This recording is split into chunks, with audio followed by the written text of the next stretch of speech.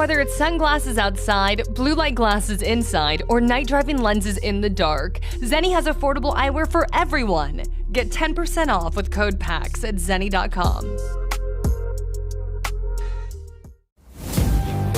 These worlds we dive into, they're alive. They're epic, and they're ours. We don't just watch, we don't just play, we live them. Bring your worlds to life with metal posters from Displayed. Games, movies, shows, and anime you love. Collect official designs and let your fandom shine. Only at Displayed.com.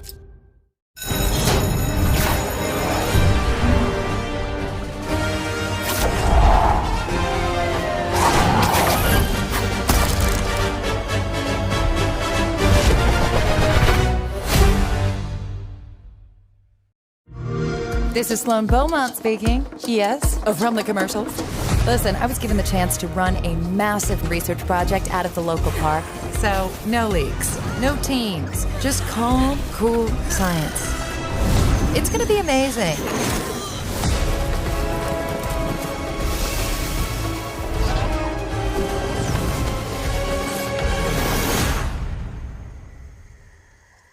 Play it now with Game Pass.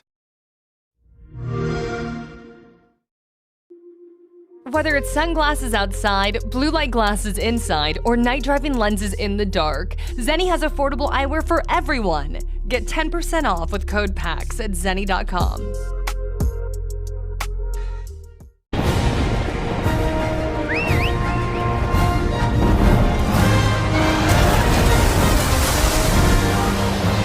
Our ignorance is proving fatal.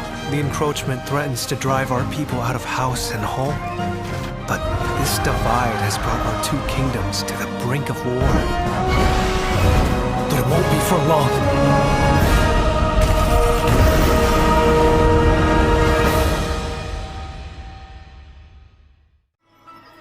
Why do you fight? Why walk this path of subterfuge and conflict? If you feel wronged, blame yourself or the father. The powerful must rule the weak. It is our duty. Heavens fall upon your crown! This vile charade has gone on long enough. It ends now. Do you remember when your father showed us how to make a whistle of a blade of grass? Whether it's sunglasses outside, blue light glasses inside, or night driving lenses in the dark, Zenni has affordable eyewear for everyone. Get 10% off with code PAX at zenni.com.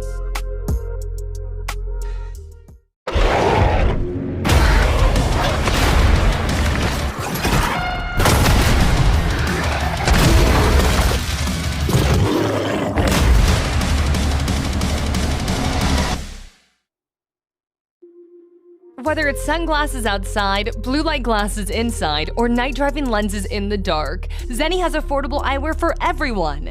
Get 10% off with code PAX at zenni.com. The Imperium of Man has stood for 10,000 years, guarded by the might of the Space Marines and mankind's numberless armies. But they are beset on all sides, and the threat of chaos is ever present. This is your battle.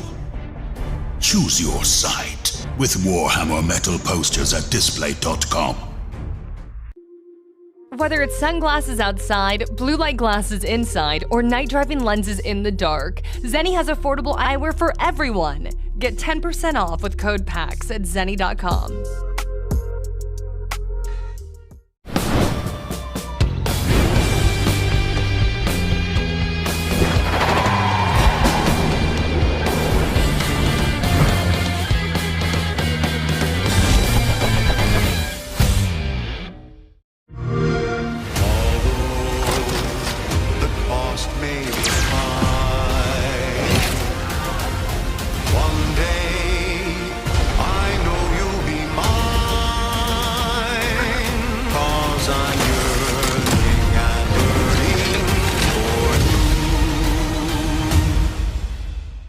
Celebrate the beauty of capitalism by pre-ordering today. Play it day one with Game Pass.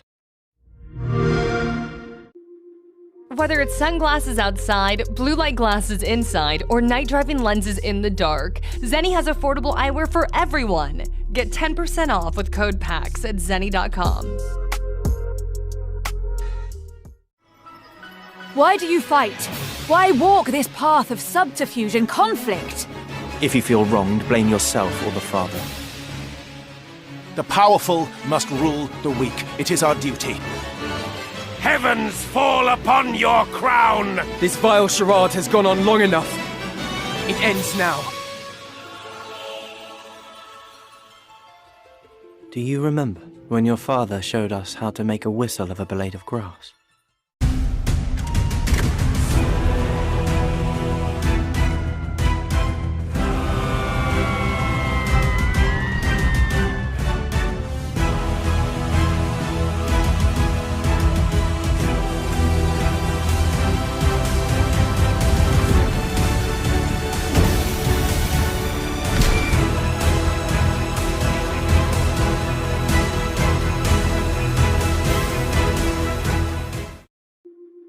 Whether it's sunglasses outside, blue light glasses inside, or night driving lenses in the dark, Zenni has affordable eyewear for everyone. Get 10% off with code PAX at zenni.com.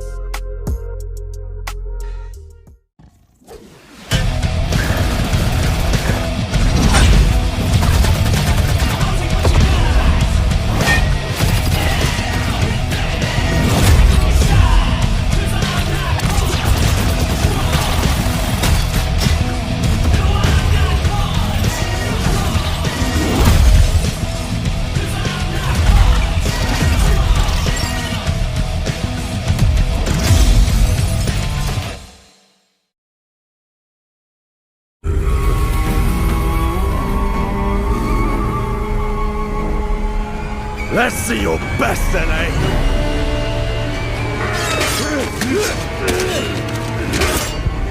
Swordplay is a game of strength. Winning is what matters. And you can bring as many friends as you want. Not good. These worlds we dive into, they're alive.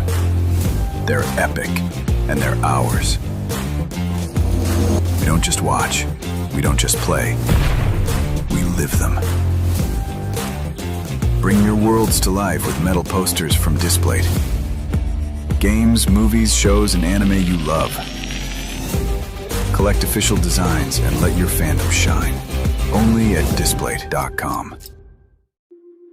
Whether it's sunglasses outside, blue light glasses inside, or night driving lenses in the dark, Zenni has affordable eyewear for everyone. Get 10% off with code PAX at zenni.com. The Imperium of Man has stood for 10,000 years, guarded by the might of the Space Marines and mankind's numberless armies. But they are beset on all sides, and the threat of chaos is ever present. This is your battle. Choose your side with Warhammer Metal posters at Displate.com. Whether it's sunglasses outside, blue light glasses inside, or night driving lenses in the dark, Zenni has affordable eyewear for everyone. Get 10% off with code PAX at zenni.com.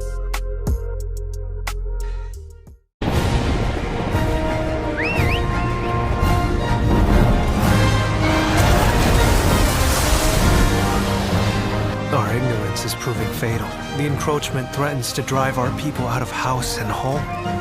But this divide has brought our two kingdoms to the brink of war. But it won't be for long.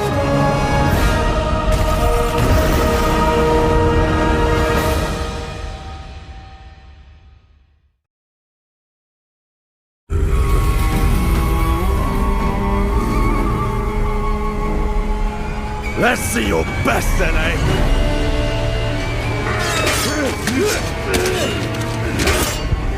Swordplay is a game of strength. Winning is what matters. And you can bring as many friends as you want. Not good. Whether it's sunglasses outside, blue light glasses inside, or night driving lenses in the dark, Zenni has affordable eyewear for everyone. Get 10% off with code PAX at zenni.com.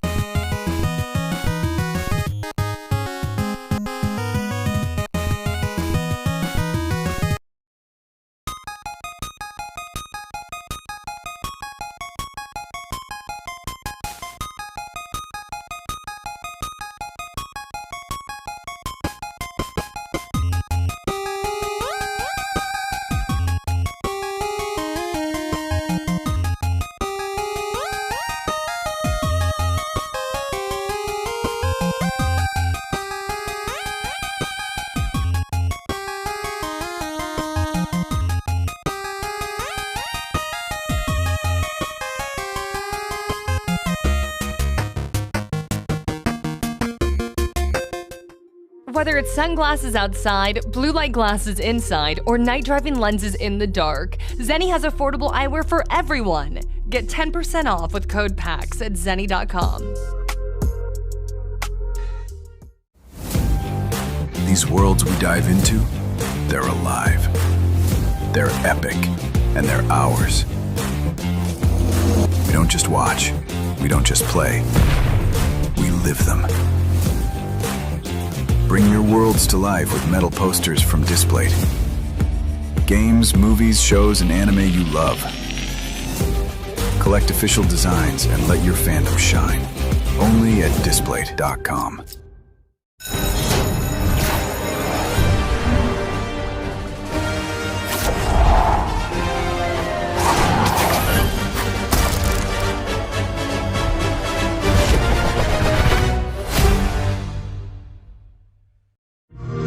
This is Sloan Beaumont speaking. Yes, from the commercials. Listen, I was given the chance to run a massive research project out of the local park. So, no leaks, no teams, just calm, cool science. It's gonna be amazing.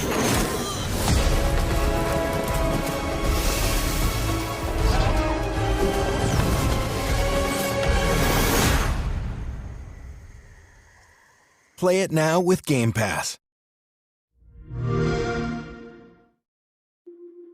Whether it's sunglasses outside, blue light glasses inside, or night driving lenses in the dark, Zenni has affordable eyewear for everyone. Get 10% off with code PAX at Zenni.com.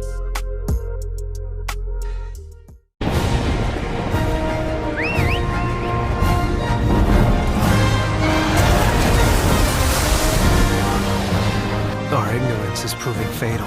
The encroachment threatens to drive our people out of house and home. But this divide has brought our two kingdoms to the brink of war. But it won't be for long.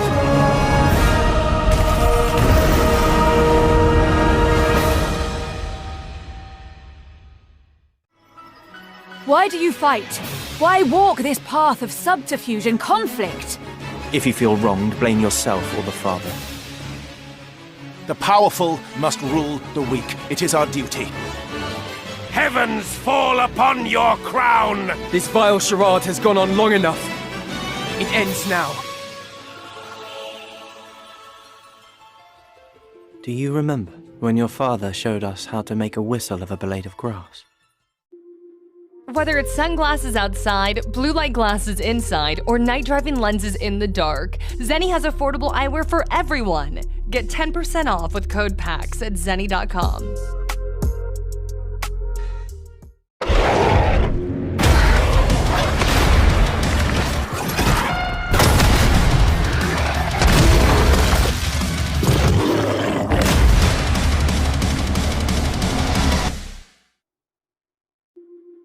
Whether it's sunglasses outside, blue light glasses inside, or night driving lenses in the dark, Zenni has affordable eyewear for everyone. Get 10% off with code PAX at Zenni.com.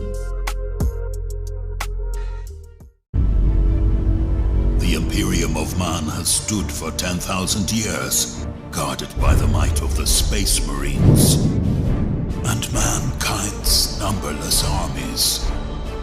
But they are beset on all sides, and the threat of chaos is ever present. This is your battle. Choose your side with Warhammer metal posters at Displate.com. Whether it's sunglasses outside, blue light glasses inside, or night driving lenses in the dark, Zenni has affordable eyewear for everyone. Get 10% off with code PAX at Zenni.com.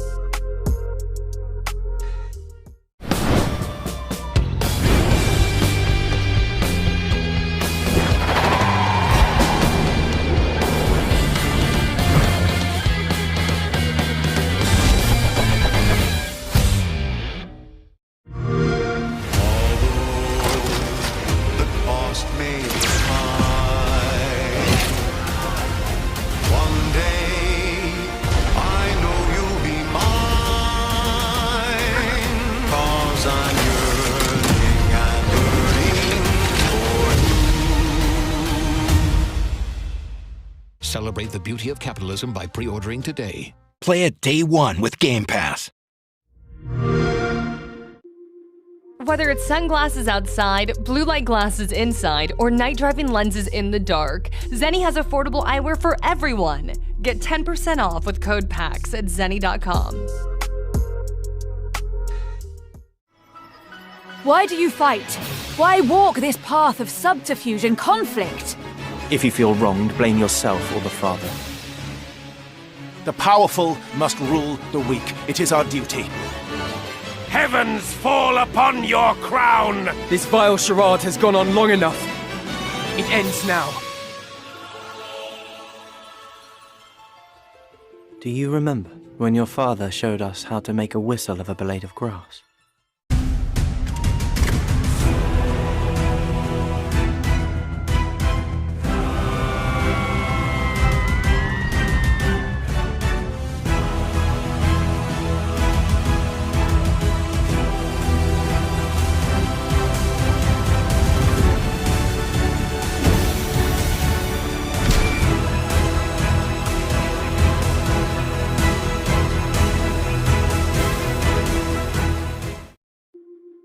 Whether it's sunglasses outside, blue light glasses inside, or night driving lenses in the dark, Zenni has affordable eyewear for everyone. Get 10% off with code PAX at zenni.com.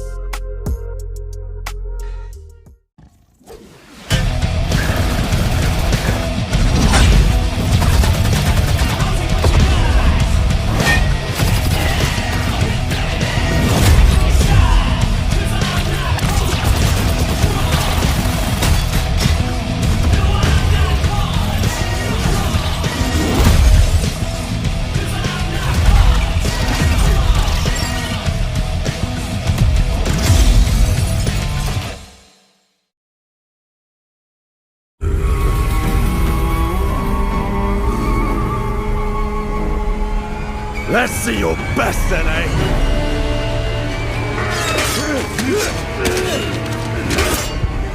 Swordplay is a game of strength. Winning is what matters. And you can bring as many friends as you want. Not good.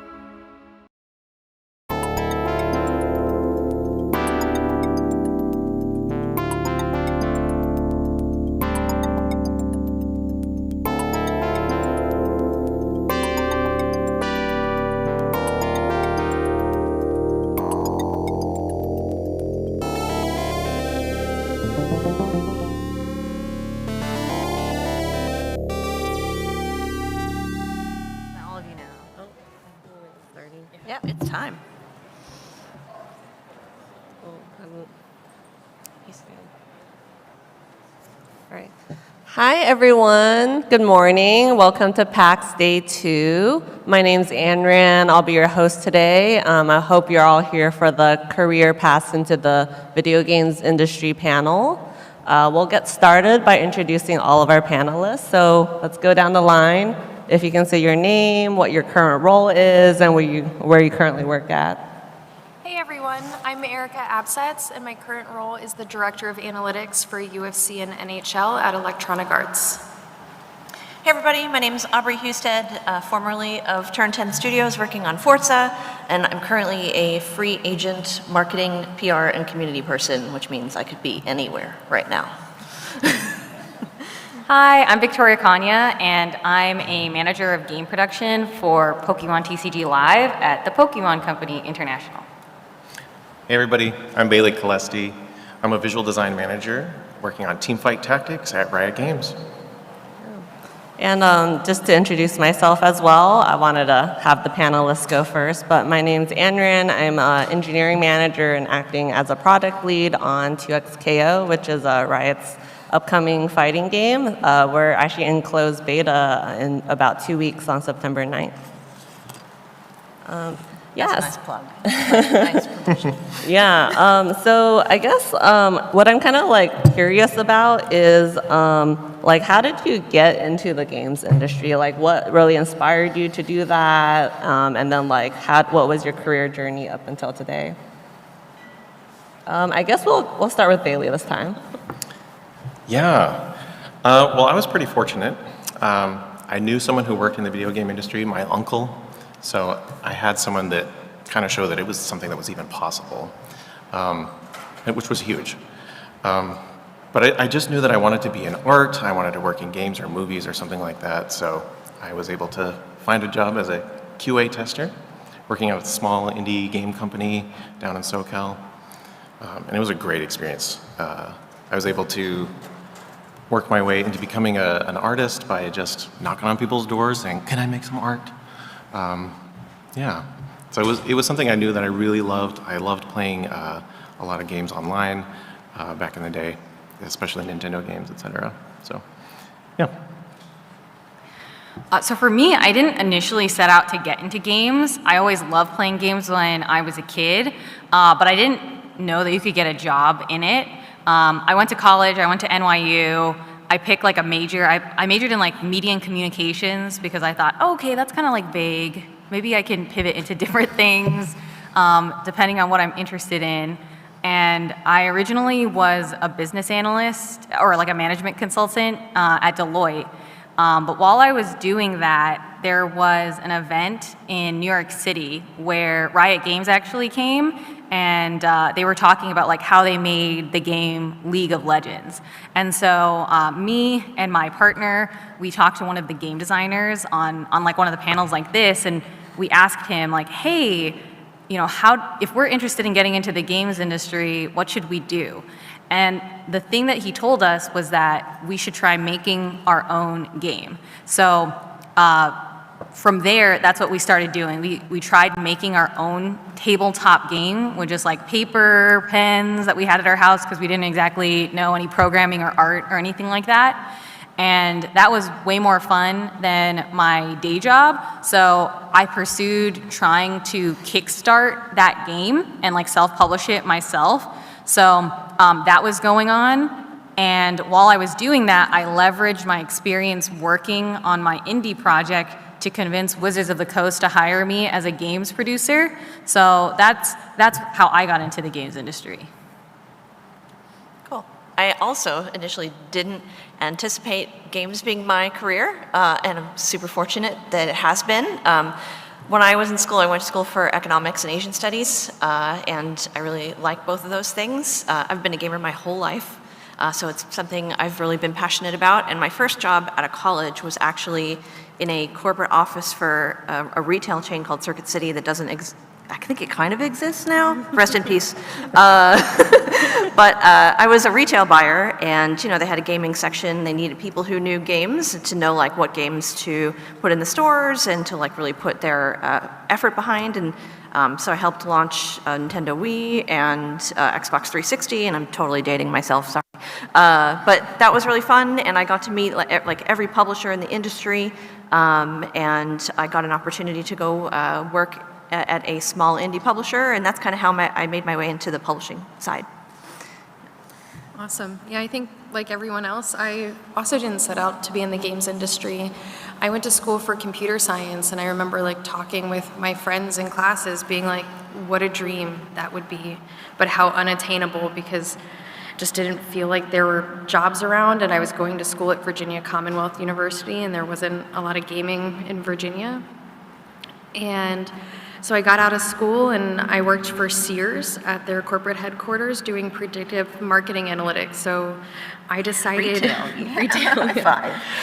For Kmart, I decided who got coupons for sneakers, and that was my job for a short time, and I hated it, and Sears was going bankrupt at that time, so I started spending every waking moment at work looking for jobs and ran across a posting for wargaming to work on World of Tanks launching on console. I met maybe 40% of what they were looking for. I was like, this is a stretch. I'll apply anyways. And they called me for an interview, and I just couldn't believe it. And I went in, and while they had been looking for someone with more of a statistics background to do analytics for the studio, they loved my programming background and taught me how to program the hooks into the game as well as do all the analytics on top of it. And so it was just taking a chance, and then that started the rest of my career. Cool, yeah, and for my background, like many of the folks here, I grew up playing a lot of games, played like some RPGs with my dad. I played MapleStory very early on for folks. That's like my MMO of choice. And then my dad was also a software engineer. I was like very much inspired by him. And so I kind of picked up programming at an early age, back in like MySpace, Thanga, created my own templates. And then the first opportunity, I was very privileged to have a computer science class in my high school. So then I took that. At first, it was kind of like a little bit intimidating, like for everyone. When you first start programming, it's like, I had no idea what I was doing for like months. And then one day it just kind of clicked. The other sort of thing that's interesting is like, there was not a lot of women in my classes. I guess maybe I was like unaware, or maybe I was just like very into, coding at the time. But there was only 2 women in my classes. But I thought my teacher at the time did something that was really cool, where she kind of announces the top test scores, and then me and the other woman kind of like always consistently were in the top of the class. So it kind of made me not feel like I was like an outsider. So I formally went to like college and studied computer science, and then I basically was interested in gaming as well.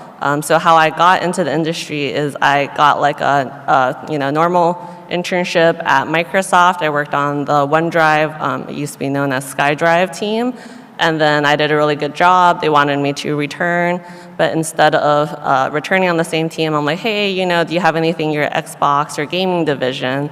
And then I interviewed with the Halo team. It was a little bit of a risk because I had to give up my return offer, but luckily everything worked out, and that's kind of how I started in the industry. And then from working on Halo, I then went to Twitch, where I met Erica as well, and then now I'm at Riot working on 2XKO.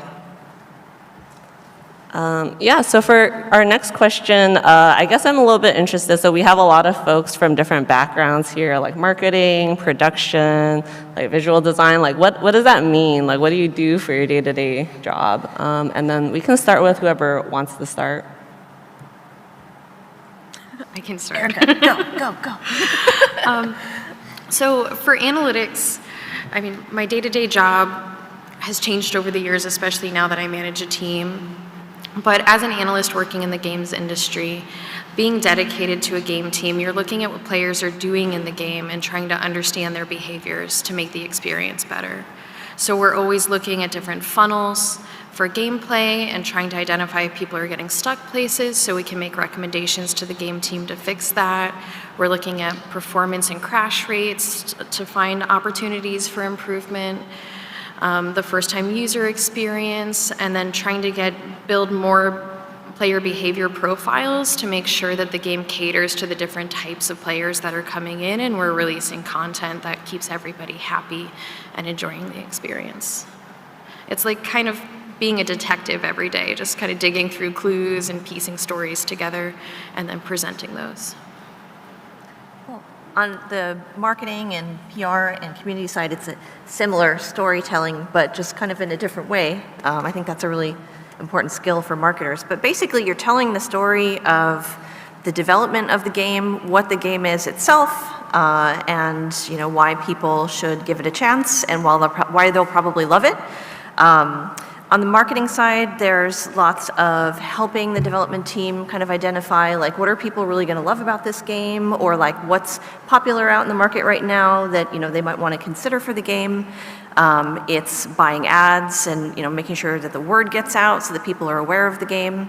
And then you have on the PR side, it's working with the media, sending out press releases, helping people like kind of coordinate reviews and previews of the game so that you can get publicity.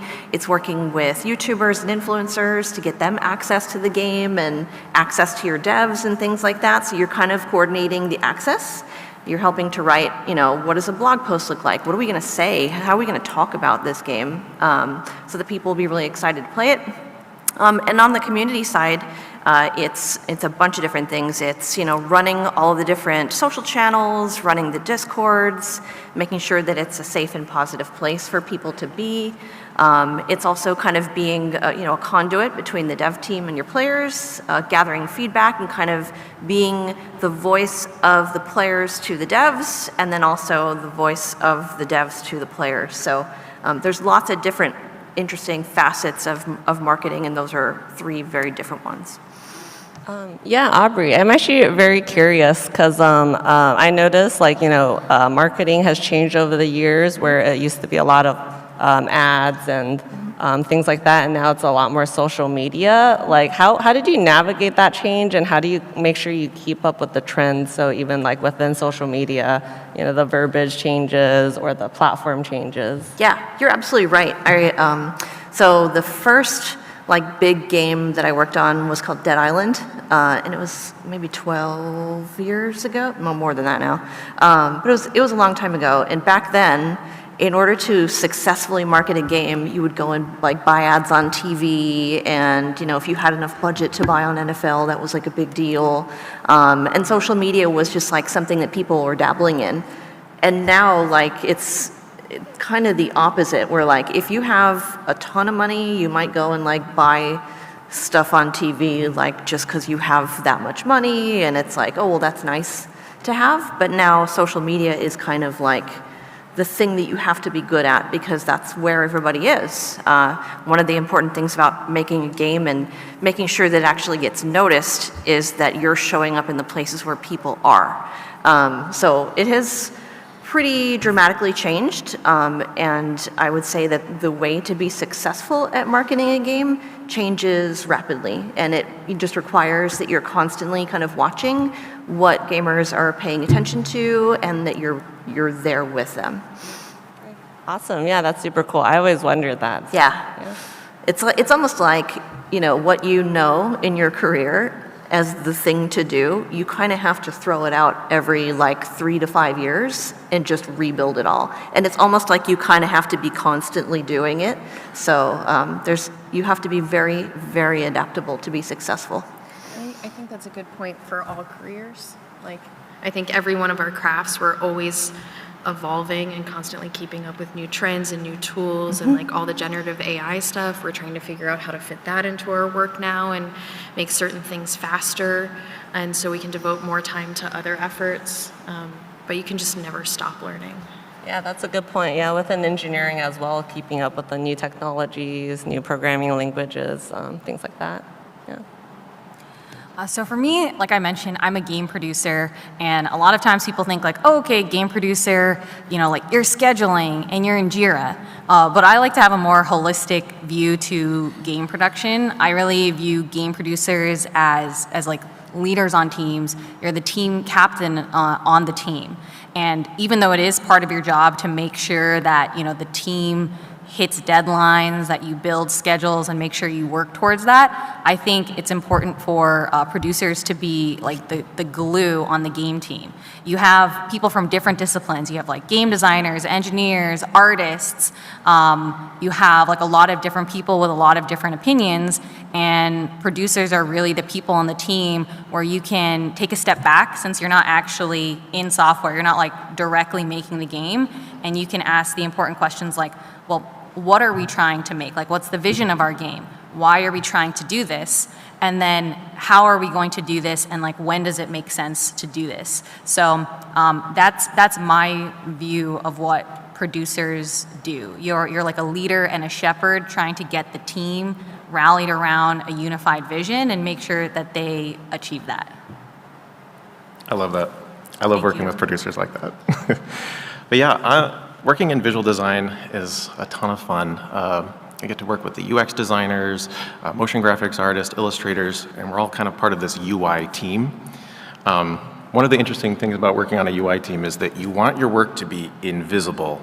If you've done your job well, players don't even notice the experience of it. So whenever we're working on something or release something to the public, we're like, did anyone say anything?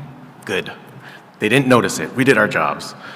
But one of the things that I love most about working in UI is that we're kind of like at this central space on the game development team where we talk with engineers every day, the QA team, we're in play tests all the time, constantly reviewing our work, making sure that the UX goals that the UX designers have created are still being met even after we create art for it.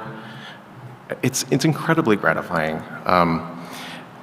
I've been working as a visual designer for a long time, but more recently I've started working as a visual design manager. And the cool thing about that is that I get to help other artists make their best work. So it's a lot of like feedback. We have jam times all throughout the week. We're doing paint overs. It's a very collaborative experience, and definitely down like in the nitty gritty of the day-to-day of creating a game. And it's a beautiful thing. I love it so much. Yeah, Bailey, I know we talked a little bit about this before, but yeah, I'm very curious as an artist, and especially, I know you showed me some of, you worked on StarCraft 2, which is one of my favorite games. You showed me like, you did all the menus and kind of just like the space, like theme aesthetic. I'm like, there's a lot of like sci-fi space themes. Like, how did you actually end up choosing like, or how do you, yeah, just end up choosing like what kind of theme you go with? Absolutely, yeah. As an artist, you never quite know what you're going to be creating when you start. So the first thing we always do is we start with research. We look at what other people are doing. We look at real life examples. We don't want to just look at art. We want to look at like pictures of real life, or going out, getting reference material in that way. And then really it just starts with like, you get a big piece of paper or digitally and you just start sketching. Just try to get out as many of the bad ideas as you have as possible, and there's no judgment, you're just going and going and going. So a lot of like sketches, and then you're combining that with mood boards. And during that, the best part about it is that you work with other artists, you get feedback from anyone on the team. One of the great things about art is that it's something that everyone has an opinion about. They can all approach it. And you know, we kid like, oh, everyone has an opinion about what we're creating, but I do really want to know like, what do the engineers think? What are they interested in as well? So getting like a broad strokes on like feedback from everybody is really important. But as for like how we decide what we do, it's really what resonates with us, you know? How does it make us feel? Is it accomplishing the player flow that the UX designers have created? We don't want to go too off script from that, but we also don't just want to skin it, like make it look exactly like a table or something like that. So it's about balancing the visuals and the aesthetic and the emotions that we're trying to evoke with the structure, making sure players can still accomplish what they want. So it's a discovery process, and we never know exactly how it's going to go when we first start. Awesome. No, it's super cool. Yeah, I'm like, yeah, I should all check out his portfolio. It's very, very nice. Yeah, so I can talk a little bit about what it's like to be an engineer in games, and then as well as I'm doing some product work as well. So as an engineer, your day-to-day is usually like your team will work in some structured sprints or some other sort of milestone type of cadence. Usually, you attend a couple meetings like your kickoffs, and you get assigned by your producer or your engineering manager like some work to do. Hopefully, most of your day-to-day should be coding and like heads down time. A lot of that might be like first like researching what code is already there, figuring out what the product they want you to build is, and then kind of connecting the dots and creating that. And it's actually a very collaborative kind of craft, as a lot of folks have mentioned. You might have to talk to your UX designers, be like, they want you to build this screen. Okay, like, why are we putting this element there? And is it hard in our specific program? Things like that. Or if you're, like, oh, I was coding and things came up, talk to your producer and they'll coordinate work and scheduling. And then that's probably your like most day-to-day as an engineer. As a manager, I help kind of like lead the team and guide folks in their craft. And then on the product side, it's been kind of interesting. I've been filling in for my team a little bit on doing that. I would say like half of it is execution, so like working with your engineers, artists, all of that, and guiding them as they're working. And then the other half is a little bit more strategic work. So half of it is like maybe working more with their data analysts to be like, what trends are there, what features might we build, what are competitors doing, and then scoping with like your game designers, what a feature might look like in your kind of game, and then why, what metrics you want to go after. Like, are we going after retention, monetization, things like that. And then, yes, and then like working with like the rest of your team to schedule a lot of that. I was like, I can give a kind of cool example that I worked through recently. So between the 2XKO Alpha Lab 1 and Alpha Lab 2, we actually redid our main menu.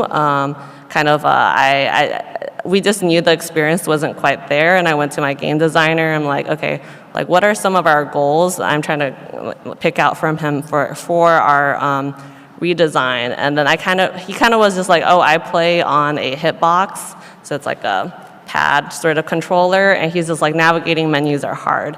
And then for me, it was trying to figure out like, okay, what do you mean by hard? I'm like, can I actually just like sit down, watch you play? I realized like some of the navigation was using left and right, some of them was using up and down. And then I would actually have, UX designers or game designers. I'm like, okay, I actually can set some high-level goals for you, like navigation is smooth, whether it's left, right, pressing confirm, deny, or using arrow keys to navigate. I don't care. You are the expert, so you tell me that. But I think, general ease of use, like product usually sets like high-level goals, and then your game designers will kind of like break it down into like lower level goals and actually like designing out the game. But yeah, hopefully all of our answers helped you kind of consider some of the roles and jobs that you could be doing in the games industry. So I guess for our next question, can we go a little bit maybe more into our journeys? Because I know we talked about how we first got into the games industry. Some folks have like done career transitions as well as like job transitions, like from, Bailey from like QA into like being an artist. I guess, does anyone want to start? I'll start us out, since everybody's glaring at me down the table. So with mine, like I already talked about, like I started at Sears. Even before that, when I was working on my master's degree, I was working in computer security doing like a data breach analysis. So I did have some experience in that data space and had decided to pivot like my computer science programming experience more into data, because that was just kind of what I fell in love with during the end of my program. And so once I got started at wargaming, within a couple years, I was kind of covering analytics across the studio. I had built out a full dashboard suite, had made sure we had telemetry coverage for the game, and I was really trying to figure out like what was next. I always wanted to do more predictive analytics like I was doing at Sears and get into more modeling. And as I was looking around for opportunities, I ended up speaking at a conference that Wargaming actually threw in Ukraine. And during that conference, my talk was about heat map construction and how you can use that to better balance out levels. I ran into another team that was part of the central platform that was looking to build a game center that all the Wargaming games could be played through, and just a way to start publishing other people's games. So I ended up getting an offer from that team to move out to Seattle and architect out like a data platform so people could integrate with it, just get like basic high-level business reports out of the box, and then also do all the analysis on the game center. And that was really fun. I got to support a global team and travel quite a lot, which is rare in a data analyst role, to see all the teams that I worked with. But then at some point, Wargaming wasn't doing well as a company, and they decided to pull that team back into Belarus. So I knew like our time was limited, and I started looking for another role. And that's how I ended up at Twitch. I met Anran. And like while Twitch was games adjacent, I felt like the data set would still be really fun to work with and interesting. And at Twitch, I worked on the commerce team, was reporting into a business manager, but really looking at how like the bits and subscriptions products were working, what was successful with different things that they rolled out. But I just hit a point in my career where I was doing a lot of mentoring outside of work. And one of my mentors had said, since I drew so much energy from that, I might really enjoy managing. But at Twitch, just with the current structure we had, there wasn't an opportunity. So I started looking around to see how I could get into maybe a safer management role where I didn't just suddenly take on 10 direct reports. And I found this role at Turn 10 where they were just starting to invest in building up their analytics in the studio. They had had some contract roles cycling through. And so that was a really nice stepping stone for me to start building management experience, because I started with managing one contractor, and then I got to slowly build a team of analysts and data scientists to grow a strategy over time for the studio. And I think that was like a much nicer approach to like figuring out if I liked managing, which I did a lot. Like I think some of the most rewarding parts of my work now is how I've built like my team's careers and supported them in like what they're really passionate about. And I spent 5 years at Turn 10 building out that team, and kind of got to a point where I absolutely loved the team, was really attached to the entire studio, and believed a lot in all the projects we were doing, but didn't see any way that I could personally grow besides staying kind of stagnant in my role. Because as an analyst embedded in a studio, like there was no other hierarchy for me to go into. The discussion was like, oh, do you want to take over another team in the studio and manage them too? And I didn't really have the same passion outside of my space. And so as I started considering other roles, a friend who had moved over to EA reached out and said that they were going to be opening my current role, and that EA has a central data structure. So the team that I now report into, like I report to the VP of Sports Analytics, and she reports to the VP of Data and Analytics for the company, so I can see a growth trajectory if I want to go up, but I also can see growth to get broader or work on other titles and get different experience. So there's a lot of mobility and flexibility with this for me in my role. So it just felt like the best place for me to move to invest in my future growth. Awesome.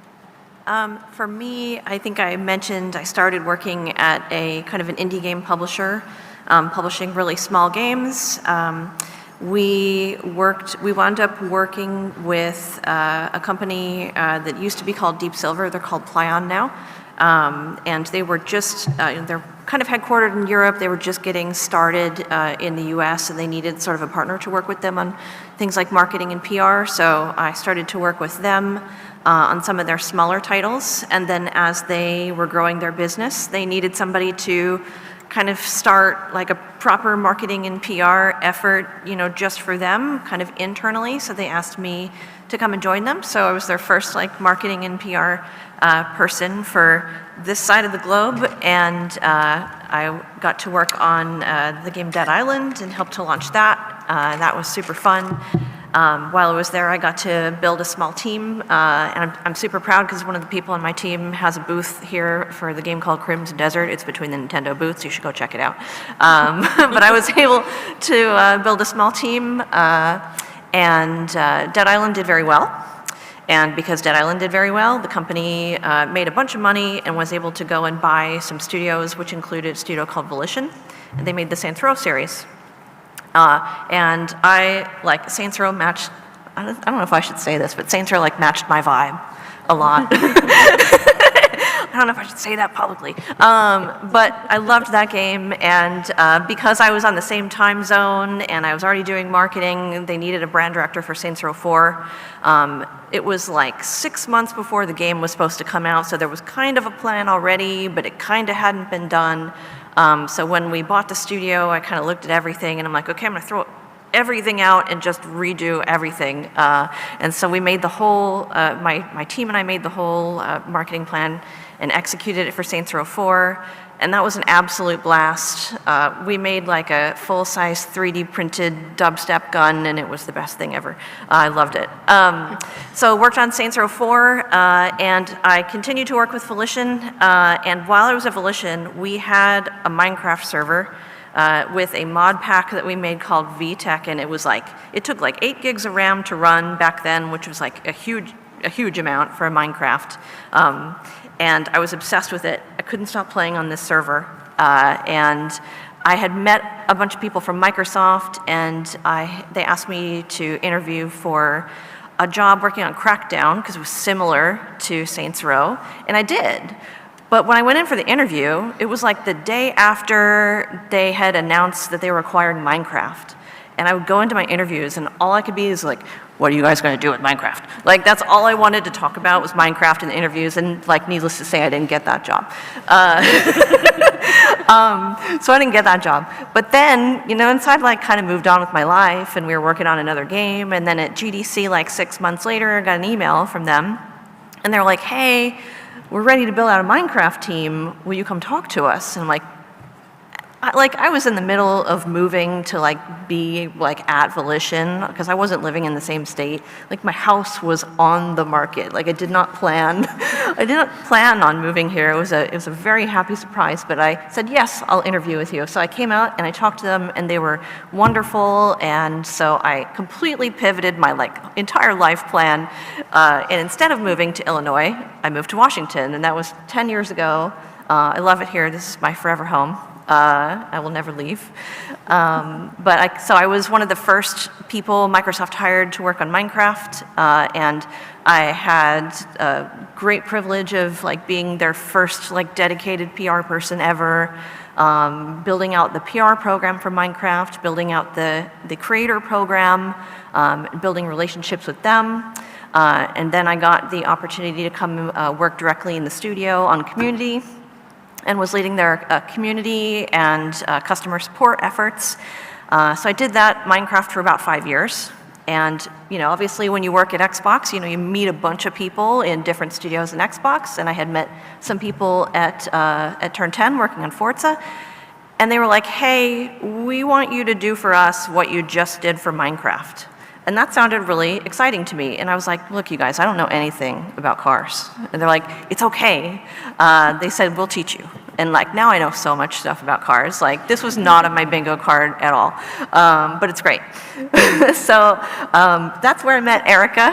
Erica and I were both COVID hires. And that was wild, starting at a new studio and everybody's remote. And I remember Erica and I we were all remotely on our Teams calls, and our studio head at the time was calling in from home, and he had oh God, what was it? A Totoro. A giant Totoro. He had a giant Totoro in his office, and we thought that was the funniest thing ever. So we coordinated, and we got our own Totoros, and we just casually had them there to troll him. And it was So this is how Erica and I met, and we sat near each other in the office, and she always, everybody in the office always teased me because they could tell when I was in the office, because apparently I have a very notable laugh. And yeah, so Erica and I worked together, and it was absolutely lovely and privileged. And so I did all that at Turn 10 and Forza for 5 years, launched Forza Horizon 5 with Playground Games, who are a wonderful studio. And I got to build out a wonderful team of people that I absolutely adore. Some of them are here. Hi, love you. And now, you know, I've been doing this for 18 years, and I have a lot of experience, and I've done a lot of things, and I've served in multiple functions of marketing. So now I founded my own marketing consulting company, and now I'm kind of working with everybody, and it's kind of nice.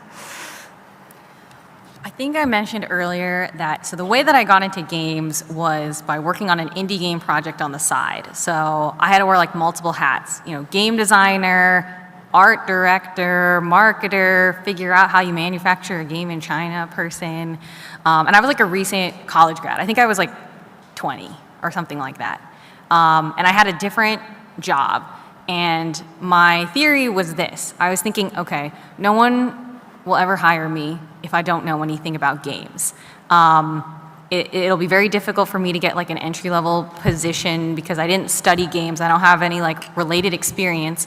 So what I'm going to do is I am going to set out to make my own game, so that way I can learn about the game development process, and then I hope that experience, I can use that as a stepping stone to get a job in the games industry.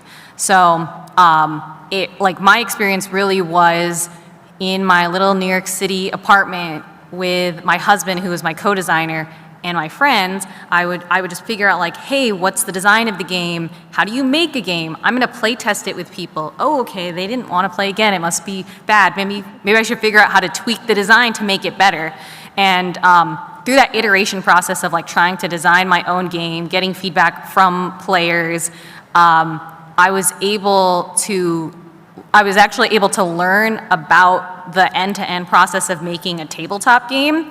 And then I also ended up doing little indie game jams where I would like pair up with other people, you know, engineers, artists, etc., to make different types of games. So that was what my strategy was. I'll try to teach myself how to make games on the side, and then hopefully that will lead into an opportunity for a job.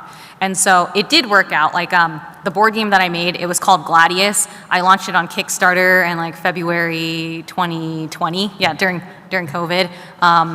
It raised over $100,000. But even before the game launched on Kickstarter, I got a job at Wizards of the Coast by mentioning that experience. So I was able to become a game producer there to work on like digital versions of Magic the Gathering and then also physical Magic the Gathering, because I could show them like, yes, like I know how to design a game.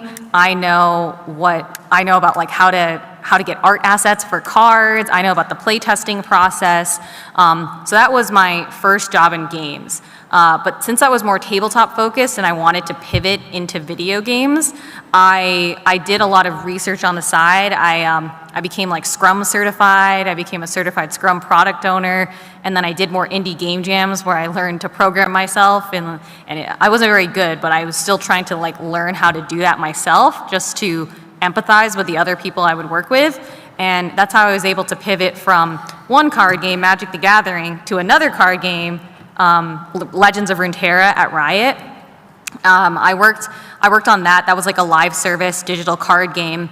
And then I moved into the R&D department, and that's actually where I met Anran. We worked together on an unannounced Riot game. And then I moved over to a startup company called Probably Monsters, where I worked on like narrative adventure games for a bit. So that was really exciting because that was going from like literally the concepts, like there's nothing, so we're gonna come up with an idea for what those types of games are, and then actually start prototyping them and then make a vertical slice. And then from there, I moved over to Pokemon, which is where I am now. And so I'm a manager of game production for another digital card game, which is the Pokemon digital card game. And that's really how my experience went. Who knew that I'd work on so many card games? That's awesome. I play the heck out of that game. Oh, yeah? I have a problem. I love that. Yeah, for me, one of my biggest lessons throughout my career has been that people have this idea that you need to know exactly what you want to do when you first start. Like, oh, I should go down this path, or I need to study this thing in school. That was not me at all. I tried everything. I tried every single type of discipline within art. I even went to school for like science. I just wanted to have a huge breadth of things that I dabbled in.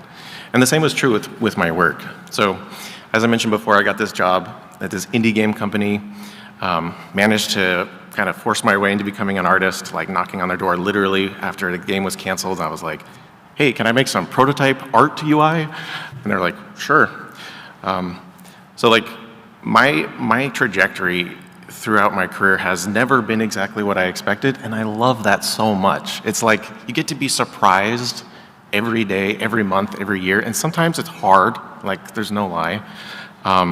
Like at this indie game company, they got bought by Amazon, so I worked for the Amazon Game Studios for like a few years.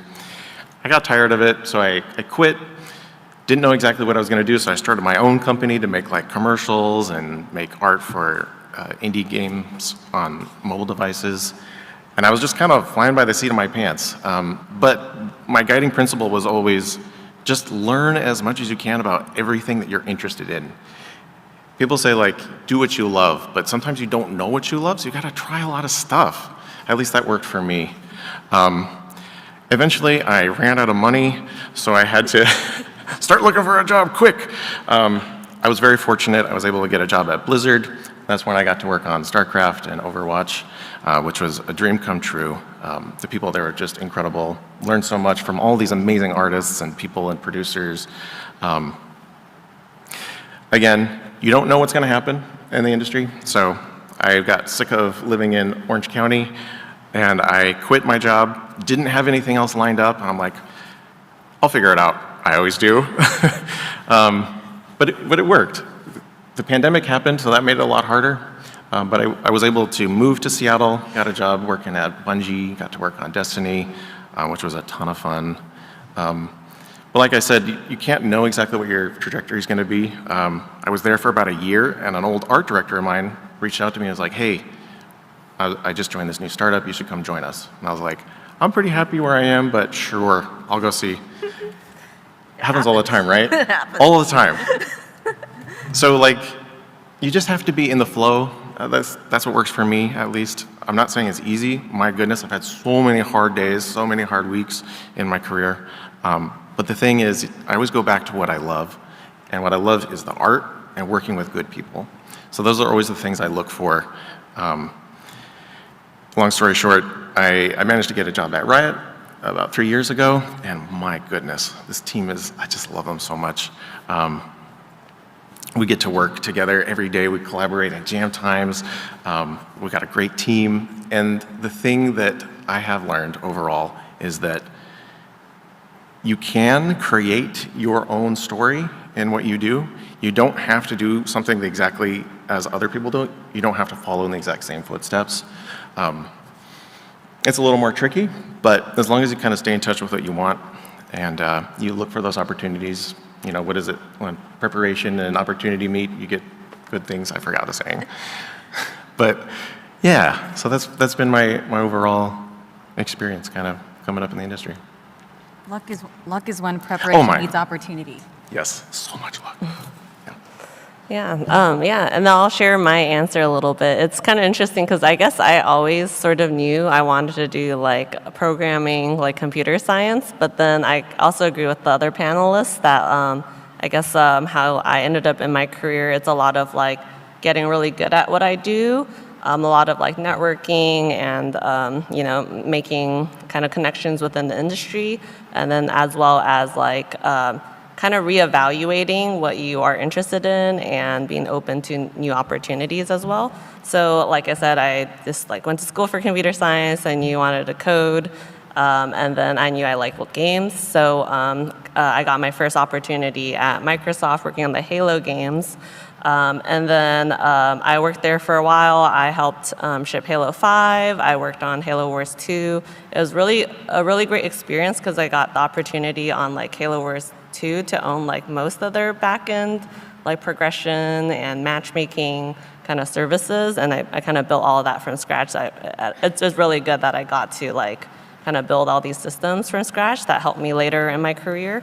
And then I worked a little bit on Halo Infinite, but knowing the production schedule at the time, I kind of like didn't want to spend the next like 5 to 10 years of my career on like the same game and the same team. I was just like really young and hungry in my career, so I kind of wanted to explore what was out there. And these were actually through like personal connections of like I played like a lot of Pokemon Go with a friend at the time. A big like into watching streams on Twitch, and then so I just met people who were interested in those same things through like friends and just like personal connections, not even through work. So when I was looking, I basically like ended up with these 2 opportunities where my friends referred me to their companies, and I landed a job at like Niantic at Pokemon Go, and then also at Twitch. But then at that point, I evaluated like what I was looking for. And Twitch was really exciting for me at this time because it was growing.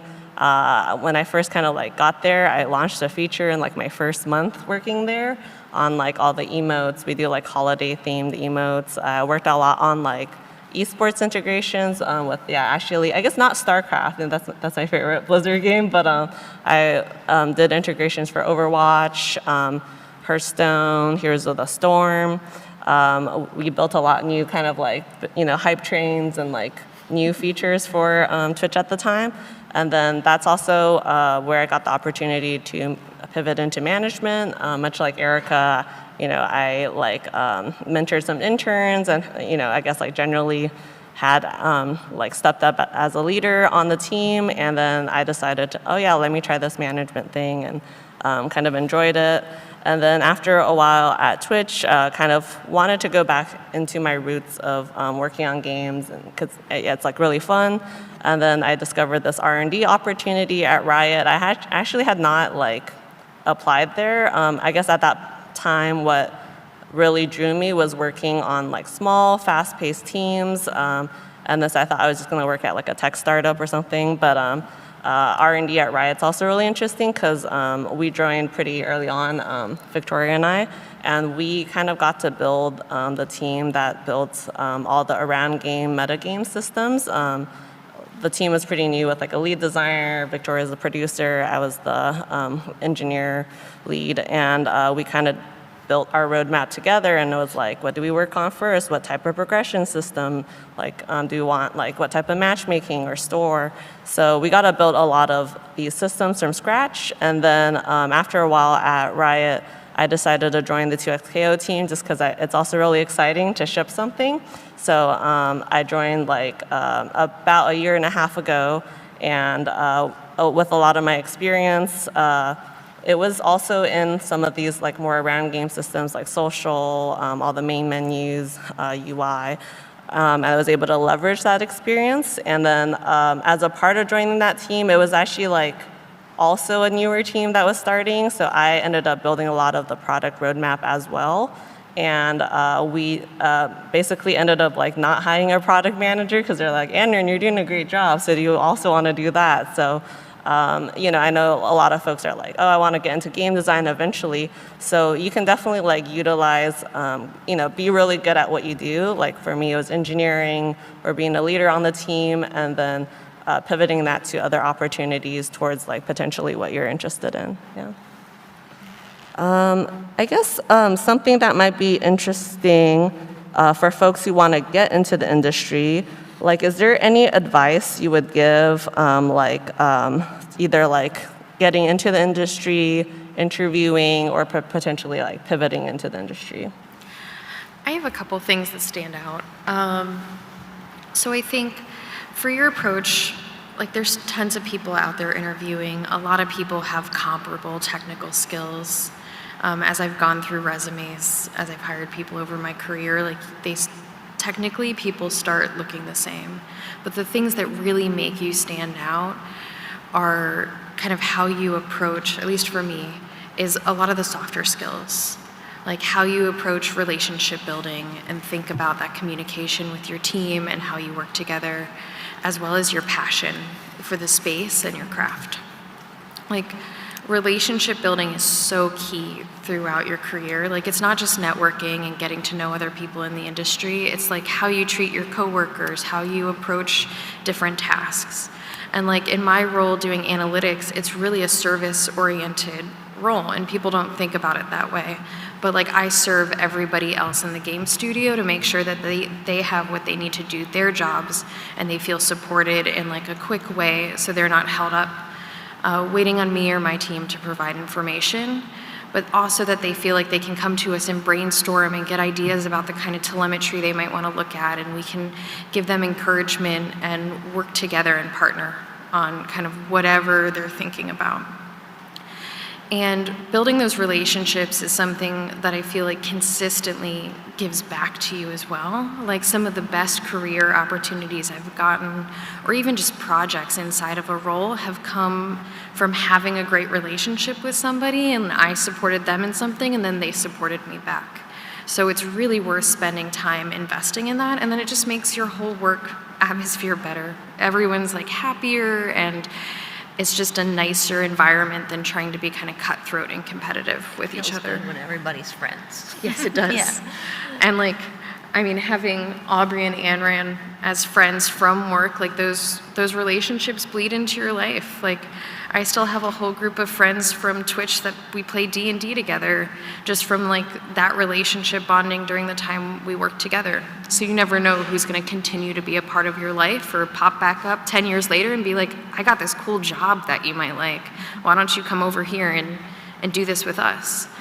So I think that's paramount, but then also like passion for your space. I've interviewed people that have come in and been great analysts, have impressive backgrounds, but told me they didn't want to play our game.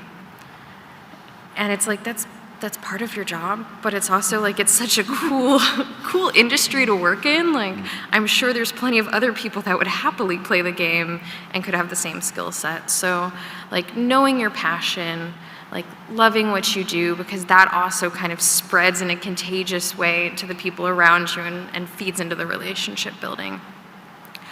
The other side of it that I would say is when you are interviewing, like make sure you're interviewing the company too, and that they're the kind of environment and culture you want to be a part of, but also that the manager that you're going to report to feels like someone that's going to support your growth. Like having a good manager can make or break the way your career changes. And like, I mean, I've had both, and I think that's one of the things that inspires me as a manager to like not be the bad ones that I've had. But like definitely make sure you're asking them questions about how they handle different career growth things, how they work with the team, how they drive culture and just socialness within the team to make sure that that feels like a good fit for you.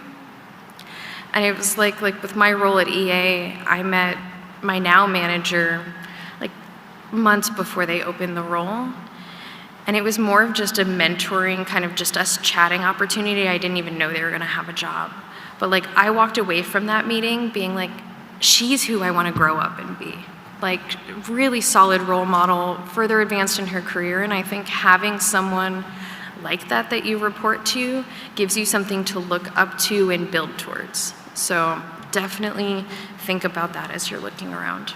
That's a really good point, and I'd like add on to that, is sometimes if you interview for a job and you don't get it, it doesn't mean that it's, just a wasted effort, because you're meeting people along the way, and while you might not be right for like this particular thing that they have right there, you might be right for something else that comes down the line, and like you can kind of use looking for a job as just a way to meet more people in the industry. I mean, that's happened multiple times in my career where I've just met people through that kind of process, and then they thought of me later.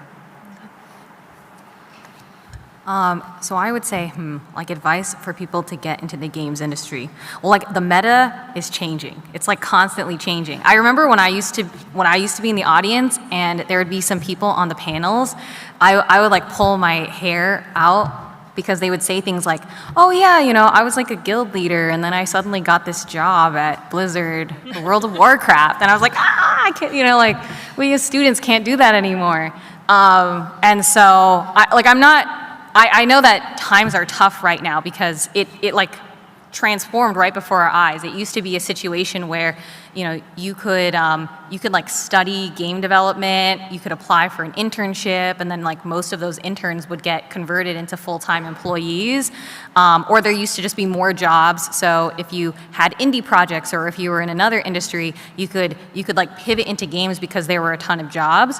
But like overall, not just games, but like many industries, like they're experiencing a correction right now. But you know, that's just how it goes. Like things expand, things contract.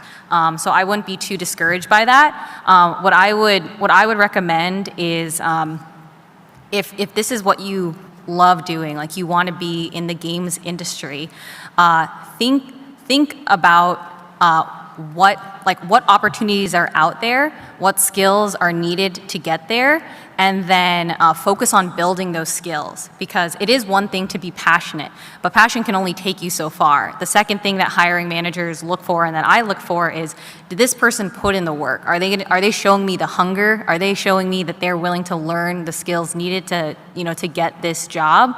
That's another thing that stands out to me. And then the other tip that I have is that when you're applying for jobs,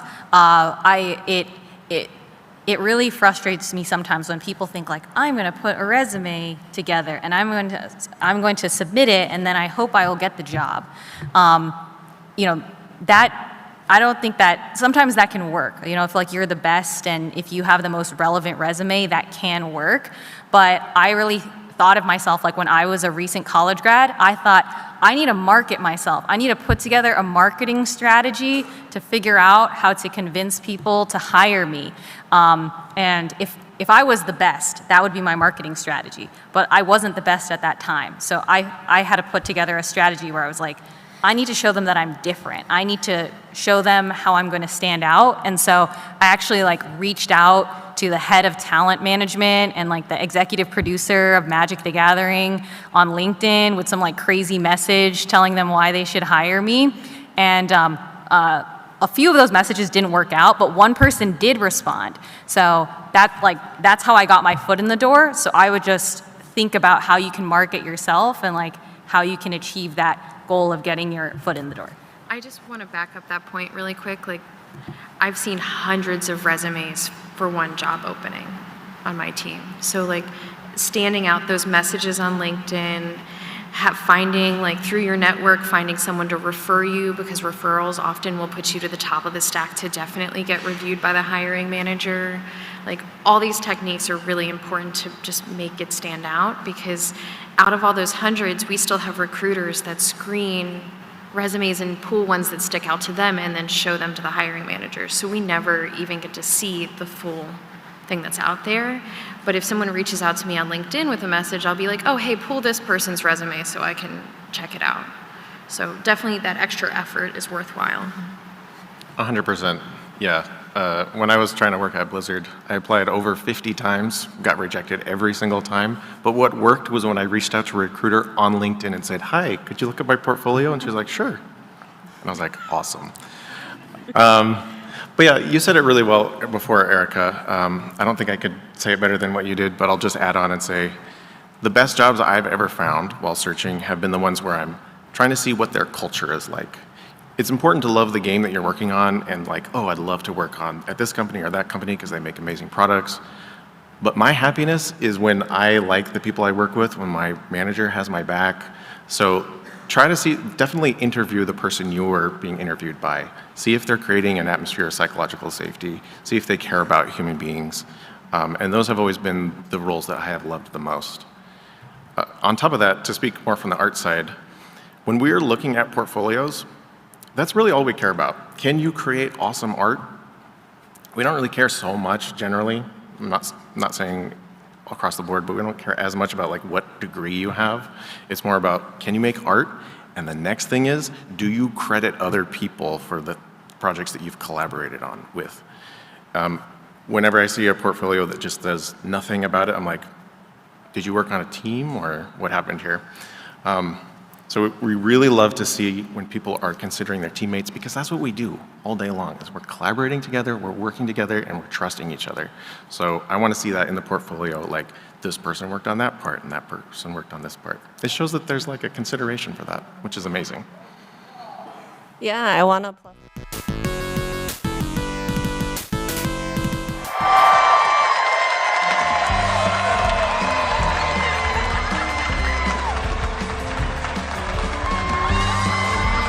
Hello.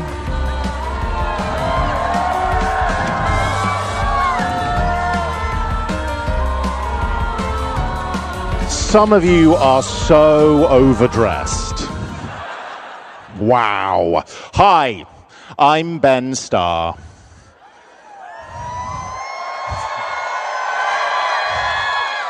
And I play Verso in a game called Clair Obscur Expedition 33. A game that critics are calling the feel-good family game of the generation. It ends so well, guys. Everyone is so happy. On that note, I would like to say that today we might be discussing spoilers. Who hasn't finished this video game? Oh my God. You haven't finished it? So,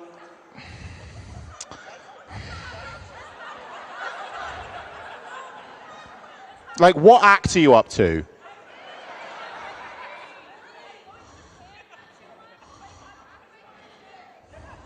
Honestly, this is outstanding content for the people at home as well. They can really hear she's going to Japan, she hasn't finished it. Anyway, I'm going to ruin the fuck out of this game. And there's nothing you can do to stop me. Today we are meeting the cast of the game. You've already met me, but today we will be speaking, I think, quite forensically about the process that we as a cast went through to bring this game to life. We are fully aware that we are not the only people who made this game. We are speaking on behalf of us and what it is like as actors to bring our voices or our bodies, or in some cases, our voices and our bodies, to this amazing video game. And before we kick off immediately, I would personally like to say thank you. Because right now, I have a sea of people in red berets. I see them.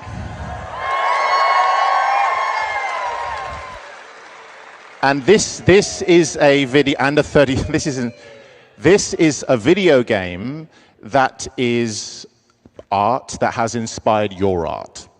And thank you to every single member of this community who has allowed this game to inspire what you're wearing right now, to inspire the illustrations that you do at home, to inspire the music covers that you do. This community is truly incredible. And also, thank you so much for the fan fiction.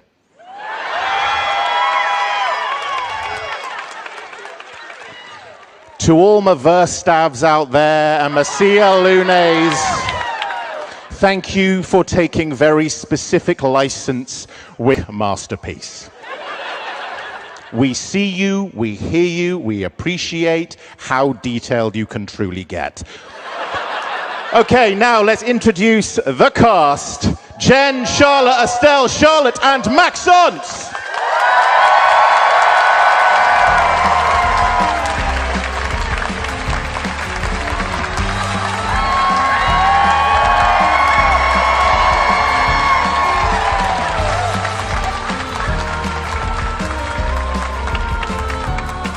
So, you've seen the sea of people. How are you feeling?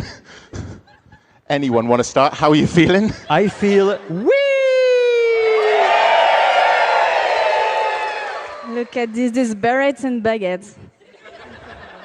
Estelle, you were saying it was a joke, right? This was a joke, and now there are so many of them. Yeah, I think it was for the trailer, the French trailer, and it was just a joke, and they did it, and now there's so many variety. Yeah, because French people they were complaining when the English cast was announced, like, oh, we don't have French voices, and in Montpellier they're like, oh, you want French? Let's go get them French. It was just them trolling, doing the.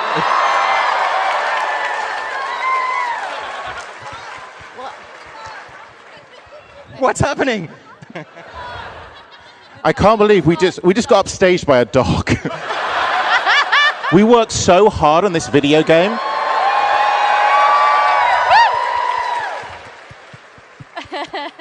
Dressed himself. Okay. So, Jen. Ben. I have a question for you from the community. Okay. We asked online some community members to ask some questions of us, and I thought I'd just get straight off out the gate. Okay. Jen, you have been in some other major titles before that have received some acclaim. What was it like in this instance to perform alongside acting sensation and global heartthrob Ben Starr?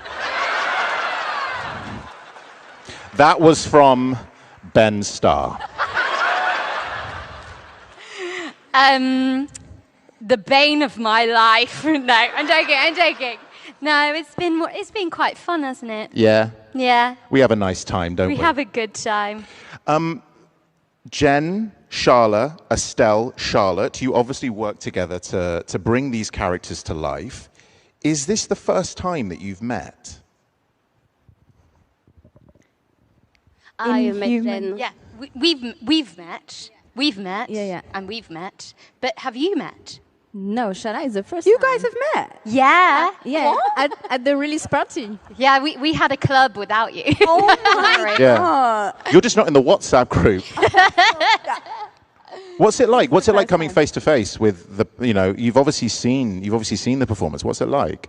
Yes, coming into human form, because I've seen you in animation form. I haven't ever seen you in human form.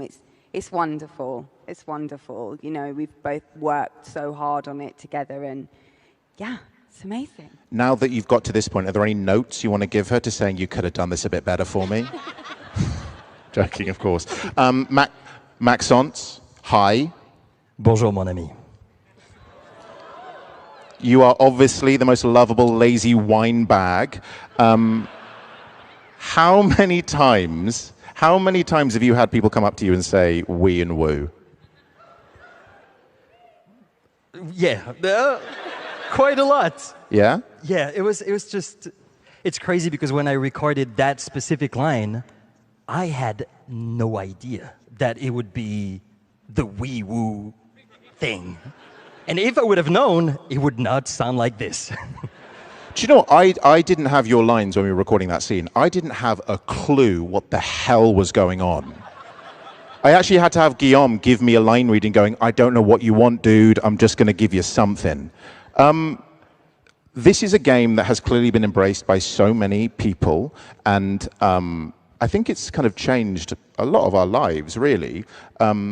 What's it been like? Have you watched any streamers play it? Like, what's it like seeing people emotionally resonate with your work, Charlotte? Well, that feels surreal because 2 years ago we were wearing funny suits, fighting invisible monsters. And here we are 2 years after in front of very real people. So that's surreal. It is. There's a lot of you. For those in the front row, you cannot see how many people there are behind you, but you've all turned up. Jen, what's it like for you? It's been beautiful. I mean, this community, you're quite lovely, actually. You are. Well done. My favourite thing, and we were discussing this in the green room, is, we poured our hearts out quite a lot doing this game. And I love it when, we'll be watching Maëlle going through various stages of grief, wearing a sac-a-patat outfit. looking dumb as hell, or like Verso at the end with like his glasses and a beret. I love it. It's the combination of weird as hell sense of humor and you know, beautiful emotions. And I feel like that sums up you all quite well. Well done.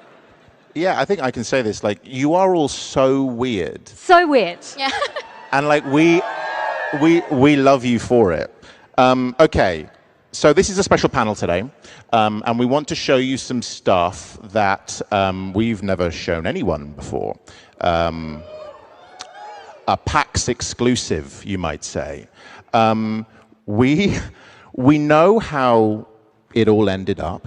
Here we are in this video game, but let's take a more forensic look about how each of your individual expeditions started. We are going to look at the auditions.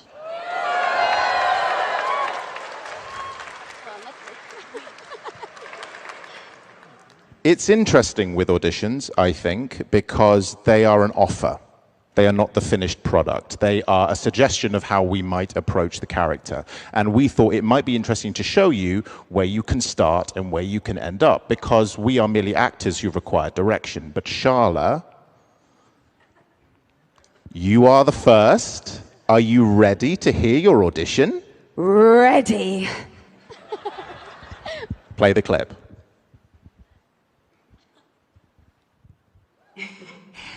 Actually, I'm the one whispering to them. It's something my dad and I used to do. When I was scared or anxious, or even when I was happy, he'd say, share it with the stars. When it's hard to talk about things, the stars will understand. I talked to the stars a lot after he was gone. Right after the effacement, I had to get away from the harbour. And those damn petals everywhere. So I climbed up. You know, it meant a lot to me. Comfort we shared that day. But you avoided me after. Why? Okay. Not personal. Friends are not distractions.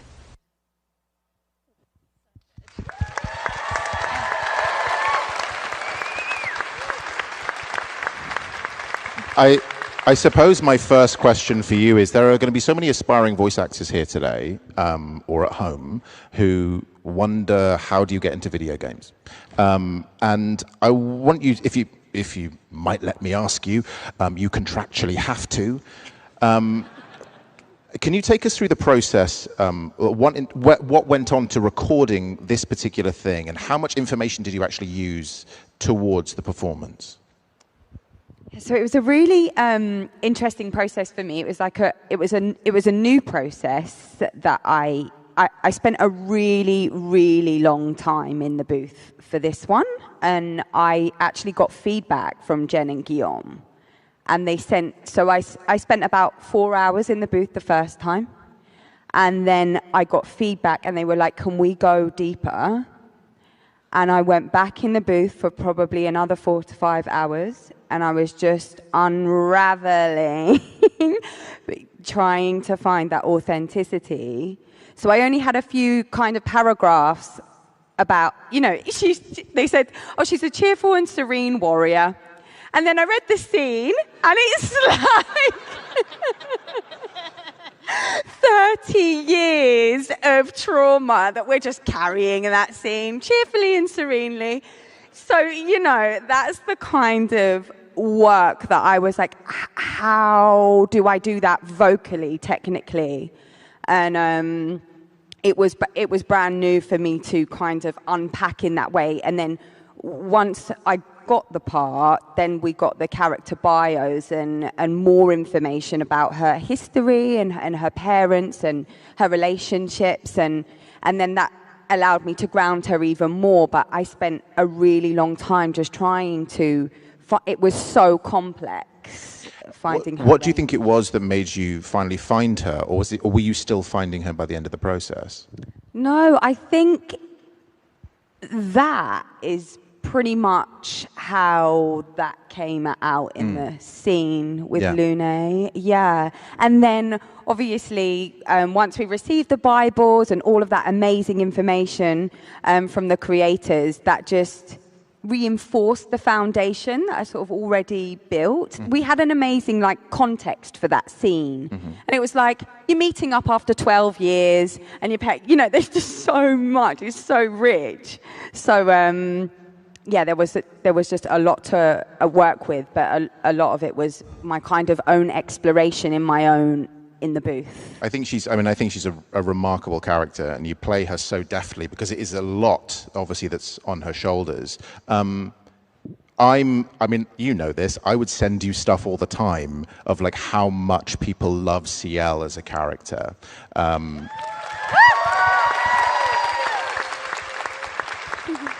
What do you think it is about CL that resonates with audiences, do you think? I think people really relate to her resilience. I think they can see that she's gone through so much, and some of the comments that I've read more recently is how present she is. I think people really of kind of really understanding how liberated she is from all of her trauma. She's sort of very present, able to be calm, able to kind of see things how they happen. But definitely her resilience and her playful nature people love, and obviously how deadly she is in combat. Yeah. I think it's the scythe. Right. Personally, thank you so much for that. Now we have another victim, Jennifer English. You play, it says here, you play a character called Mael. Shall we listen to your audition? If we must. Oh.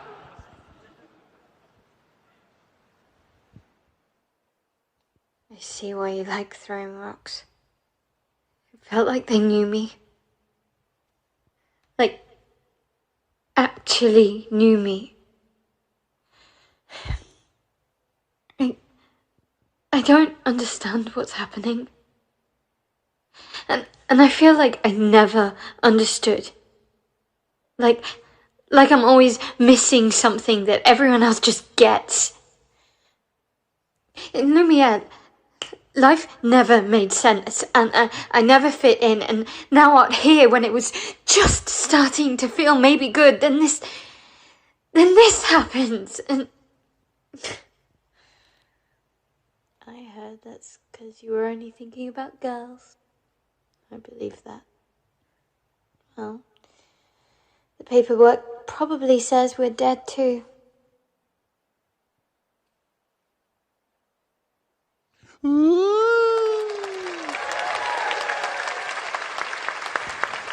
So I remember you saying this to me, that you recorded this last minute on your bed.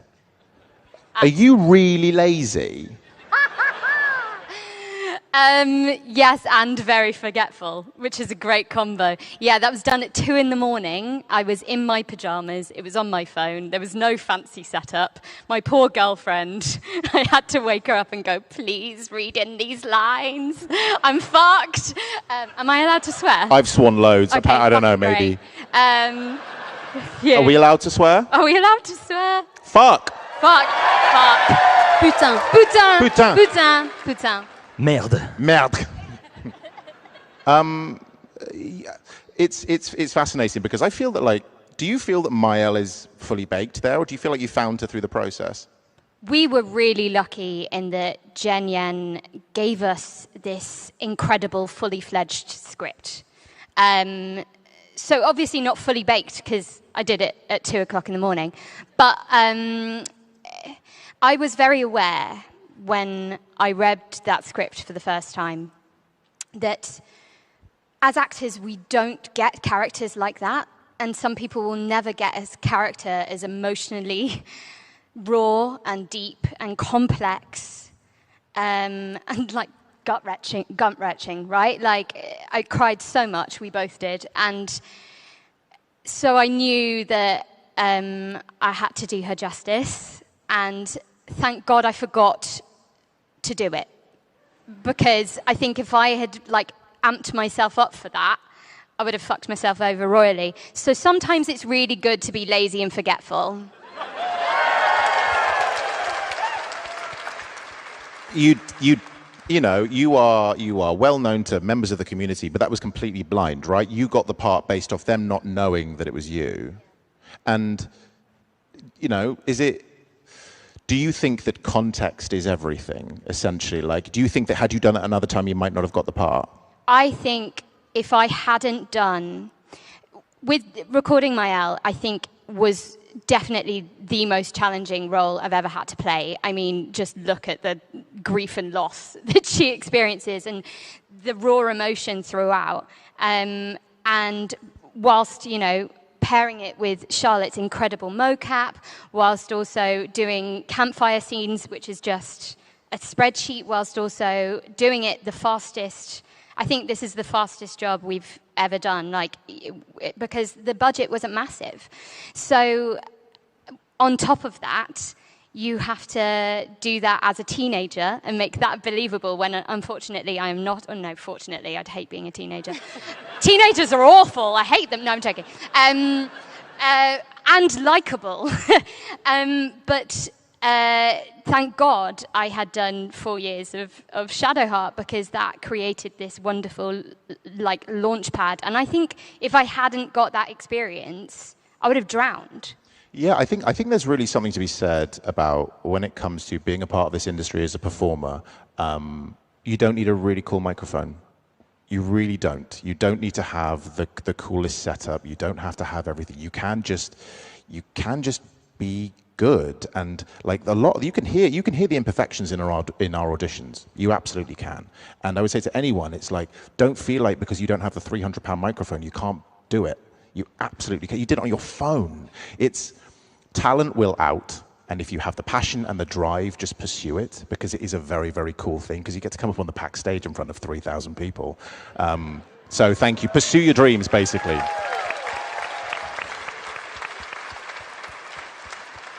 Are there any lines? You stream the game, don't you?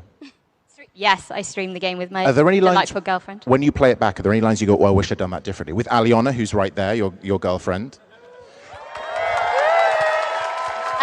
Yay, gays! Are there any lines that you go, I wish I'd done that differently? All the time. Like, I think it would be weird if you were like, I'm perfect. Oh no, that's what Ben Starr does, so...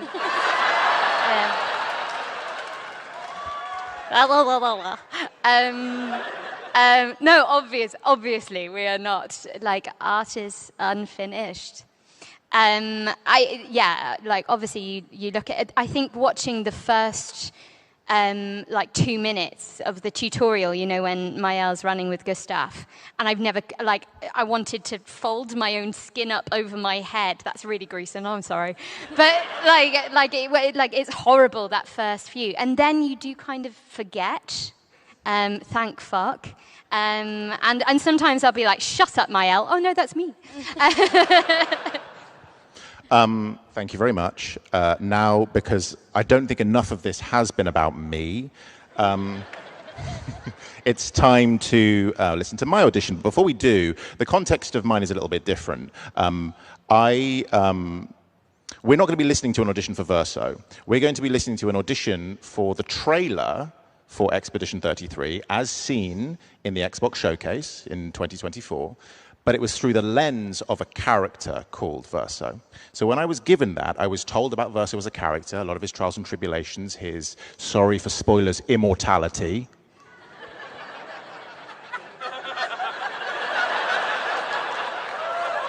I love you too. I hope you enjoy that trip to other places or whatever that's stopping you from playing this masterpiece. Oh, it's so good, and I'm great in it. So yeah, you're going to hear something a little bit different, which is an early version of the trailer. And I too was very lazy, and I did this one on my sofa with my like 50-pound microphone. So here it is.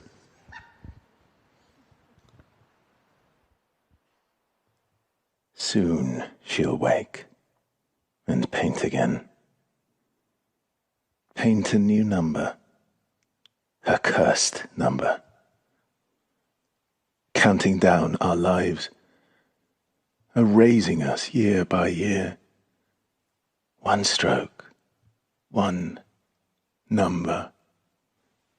And every one of that age turns to smoke, vanishing into nothingness. She'll paint again, and everyone turning 33 will be erased. Like the expeditioners before us, we dedicate this last year of our lives to that flicker of hope that sustains us. Destroy the paintress, so she can never paint death again. We are Expedition 33. She'll never paint death again.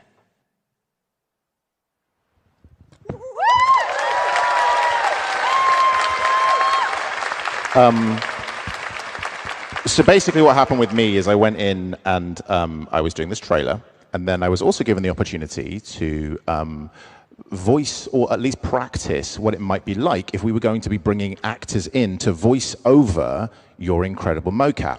So I actually spent a couple of sessions beforehand going in and seeing your performance and seeing your performance and your performance and voicing over it. I actually voiced over Gustav to imagine how long it might take to actually do it, because you'd obviously laid this wonderful foundation, and it was an experiment. And it wasn't until a couple of sessions in that they finally said, all right then, do you want to play Verso? And it's fascinating how all of us have come to this in a very, very different way. And I had no idea what I was doing then. I was just like having a go. These were the notes I was given. Emotional range, flirtation, guardedness, numb, pragmatic, autopilot, bromance, suicidal despair.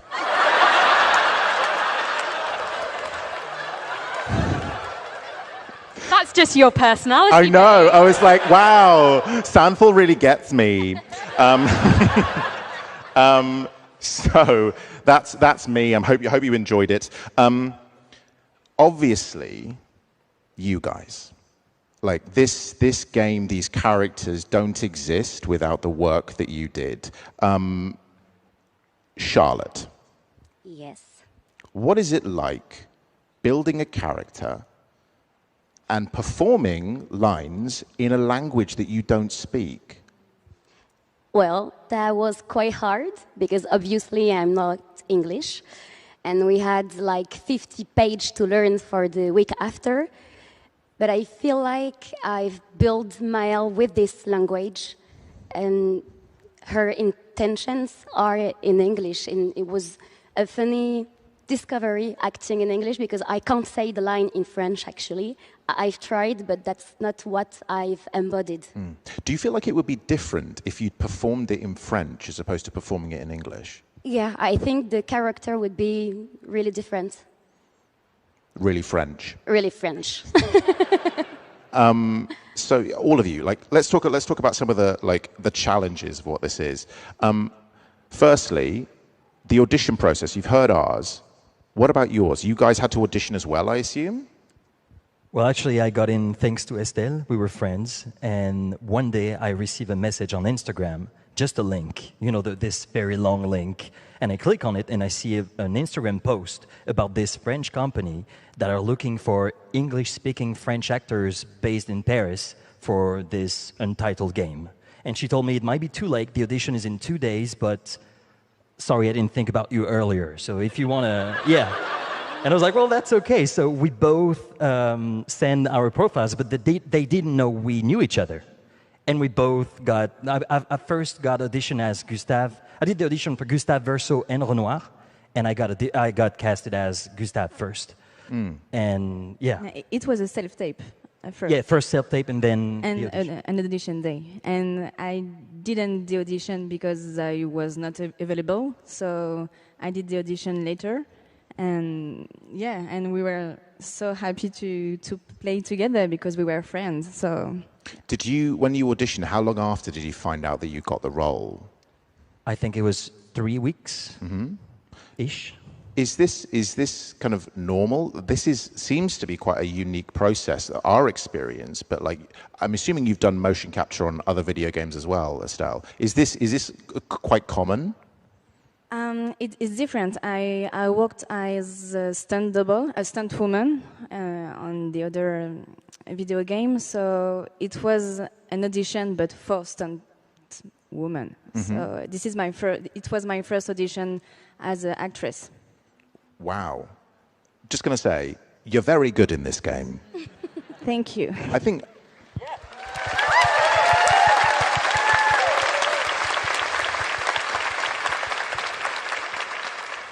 You've said this. You've just said this, Maxence. But you performed Gustave Verso Renoir. You've also mentioned before that you found it quite difficult. Quite easy multi-rolling, but finding Verso was something you thought you had trouble with over the first few days. Tell us about that. Yeah, Gustave was. It was easy for me because the physicality of Gustave was me. The way Gustave walks is the way I walk. The way Gustave expresses himself it was kind of not easy because I had to find the character, but I found him really quickly, and also I wanted to add this awkwardness that he has. It never really looks at people. He never really keep the eye contact. He's always a bit nervous and awkward. He has those panic attacks. So that was great. And once I was done with Gustave, I thought the adventure was over, and I was so sad because I knew the girls, they would be there for another 8 months. And then Guillaume called me and he said, well, we would really like you to be Verso as well. But we will need to find a way to make it look different, walk different, sound different, even before you joined. So the very first day I came back on set as Verso, it was this scene in, I think it was the Forgotten Battlefield, right after something happens at the end of Act 1. What's your name, by the way? Pardon? Oh my God, sorry, it's very dark here. Melika's my good friend. I feel awful, I've embarrassed her in front of thousands of people. Hi, Melika. Yeah, let's just say Gustave went on a journey.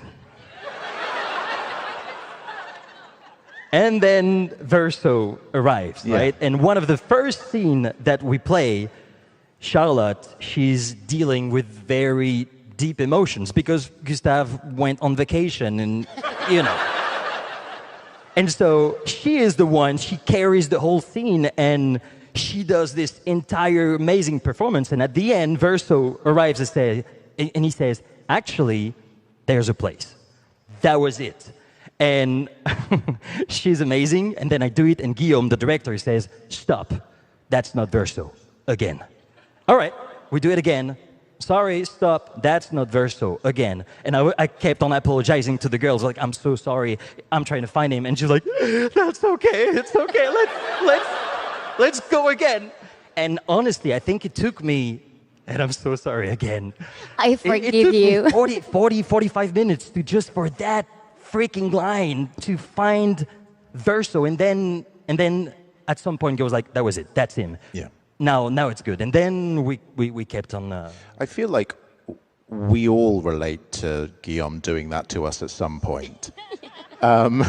Guillaume, the incredible director of this video game. So thank you, Guillaume Broche. Massive round of applause.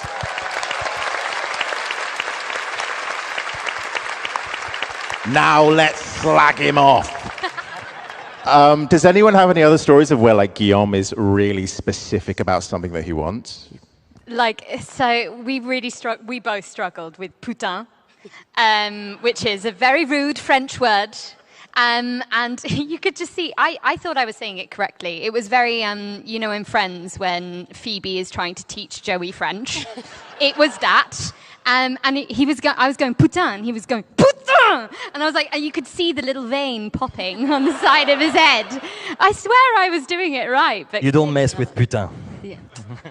Anyone else? Anyone else want to slag off your employer?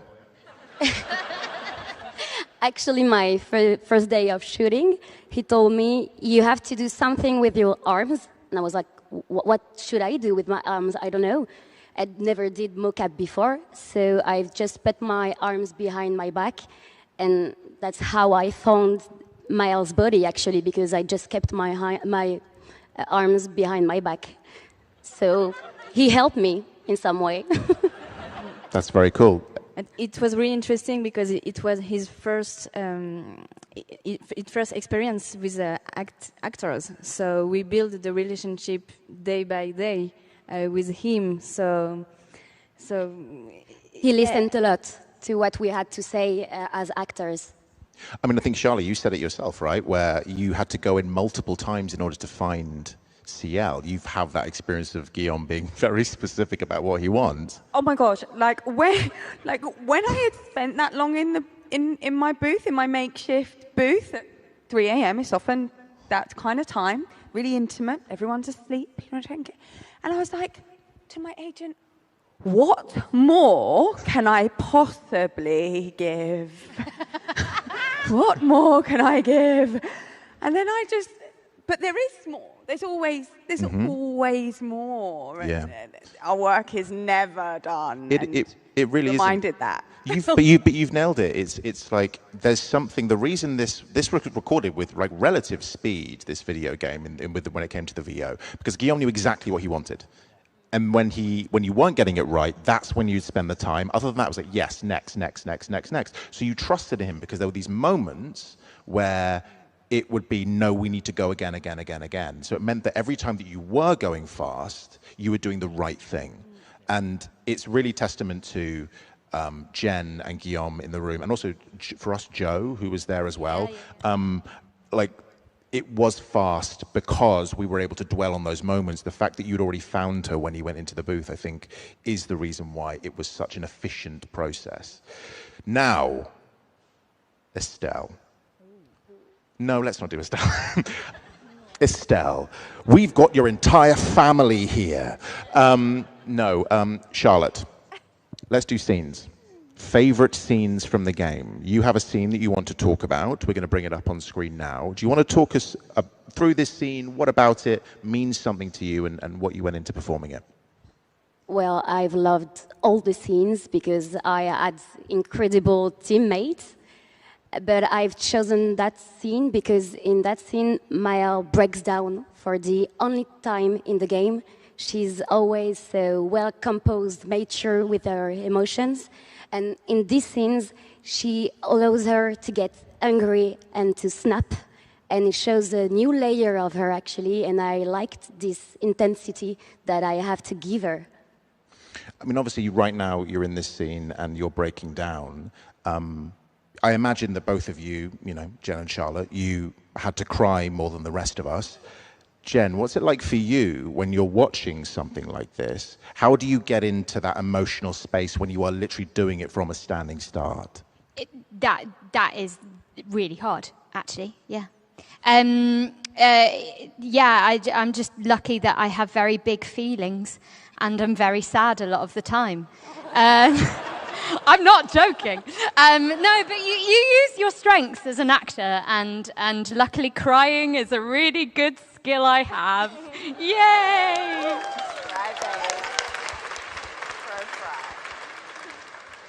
Thank you for applauding crying. Thank you. I think this is an absolutely a stunning scene, and both of you are absolutely wonderful in it. Maxence, let's talk about your favorite scene. Yeah, it happens in Lumière when Gustave sees Sophie for the first time after being apart for so long. And actually, we didn't shoot that scene. We shot the entire script in chronological order, but that one, Lumière was not ready. So we started a bit later after something happens to Expedition 33. But then, yeah, it was 2 months. We were 2 months in the shooting process, and Guillaume told us about that scene. He told us about the relationship between Sophie and Gustave, and I couldn't wait. Like, just everything is going on in that scene, and also I feel like that's where you understand who Gustave is, the way he talks to her, the you know, all those mimics, what he does with his eyes, with his mouth, the way he is. Like, there's so much. It was so much for me in that scene and the next one that.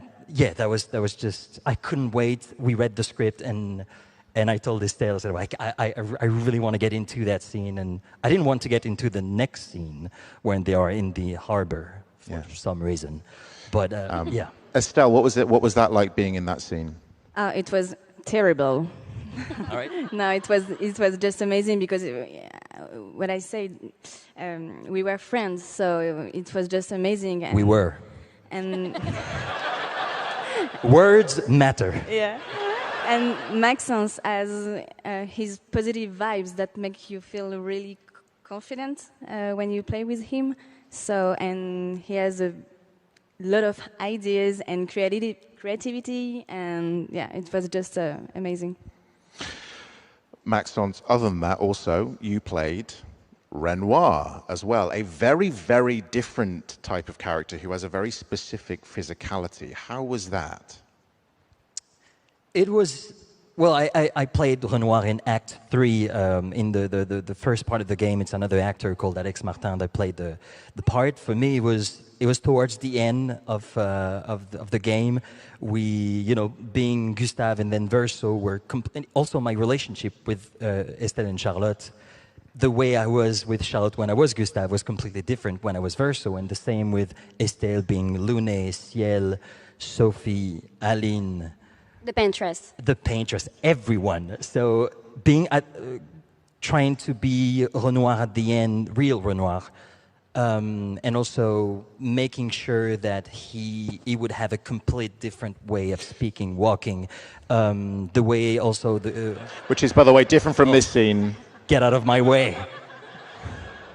But yeah, no, it was very challenging because I also knew what was at stake, and it's the end of the game, and all the emotions and everything that is going on. So, but then again, it's been a 1-year process, so we knew each other, we felt comfortable failing, we felt comfortable trying things, and sometimes it didn't work, and sometimes we improvise. Yeah, we improvised to get the lines, and yeah, that was great. The fact that we could jump on each other's lines, it felt so natural, you know. It was actually interesting. Like, this is just from an actor's point of view. Clearly, there was everyone loves to talk about this scene that we're looking at right now, and everyone talks about why it feels so immediate. And I think the reason we were able to do that is because you had the opportunity and the freedom in the studio to do that, and then we were basically watching that immediacy. You do it over the top, and so I think us getting into the scene was quite easy because you had that kind of real, it felt improvised, it felt really real. Certainly, obviously, with the Verso Monoko good scene, it's a crazy scene, and it feels improvised because it was. Yeah, the end of it. Yeah. Yeah. But yeah, that was the mocap franc. Yeah. Because also you excellent mocap. Let's talk about Esquier very slightly. Everyone's least favorite character in the game. Hands up if you've got an Esquier tattoo, by the way. Oh, well. Not enough of you. Oh my God, I can see it right there. You cowards. Yeah, Esquier, right there. Can you give us one line from Esquier, please, Maxence? Yeah, it happened 2 weeks ago. I was in the subway in Paris. And, oh, no, wait, you want to... No, but please do that as well. No, because it was about the tattoo. I was going back home, and there is this girl looking at me, and I look at her, and then she doesn't look away, so I'm just like... and then I'm supposed to get off the subway. So I leave, and I hear, sir. So I turn around, and she's like, look at this. And she pulls up her dress, and I'm like, no, no. And that was an Esquier tattoo. Yeah. And it's crazy. Like, yeah. It's Give us one cheeky line. My favorite one? Yeah, whatever. I don't know. I really have the ready to say like a snail. That's the one I like the most. So now, Estelle, let's talk about your favorite scene from this. Let's talk us through this. So my favorite scene as Sophie, because I have another favorite scene. It's the gommage. It was, I think, the best experiences as actress because there was nothing. I mean, everything was in our imagination. So it was a really emotional scene, and yeah, I don't know, that there were this connection together, and we just needed to fix a point and listen the Lorian music and the Guillaume's directions and let the feelings take over your body. And so yeah, it was just amazing. You play pretty much every female character other than Maëlle, right? Yeah. How do you go about differentiating those physicalities between characters?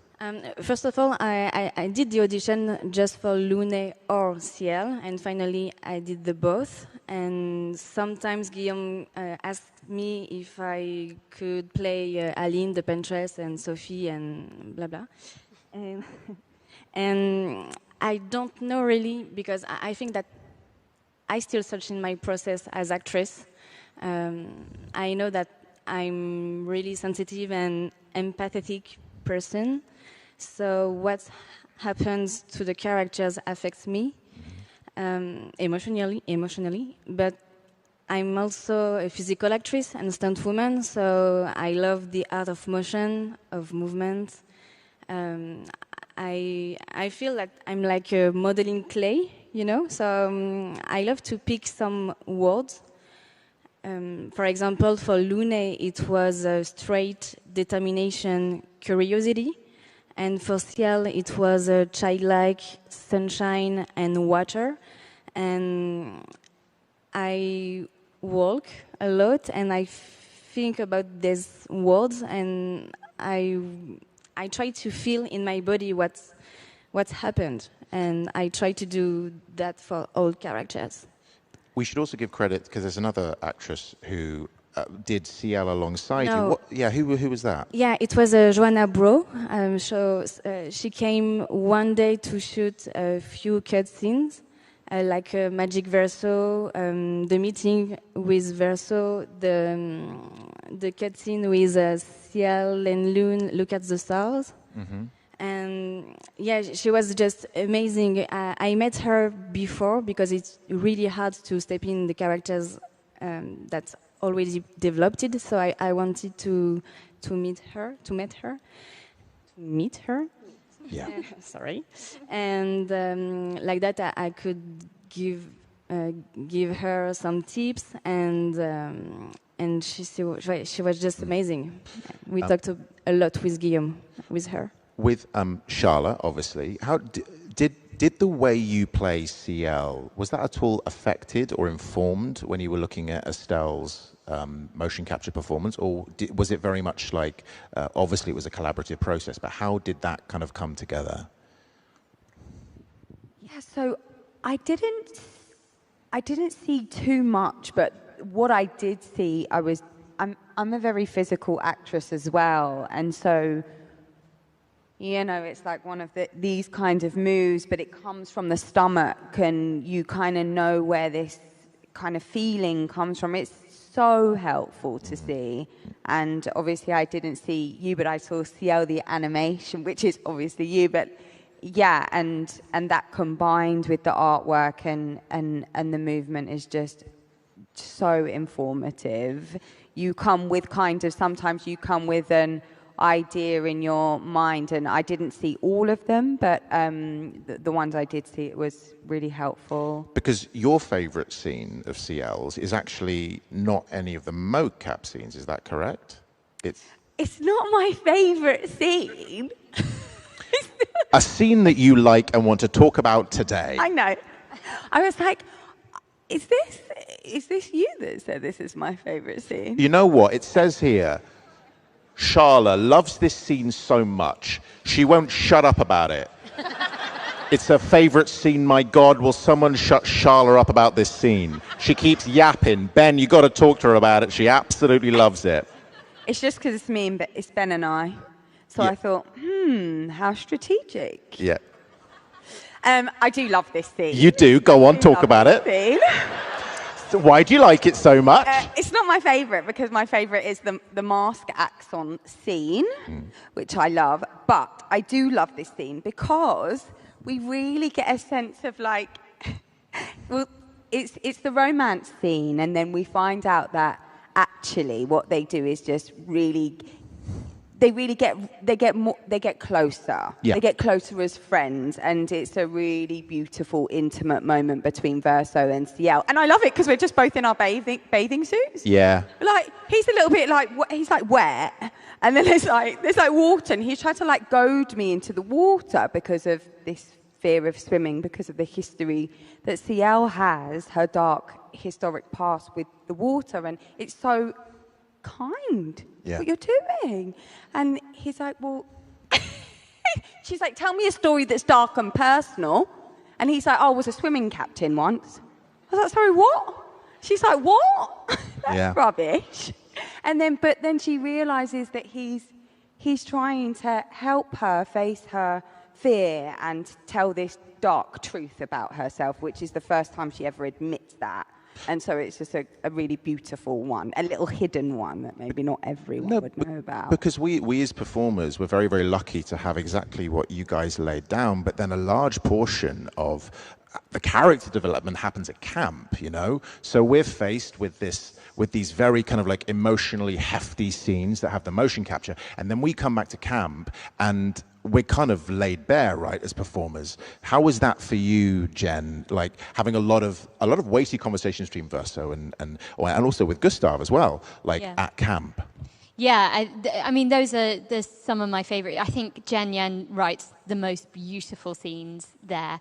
And it's harder because you're going in blind, and sometimes I would get your voice or Gustav's voice, Charlie Cox as he is known, and sometimes you wouldn't, so you have to kind of guess the tone and go, will Ben match me or will he make me look dumb? And luckily I think you think? I think you did okay.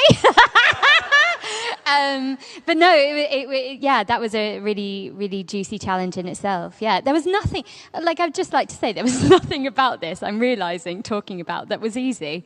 But that's more rewarding, I think, and I'm so proud of what we've all done. I feel like this process was really hard. Really, really hard because it was so fast. If you weren't turning up to the booth and ready to go, you were going to be left behind.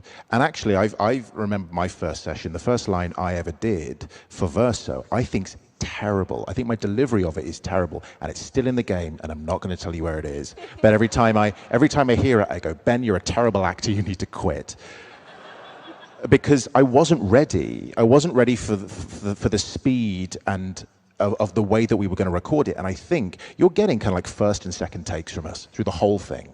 And I think that's why it feels so immediate to people and it feels so real. The I don't want this life line, that's my first take.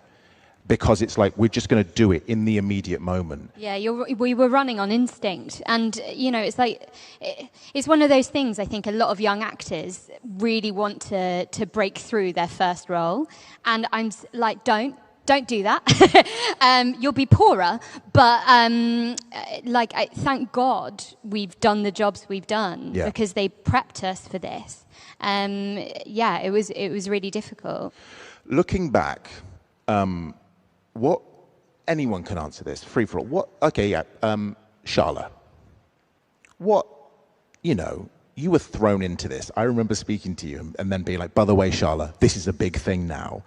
What will you take from this experience in Expedition 33?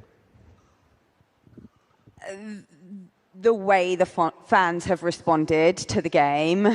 Like, you guys, all of you guys, the way that you have, resonated so deeply with the characters and the story and yeah, it's just a gift. It's been a gift from Sandfall and our team as a whole. But honestly, the reception that we've had from the fans, and I can speak of CL, I receive monologues on how people relate to her character, and yeah, it's just amazing. It's amazing. Yeah.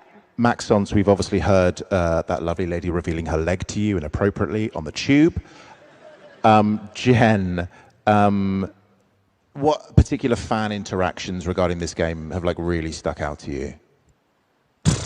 I mean, there's a dog in a bloody like baguette outfit. I think the way that like just echoing what Charla says, but also like I'm completely derailing this question, but I just thinking about the fact that until this point, as far as I'm aware, the mocap actors, like every incredible, not every, I'd say a lot of your favorite video game actors and award-winning performances, there will be a mocap performer or a team of mocap performers behind this that remain anonymous or deep as hell into the credits and unacknowledged.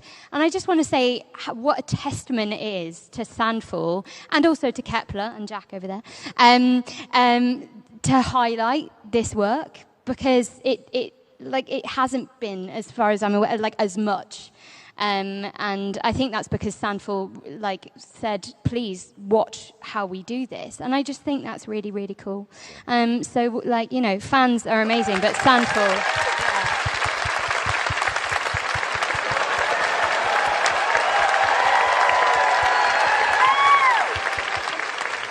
Can I say something? You must. I just really wanted to thank you and Adeline Chetaille, who did the French voice and gave us a wonderful French mail, because we worked almost a year on our characters. We care about them, we love them, and it was so hard to give Maëlle away.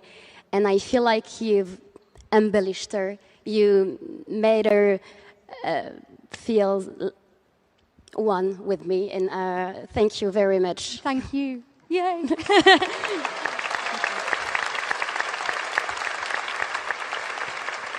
Okay, so we got some fans to ask some questions. I know I joked about it earlier, but we did, so we're going to do some quick fire questions. Okay. Was there any improv acting during recordings or mocap? If so, what's your favorite instance? Who wants to go? Yeah, there's this camp scene where Verso and Maëlle, they play piano. And actually, Estelle here, she did the mocap for Eski on that particular scene. And at some point, Guillaume just, we keep on rolling, and he didn't stop. We were just pretending to play piano, and she was like, and so it took ages, and after I think 6 full minutes of awkwardness, she talks to me and she says this. I'm looking at him and saying, can you teach me, meaning the piano? And me, I hear, can you touch me? And I am Verso. She is Maëlle. And the first honest reaction I have is, what? And that's just improv. And also like you said, the good thing. That was improv. Good. That was from _Blue Phoenix_ on Instagram. Go and hit them up for all your fun question needs. From Captain Elm on Instagram. Jen, can you parry it? Parry it! Woo! Or Harriet, as a lot of people hear. It's not Harriet, it's parry it. You're being very aggressive today, Jen. Really aggressive. I'm sorry. I'll rein it in. They're here to see you. Oh, they came all this way. It's cuteness aggression, okay? You're just. From Chokes on Cheese 101 on Instagram.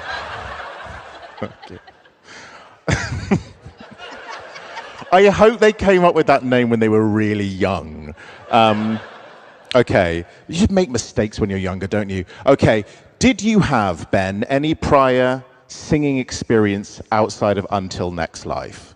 Yes, I did.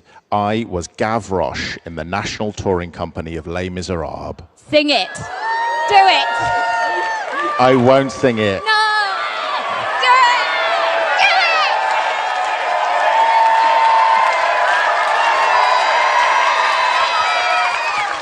How do you do? My name's Gavroche. These are my people. Here's my patch. Not much to look at. This is you. You've done this before. You played Gavroche, In right? the full production, yeah. We've both played Gavroche. Both played Gav. Fun fact. French on French on French, baby. Okay. Do we have time for one more? Yeah, sure. Charlotte and Estelle from Tasha the Witch. What emotions did you want to channel into Ciel and Lune's scenes when you made them?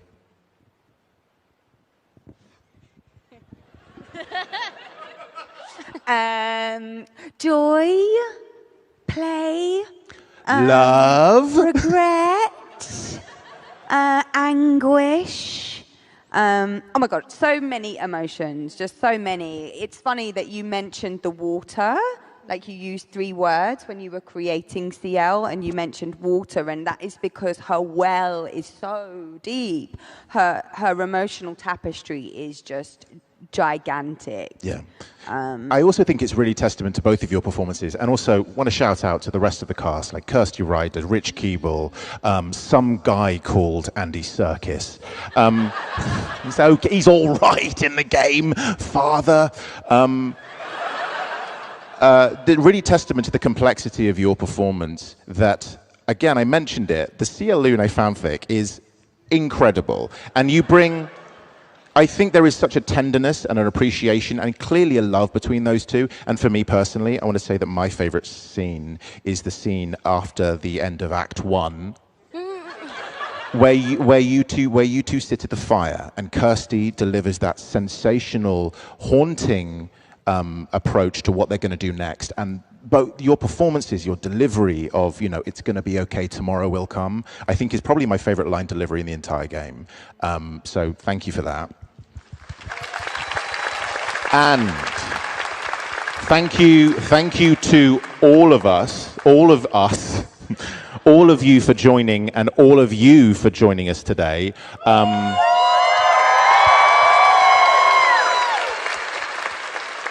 Genuinely, this wouldn't be possible without you. The love that this game has got from fans and people, it's unbelievable. We will always be indebted to your passion, your creativity.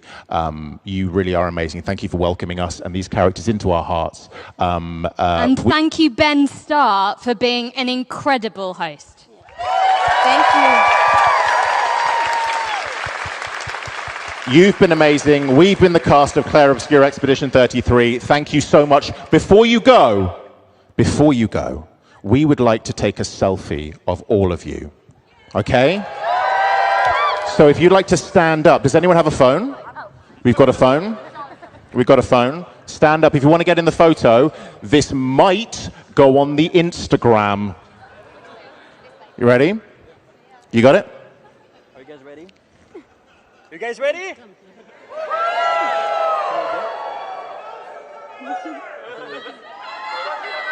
make a video. Tomorrow comes on 3. 3, 2, 1. Tomorrow comes! Thank you, everyone. You've been amazing. I hope you have a lovely rest of your PAX. We've been the cast of Clair Obscur Expedition 33. Be safe. Thank you.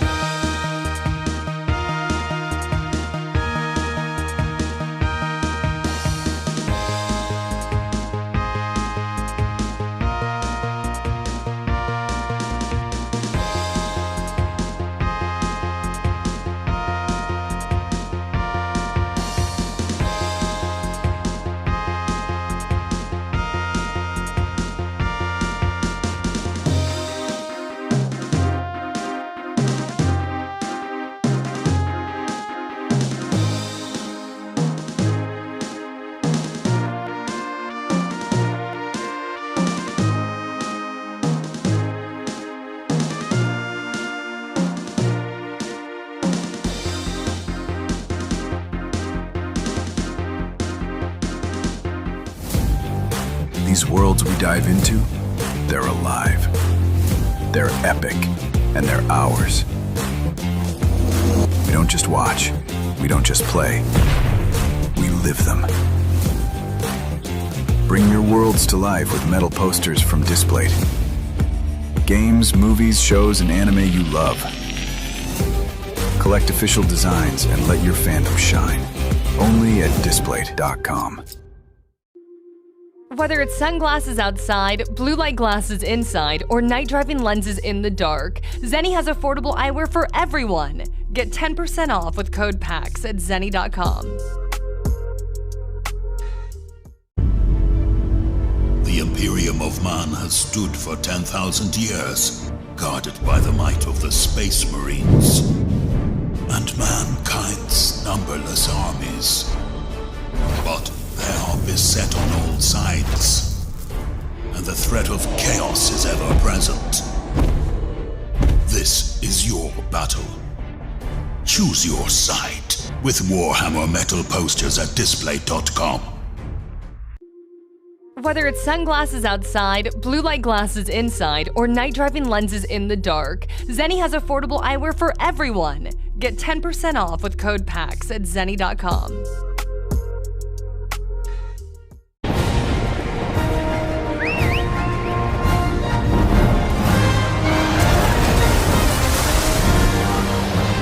Our ignorance is proving fatal. The encroachment threatens to drive our people out of house and home. But this divide has brought our two kingdoms to the brink of war. But it won't be for long.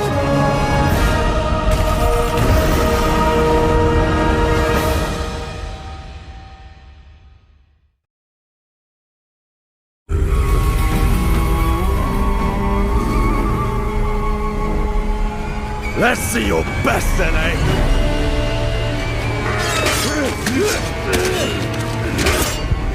Swordplay is a game of strength. Winning is what matters. And you can bring as many friends as you want. Not good. Whether it's sunglasses outside, blue light glasses inside, or night driving lenses in the dark, Zenni has affordable eyewear for everyone. Get 10% off with code PAX at Zenni.com.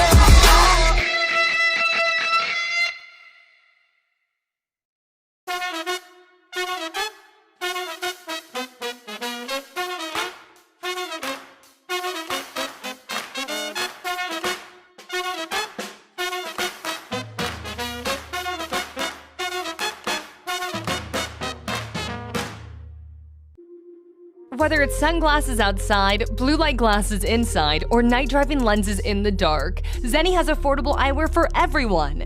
Get 10% off with code PAX at Zenni.com. These worlds we dive into, they're alive.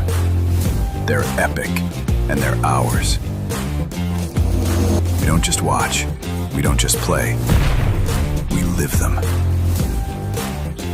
Bring your worlds to life with metal posters from Displate. Games, movies, shows, and anime you love. Collect official designs and let your fandom shine. Only at Displate.com.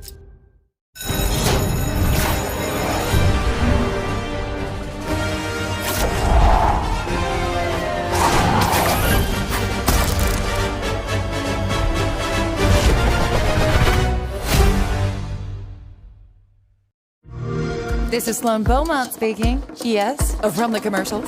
Listen, I was given the chance to run a massive research project out at the local park. So, no leaks, no teams, just calm, cool science. It's gonna be amazing.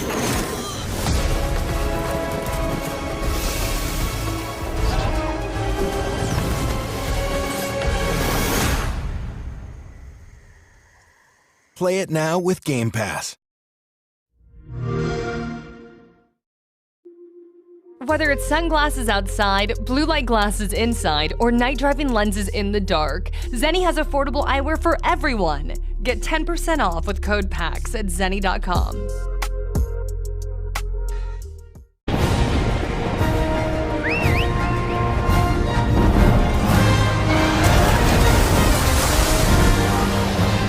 Our ignorance is proving fatal. The encroachment threatens to drive our people out of house and home. But this divide has brought our two kingdoms to the brink of war. But it won't be for long.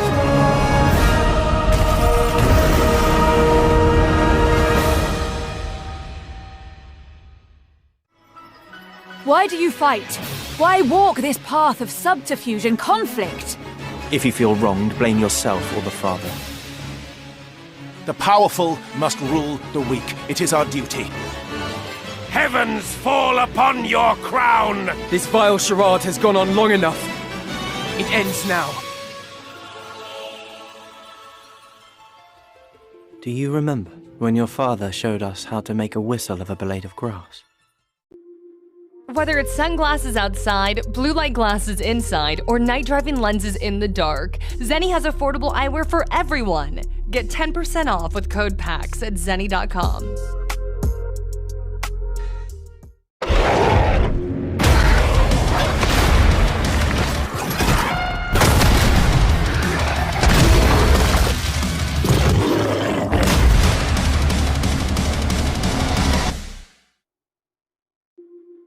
Whether it's sunglasses outside, blue light glasses inside, or night driving lenses in the dark, Zenni has affordable eyewear for everyone. Get 10% off with code PAX at zenni.com.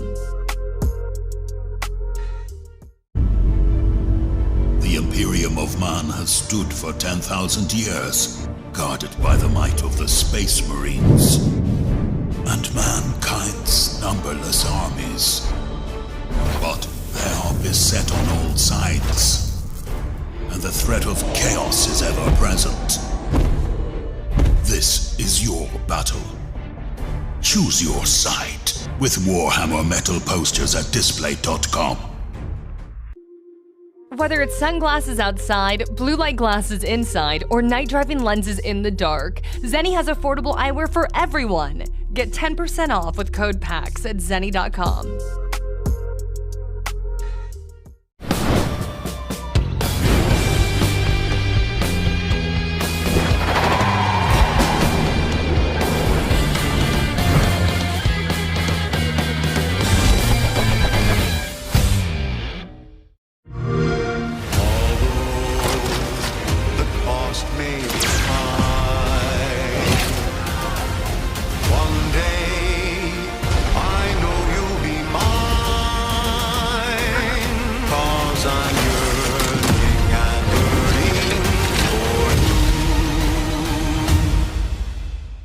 Celebrate the beauty of capitalism by pre-ordering today. Play it day one with Game Pass. Whether it's sunglasses outside, blue light glasses inside, or night driving lenses in the dark, Zenni has affordable eyewear for everyone. Get 10% off with code PAX at zenni.com. Why do you fight? Why walk this path of subterfuge and conflict? If you feel wronged, blame yourself or the father. The powerful must rule the weak. It is our duty. Heavens fall upon your crown! This vile charade has gone on long enough. It ends now. Do you remember when your father showed us how to make a whistle of a blade of grass?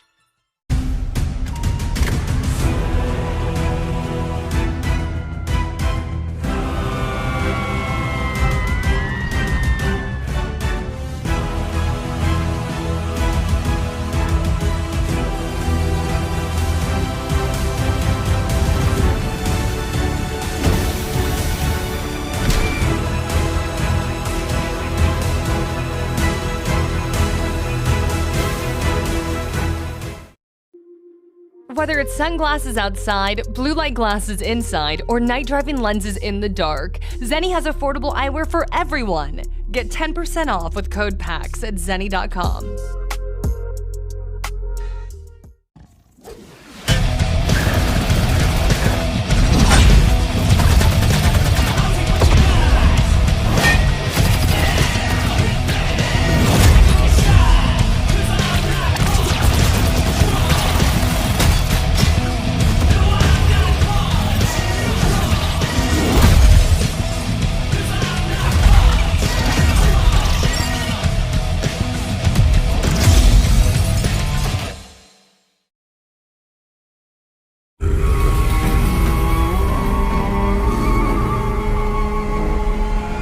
Let's see your best then, eh?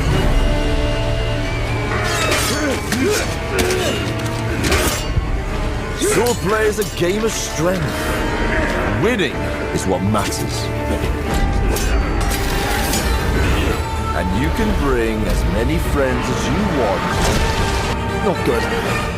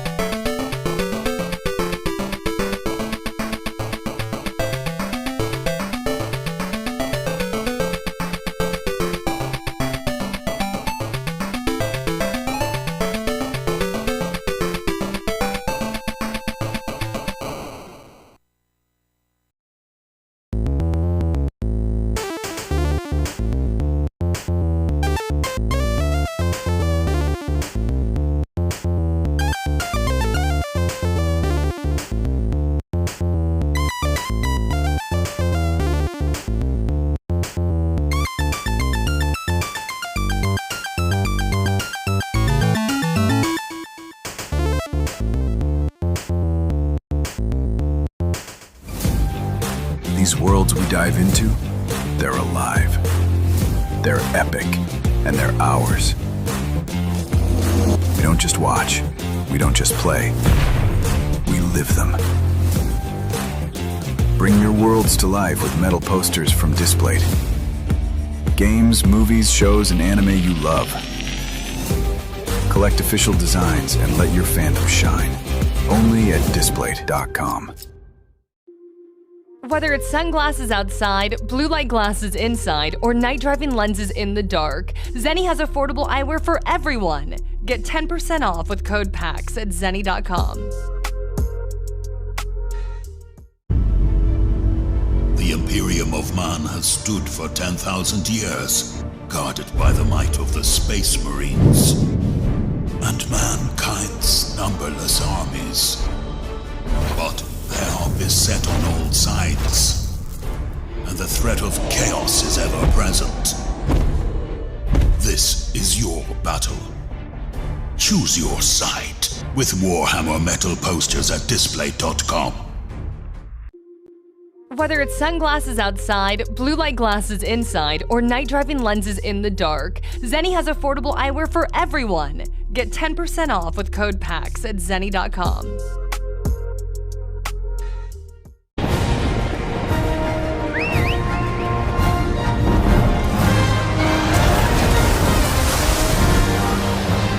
Our ignorance is proving fatal. The encroachment threatens to drive our people out of house and home. But this divide has brought our two kingdoms to the brink of war. But it won't be for long.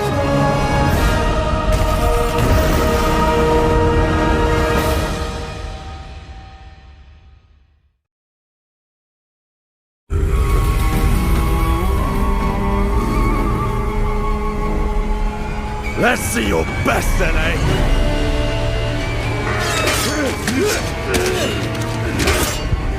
Swordplay is a game of strength. Winning is what matters. And you can bring as many friends as you want.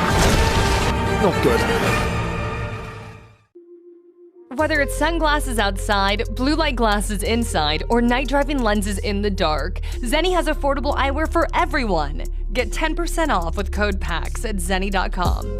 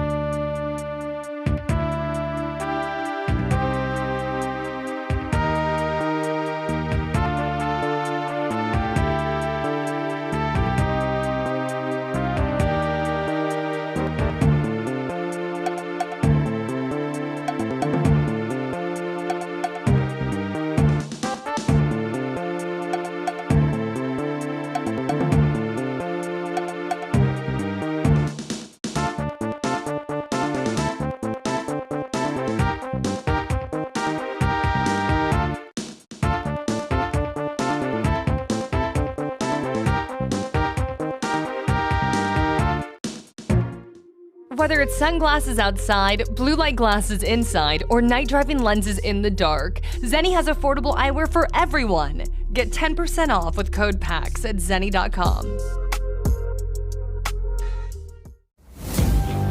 These worlds we dive into, they're alive. They're epic, and they're ours. We don't just watch, we don't just play, we live them.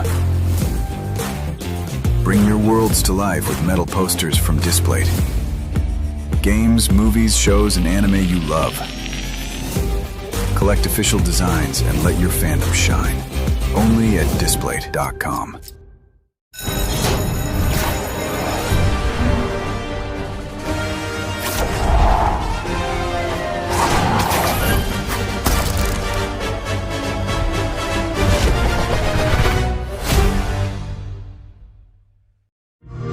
This is Sloan Beaumont speaking. Yes, from the commercials. Listen, I was given the chance to run a massive research project out of the local park. So, no leaks, no teams, just calm, cool science. It's gonna be amazing.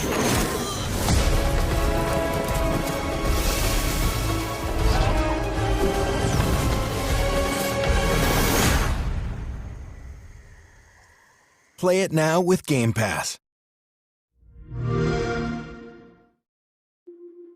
Whether it's sunglasses outside, blue light glasses inside, or night driving lenses in the dark, Zenni has affordable eyewear for everyone.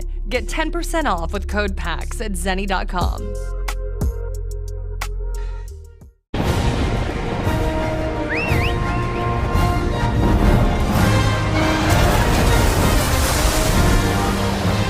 Our ignorance is proving fatal. The encroachment threatens to drive our people out of house and home.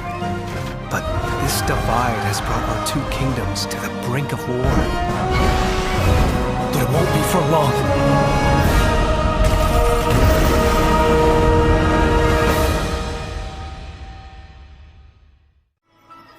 Why do you fight? Why walk this path of subterfuge and conflict? If you feel wronged, blame yourself or the father. The powerful must rule the weak. It is our duty.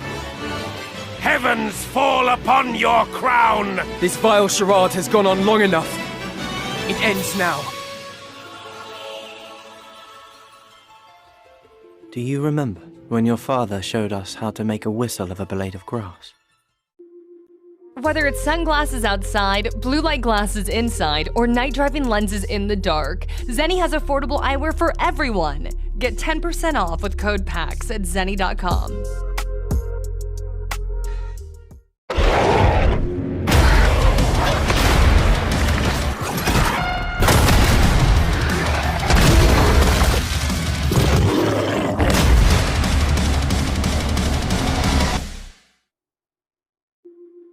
Whether it's sunglasses outside, blue light glasses inside, or night driving lenses in the dark, Zenni has affordable eyewear for everyone. Get 10% off with code PAX at zenni.com.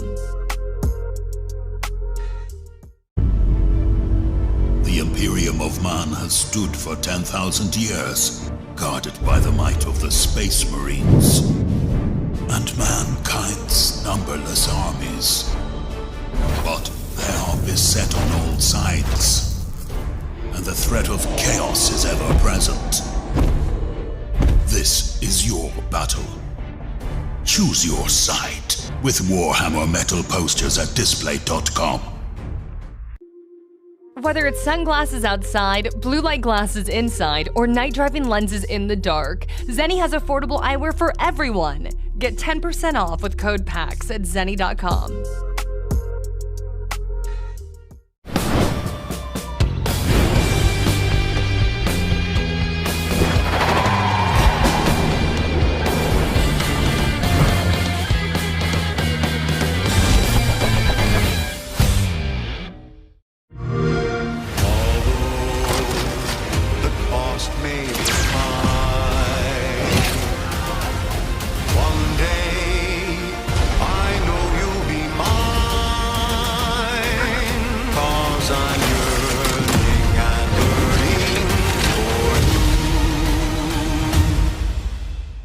Celebrate the beauty of capitalism by pre-ordering today. Play it day one with Game Pass.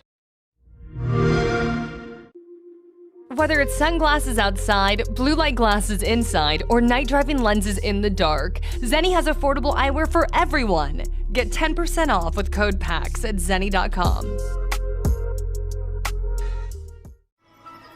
Why do you fight? Why walk this path of subterfuge and conflict? If you feel wronged, blame yourself or the father.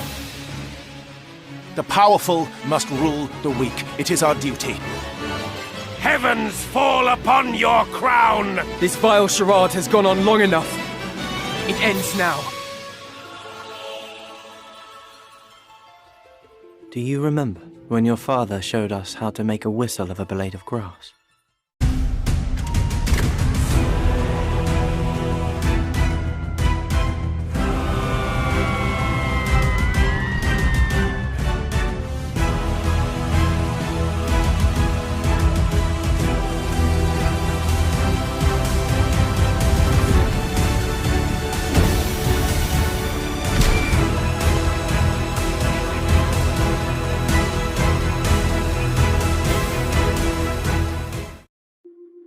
Whether it's sunglasses outside, blue light glasses inside, or night driving lenses in the dark, Zenni has affordable eyewear for everyone. Get 10% off with code PAX at zenni.com.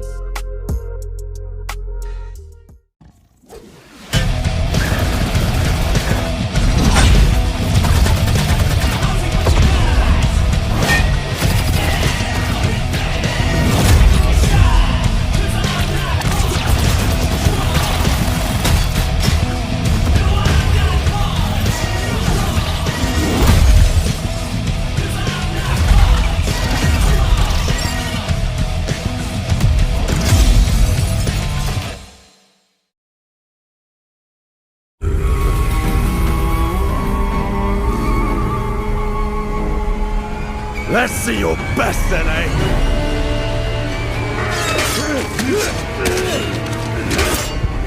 Sword play is a game of strength. Winning is what matters. And you can bring as many friends as you want. Not good. These worlds we dive into, they're alive. They're epic, and they're ours. We don't just watch. We don't just play. We live them. Bring your worlds to life with metal posters from Displate. Games, movies, shows, and anime you love. Collect official designs and let your fandom shine. Only at Displate.com. Whether it's sunglasses outside, blue light glasses inside, or night driving lenses in the dark, Zenni has affordable eyewear for everyone. Get 10% off with code PAX at zenni.com. The Imperium of Man has stood for 10,000 years, guarded by the might of the Space Marines and mankind's numberless armies. But they are beset on all sides, and the threat of chaos is ever present. This is your battle. Choose your side with Warhammer metal posters at Displate.com. Whether it's sunglasses outside, blue light glasses inside, or night driving lenses in the dark, Zenni has affordable eyewear for everyone. Get 10% off with code PAX at zenni.com.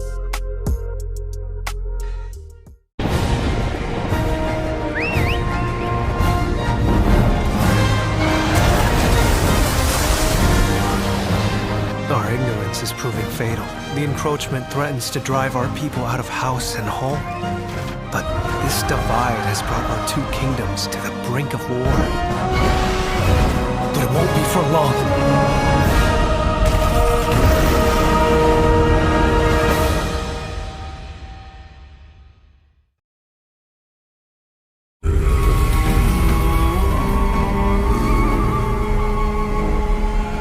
Let's see your best then, eh?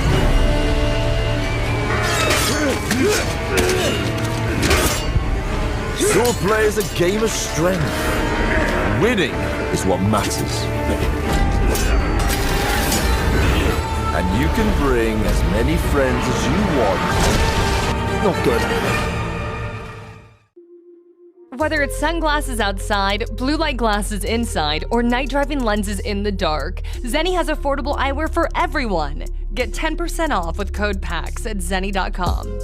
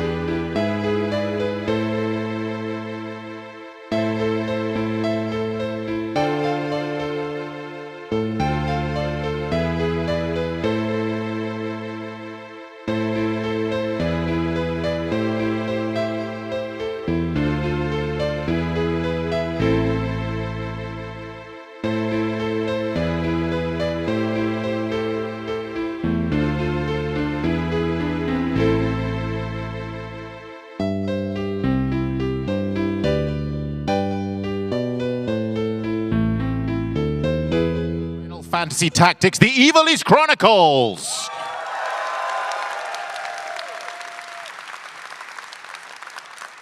I'm also here because I am contractual besties with Square Enix. They have my family locked in a basement, and until I do good acting, I will not be released. Thank you. This is just going to be very audience participation today. We are here to celebrate, of course, the release of Final Fantasy Tactics, The Evil East Chronicles. It's going to be absolutely brilliant. How do I know? Because I'm in it.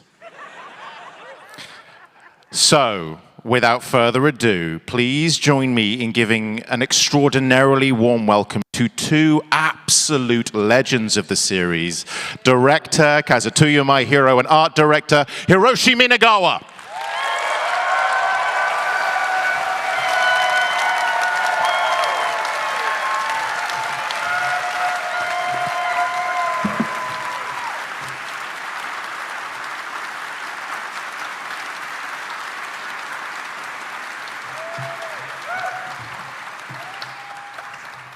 Not that you need to, but would you like to introduce yourselves? 皆さん、こんにちは。ファイナルファンタジータクティクスイバリースクロニクルズでディレクターを務めております、前広です。本日はどうぞよろしくお願いします。Hello, my name is Maehiro. I am the director of Final Fantasy Tactics, The Evilest Chronicles. It is great to have everyone here today. Thank you for coming. はい、皆さんこんにちは。ファイナルファンタジータクティクス、ジ・イバリースクロニクルの、アートディレクターを担当しています皆川です。原作、オリジナル版でもアートディレクターを担当しました。本日はよろしくお願いします。Hello, my name is Minagawa. I am the art director of the Evilest Chronicles. I was also the art director of the original Final Fantasy Tactics as well. Thank you so much. And my name is Kenichi. I'll be helping as the interpreter today.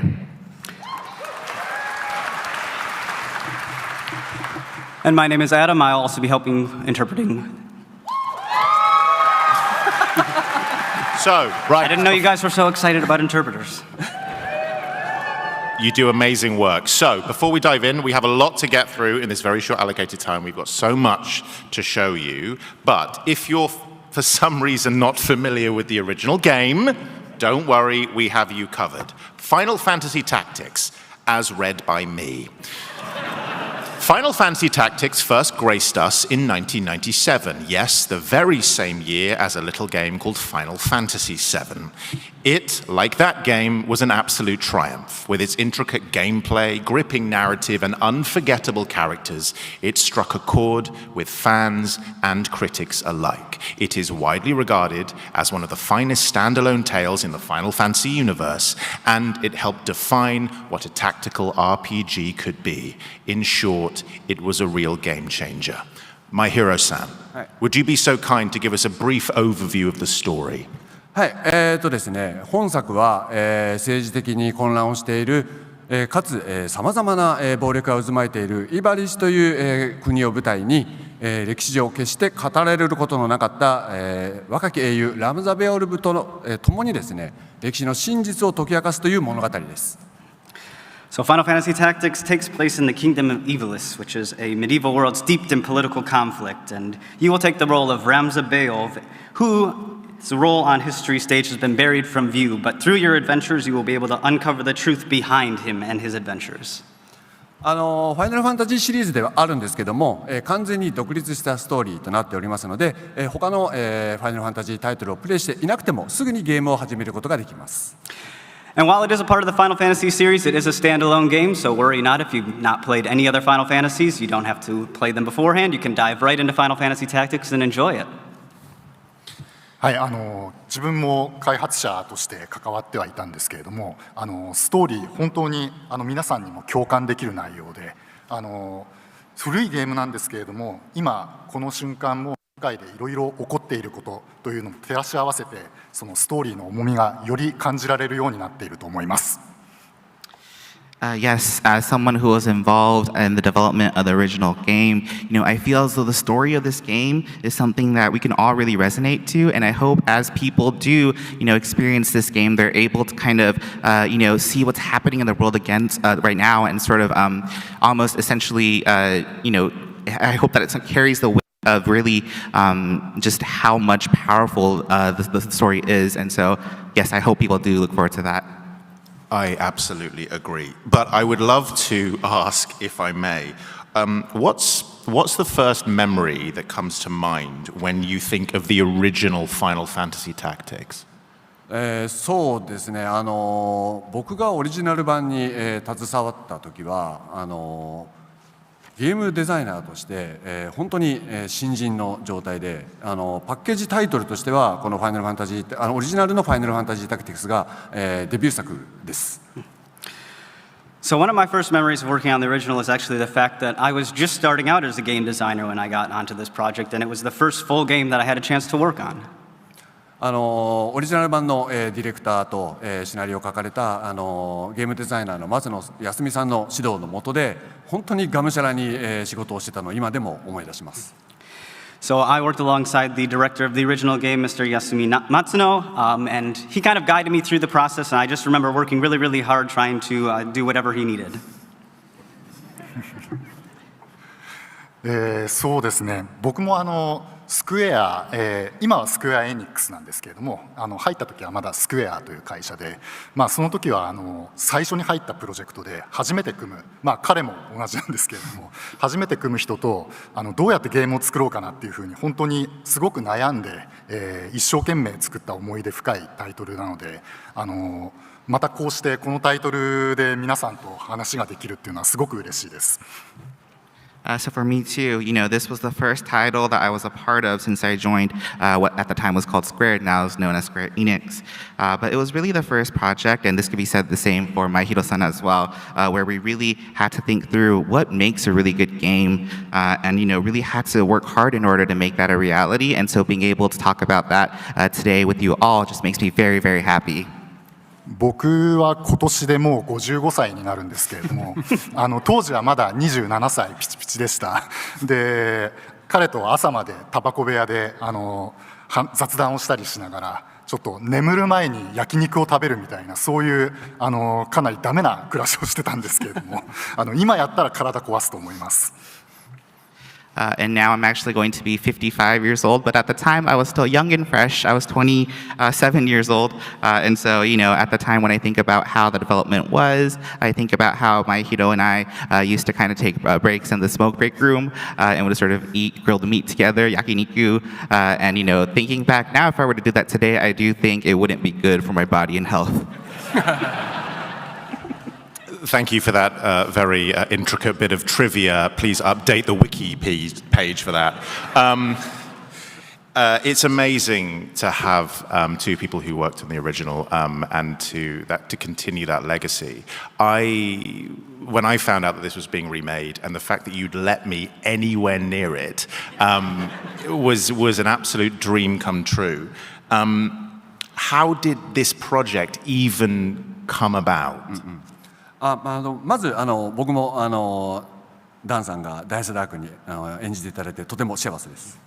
First and foremost, Ben, I just wanted to say I'm very, very happy that you were able to reprise the role or to do the role of Dice Dark for this game.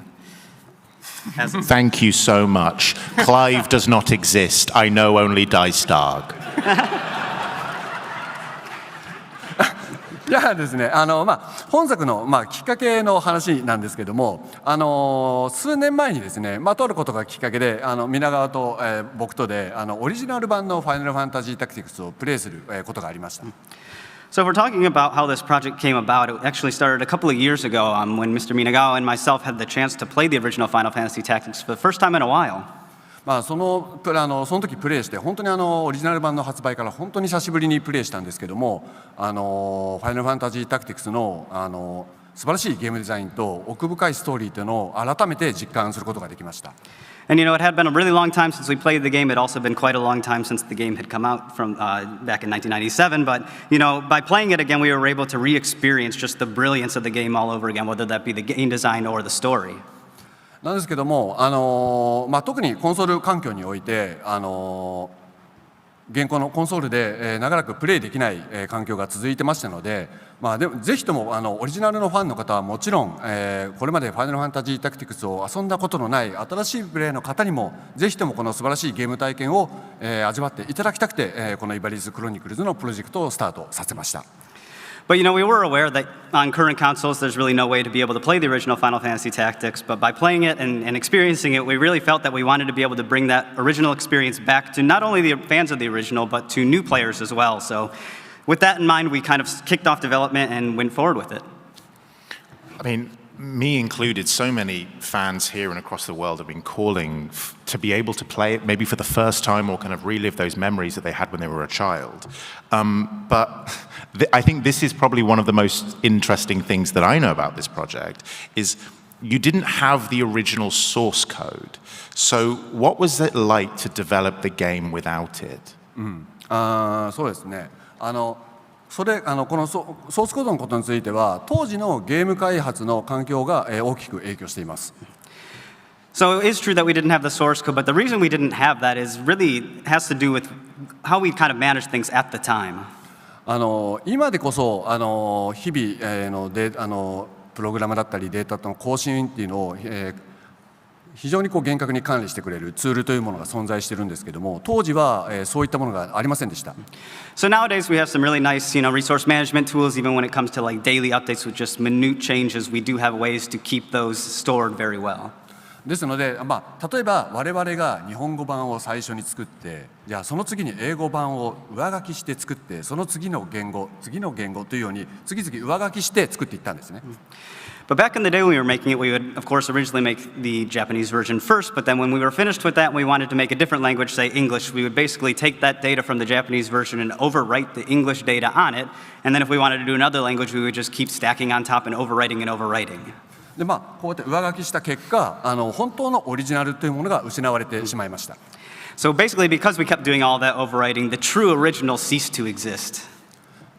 でファイナルファンタジータクティクスにはオリジナル版とか PSP 版とかスマートフォン版とかいくつかのバリエーションが存在しますが、そのバリエーションそれぞれでやはり最適化したチューニングをしているので、そこにもオリジナル版を見つけることはできませんでした。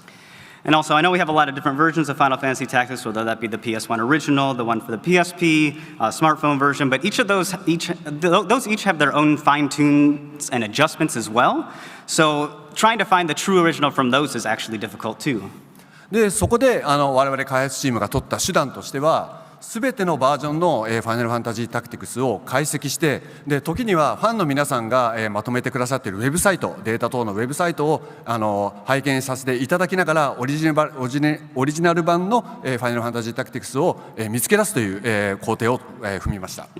So we kind of went on a journey to find the original version. We were using whatever resources we had available to us. So all of those different versions, we'd be analyzing what was there to try and find what we felt was the original. On top of that, we would actually go to different websites made by fans and look for data there. And because we know you guys do such a good job of keeping that all up to date. So that was kind of the process we went through in trying to recreate the game. なのでこの工程というのは非常に大変だったんですけども、それに携わってくれたエンジニアチームもそうですし、本当にファンの皆さんの力があったからこそこうやってイバリス・クロニクルズとしてオリジナルを蘇らせることができました。So it was quite a bit of a challenge, but we had a really, really good engineer team that went through with the analysis of those different versions. On top of that, I do want to thank all the fans again for all of your help in keeping that information, archived like you do. And I think with all of that put together, we were able to make a very, very good version of the game that is true to the original.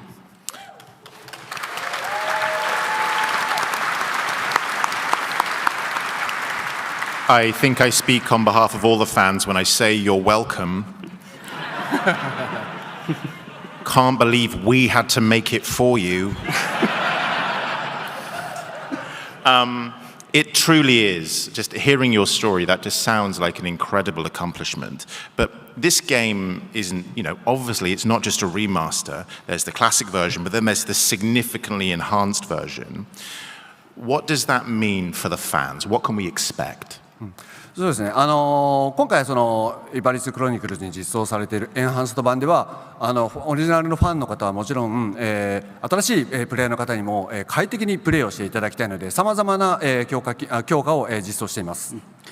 Yes, so for the enhanced version of the Evilist Chronicles, I think it's both good for fans of the original and also new players, but we've added a lot of different features to make the game more accessible and easy to play overall. Here we go. Would you like to talk about this, that kind of making the party management, for instance? Let's talk about that. そうですね。これマイセットという機能になります。ですね、ファイナルファンタジータクティクスっていうのはジョブをさまざまなジョブにチェンジしてアビリティを覚えてキャラクターを成長させていくというゲーム性なんですけども、今回ですね、エンハンスド版では、ジョブ、アビリティ、そして装備っていうのを、各キャラクターごとに、それぞれセットを3つずつ、登録できるようになりました。So this is the combat set feature that we have added in.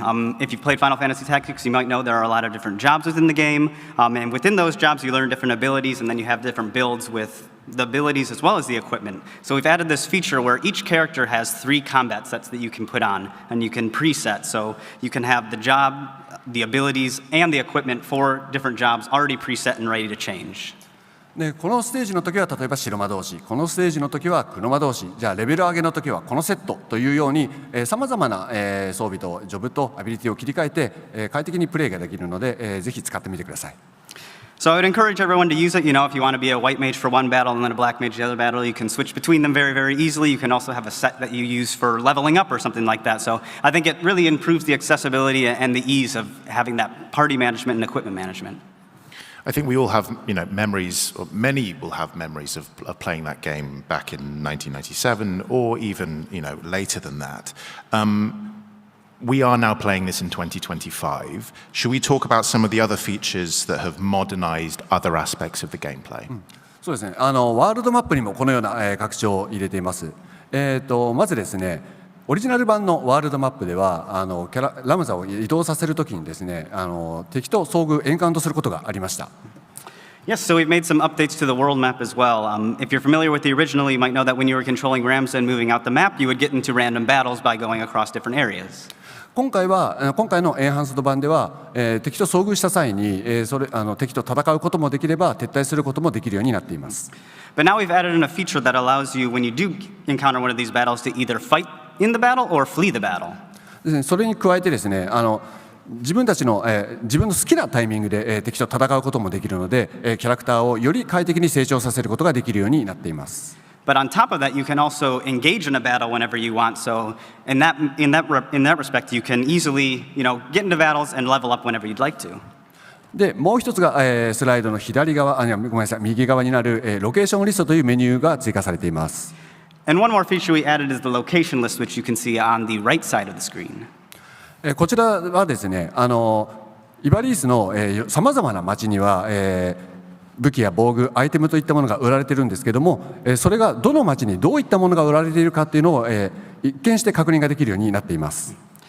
So there are a lot of different towns within the game, and each of those towns has different items and equipment and things for sale. And the location list gives you at-a-glance list of all the different locations and shows you which items are being sold at which location. でこちらのリストから、その街やフィールドに移動することもできるので、とても便利なのでこちらもぜひ使ってみてください。And you can also use this to move to one of the locations that you have selected, so you can easily get there and purchase what you need. So I hope everyone will make good use of this. So, it's not just about this, it's also about combat, correct? And it would be great for us to talk about how you've taken a lot of those features and moved them into combat. Oh, we're one step ahead. Am I one step ahead? Let's not talk about combat for 1 second. Can we all just calm and slow down? There'll be no talk about combat. Let's talk about this one. Let's talk about what you want to talk about, which is way cooler than the combat that you wanted to talk about 30 seconds ago. Thank you. Please, you have the floor. コンバットの要素に触れる前にこちらも大事なので、まずこちらから、説明させていただきます。Yes. Combat is very important as well, but we do have an order of things, so we will talk about this first. I'm so sorry about them. I'm trying to keep them in order. They help you make one game and suddenly they want to command this whole thing. It's wild. はい、ゲーム内に、機能としてあるブレイブストーリーという機能があるんですけれども、こちらも、今回大幅に強化されています。So we have the Chronicle is another feature that's in the game, but we have made a lot of additions and adjustments to this as well. まず、スライドの左側ですかね。今回情勢という機能が追加されました。So first we'll start with the last image, which is the State of the Realm feature. こちらはですね、物語の進行に応じて主人公のラムザとその周りで起こるさまざまな出来事っていうのをこうやってビジュアルで表現してタイムライン上で確認することができるようになっています。So this is kind of a visual timeline of what's going on in the world of Evilus. So as you progress through the game, you'll be able to go through and see where Ramza is at, as well as his companions, and then other people and how they are acting. これを使っていただくことで、ファイナルファンタジータクティクスの素晴らしい物語っていうのをより深く理解することができるようになると思います。And I think this will be a great tool for everyone to use and be able to, get a good idea of all the different details of the story and kind of get in even further into the lore. 次に、スライドの右側なんですけども、今回、ビジュアルノベル4本のビジュアルノベルが新たに追加されました。And then on the right side, we have our visual novels, which we are adding 4 of them as brand new content. 実はですね、こちらのオリジナルの日本語版のファイナルファンタジータクティクスには、物語の重要となるゲリモニ育成展っていう、書物以外に4本の、書物のミニゲームが入っていたんですね。So in the original Japanese version, we had the scriptures of Germanique, but in addition to that, we had 4 other books that were added. でオリジナルの英語版もそうですし、PSP 版もそうですし、さまざまな理由でその4本のミニゲームがカットされた状態になっていました。But unfortunately, for the English version of the original as well as for the PSP release, we weren't able to include those 4 books as localized content. で今回そのイバリス・クロニクルズを、作成するにあたってこの4本の、ビジュアルノベルっていうのを、新たに翻訳して、追加しています。But for the Evilist Chronicles, we have made sure that we have full localization for all 4 of these books, so they will be in the game for you to enjoy.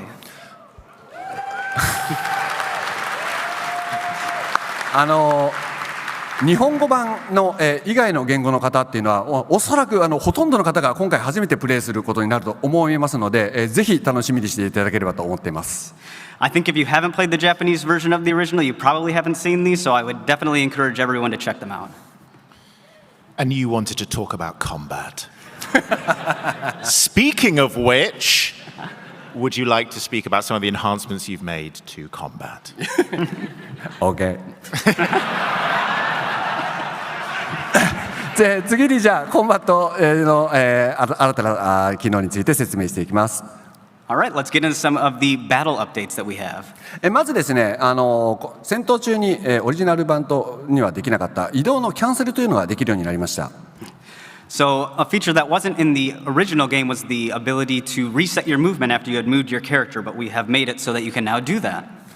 オリジナル版をプレイした方は本当にもしこれがキャンセルできればという思いを、たくさんしたと思います。I think a lot of people who played the original probably had thought at some point while they were battling, man, if I could only redo this action. 今回こうやってキャンセルできるようになったので、より戦略の幅が広がることになりますので、ぜひ活用してみてください。But I think now that we've added this in, it will help add that additional layer of strategy and also that foolproof portion. So I think you can make good use of this. で次に、コンバットラインという機能も追加されています。And secondly, we have the combat timeline.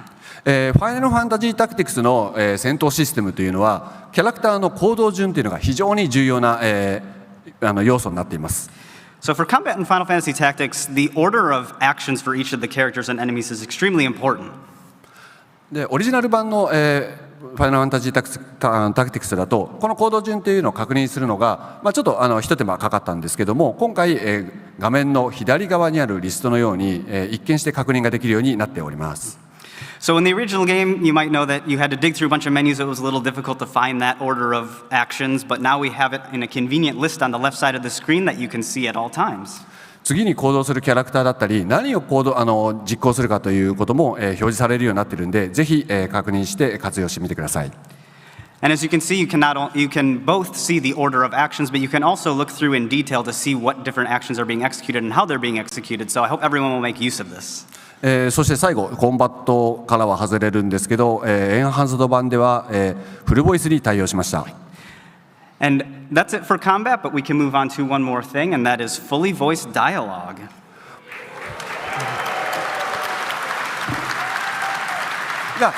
ちょっと一シーンでちょっと見てみましょうか。And we will play one real quick clip just to give you a taste. This vile charade has gone on long enough. It ends now. 短いな。It was a bit short. こんな感じでですね、ストーリーはもちろんのこと、バトル中の詠唱セリフだったり、バトル中の掛け声だったりっていうのもさまざまな箇所で、ボイスに対応しています。So we don't have dialogue or voice dialogue just for the story elements, but also in battle, whether that be battle voices or conversations in battle. So we have full implementation. これによってですね、キャラクターのその時々の、感情だったり思いだったりっていうのが、よりダイレクトに伝わるようになっています。And I think through the full voice, we can really get into the emotions and see that direct connection with the characters more. オリジナル版をプレイされた方も今回そのボイスで、フルボイス化されたストーリーを追うことでさらなる発見だったりさらなる感動を得ることも得ると思いますので、ぜひ楽しみにしていてください。And I think even if you played the original version, by playing with these full voices, you can find new things and experience new things and learn about those characters even deeper. So I would definitely encourage you to play it with the voiceovers. I would also encourage you to play with the voiceovers. You have just listed a huge amount of new features, but obviously I'm a narcissist, so I'm interested in the voice acting. Can you potentially, would you like to tell us about one of your favorite scenes from the game? そうですね、僕はこちらのシーンが、お気に入りですね。This is one of my favorite scenes. ラムザの兄であるダイスダークの彼がどういう思いでこのイバリスという国で生きているかという部分だったり、そのガフガリオンというキャラクターのラムザに対する思いだったり、ここからの物語の大きな起点となるシーンなので、地味なシーンではあるんですけど非常に大好きです。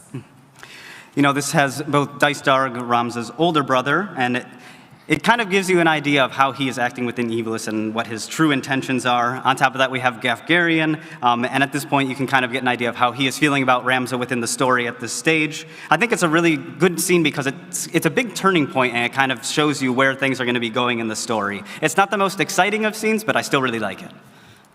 でもそこにダイスダークいるね。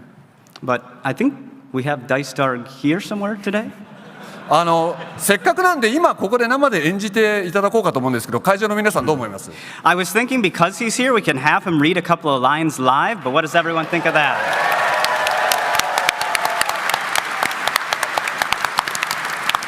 No, I couldn't possibly. Okay. God, it's so hard. Sure, why not? Interestingly, for you, maybe it won't be, maybe this will be very boring. I was quite nervous about agreeing to be a part of Final Fantasy Tactics because I was really happy with my contribution to the Final Fantasy franchise as Clive. And I didn't really want to maybe kind of soil that. I didn't want to come back in and do something badly because I was so happy and I was very, very nervous. But when I was given the opportunity to do Dicedar, he's so texturally different from Clive. Very, very different. And so we're going to do a couple of scenes that kind of show that, where he is both the older brother, he is the disciplinarian, and also he's the scheming tactician. So, here you go. This scene here. I hear you were decorated for your first victory, Ramza. They sing your praise from on high. You do honor to our name, my brother, and to me. And this scene is interesting because this is that first moment where we see him as this caring but ever so slightly stern individual, and then we move on to him being a bit of a nag. Might I pose a question, Ramza? What purpose do laws serve when even those who would enforce them choose not to pay them heed? Adherence to the rule of law is a knight's solemn duty. It falls upon us as Baals to bear the burden of example. Is it your intent to live up to your name or to drag it with you through the mire? Nice guy. And then this one is probably my favorite. This is him scheming. This is him being a terrible person, but also very delicious to play. The fool. He soils our name, dogs my every move. I thought this a chance to let him learn the harsh truths of the world, but the boy is too stubborn. So there you go. That's a bit of Dicedar.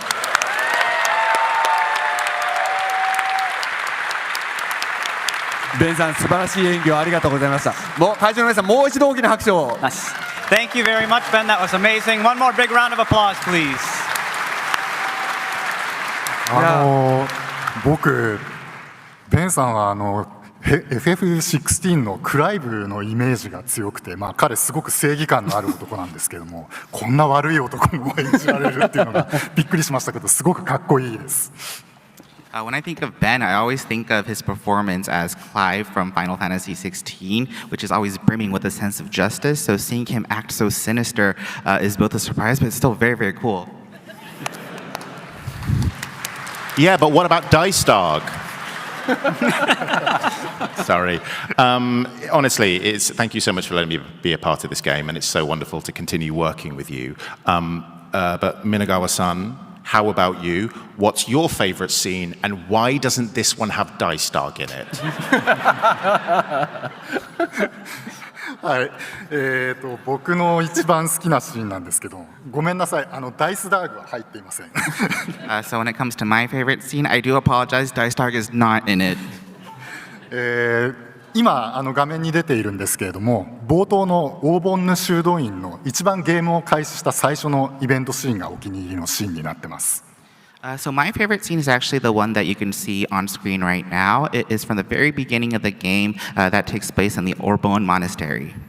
で、ちょっとこれは僕がアートディレクションをしているっていうところも影響しているんですけれども、最初にそのゲームで一番キーになるイベントシーンっていうのを決めて、そこでビジュアルのチューニングをするようにしているんですけれども、このシーンがまさにそのビジュアルチューニングをした、イベントシーンになります。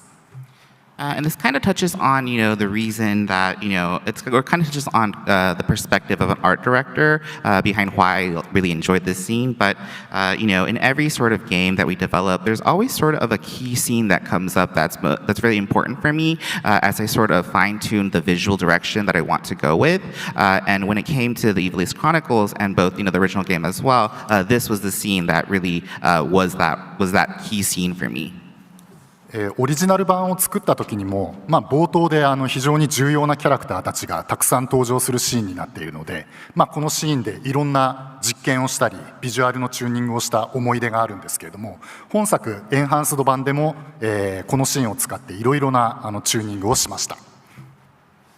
So even in the original game, this was a scene where a lot of the important characters make their appearance. And so even back then, I remember I had to do a lot of experimenting and trial and error in order to kind of get the visual of things just right. And even with the Evilise Chronicles, we did the same, where we wanted to be able to really nail the look through this scene. そして一番開発の初期の頃はまだボイスが入っていなかったので、ちょっとボイスが入った時にアニメーションとかを演出を変えなければいけないんじゃないかっていうふうに心配していたんですけれども、実際にボイスが入った時に非常に素晴らしいシーンに変わったので、何もしなくてもビジュアルは何もしなくても素晴らしいシーンに変わったということで、非常に安心したという思い出があります。In the early stages of development, we also didn't have the voice, included in the game just yet. And so once we did, hear about how we're going to be including voiceover into this game, it kind of made me a little bit worried in terms of whether or not we're going to have to then make adjustments, perhaps like the animation as well. But, once we actually dropped in the voices and got to see some of these scenes, I really felt that all the scenes just came to life. And, you could really see how great and excellent everything was. And so I remember just feeling very relieved. Minagawa-san, Ivilise is an incredibly special place for so many people in this room and around the world. We have so many memories of living in that place, and it's amazing to see the enhancements that you've made. It nostalgically looks exactly like we remember it looking back in the day. But I imagine, as great as it looks now, there probably were some challenges. Would you like to talk us through some of the challenges that you faced when working on it? そうですね。まず最初にちょっと皆さんに謝らなければいけないかもしれません。First, I actually need to start with an apology to everyone. これから話をする話というのが非常に地味で、でもすごく大切なところなんですけど、地味な話になります。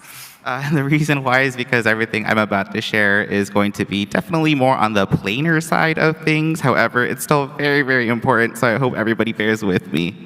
じゃあ画面のスライドを、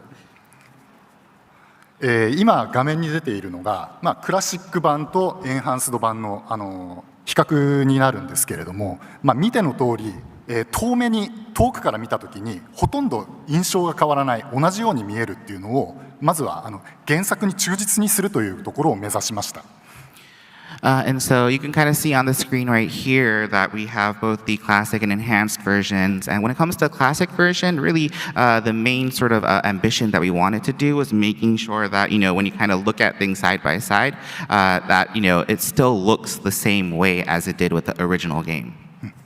ですけれども、昔の画面と違って今は非常に大きなテレビでプレイされる方もいますし、そのまま、同じように見えるだけでは絵が、物足りないものになってしまいます。That said, nowadays people, of course, play games on much larger screens. And so if you were to kind of take the same sort of, screen and blow it up in those larger monitors, then it would almost kind of look a little bit empty. そういったことから小さな画面では同じように見える。でも拡大すればディティールがちゃんと現れる。そういう絵作りをまずは目指しました。And so we wanted to be able to create and build out, different game screens where when you're kind of viewing it in a smaller portable screen, everything kind of looks the same. But even when you do blow it up on a much larger screen, some of those details still does read and come through. そこで困難になった2つの課題がありまして、まず1つがテレビが変わったというところがあります。And so when it comes to kind of developing this game, there were two main sort of challenges that came to mind. And the first one really is, the topic of the fact that the TV monitor is different. プレイステーション1の頃はブラウン管で、プレイされた方が多いと思うんですけれども、今は液晶の画面が主流になっているので、そのままピクセルドットを拡大すると非常に四角いスクエアな感じになってしまいます。And so when the original, game launched on the PS1, most people probably experienced that game through a CRT monitor. But now, it's much more commonplace for people to be playing games through a much more higher resolution LCD monitor. And so in those situations, kind of the way that the pixel would kind of read would be much larger.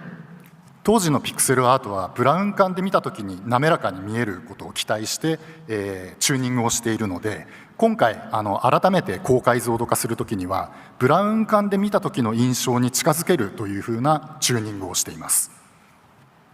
And with this game, we really wanted to be able to deliver an experience that sort of matches, the feeling of what it was like to play this game on that CRT monitor. And so as we tried to, make everything higher res, we wanted to also add adjustments to be able to kind of make sure that that impression of this being an experience that you're reading through or you're seeing through a CRT monitor still came through.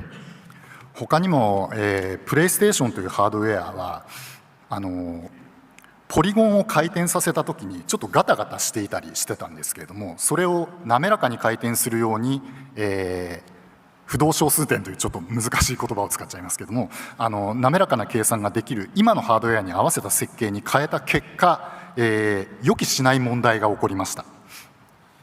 And sort of the other, issue that we sort of encountered was when it comes to the original PlayStation, hardware, when it came to the way that the polygon graphics would sort of be processed, typically with the way things were built out, where like 3D models, if you kind of rotated it slightly, then they'll kind of come across a little bit more jagged. But with this iteration, we had to sort of try to make adjustments to be able to process that information much more smoothly and cleanly. 当時はよく見えていなかったので見逃されていたさまざまな、プレイステーション1の時には出ていた誤差というものが今回改めて高解像度化することによってはっきりと見えてしまうというトラブルが起こって、それを、現場のアートスタッフデザイナーが、一生懸命それらをチューニングした結果、見てのように同じルックを表現することができるようになりました。And at the time, if you were to take kind of the look as it was from the PS1 and then try to, use it as is and try to basically blow it up without making adjustments, then, a lot of the sort of imperfections came much more noticeable. They kind of surfaced much more. And so, a lot of our, graphics team had to work very, very hard in order to try to polish things so that, when you do look at the game now, it still kind of, reads in a way where everything just looks much more polished and clean. はい、そして再現するだけではなくて、もちろん今の現代のハードウェアに合わせてより、リッチな表現というのを入れています。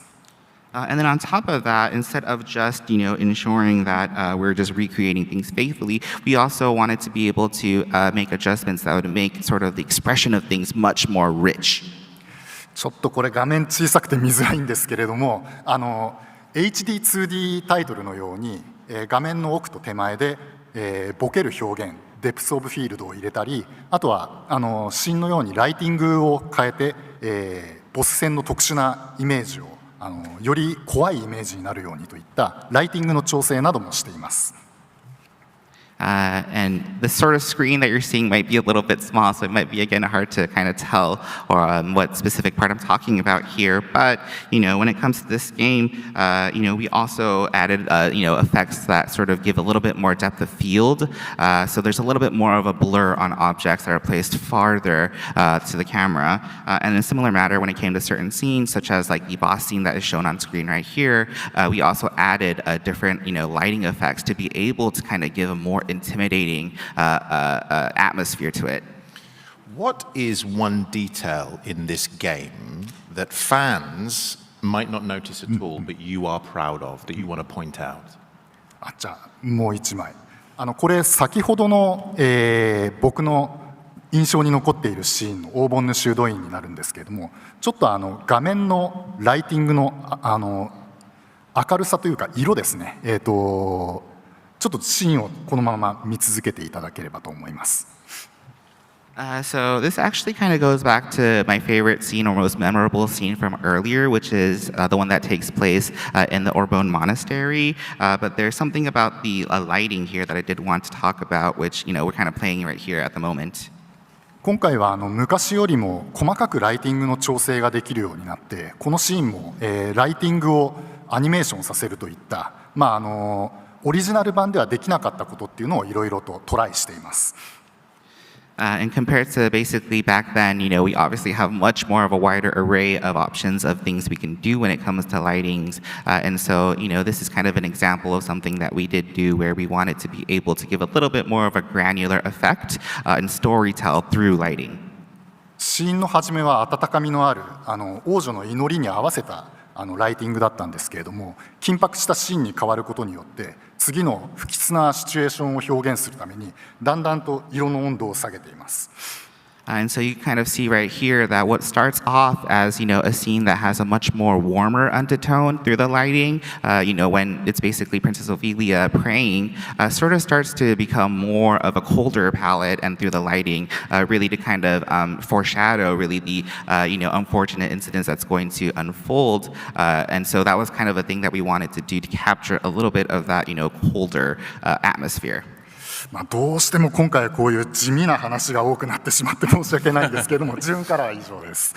And so I do apologize again that this might be something that's a little bit more on the subtler things to talk about, but yes, that was everything that I wanted to share from my end. Thank you very much.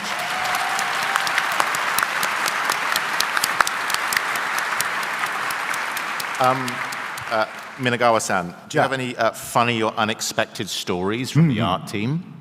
面白い話。ここでじゃあですね、これもちょっと失敗談になっちゃうんですけれども。So I actually do, though this I guess would be something that speaks more to something that I didn't do very well.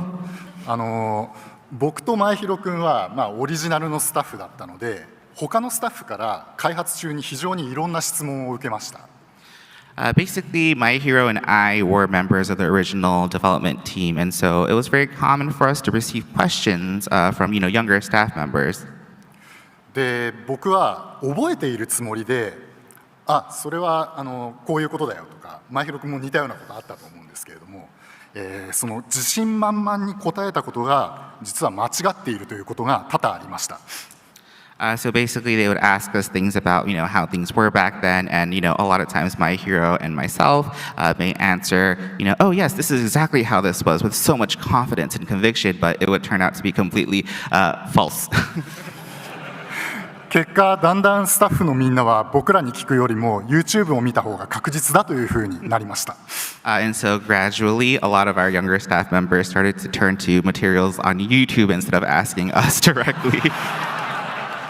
ファンの皆様のおかげでイバリースクロニクルズはできております。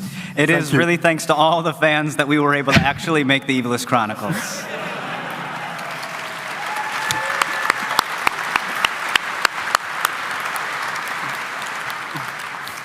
And how better to thank the fans than by showing the fans a PAX exclusive? We have a little treat for you. For the first time ever, we are going to show the new opening movie from the game. Would you guys like to see it? Well, let's show it to them. Off you go.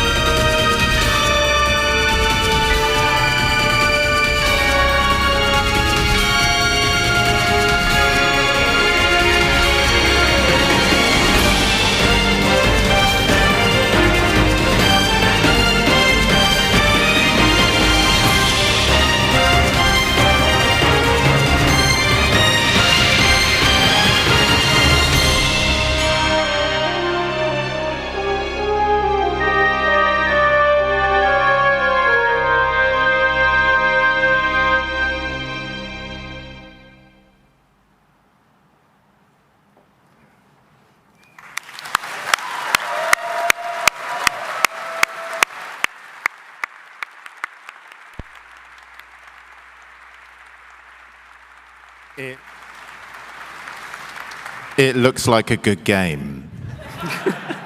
It absolutely looks completely incredible. And as much as we could talk about Final Fantasy Tactics all day long, our time is coming to a close. But before we say goodbye, is there anything you would like to say to the fans? はい、まずは今回28年ぶりに作ったタイトルにこれほどたくさんの皆さんに来ていただいてもう本当にありがとうございます。So, first, this is a game that launched 28 years ago. The original game launched 28 years ago. And so the fact that so many of you gathered here today just means so much to me. Thank you so much.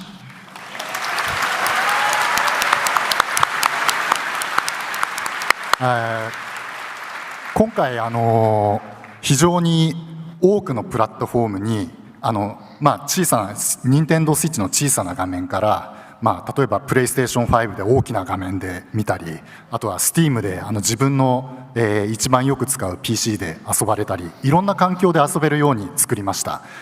すべてのデバイスで同じ体験ができるようにさまざまな言語対応も含めて同時に発売させていただきますのでぜひとも皆さんにも楽しんでいただきたいと思います。And this game is going to be launching on, a really high number of platforms. You can experience this game, on a smaller portable screen through your Switch, or, you can experience it on a much larger screen, through your PS4 or 5. Or if you would like, you can even experience it, in your PC as well, in whatever sort of PC environment you prefer. And we worked very, very hard to be able to deliver an experience that's the same across all platforms, and also includes various language support as well. And so I do hope people look forward to that.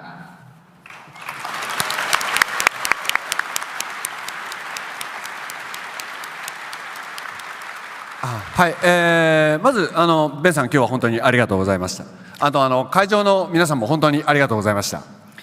I think first and foremost, a big thank you to Ben for hosting this panel, and a big thank you to everyone for coming to watch.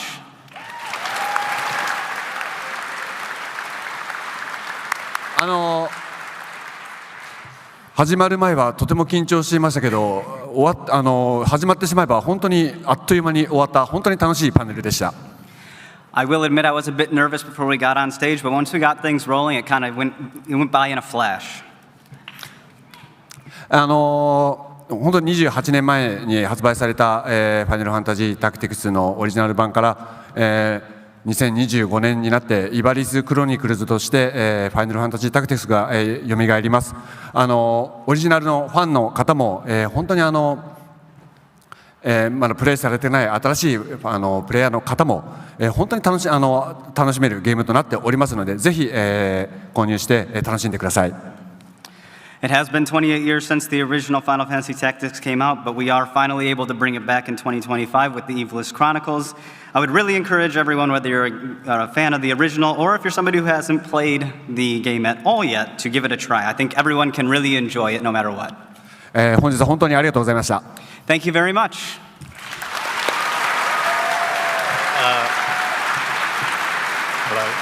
Okay, let's give a huge thank you to Minagawa-san and My Hero-san for joining us today. Your contribution to this franchise is incalculable, and to be able to share the stage with you is a complete honor. So thank you so much. There you have it, everyone. Thank you for joining us today and for the making of Final Fantasy Tactics, the Ivalice Chronicles. I hope to, and we hope to, see you in Ivalice in September the 30th. So, make sure to tell your friends, your families, anyone you've ever seen, anyone on the street, anyone you're passing by now. In fact, don't do anything else today other than tell people to go and buy Final Fantasy Tactics, the Ivalice Chronicles on September the 30th. You got it? Because you can get it on Nintendo Switch 2, Nintendo Switch, PS5, PS4, Xbox Series X and S, and PC. And I would advise you all to buy it on every single platform. Is that a promise? Do we have a deal? Because I will come and I will find you. Thank you so much, tacticians. Keep your blade sharp and your minds sharper. I would ask, we would like to take a little selfie afterwards, so we might just go and do that. But thank you so much, and we really appreciate you. You're wonderful. Thank you.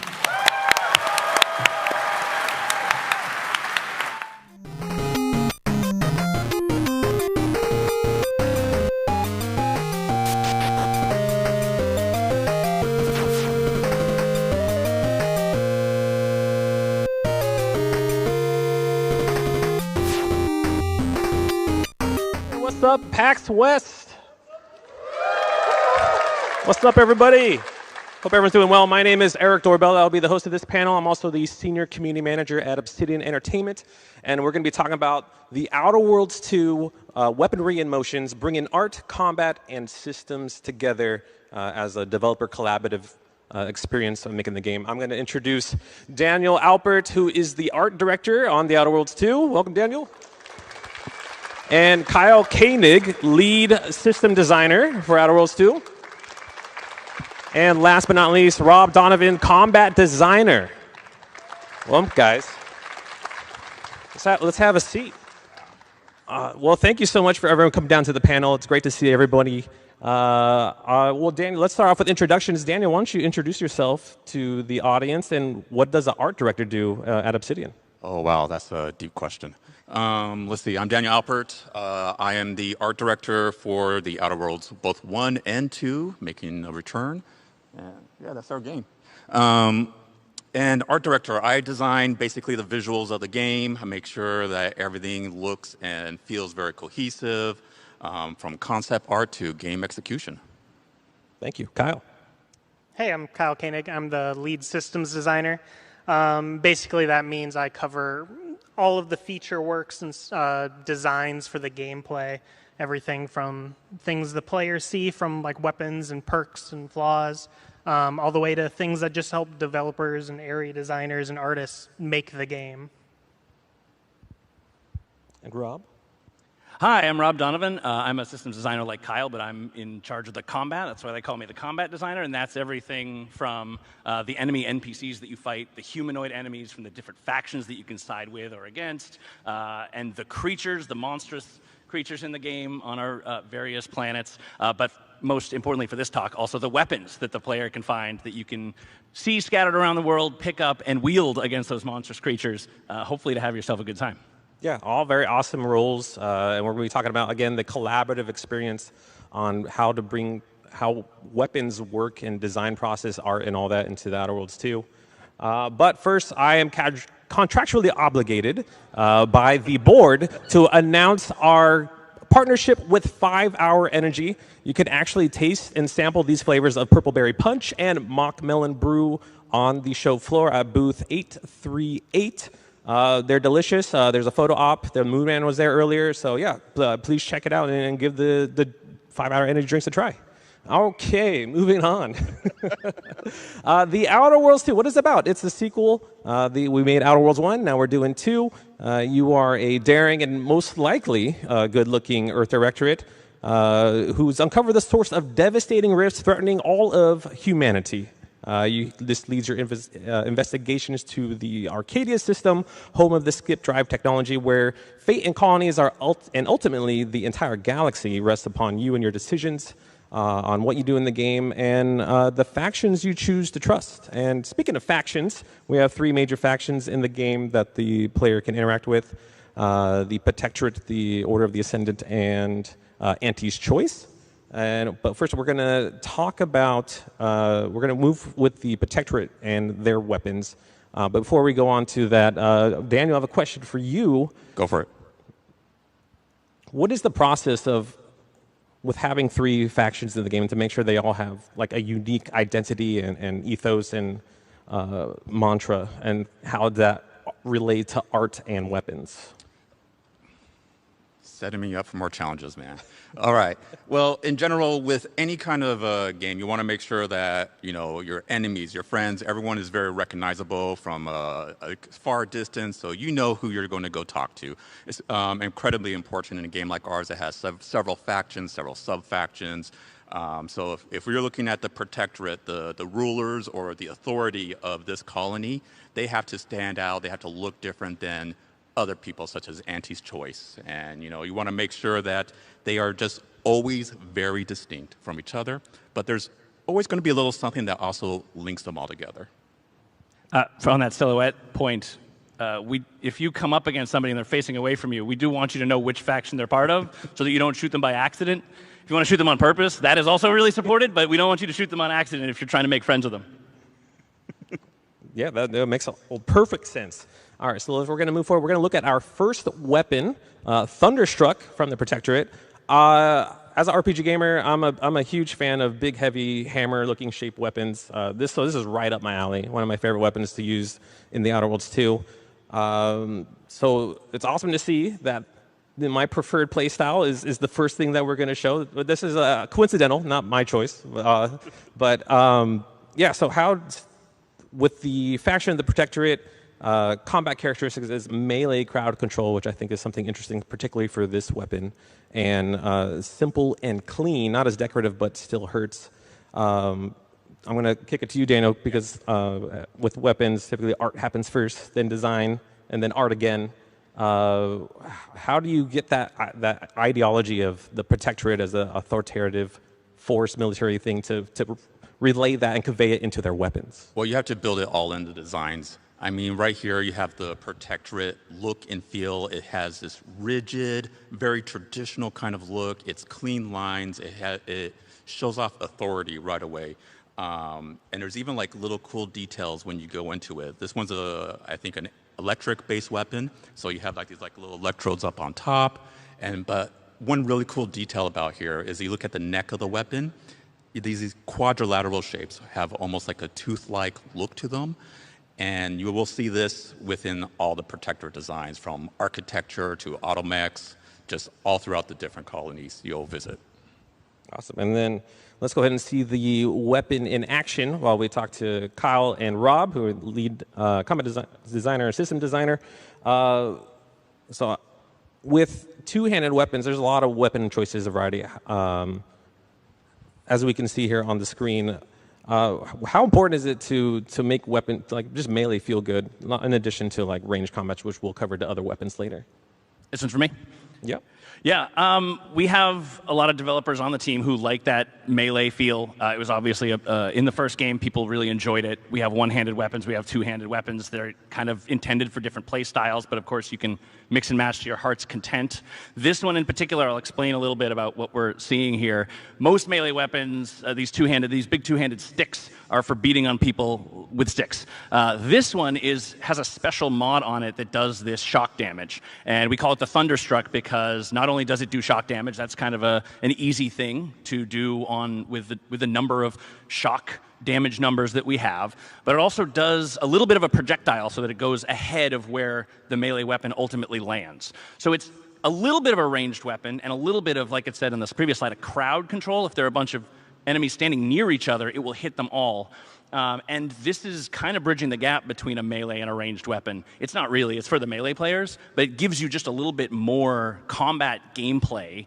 We have one developer who appears to be allergic to ever switching to a ranged weapon. No sidearms, no backups.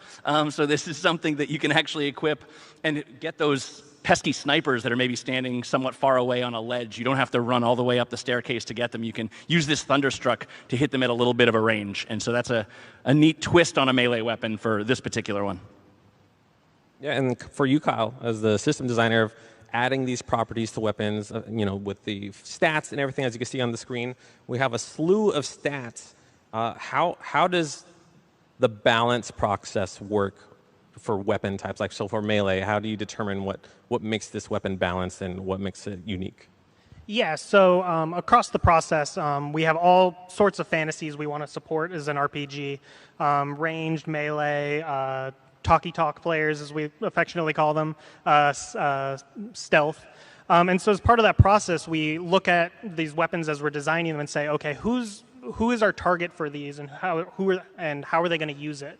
Some of that is working with Rob to make how's the gameplay is going to feel in combat and what role this is going to do. And then stepping back from there and adjusting numbers to make sure that it's fitting that role. It's not getting too far into eclipsing other weapons that aren't in this role, like making sure this isn't the best melee one-handed weapon or melee two-handed weapon in the game so that you never have to use anything else, but making sure that when that melee player does want a ranged weapon, that's what this is for, and it's filling that niche. And so how does that work with the unique property of this two-handed weapon being a crowd control weapon? How does that differ from other weapons? Yeah, so we have various shock weapons in our game, and shock is a damage type that you build up, and it deals some chain lightning, as one would expect, and eventually it builds up into where it paralyzes enemies and gives you a chance to, in this case for a melee player, beat them down. So for this weapon being ranged, it lets you start that process earlier, charge in or disable someone like a sniper, like Rob was saying, and stop yourself from getting shot from afar as a melee player, which tends to be the biggest problem with that playstyle. And then, so for you, Daniel, when Rob and Kyle are like, all right, here's the weapon, here's how it's going to work, can we make it feel heavy? Can we make it feel meaty with like the visual aspects of the game? So how do you go about making that the feel of the weapon also show represented visually? Well, I mean, I wish it was just art alone that did that, but really it's animation, it's audio, it's VFX, it's lighting. Everything has to come together to where you get that heavy feeling. And even though like this is like a nice, meaty, chunky weapon, like it is not the biggest hammer in the game. Okay, I like that. Yeah. Okay, thank you. We're going to move on to another weapon from the Protectorate. I think this one people will have a lot of fun with, and this is the multi-launcher.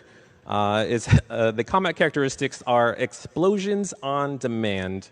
So when you guys design and develop weapons in the game, and you're coming up with these characteristics, what are you looking for for the design choices? Yeah, so when we're first starting to look at what is our unique weapon palette, we're looking at what weapons do we have and that we're building on and expanding for the unique weapons, and how do we get a good spread of playstyles and faction representation. So for something like this, which is Protectorate is very authoritative. They like big explosions. They like dealing big damage in a big, flashy way. So from there, we just elaborate on, okay, well, we have rocket launchers. What's the next level of that? What's the more that makes this unique interesting? And that's more explosions. So this is a pistol that shoots missiles at rapid fire and just kind of lights up the enemies from afar.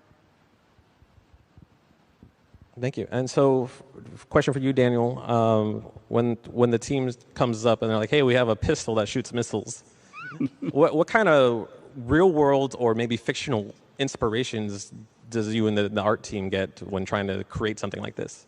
I was asked that question twice in development of this game because this is the multi-launcher. We do have a singular launcher as well,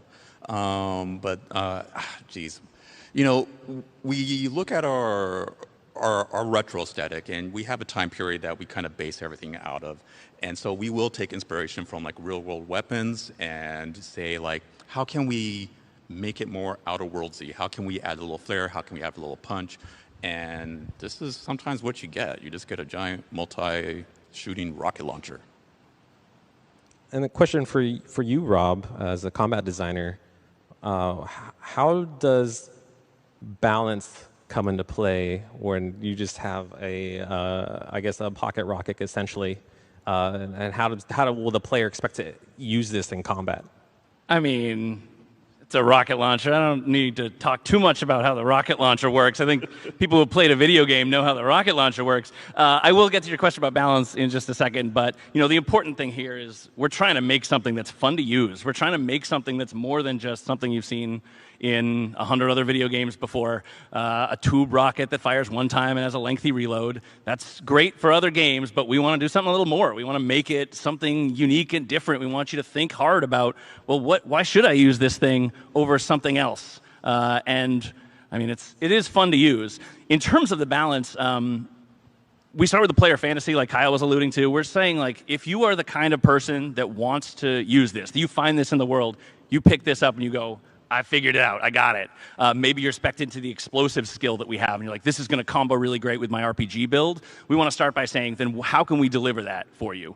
And then we need to figure out, like, what are the levers that we can use so that, like Kyle said just a second ago, how is this not the best weapon in the game? We can't have every weapon be the best weapon in the game. We want them all to fit those roles and be perfect for one kind of player, or maybe even one individual player. So some of the things that you might expect out of firing this many rockets this rapidly is you're going to run out of ammo. You're going to have to engage with some of our other systems to get ammo. You could buy it at vendors. You can craft it. We have a crafting system. It might be very expensive for you to actually use this weapon all the time. And it might also give you some friendly fire right there. This player just shot a small automech floating in front of it, and I guarantee you they took some friendly fire damage because rockets explode in big booms like this. Again, this is not rocket science here. It's just rocket launchers. That was a good one. And then for you, Kyle, as Rob mentioned, when there's an explosive skill and if you're using explosive weapons, how does that cater or benefit for players' specific playstyles? Yeah, so we between perks, flaws, skills, pretty much everything in the game adjusts based off of your skills, as one would expect from an RPG. No pun intended. So for the explosive skill and also the gun skill, because this is also a gun, it scales with both of those just in damage. But then we also have perks here. There's one perk which actually stops you taking friendly fire from explosives. So if you're living this fantasy of shooting missiles 2 feet in front of your face, you can. I bet somebody out there likes that. I don't know. You sickos. Okay, thank you. All right, we're going to take a look at the next faction in the Outer Worlds 2, and that is the Order of the Ascendant. And then we're going to take a look at the Plasma Beamcaster. But before we jump into the details of this weapon, Dan, do you care to share with people who are the Order of the Ascendant? All right. So you have the Protectorate. They are the authority of the Arcadia colony. The Order of the Ascendant is their, or at least once was, their religious wing. So where you have the government structure, this is the religious structure. And when I say religious, we're talking about scientific methodology here. They are number crunchers. They are people who love to collect data and look at the cosmos and just kind of plan everything out. So they are precise. They are basically the science of our colony here. And when you're looking at the weapons here on the Order of on the caster, you know, they're not worried about like the look, the frills of it. They are making sure like this thing is set up to be a precision weapon. They have excellent cable management, and as you can see there, this thing is sporting some plasma damage. Yeah, I wish I can have that skill of cable management. It's a nightmare. And then, so I guess, yes, the Protectorate is very sleek and simple, where this seems a little more mechanical, technical, and even maybe more elaborate. How does that kind of go in line with the Ascendant's like ethos? Well, it's going back to like, they're not worried about like, you know, how do they look? What's the flare? They're worried about the science of it. They want to make sure that this thing just works. So when we design these weapons and we design a lot of the Order look, we almost like took the idea of like, what if we took off the outer casing? And this is the feeling of it. Very, very nice. All right, let's take a look at the Plasma Beamcaster in action. Again, a quick question for you, Kyle. So we had a melee weapon, we had a launcher weapon, and now we have a plasma weapon. How do you determine, like statistically wise, with like all these stats here on screen, of how to make each weapon feel unique from one another, including like the factions? Yeah, so we have multiple damage types in the game, and each damage type is associated with one of the factions. We saw Protectorate uses a lot of shock, which relates back to they utilize a lot of automechs, and that the themes align there.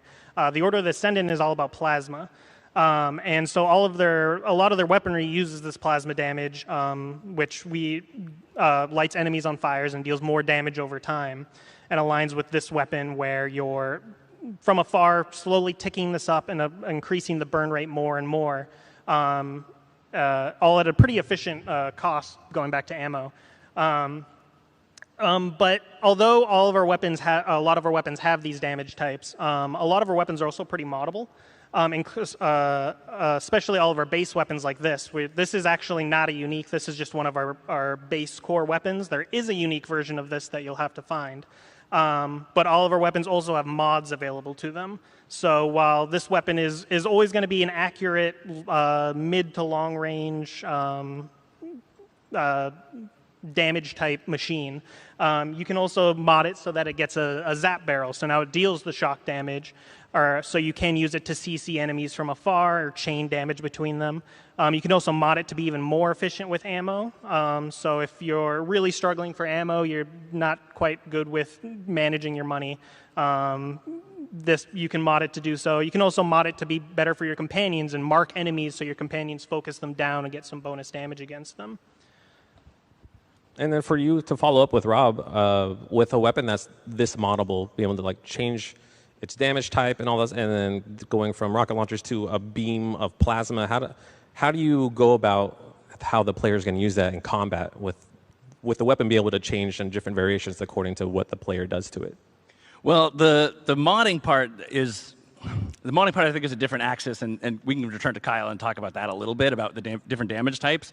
But the beam, the fact that this is a beam weapon really crowbars it away from many of our other guns in the game. If you have a bullet-firing weapon, if you have the rocket launcher like we just looked at, if you have a two-handed melee, those kind of have their own roles. They have their own combat abilities and things. This is a beam, so it's hyper accurate. You don't have to worry about recoil and weapon sway and things like that nearly as much. You can just kind of hold the beam on an enemy, and you'll burn them. And you'll burn them for as long as you keep holding it. And some of these guys are dodging out of the way, which is very cool. It gives you a little bit of a challenge. Maybe this isn't the weapon for you. Maybe you don't like that precision aim. You want to go back to the rockets where you just kind of launch them downrange and wait and see them explode. But one of the very cool things about working on the Outer Worlds 2 and on working on sci-fi games is that we can do this. We can do these made-up beam-like weapons and have them occupy a unique combat role that's different from some of our other roles. And like I was saying with the rocket launcher, like, do something different with them. Make it something that you haven't seen before. Make it something that one person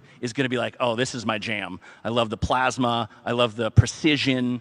Maybe the player here is sort of focusing on one at a time, but what would happen if you sort of burned one guy a little bit and then ran around the corner and burned a different guy and just let them burn alive? Some people might like that as well. Being a game developer is weird. But yeah, it's really fun to work on all these different kinds of things. And like Kyle was saying, this is just a base weapon. Like, this is just what it does out of the box. And this is not a unique special thing. You can make it unique and special, and you can make it your own, and you can play your own play style with the mods and with the elemental damage. Do you want to talk any more about that, or do you say what you had to say? Well, I can get into the third other damage type when we get to the next one, but yeah. Oh, that one. Yeah. Well, I guess what is the collaborative process like? What design meeting of having like all these different disciplines together? Like, we want this laser beam cannon. We already have like a foundation from Outer Worlds 1. How do we plus this up for Outer Worlds 2? Yeah, so I'll take that one because I think it starts on my team. Yeah, so we'll think through our suite and our focus, and from there we come up with ideas, brainstorm, and we run them by the other teams. Hey, combat, we want to make this crazy beamcaster. Can we make that work? Is that going to disrupt combat in a fundamental way? Hey, art, is that something that even makes sense for this world? Things like that. So once we have an idea and everyone's kind of on board, we all meet up and we start developing there. Like, okay, let's hammer in how exactly is this going to play? How is it moddable? What do those mods look like? What faction is it? All of those, figuring out all those details, and then once it's made, then iterating, balancing, playing it against all the other tools. How well does this one scale with skills and perks? Is it supported enough with perks? Do we need to create some more perks to make this type of weapon better? All sorts of things, looking at a giant big picture of all the pieces and making sure they're all together. Yeah, I mean, we've gotten some crazy designs from these two over here. And it's always fun, and it's always a challenge to like take one of their designs and say, like, how can we push this? How can we make it as cool and as appealing as possible? But while also making sure, again, it has to be Outer Worlds, and this one has to be Order of the Descendant. And you see a lot of cool like little details that we added onto this weapon. As I talked about before, the Order of the Descendant talks about they take details and information from the cosmos. So you have these two spinning wheels on the very top of the weapon. It's actually a quarter moon and it's a half moon if you can catch it. And then the weapon itself, you know, it's this big giant spinning orb, which is actually meant to like look and feel like a moon, a planet with a molten core inside of it. And it's one of the reasons I'm really happy we chose plasma to be the Order of the Ascendant's damage type of choice. And when you see these kind of like visual motifs and the weapons, you'll also see it throughout the world again. So one of the very first places you go to in the Outer Worlds, it has like this very Order of Ascendant kind of look to it. Anything to add, Rob? No, I think we're good. Actually, wait. One of the first places you can go in the Outer Worlds, segue, is in a Gamescom demo that we just did like last week. So if you're an Outer Worlds fan, you should be checking out some of the press that we got out of that. The team, some of the other members of the team, our colleagues, went out and did a bunch of demos. There's a lot of videos out there about the first hour of the Outer Worlds too. If you haven't seen it, you got to check it out. It's very cool. Awesome. All right. So that is the Order of Ascendant. We're going to go ahead and move on to Auntie's Choice, which is, maybe I would say it was a merger between Spacer's Choice from the Outdoors 1 and Auntie Cleo's, and now they're a megacorp, or maybe, well, Dan, you said it was more of a hostile takeover. It was a hostile takeover. All right. Before I show this to everyone. Yes. Yeah. I just want to know why. Why? Okay. Yeah, so let's go ahead and show off the Borst Blaster from Auntie's Choice. That is delicious. Oh, man. I want to look at the big screen. So, yeah, there's a lot going on here. Yes. It's like this giant contraction meat grinder thing. That's what it is. What is... Okay, Eric. Yeah, why? Explain yourself. For those who remember the Outer Worlds 1, we had a lovable creature called the cysty pig. It was amazing. It was this pig that grew cysts that were edible, because why not? Oh, there it is. That is, again, delicious. The cysty pig is a character that we really linked to Auntie Cleo in the first game, and now Auntie's Choice in the second game. And when it came to this weapon, are we able to go back to it really fast, or can we go forward? You got it. Oh, awesome. Thank you. Oh, man, that's magic.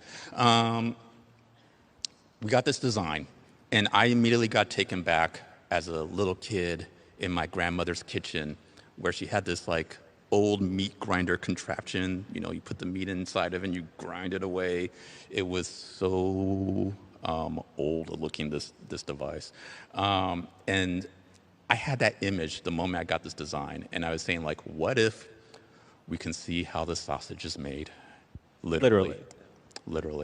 And it is pure Auntie's Choice. It is grotesque, but it's also just, I don't know, I think it's kind of cool. And it's like this like weird twisted beauty that is that faction.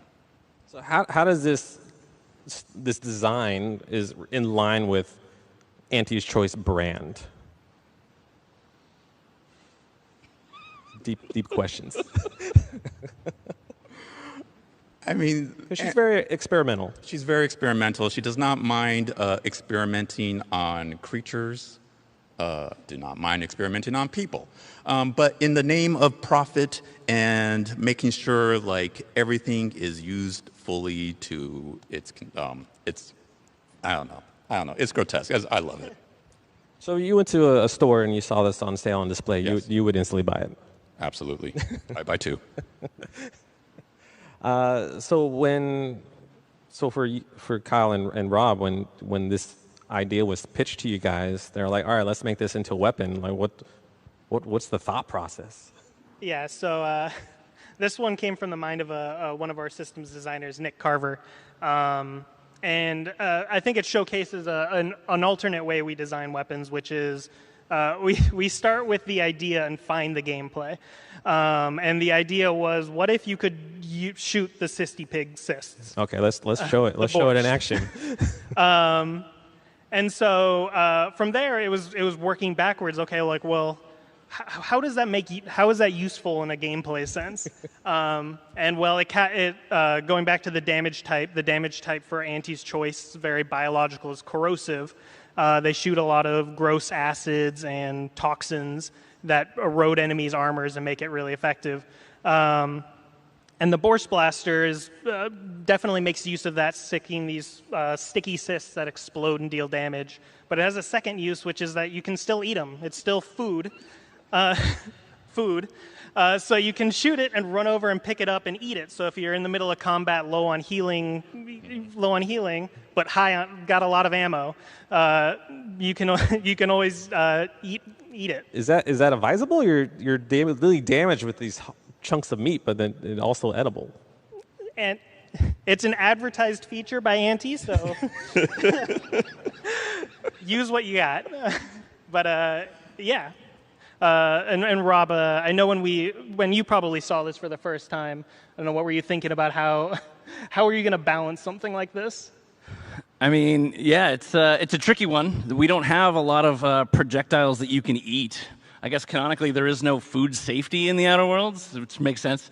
So we started by thinking of it as a grenade launcher. I don't know if that's on the screen here, but it has that projectile arc. So we're like, okay, well, grenade launcher arc. We know what that looks like. We have that. We're gonna let the weirdness of it, the grotesqueness of it, the uniqueness of it kind of stand apart.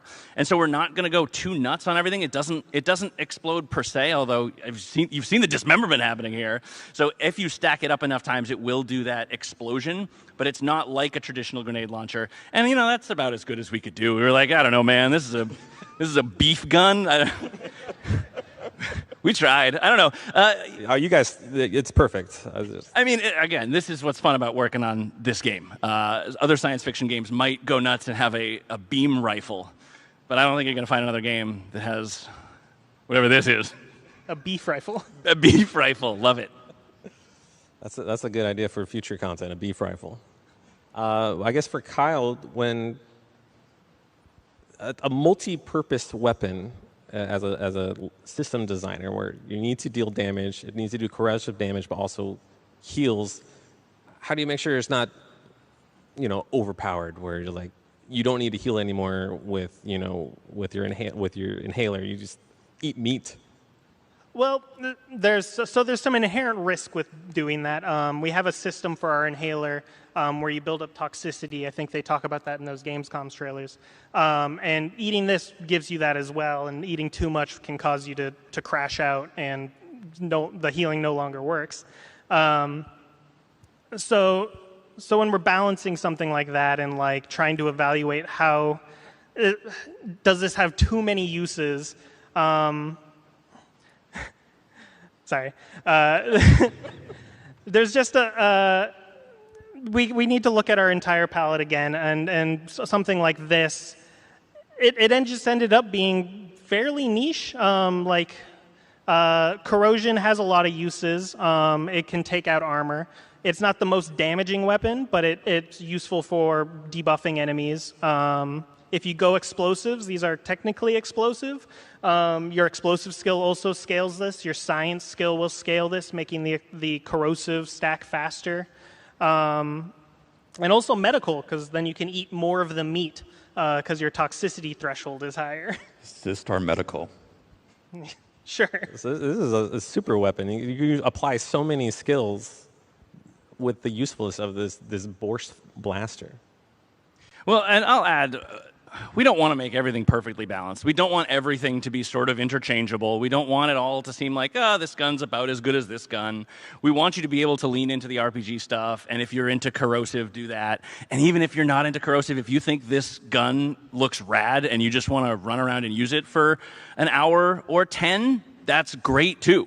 I'm not going to intentionally make anything that is the greatest gun of all time. We've talked about, there are some risks that are making one gun too good, but at a certain point, you just want to kick back and be like, the weirdos that want this gun are going to be over the moon about this game, and we're probably going to get some weird fan mail, and that's good too. Weirdo in a nice way. Of course. All love to the Outer Worlds fans. I mean, you answered. I was going to follow up with a question of how to the overall weapons in the Outer Worlds 2, and then how does weapon as you said, you're not trying to make every weapon similar. There's benefits to using one weapon over the other. For the overall gameplay, how do you, again, we're going back to balance of allowing players to make those decisions on their own? Mind if I take this? Yeah, so it sounds contradictory, right? We don't want a single weapon to be overpowered, and we are okay if a single weapon is overpowered. Those are kind of contradictory. Not to get into the weeds too much, but we have a lot of levers that we can use to balance these things out that aren't that noticeable, that don't change the core experience of shooting chunks of meat at guys and then eating them up. There's a whole panel here about all the stats that we have in the game, and any one of those we can kind of noodle with and tune, right? It has, I can squint and see here, a magazine size of 96. Now that's not 96 units because they take variable amounts of the ammo type that this takes. So that's one thing we could tune. Maybe it takes up more ammo, maybe it takes up less ammo, maybe the magazine size is smaller. Magazine is maybe not the right word for this, but Kyle, do you want to talk about any of the stats here that you think people are going to kind of go nuts for? Maybe I'll set you up. This says that it has a crit chance of 0, and I am really angry about it. Yeah, so I mean, pretty much every stat leads to some sort of build. Crit chance, well, a lot of weapons, there are other uniques that have inherent crit chance. Crit chance is also available through perks and flaws, and that could be someone's specific build. We have one perk called Serendipitous Slayer, which whenever you do get a crit and the perk increases your crit chance, gives you, immediately reloads your weapon. So if you really want to use this weapon, but the reload's super long, it's what is it? 5 seconds. 5 second reload, which is you pretty can turn long. around too behind you. It's a much bigger screen. Oh yeah, yeah. So it's a 5 second reload time, and you're like, I want to use the Borst Blaster, but I'm the crit chance build. You can lean into perks like that to keep your Borst Blaster loaded as you're damaging a bunch of enemies. Also, things like noise. The player can affect their noise in numerous ways, perks. So you could be a stealthy beef gun user. Stealth multiplier, your sneak skill. So you can stealthily kill people with this. All of these things key into different skills and perks and flaws to kind of let you go any direction you want with these weapons. Certain weapons will obviously lend themselves better to certain play styles, but we didn't want to interfere with the player's creativity with build construction and weapon design. And then, so for Dan, I don't want to leave you hanging because we're very weapons heavy at the moment. Again, when coming to designing weapons with multiple factions in mind, like how does the visual process of like showcasing the potential functionality of weapons? That's a great question. I'll just say it's just a general, it's a challenge because, you know, we're looking at just a few weapons here and we literally have, what, hundreds of weapons? I don't know. How many weapons? Depends on how you count them. I don't. Yeah. We have a lot. Not counting mods, and every weapon has mods, where I think we're at 90 plus. 90 plus, all right. Not quite 100, but 90 plus is pretty solid. And, you know, trying to make sure like each weapon not just feels like it's appropriate for its faction, but it's appropriate for the play style, it's appropriate for the Outer Worlds. You have to just kind of make like nice, distinct, hard choices. And like, does this weapon's silhouette read? Does it read from a distance? Does it feel like it's part of this faction? And does it like work as the player would think it's intended to work? Thank you. So yeah, I love this weapon, by the way. It's the best weapon. How many people in here had the word beef uttered 20 times on their bingo card today? I guess if you're going to the Outer Worlds 2 panel, that's the only one that might, right? They would win. They got it. You got it. Beef. Check it out. Okay. Let's see. I guess I want to circle back of the collaborative process, because this takes a whole team. It's not just one person working on a weapon. It involves, you know, programmers, systems, combat, art, all that stuff. Were any during these discussions and design talks? Were there any like fun behind the scenes stories when it came to like developing a weapon? We have a sniper weapon. It's an OA sniper weapon, and I made it probably the world's tallest and biggest sniper rifle ever. And I think I scared everyone. And the designer said, can we make it a little smaller? And I was like, but it's so cool. And I admit, it was ridiculously ginormous. They eventually won. We made it smaller. We had the animators on our side. They were like, we can't put this anywhere. It doesn't fit. And then it would clip through all the cover and everything. So, but it was so cool. It was. It was way taller than the person. I'm sorry we had to veto that for you. Yeah, it would create lots of bugs, for sure. But it was an amazing weapon, nonetheless. We still have it. It's just not as tall. I don't know. There's just so many, like... I think in general, you know, the biggest like behind the scenes story is like a story that gets repeated while doing all these weapons.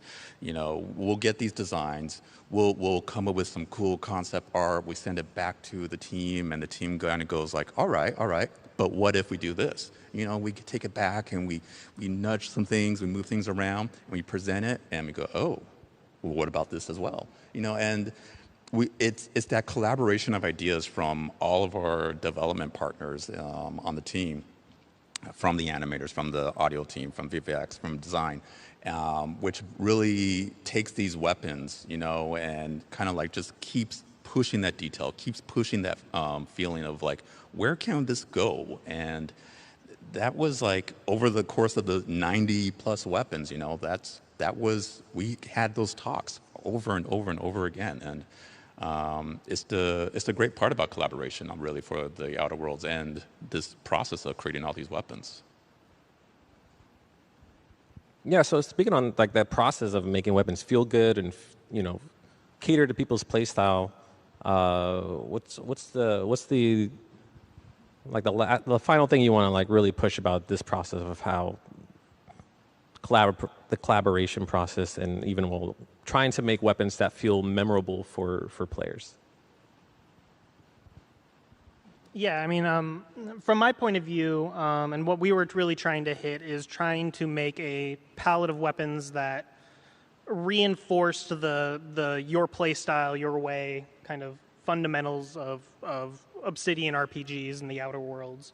And from there, starting with like, okay, what is our palette and what is all our weapons, and then working with combat and art to pitch these ideas, get something back from them and say, whoa, that's not what we were thinking, but we like it.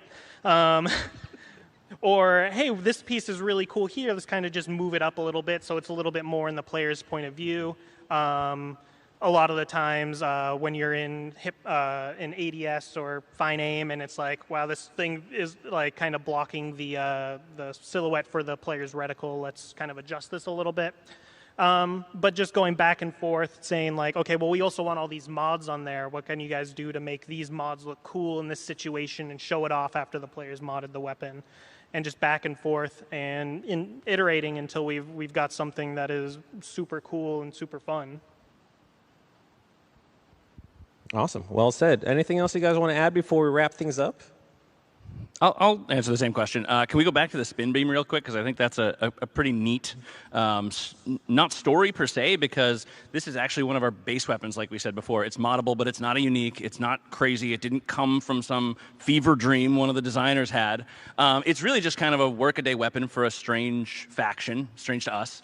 And developing it meant, from the combat team, we could get a beam weapon, which filled in a nice role between long range and short range. We could give it elemental damage, which plays into some of the skills, the RPG checks, and Kyle could go and sort of figure out, like, okay, how do we want it to behave?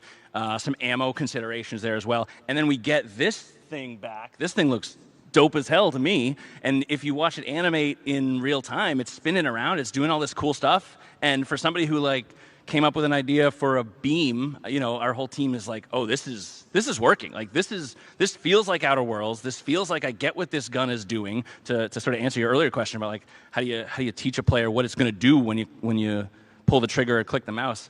And then I got inspired and I was like, well, you know, you can side against the OA. If you don't like the Order of the Ascendant, you can kind of try and fight them. So what if one of these guys has a spin beam? What if there's an entire class of human combatant that can wield this and use it against you, how would that feel? And we get some VFX on it, right? And we start to noodle around with it, and it is a really collaborative experience. And there are some days where it's just like really fun to go to work, and we should all be so lucky.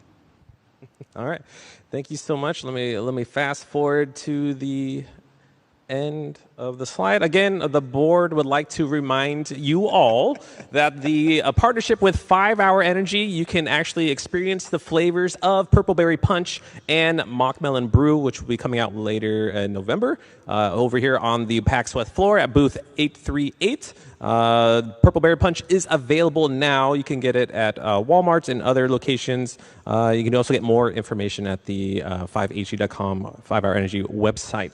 And also, but yeah, I'd like to thank all of you for coming out to the panel. The Outer Worlds 2 will be launching on October 29th on Xbox, Xbox Game Pass, Battle.net, PlayStation 5, and Steam. So thank you so much, everybody, for coming on out. And if you guys want to stick around, I would like to get a selfie with the devs here, with all you in the background, if you guys don't mind. Just real quick. NPCs. Thanks, everybody. This is fun. Thank you. Thank you.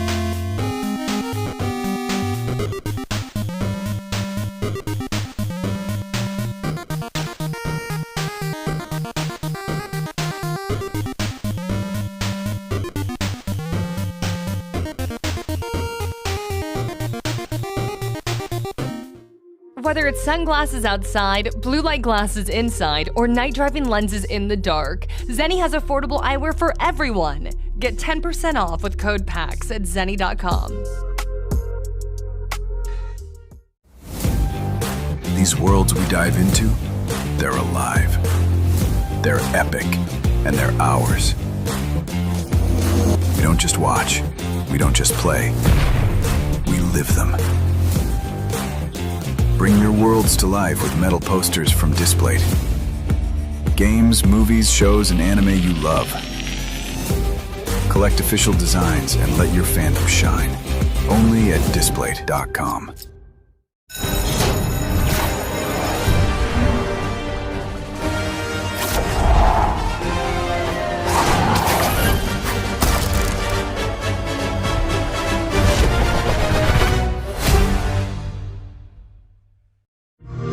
This is Sloan Beaumont speaking. Yes, from the commercials.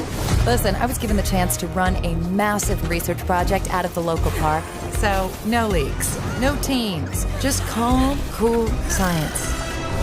It's gonna be amazing.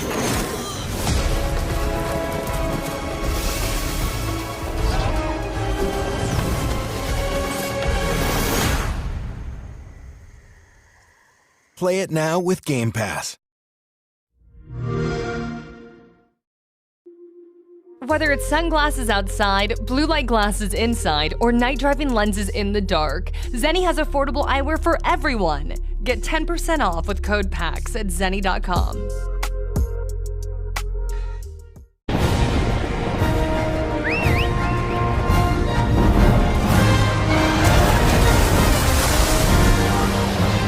Our ignorance is proving fatal. The encroachment threatens to drive our people out of house and home. But this divide has brought our two kingdoms to the brink of war. But it won't be for long.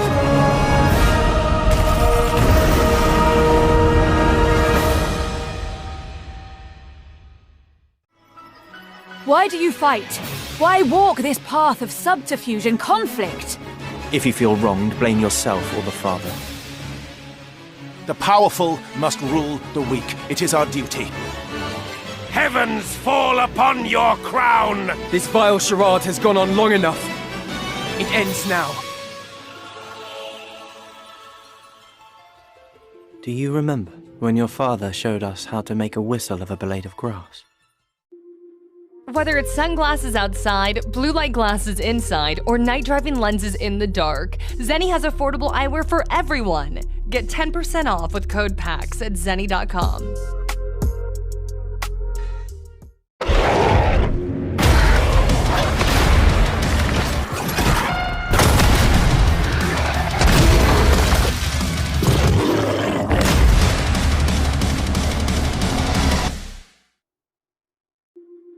Whether it's sunglasses outside, blue light glasses inside, or night driving lenses in the dark, Zenny has affordable eyewear for everyone. Get 10% off with code PAX at zenny.com.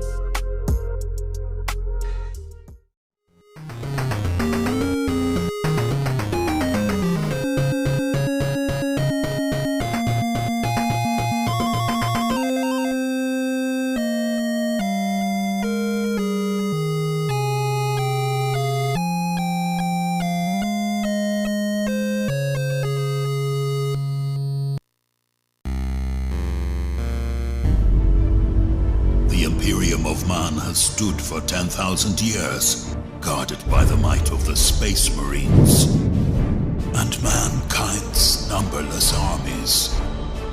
But they are beset on all sides, and the threat of chaos is ever present. This is your battle. Choose your side with Warhammer Metal posters at display.com. Whether it's sunglasses outside, blue light glasses inside, or night driving lenses in the dark, Zenny has affordable eyewear for everyone. Get 10% off with code PAX at zenny.com.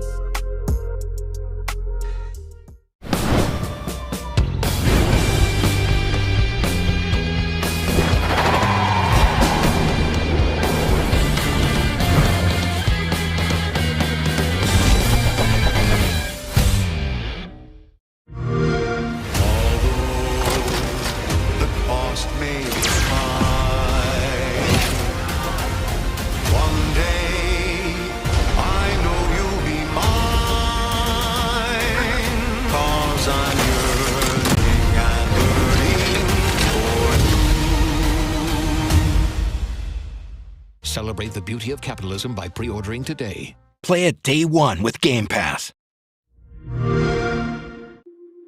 Whether it's sunglasses outside, blue light glasses inside, or night driving lenses in the dark, Zenny has affordable eyewear for everyone. Get 10% off with code PAX at zenny.com. Why do you fight? Why walk this path of subterfuge and conflict? If you feel wronged, blame yourself or the Father. The powerful must rule the weak. It is our duty. Heavens fall upon your crown! This vile charade has gone on long enough. It ends now. Do you remember when your father showed us how to make a whistle of a blade of grass?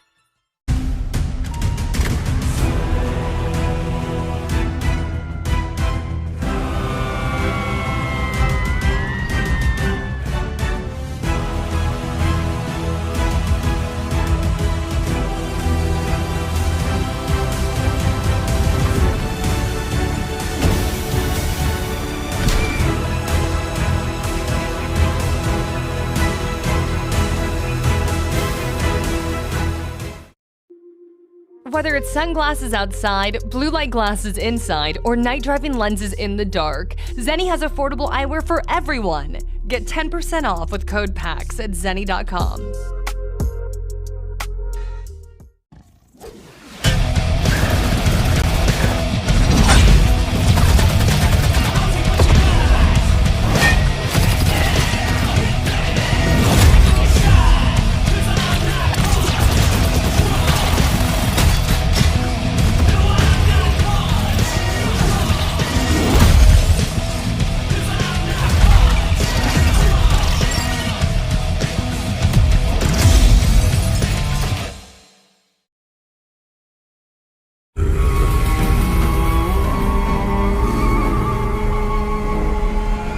Let's see your best then, eh?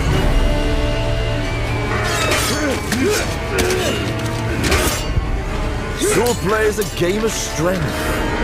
Winning is what matters. And you can bring as many friends as you want. Not good.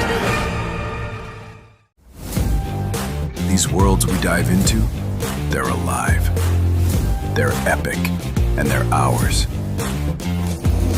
We don't just watch. We don't just play. We live them. Bring your worlds to life with metal posters from Displayed. Games, movies, shows, and anime you love. Collect official designs and let your fandom shine. Only at Displayed.com. Whether it's sunglasses outside, blue light glasses inside, or night driving lenses in the dark, Zenni has affordable eyewear for everyone. Get 10% off with code PAX at Zenni.com. The Imperium of Man has stood for 10,000 years, guarded by the might of the Space Marines and mankind's numberless armies. But they are beset on all sides, and the threat of chaos is ever present. This is your battle. Choose your side with Warhammer metal posters at Display.com.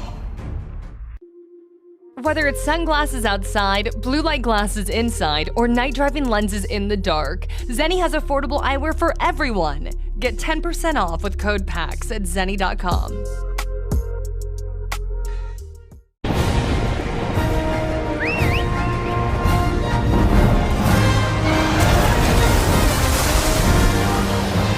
Our ignorance is proving fatal. The encroachment threatens to drive our people out of house and home. But this divide has brought our two kingdoms to the brink of war. But it won't be for long.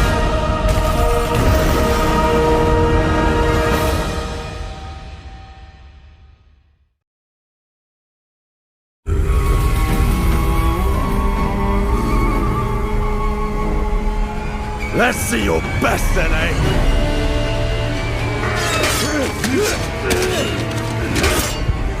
Sword play is a game of strength. Winning is what matters. And you can bring as many friends as you want. Not good. Whether it's sunglasses outside, blue light glasses inside, or night driving lenses in the dark, Zenni has affordable eyewear for everyone. Get 10% off with code PAX at Zenni.com.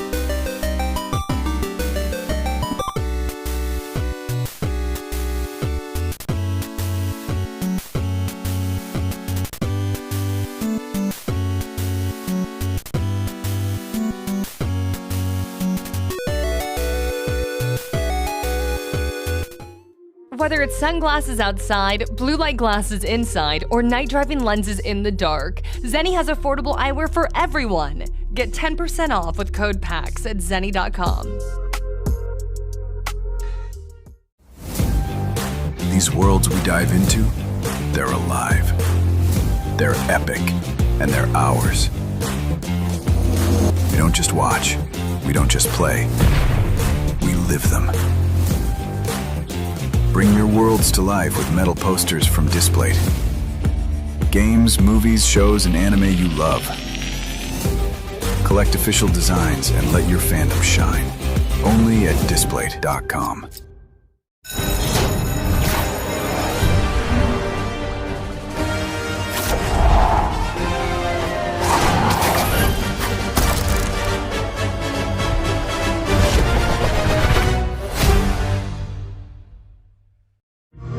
This is Sloan Beaumont speaking. Yes, from the commercials. Listen, I was given the chance to run a massive research project out of the local park. So, no leaks, no teams, just calm, cool science. It's gonna be amazing.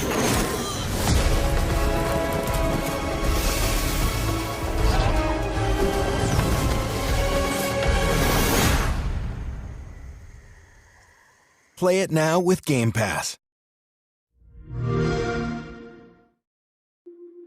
Whether it's sunglasses outside, blue light glasses inside, or night driving lenses in the dark, Zenni has affordable eyewear for everyone. Get 10% off with code PAX at zenni.com.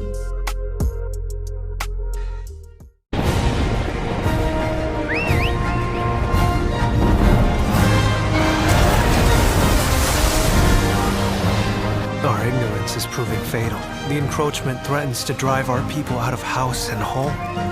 But this divide has brought our two kingdoms to the brink of war. But it won't be for long.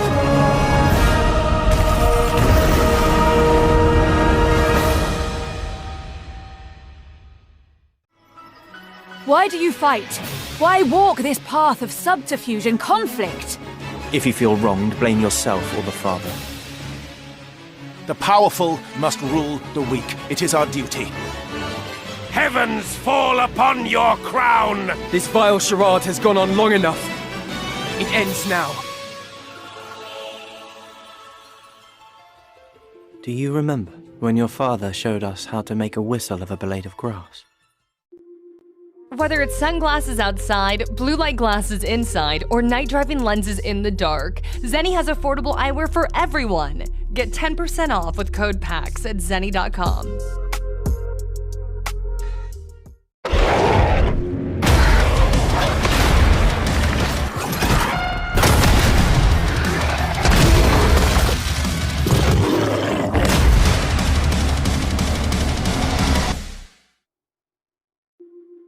Whether it's sunglasses outside, blue light glasses inside, or night driving lenses in the dark, Zenni has affordable eyewear for everyone.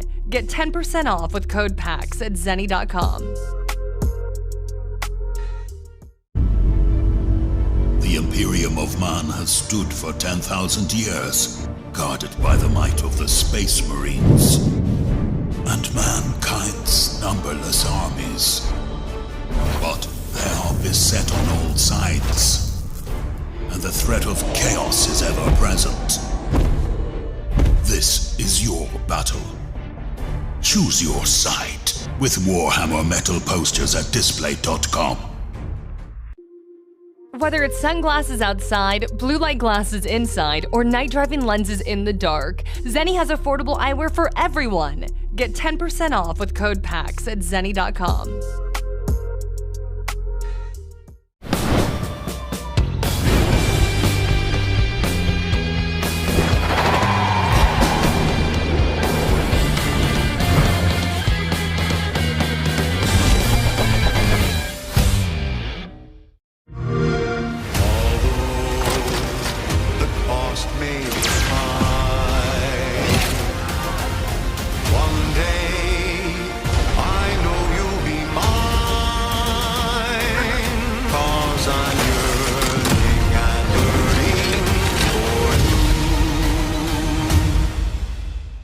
Celebrate the beauty of capitalism by pre-ordering today. Play it day one with Game Pass.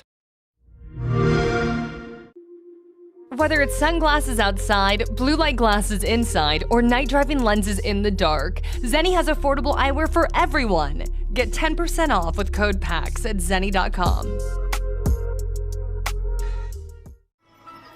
Why do you fight? Why walk this path of subterfuge and conflict?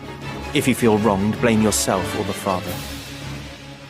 The powerful must rule the weak. It is our duty. Heavens fall upon your crown! This vile charade has gone on long enough. It ends now. Do you remember when your father showed us how to make a whistle of a blade of grass?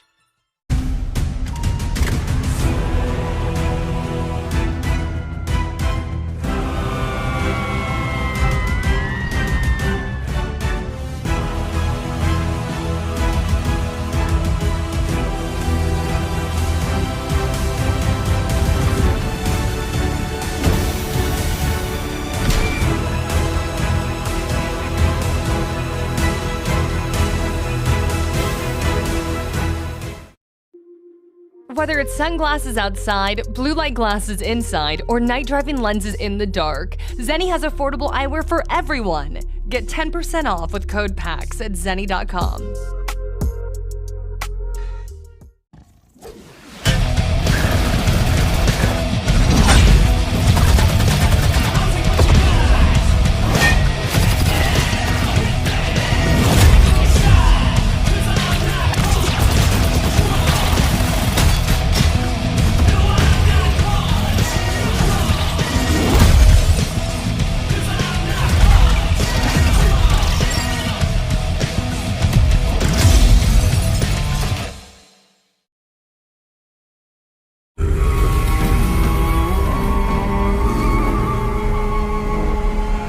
Let's see your best then, eh?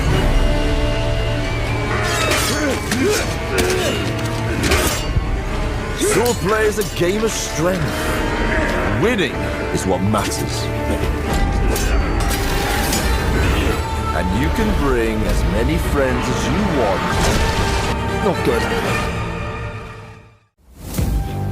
These worlds we dive into, they're alive. They're epic, and they're ours. We don't just watch, we don't just play, we live them. Bring your worlds to life with metal posters from Displayed. Games, movies, shows, and anime you love. Collect official designs and let your fandom shine. Only at Displayed.com. Whether it's sunglasses outside, blue light glasses inside, or night driving lenses in the dark, Zenni has affordable eyewear for everyone.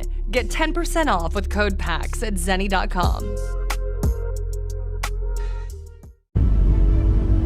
The Imperium of Man has stood for 10,000 years, guarded by the might of the Space Marines and mankind's numberless armies.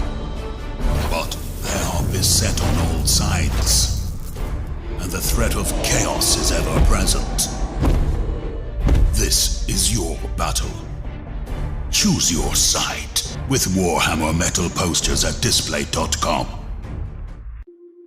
Whether it's sunglasses outside, blue light glasses inside, or night driving lenses in the dark, Zenni has affordable eyewear for everyone. Get 10% off with code PAX at zenni.com.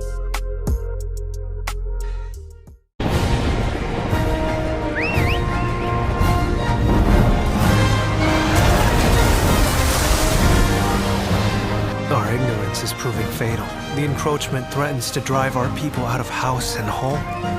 But this divide has brought our two kingdoms to the brink of war.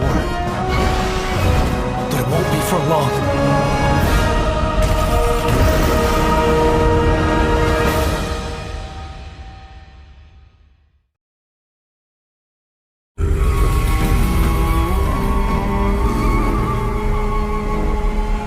Let's see your best then, eh?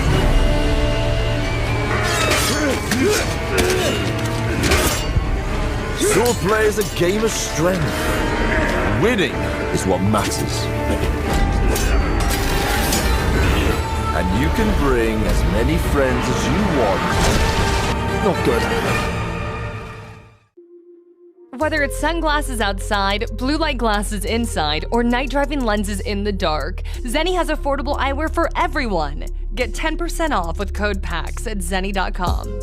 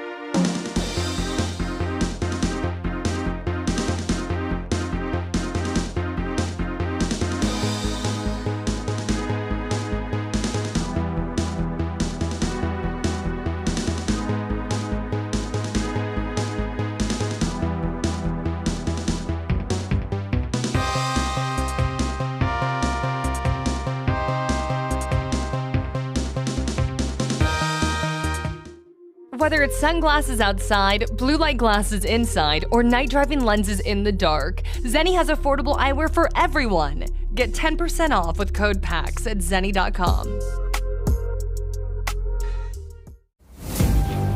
These worlds we dive into, they're alive. They're epic, and they're ours. We don't just watch, we don't just play, we live them. Bring your worlds to life with metal posters from Displate. Games, movies, shows, and anime you love. Collect official designs and let your fandom shine. Only at Displate.com.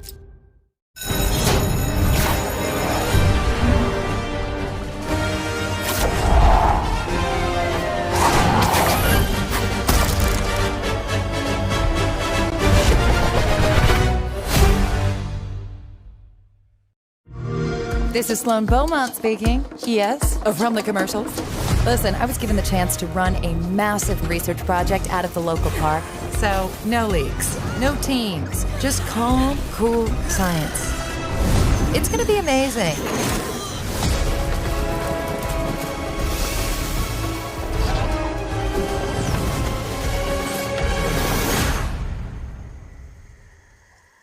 Play it now with Game Pass.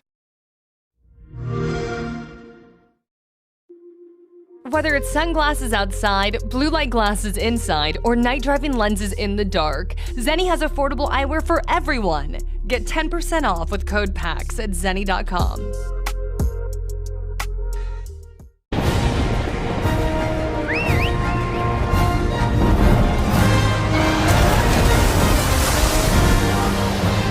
Our ignorance is proving fatal. The encroachment threatens to drive our people out of house and home. But this divide has brought our two kingdoms to the brink of war. But it won't be for long.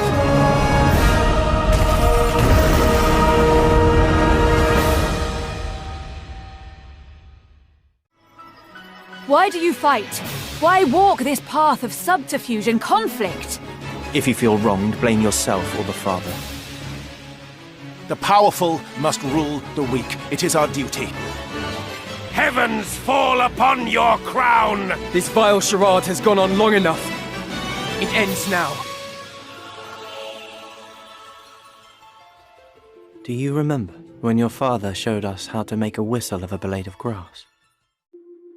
Whether it's sunglasses outside, blue light glasses inside, or night driving lenses in the dark, Zenni has affordable eyewear for everyone. Get 10% off with code PAX at zenni.com.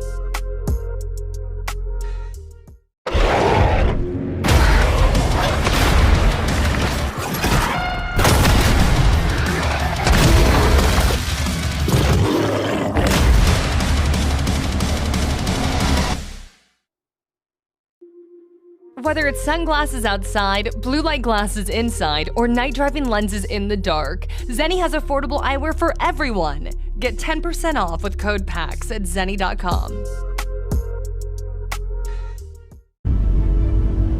The Imperium of Man has stood for 10,000 years, guarded by the might of the Space Marines and mankind's numberless armies.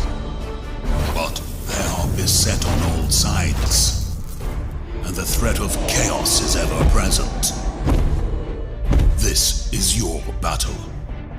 Choose your side with Warhammer metal posters at Displate.com. Whether it's sunglasses outside, blue light glasses inside, or night driving lenses in the dark, Zenni has affordable eyewear for everyone. Get 10% off with code PAX at zenni.com.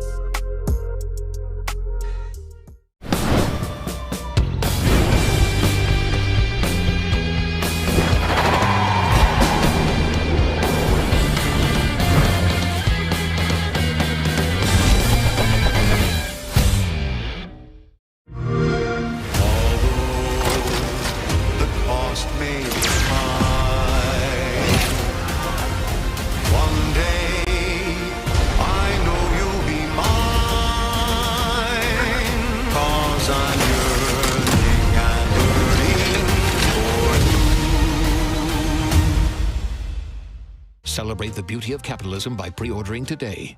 Play it day one with Game Pass. Whether it's sunglasses outside, blue light glasses inside, or night driving lenses in the dark, Zenni has affordable eyewear for everyone. Get 10% off with code PAX at zenni.com. Why do you fight? Why walk this path of subterfuge and conflict? If you feel wronged, blame yourself or the Father. The powerful must rule the weak. It is our duty. Heavens fall upon your crown! This vile charade has gone on long enough. It ends now. Do you remember when your father showed us how to make a whistle of a blade of grass?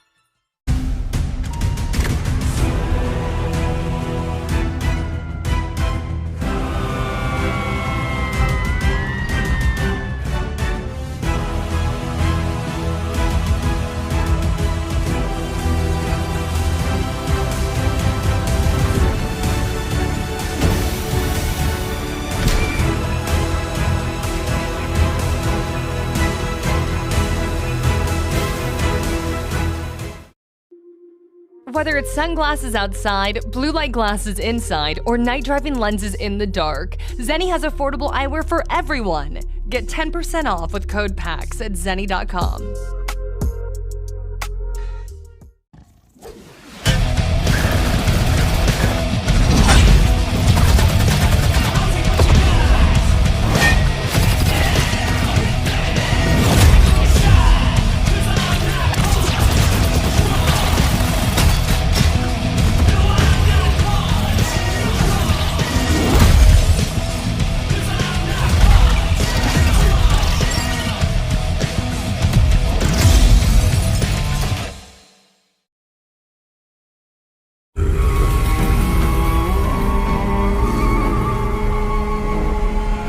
Let's see your best then, eh?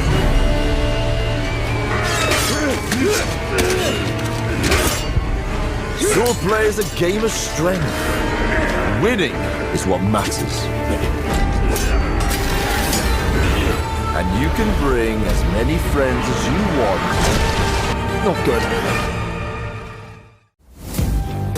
These worlds we dive into, they're alive. They're epic, and they're ours. We don't just watch. We don't just play. We live them. Bring your worlds to life with metal posters from Displayed. Games, movies, shows, and anime you love. Collect official designs and let your fandom shine. Only at Displayed.com. Whether it's sunglasses outside, blue light glasses inside, or night driving lenses in the dark, Zenni has affordable eyewear for everyone. Get 10% off with code PAX at zenni.com.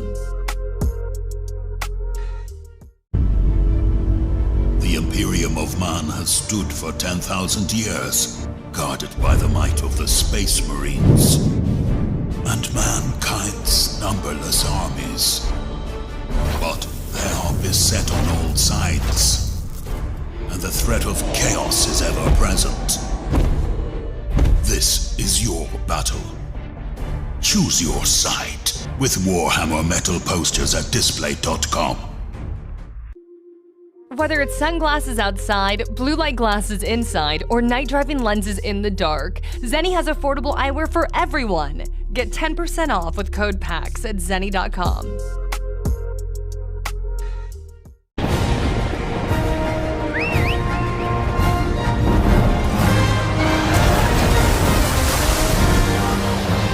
Our ignorance is proving fatal. The encroachment threatens to drive our people out of house and home. But this divide has brought our two kingdoms to the brink of war. But it won't be for long.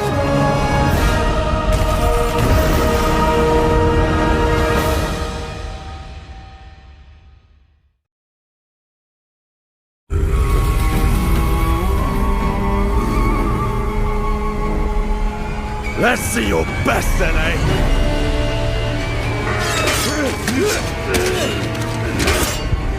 Swordplay is a game of strength. Winning is what matters. And you can bring as many friends as you want. Not good. Whether it's sunglasses outside, blue light glasses inside, or night driving lenses in the dark, Zenni has affordable eyewear for everyone. Get 10% off with code PAX at zenni.com.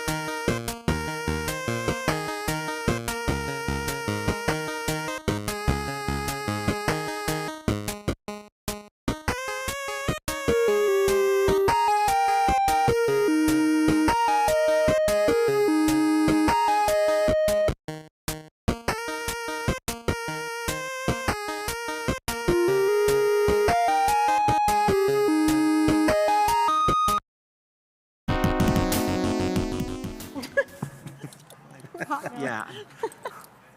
It's my giant face up there. I'm sorry. I think we're starting. Are you though? Hello, hello, everyone. It looks like we are getting started. So first of all, thank you everyone for joining us here for our Killing Floor 3 PAX West panel. Thank you, guys. Appreciate that. Thank you. So thank you once again for joining us. Thank you for playing the game. Thank you for giving us your feedback. And kind of as part of that process, we want to tell you about what's coming next in Killing Floor 3. And that is why this panel's named The Road to More Guns, Gore, and Gadgets. So I'm one of your hosts, Senior Community Manager Jared Creasy, and I will be helping us share that experience with you today. And I am joined by some wonderfully fantastic people like Brian. Hey guys, I'm Brian Wanya. I'm Tripwire Studio Creative Director. Thank you so much for being here. Hi, I'm Misty Bacchus. I'm the lead environment artist at Tripwire. Hi everyone, I'm Trenton Mendoza, the Senior Marketing Manager here at Tripwire. So we're super excited to show you what's coming up in the very near future. So many of you have already probably seen our year one roadmap. And that's going to be important here because we're diving a little bit deeper into each of these sections, starting with the rearmament update and what that means for you in the very near future this fall. Season 2 as it comes later this year. And then we will start diving into the never before seen 2026. So yeah, there's gonna be spoilers. People who have followed Tripwire, in our games before, we like making new content for years to come, and Killing Floor 3 is no different on that front. And Brian has promised me he's not going to break any NDAs this time. I'm breaking every NDA. I'm definitely going to get in trouble with someone. I see there's like marketing people at Tripwire in the back with like blow darts in case I get too out of hand. But yeah, we got a bunch of cool shit we're going to show you guys. So I say we just jump right in. Yeah, so Brian, why is this image so important to our players? Yeah, so this is a big one, right? Like you guys had some feedback, and one of the biggest parts of our first content update, the rearmament update, is the ability for any specialist to be any perk, right? So what that means is, in our world, a specialist is essentially a term for the character that you are. You're a member of Nightfall, you're this unique individual who is completely well-equipped to fight Zeds, even though you're barely surviving. You need to work together as a team. And then you have your perk. So what you see here is this is a team full of Mr. Fosters. They all have the different cosmetics that are currently available in game. And then you see that perk icon above them. So currently there is a build at Tripwire that we are iterating and working on where any specialist can pick any perk. You also notice they all have their own unique poses. So when you play the game and you pick Commando, it'll show you a different pose. It'll show you that different base weapon. So that feedback, we have very much heard it. The team has been hard at work at getting it in game. And in fact, let's just show you. It's one thing to show you an image. Let me show you what it looks like to actually do it in game now. So at this point, you're in the stronghold, you've picked the specialist you want to be, you're going to see a new perk icon tab, and you'll be able to basically go down with each perk. It's going to highlight the gadget you're using, the throwable that perk is assigned with, and then also where you are at with leveling that perk. So I want to say a massive thank you for your guys' feedback. I want to say a massive thank you to the team at Tripwire for working on this. I think you guys are going to really, really enjoy it. So Brian, one of the things that came up in even our last panel is how are gadgets going to be handled for these perks? Yeah, let's go into some detail about that. So if you guys have been playing the game, you know that every perk has a unique gadget that is assigned for it. So this is our Commandos gadget. This one was pretty easy to kind of make sure it's continuing working the same way. Originally, the Commando would reach down, throw it up in the air, and it would start to auto-target enemies and fire upon them. That's still working the same way. So if you love that, you're good. Same goes with the Engineer. This one was pretty straightforward. Now, originally, when we had Imran basically as the engineer, and he has that whole bio or kind of the mechanical suit on him, we basically just popped off the actual weapon of the gadget. So now, any specialist that plays with the engineer, when you fire off that, we call it the oh shit button internally, when you're backed up against the kind of walls and need to kill as many Zeds as possible, just mash that button, pull it out, and you'll be able to use it. And then the same goes for the medics, right? Pretty straightforward. We didn't have to do any massive changes on it. But then you get into certain gadgets where you look at like the firebug and it becomes a little bit more unique. So our concept team, our design team, they worked really hard with the character art team to basically find a way to make it where the firebug gadget can now easily be used for anyone. So when you fire off that gadget, basically you're going to kind of reach, pull up this shield, and deploy it, and it acts exactly the way that it currently acts in game now, but it just has a different visual treatment for that, right? Now, if you guys really enjoy playing as Devlin and you want to use that gadget, it'll still work that way in game now for her, but once again, if you want to be a commando, you're going to use that gadget. If you're wanting to be firebug, you're going to use that gadget. Now let's talk a little bit about the sharpshooter. So I'm a sharpshooter main. This one was really special to me. And originally when you played it, it was kind of like this forearm mounted version of it. We wanted to attack this process in a creative way, where how would Nightfall handle this challenge? Cordelia, the leader of Nightfall, how would she go to the team and be like, I want any specialist to be able to use any perk? How do we do that? So she would employ Imran. If you look at his background as like an engineer, he likes to tinker, he likes to build things.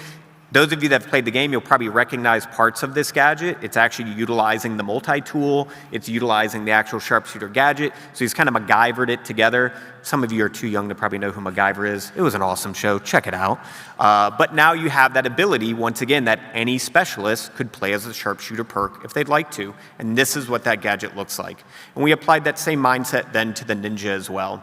One thing that I would like to focus on is these act the exact same way gameplay-wise as they do currently in the game. So there's not a big change to them gameplay-wise. It's just a visual thing. So that you're able to pull it up.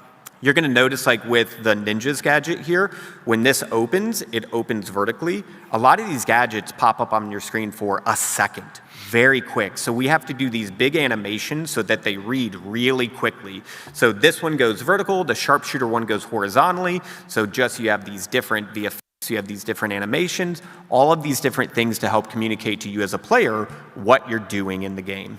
Now, Brian, I'm sure players also want some new cool toys to play with as well. Oh, I think we've got some stuff. We have some new weapons, right? New guns. This was another big bit of feedback that our team really focused on, and it was creating some real-world guns as well. This is something that we've had planned for a really long time. One of our goals at the beginning of Killing Floor 3 was creating a series of guns that could only be found in Killing Floor 3. And now that we're past the launch, it's introducing some of your favorite guns from the previous games in the series to also introducing brand new guns that have never been in the game before but are still based on real-world weapons. So let's go ahead and just give you a little glimpse of what some of these new guns are.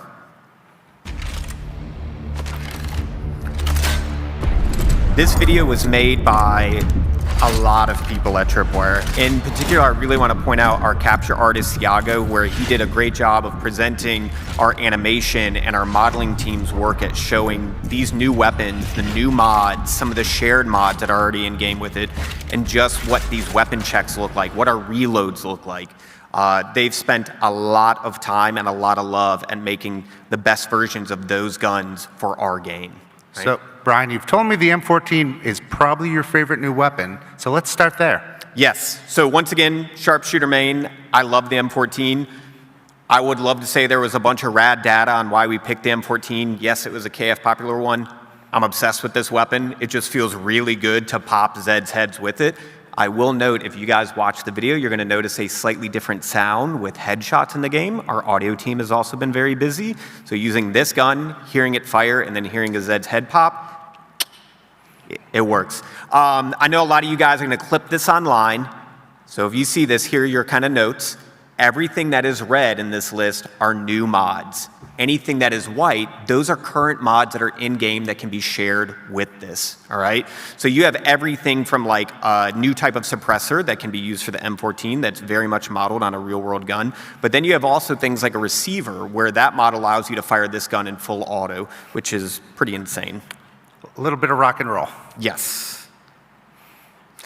Now this, if you're a commando, I think you're going to really enjoy this one. And this was a very much a big community request, is some sort of AK variant.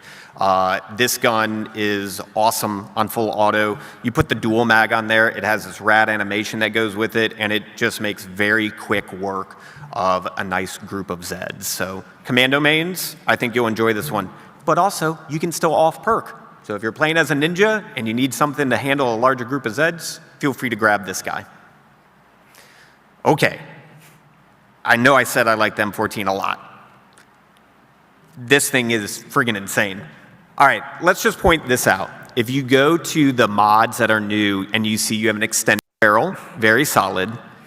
Do you guys see where it says quad barrel? If you watch that video, there's like this weapon check where you kind of drag your thumb across the shells. That quad barrel, if we were to, like, that were a real thing and we were to fire it, I'm pretty sure we would just like break our shoulders and wrists and all that. It is insane. One of the things that I really want to point out too is our weapon team have done some fantastic, really subtle details here. So this combination of like really refined animations, really refined models. One of our weapon artists, Ben, each one of those, like the extended barrel, the standard barrel on it, the quad barrel, they all have different engravings on them. So not only are they different barrel lengths and they have different gameplay elements to them, but even just the fidelity in the textures and engravings to them, just a lot of attention has been put to them. So I do need to do my due diligence and point out all the models you've seen today and will see today are a work in progress, and everything is subject to change as development continues. Yep.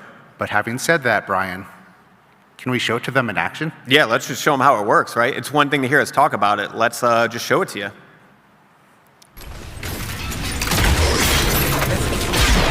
Who doesn't like a boomstick? This part gets pretty crazy. Watching Thiago play our game just makes me realize how skillful he is at the game, because he always ends up making it look like a movie. So once again, even there, like you see, that is Mr. Foster playing as the ninja, using that gadget and utilizing those new weapons. So this is a combination of all the things that we just spoke about, from any specialist playing as any perk, and then utilizing those new guns. Dude, that thing is a headshot machine, so please enjoy it.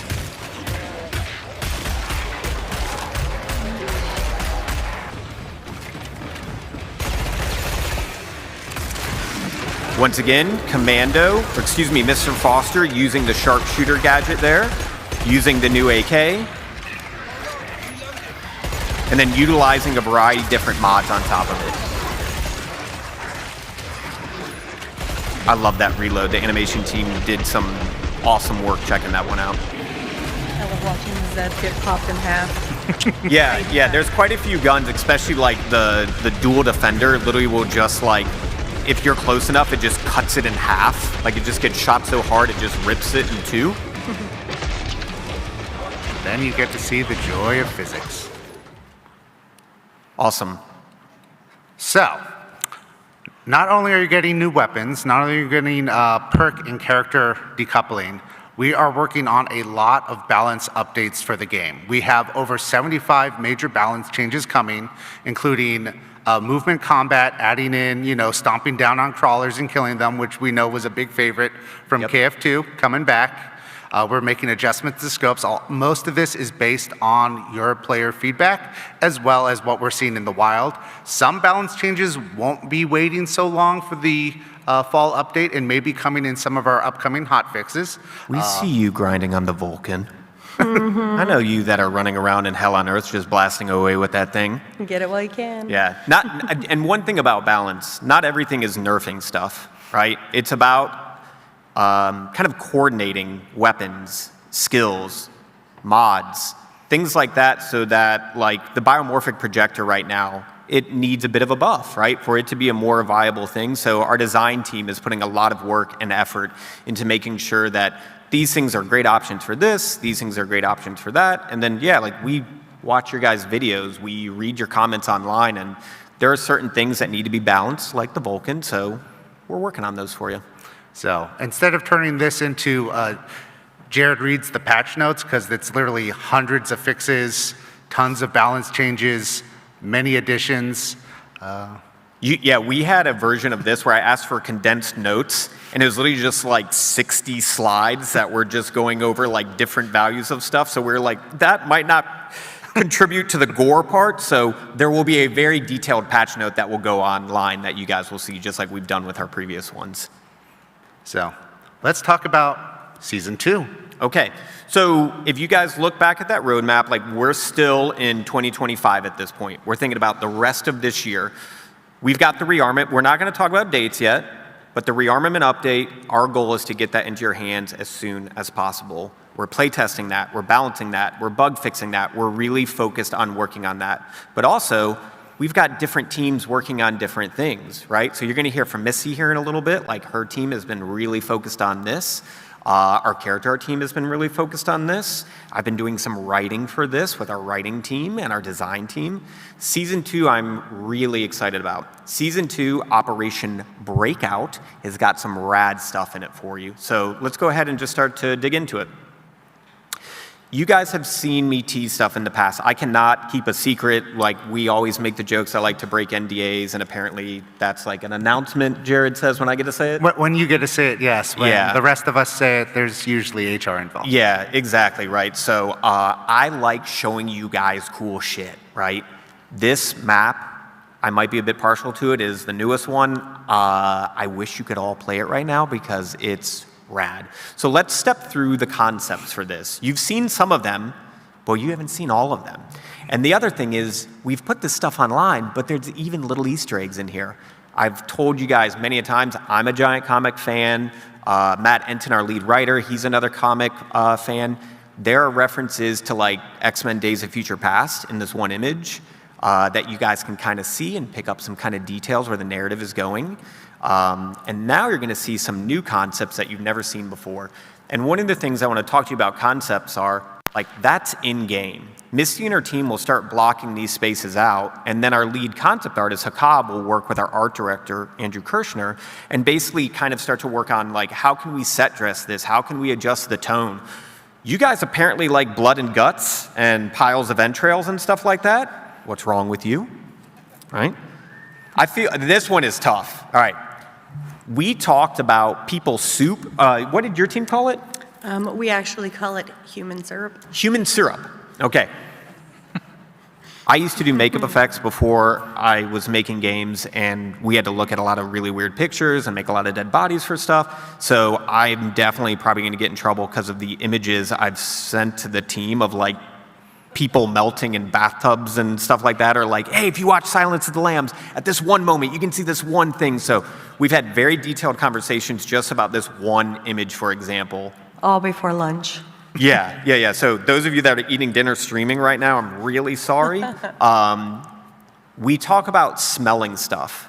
Like, one thing we noticed when we first started the game and we went to the gun range and we're like, playing with guns to kind of get an idea of how they shoot and these types of things. Like, the thing that we noticed the second we walked into the gun range is you smelled it, right?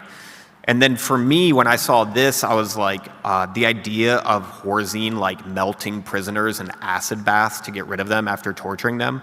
Like, Misty, what would that room smell like? So yeah, we got paid to have that conversation, which was kind of weird. So sorry, HR. So, Misty, why don't you walk us through what it'll take to bring something like Prison to life and what goes into that? Awesome. Okay, so one of the things that we do on the environment art team is we always start with blockouts. It's really important for us to make sure that we're keeping the space well for level design. We want to make sure that the space is playable, fun, and functional. We always start with the basics. As you look here, you're looking at something that's very simple. It's blocked out. This is super important for us to be able to make sure that we are building our worlds in a way that is fun but also functional. If you step through, you start to see a little bit more of a second pass. We refine these further, and we're really just making something that looks as simple as a bench, right? These things are really important for us so that they can tell more of a tale, and we can go through and kind of get them into the environment. Yep. And even though it seems simple, we start to put in a lot of the color blocking and establish these assets. Why I'm showing you this very simple prop is because every single layer of our game goes through this process, from blocking out the environment to making sure that the assets that we are making are cool. As you kind of go through, we start to add in the gore, the grit, the grime, the horror. Yeah. Oh, the horror. And then, of course, as always, in this true killing floor fashion, blood, guts, entrails, gore. And this prop really does go through a process just to tell a tale. And though it may not be the most exciting and fascinating thing you've seen today, it does go through and make sure that we are giving you guys a really, really visceral experience. When we spoke about putting this panel together, that was something Misty and I were talking about, like how do we communicate this to players? Like coming from art content, and I know there's a lot of you that might make games or want to make games or into modding, like thinking about things from a simple step process and building upon there is what I loved about these images. And then also, like you're going to see Misty's going to show you how it applies to the big picture. But what I love here is it really showcases our really talented environment art team and Misty's capabilities, where even a bench in our game has like a level of love and attention where it's not just a bench, but since it's in a prison, it has these little rings where people would have been chained to it. This poor guy's spleen is spilled out there, and the way the blood texture is there. I'm sure he's fine. He's going to be all right. Yeah, if a medic gets over there and revives him, we'll be fine. So yeah, I love the work that Misty and her team have done. It's super fun to be able to go through and like fill out these spaces. So why that's important is we do take those steps into consideration for every map that we build. For example, if you take a look at the images, you see a block out that the level designers will provide to us. We get the gameplay space, they make it fun, and then it's our job to make it pretty cool and obviously, horror. Another good example of this is we got this room, it was delivered to us with 2 simple props inside of it, and they're like, it's a torture space, and they're melting bodies, and all the fun stuff. And so with this particular challenge, we were given that kind of whole, like, make it smell bad, make it visceral. And so if you see the translation of that, our team goes through and works really hard to give you guys that experience. Kind of stepping through again, this was one of my favorite shots. We were provided a blank room with a chair in it, and it was like, what is this space? What are we gonna do here? And the fun part of this was the challenge of making this feel horror, but because gameplay is so king in our project, we want to make sure that you can still play around, get around these, not get stuck on stuff. That's super important for how fast-paced our game is. But we still want to be able to give you that horror experience and tell a tale.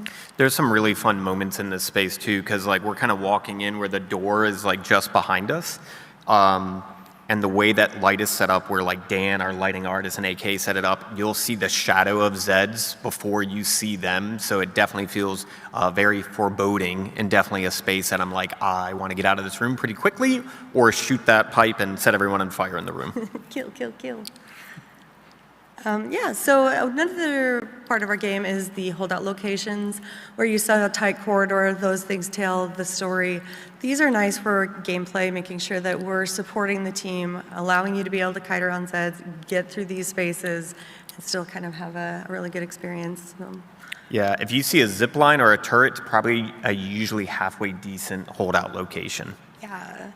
And then again, we wanted to go through and give you some spaces that feel a lot more of like gritty, dark horror, taking it in that direction. There's a bunch of poop in this shot, and you just can't see it. Sorry, I said it. That was another very like weird meeting. Because Jared, what's the one stat that KF3 doesn't have? Okay, so I know some of you out there probably know this, but for the rest of you, Killing Floor 3 is missing something that every other Tripwire developed game has.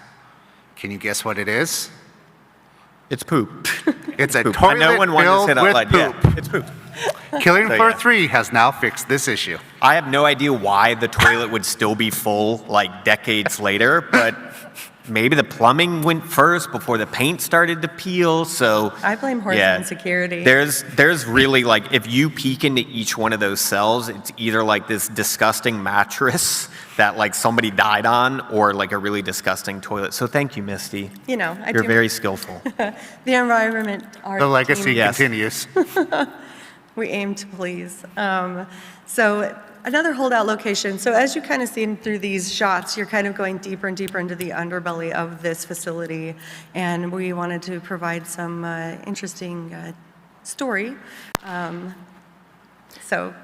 Yeah, you're going to notice with this map, one of the things that's really cool is we use the analogy of an onion.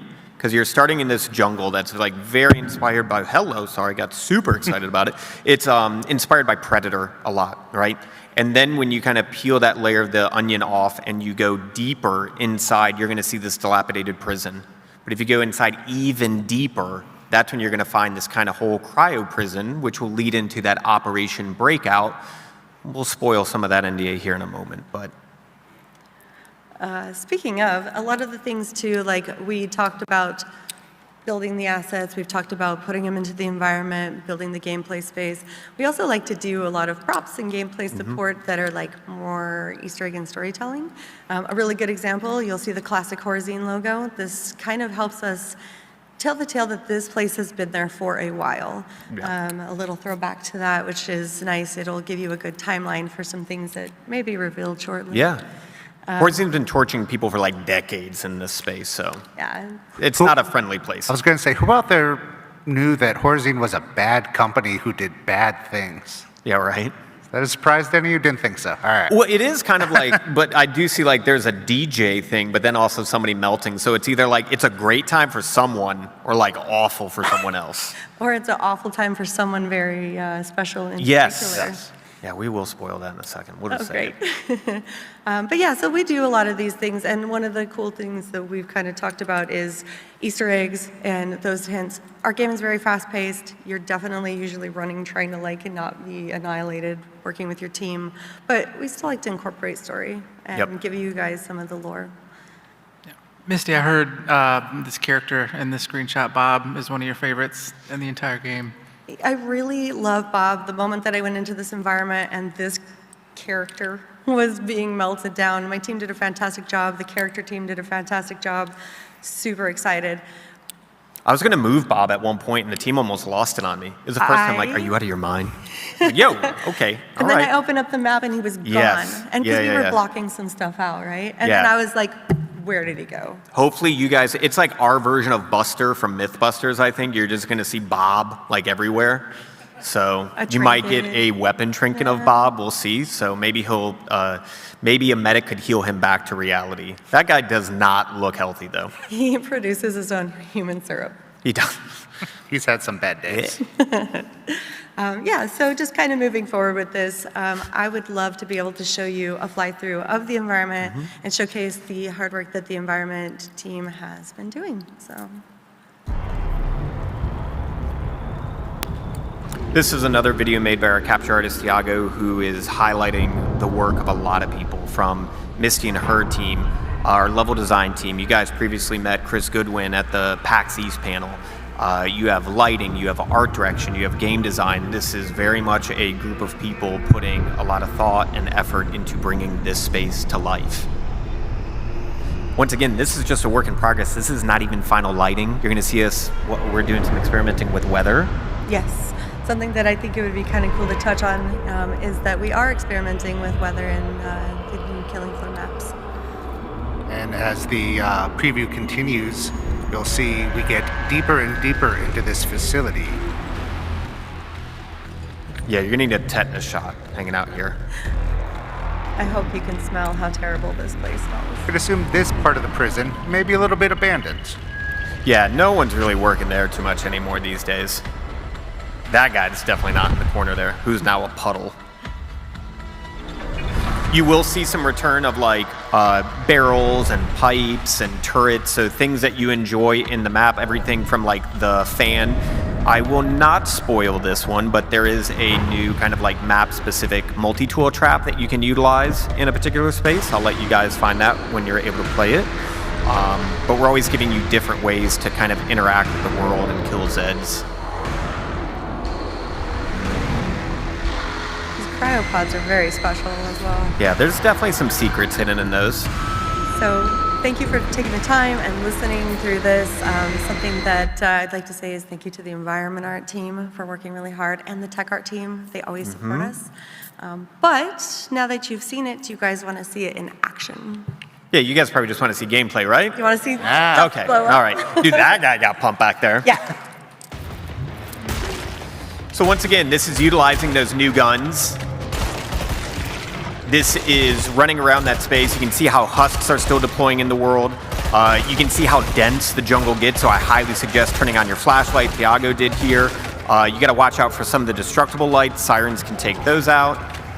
But then once again, it's kind of that risk versus reward where it's like when you go inside to some of these tighter spaces, it might be illuminated more, but you are definitely closer to the action there.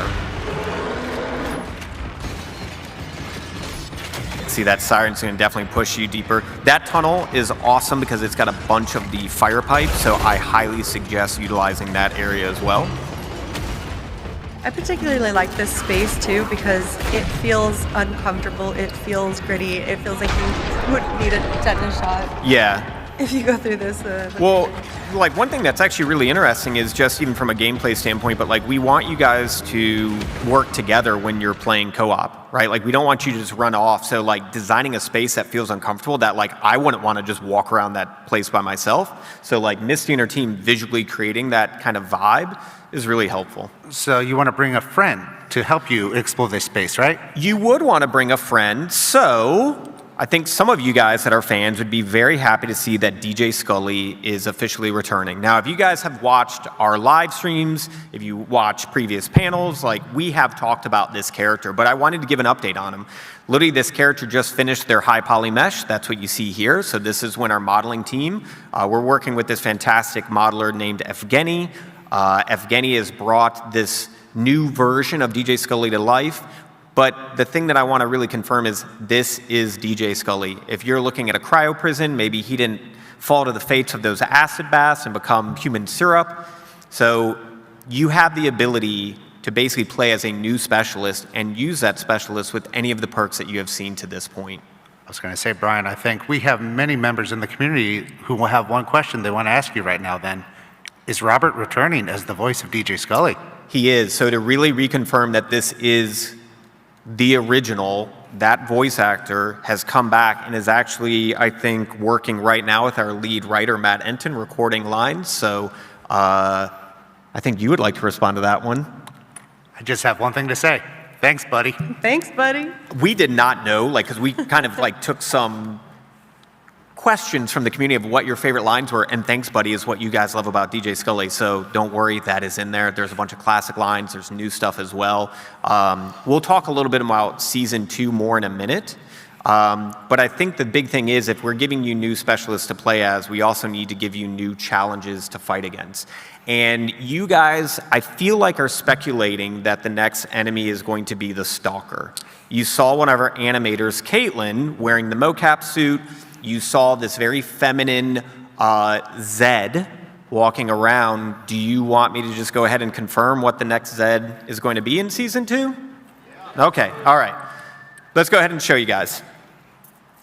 Ta-da! There it is. Dude, invisibility at its finest. This might be Erictron's best concept ever, all right? I can confirm that in that jungle video, there could have been like 4 or 5 of them walking around, right? So, all right, that's our panel. Thanks so much. Good night, everyone. Sorry, that is like awful. You can clearly tell I'm a dad, and this would not be doing Eric any sort of justice. Let's show you what the new Stalker looks like, right? All right, so you guys are the first people to ever see this concept publicly, and I really want to take a minute and kind of talk about it, what it means to upgrade a Zed. We really try to approach things not only from a creative design standpoint, meaning like what is the design of this enemy doing, but from a narrative standpoint as well. Like Horzine has had time to perfect these designs. So what would they have done? So everything from communicating, why does she cloak? How does she cloak? And she has these little lenses in her skin that can kind of basically take a picture of the surroundings around her and kind of project them out. You see that the face is peeled back, showing a more menacing set of teeth. You'll even see this like giant data spike. Once again, kid of the 80s growing up watching RoboCop and just seeing, you know, RoboCop just punch a data spike through Clarence Bodiger's head. We're just like, dude, we got to give her that weapon. Even her eyes roll back. So let's talk about when we go from the concept phase, we then go into the modeling phase. And our senior character artist, Hammy, has been working on this character and putting a lot of love and attention into bringing this monstrous creature to life. Outside of being inspired by nerdy things from the 80s and obviously the previous versions of this Zed, we're also looking at like elements of mythology. So one thing that we noticed, like with having her face totally just monsterfied, it lost some of that essence from KF2. And so one of the mythology things we looked at was like a succubus. She's very curvy, she's very feminine. So at a distance, when you see her cloaked, it is this kind of like sultry figure walking towards you, but obviously she has horrible intentions and just wants to drive that data spike through your head. I didn't bring it because I don't want to spoil it too much, but like you guys have seen how certain Zeds can execute you, like where the Scrake will literally just slam his chainsaw through you and kind of just rip you in half. Dude, the Stalker execution is wild, where she basically like uncloaks, climbs on top of you, pulls out the data spike, and just shivs you like 4 times. It's aggressive. HR was definitely looking at me very weird when I was like very giddy showing that to the team. So big thanks you to Devin. Sorry, we're going to keep that one a little secret though as we continue to work on it. This was hot off the presses. Fun story. I stuck this in the deck in our last rehearsal. Like these guys didn't even know when we were rehearsing it. I saw this come online. I think it was like super late Thursday. And I was like, dude, that's awesome. It really goes with what we just showed in the Stalker. Get it in the deck like now. So big thank you, Chris Brown, one of our UI artists, getting this in the deck just really helped. This is a concept from Hakab. Hakab did a fantastic job of not only starting to explore what the Stalker looks like semi-cloaked, but the other thing that I want to point out is like, where is this? Yeah, that was my first question. I'm like, this seems familiar, but I don't recognize the room. Okay. That was also my first question. Yeah, Misty's like, who's building this space, right? So here's the cool thing about with Seasons, right? Like you guys have the list of maps that is already available to you now. You're gonna get this jungle prison that you're gonna be able to explore as well, but there's gonna be certain maps that will also open up with new rooms, right? So this, I'm not gonna tell you where it's gonna be, but a part of this season assignment is looking for DJ Scully and exploring more what's going on with Horzine and what's going on with Moorcroft, and that really made us look at like adding extra rooms to pre-existing maps on top of giving you whole new maps as well. So this right here is a combination of a new Zed, new space, new storytelling elements that when I saw it, I was just like, dude, that's got to get in the deck. I want to show fans immediately. I cannot just post that on the internet or like my Instagram right now. Put it in the deck. We'll show everyone at PAX. That's awesome. So we went through everything you're going to see through the rest of the year. But once again, there is a lot more to come. And this will be the first time we're really going into some detail on it. So let's talk. Yeah, for sure. 2026. Yeah, so just so even that you guys know, everything we showed there, that's not everything, right? There's more of it. We want to keep some secrets. We want to surprise you with certain things in game. And also there's things that we're still iterating on. I know you guys data mine stuff. You found the Bloodwing. It needed more time in the oven, right? There's stuff out there. We're cooking up at a lot of different stuff. So with that being said about the future, let's look at what 2026 is working on as well. I've made this reference a lot. I'm a giant comic book nerd. There is a lot of comic influence within Killing Floor 3. Like even the Team Nightfall is very much inspired by BPRD, G.I. Joe, things like that.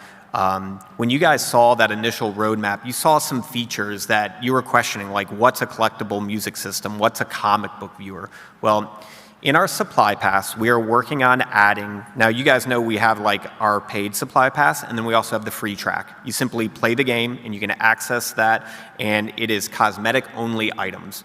Well, one of the things that we're working on is a comic book system that will be a part of that free track as well. So if you guys want to know more about the lore and the world that we're building, that's what this comic book provides us with, right?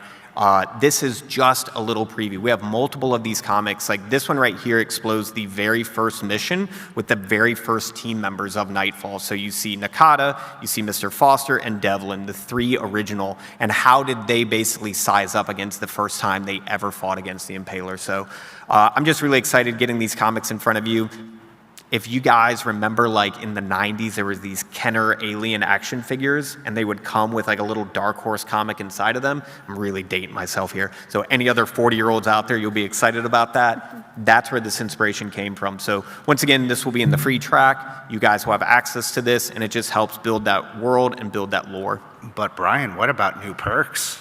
So Gunslinger, we did confirm that, and just to let you guys know, we're not looking at what's just ahead of us, but we're looking well down the road. So our weapons team is well into play on, once again, creating guns that you are very familiar with, and all new guns that you've never seen before, right?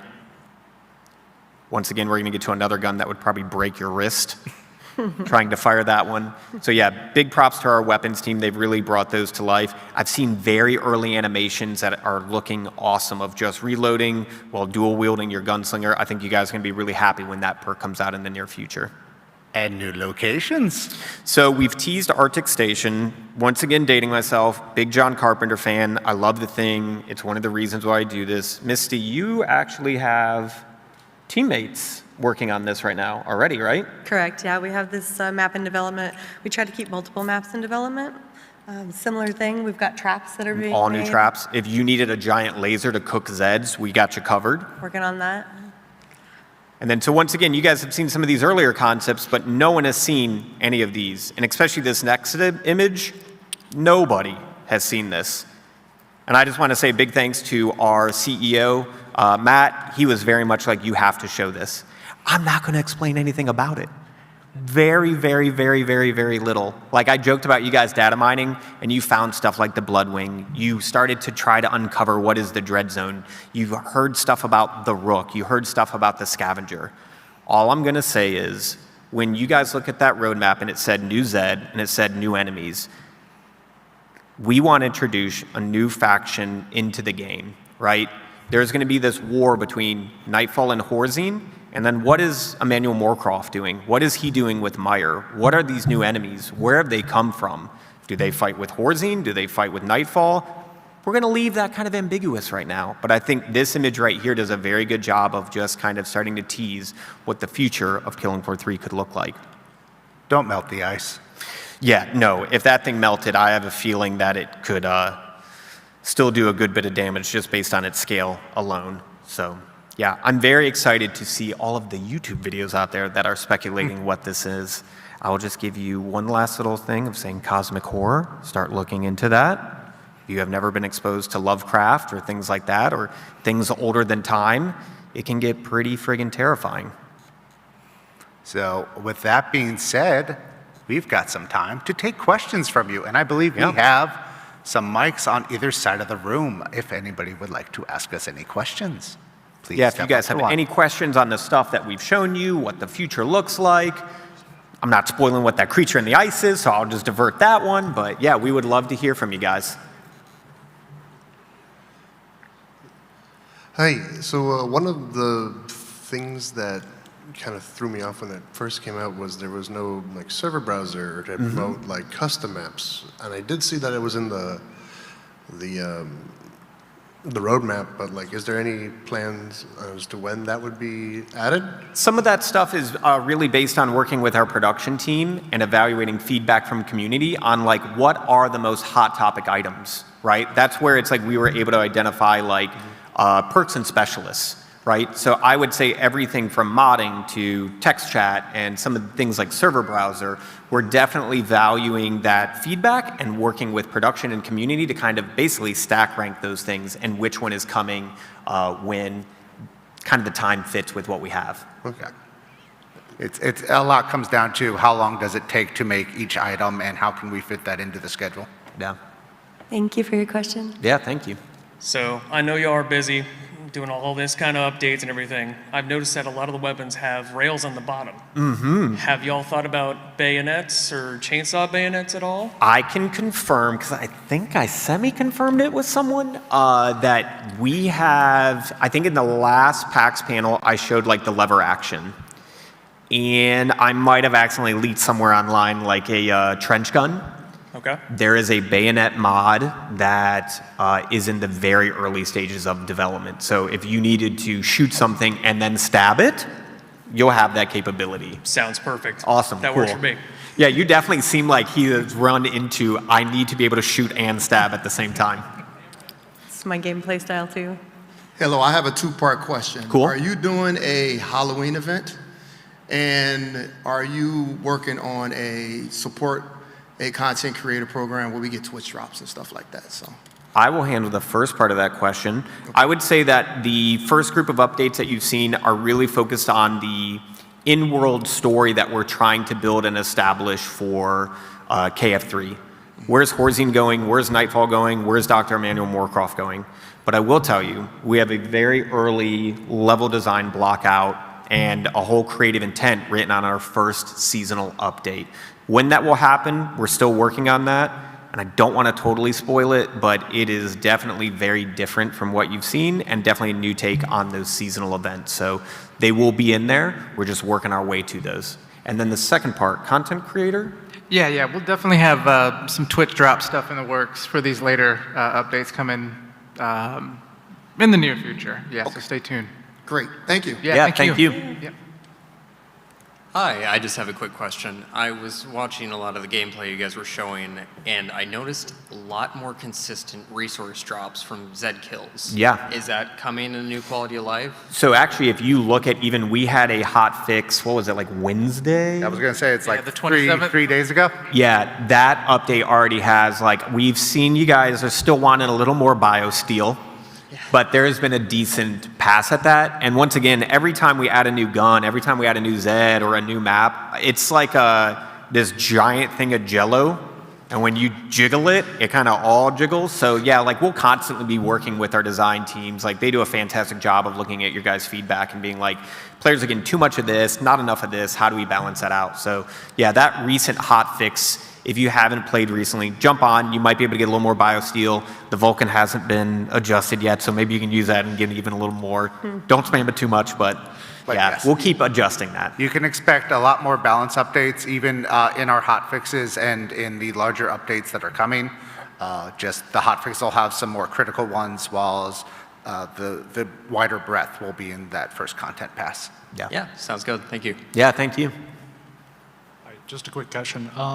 I was just wondering why there's no welder in Killing Floor 3, like the actual being ability to hold down doors and stuff like that. Yeah, so for sure, there's just certain things that we wanted to look at for new tools.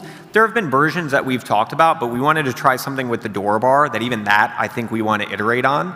But one of the things that I would say is like starting to utilize the door bar, and actually a lot of people don't know this, but you can use the multi-tool to actually repair that. So it kind of almost acts as like a little mini welder. And there's also another pass that we want to do on that. But it's just kind of trying different tools for different things. But once again, I do think that is a bit of feedback that we are evaluating. Like, is that a new tool that could happen in the future? Potentially, you know? Thank you. Hi, with DJ Scully returning, do you know if his quote where he says gun bam style is going to be returning as well? And if so, can that be removed? We will make sure and note that with community here and give it to our design team. I think I've heard that like 1,500 times in my life, more than I need to. Okay. So I'll be happy to tell you that you may have recently seen another musical-themed demon hunting group doing stuff. Oh, no. And DJ is the original kind of musical-themed demon-type hunting guy. Sure. And I'm sure he's got some words to say. All right, big fan. Thank you so much. Thanks, buddy. Thank you.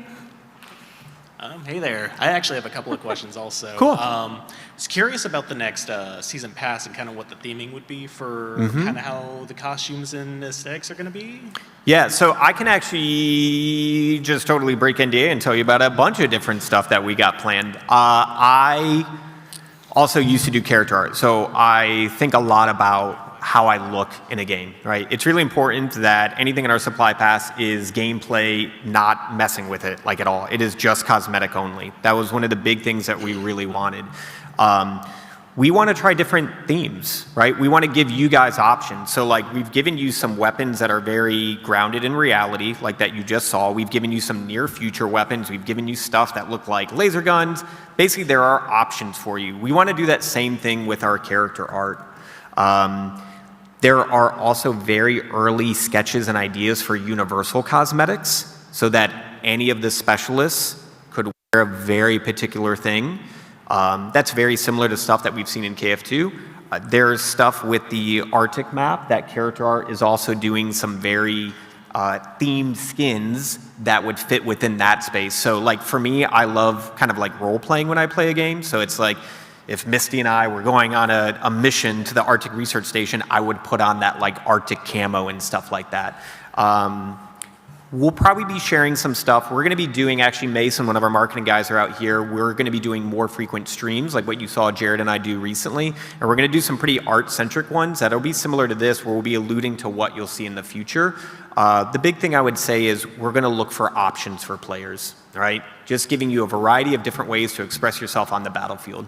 And I do want to add that any of those continuing credits that you've earned can be applied immediately to the next pass when it drops. Awesome. Yeah, and there's like no FOMO with our supply pass either, right? So like if you guys come in a year later and you wanted to go through all the supply passes, you're more than welcome to. And once again, there is a free track, and then you have one that is just paid but cosmetic only.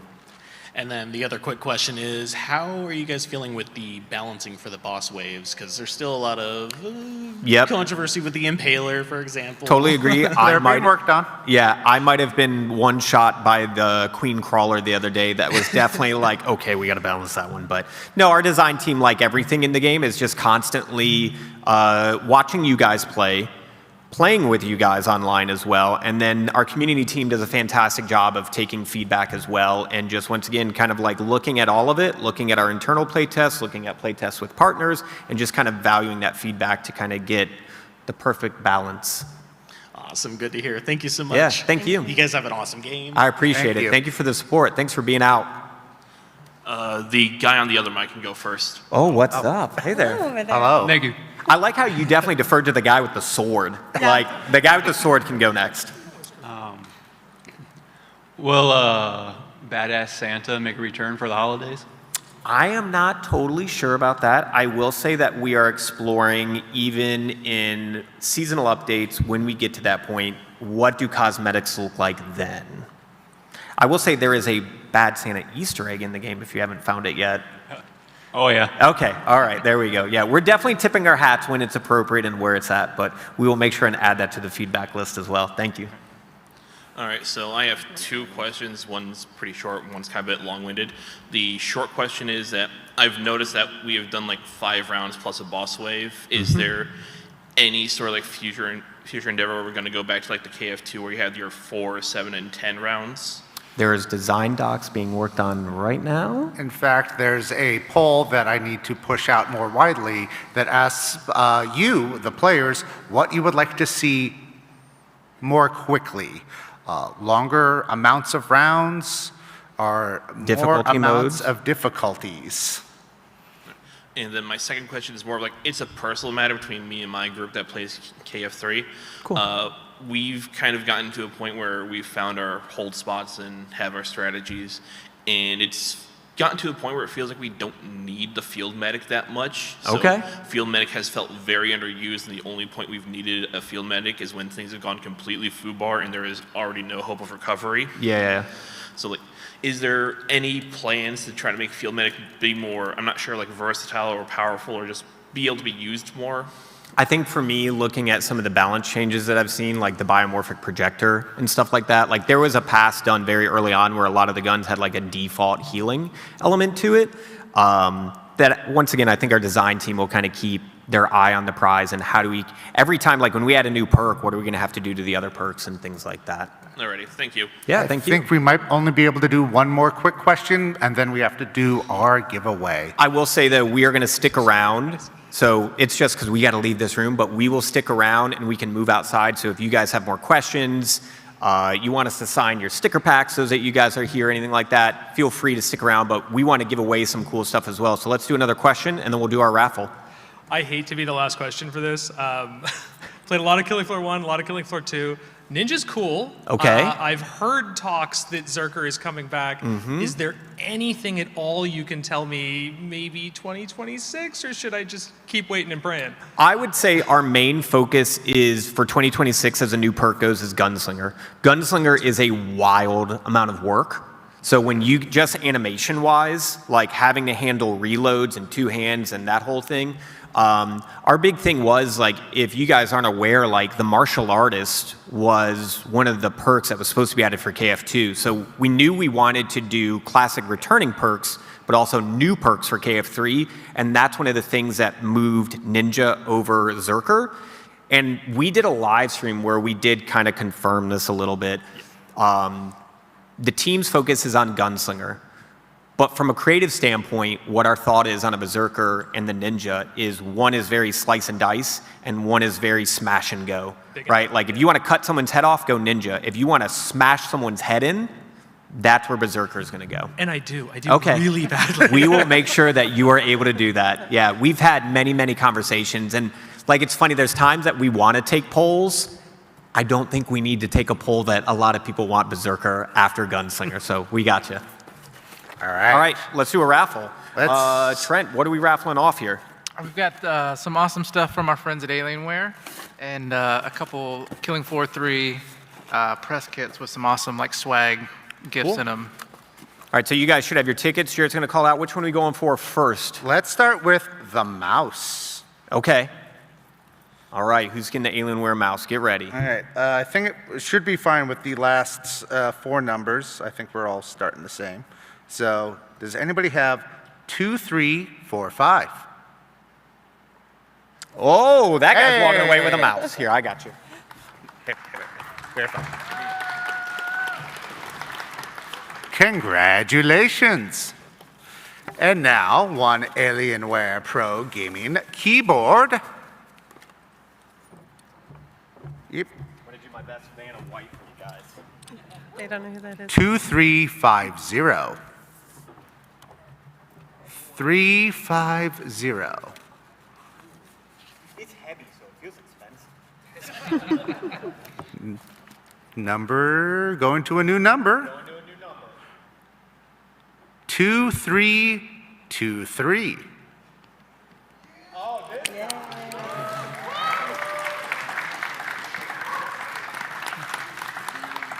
All right, Mr. Brian. We've got 2 of Trent, these. can you tell everybody what they'll win in the Mystery Killing Floor 3 press box? There's an awesome giant KF3 mouse mat in there. There's Socks. there are some socks. A little lunchbox. Yeah, there's there's socks. I think there's like a pint glass. yeah, there's some fun stuff in this one. Yeah, this is A med kit. I'm looking for 2380.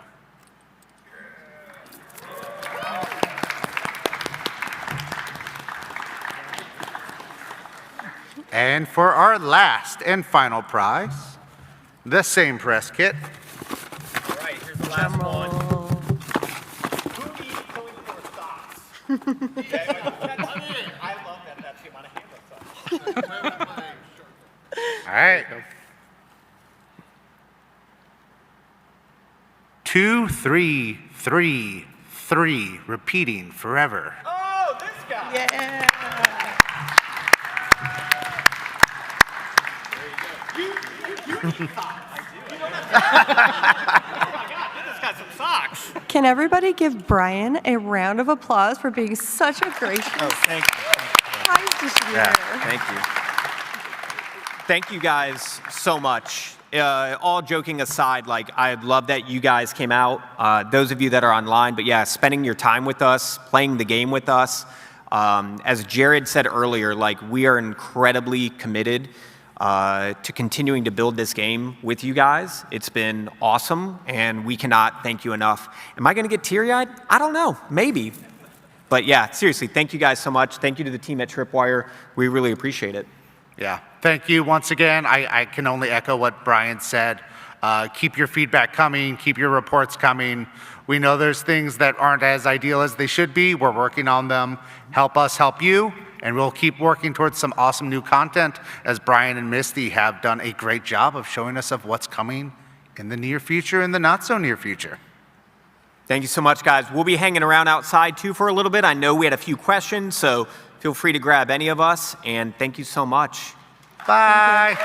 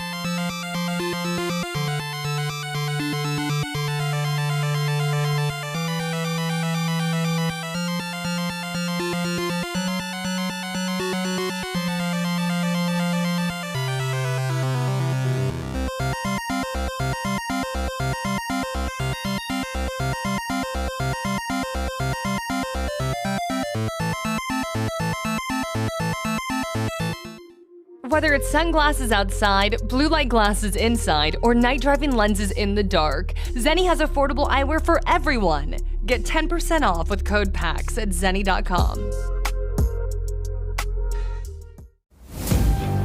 These worlds we dive into, they're alive.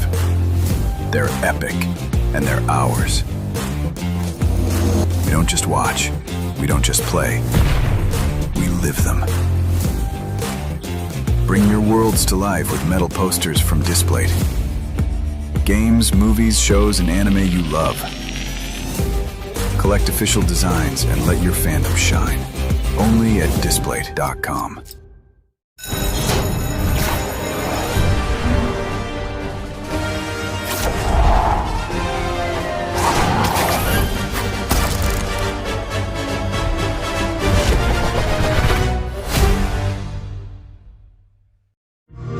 This is Sloan Beaumont speaking. Yes, from the commercials. Listen, I was given the chance to run a massive research project out of the local park. So, no leaks, no teams, just calm, cool science. It's gonna be amazing.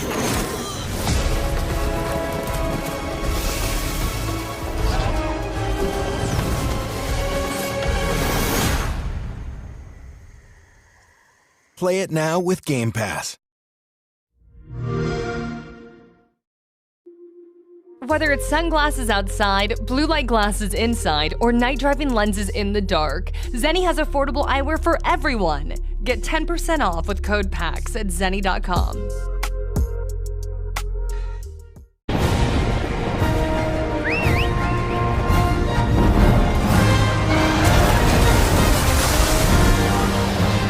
Our ignorance is proving fatal. The encroachment threatens to drive our people out of house and home. But this divide has brought our two kingdoms to the brink of war. But it won't be for long.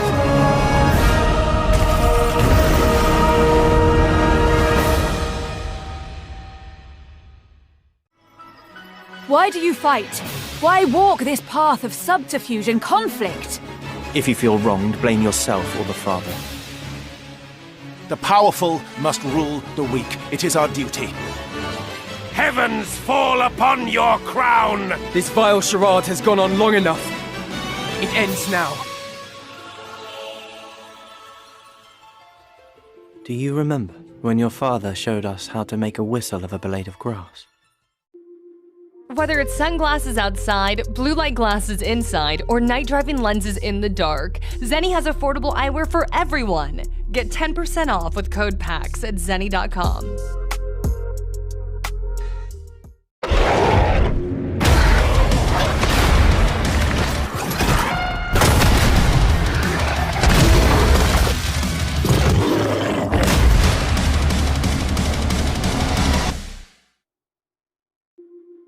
Whether it's sunglasses outside, blue light glasses inside, or night driving lenses in the dark, Zenni has affordable eyewear for everyone. Get 10% off with code PAX at zenni.com.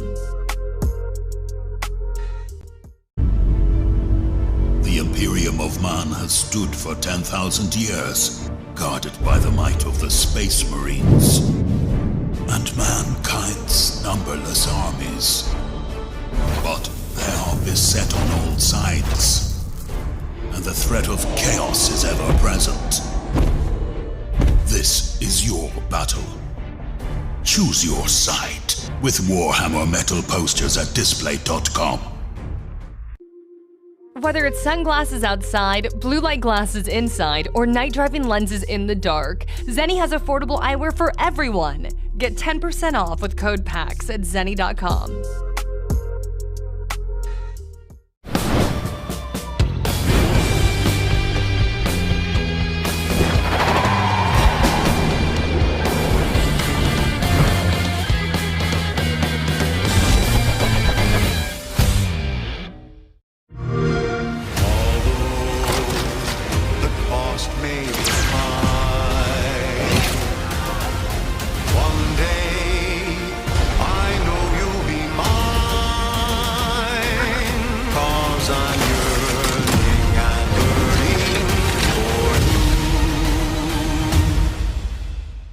Celebrate the beauty of capitalism by pre-ordering today. Play it day one with Game Pass. Whether it's sunglasses outside, blue light glasses inside, or night driving lenses in the dark, Zenni has affordable eyewear for everyone. Get 10% off with code PAX at zenni.com. Why do you fight? Why walk this path of subterfuge and conflict? If you feel wronged, blame yourself or the father. The powerful must rule the weak. It is our duty. Heavens fall upon your crown! This vile charade has gone on long enough. It ends now. Do you remember when your father showed us how to make a whistle of a blade of grass?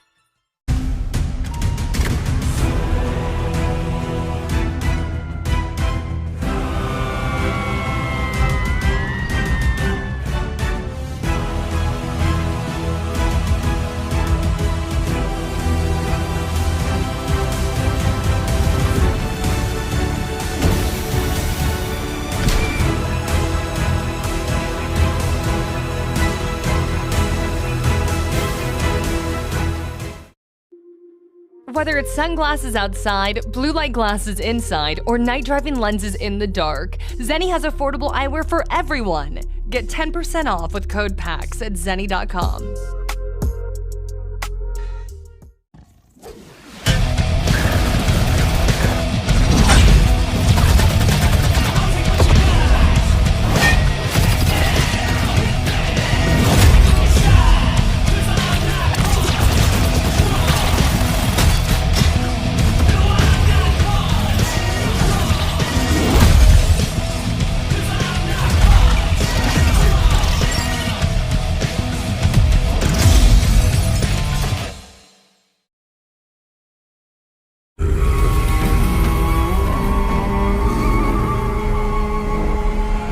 Let's see your best then, eh?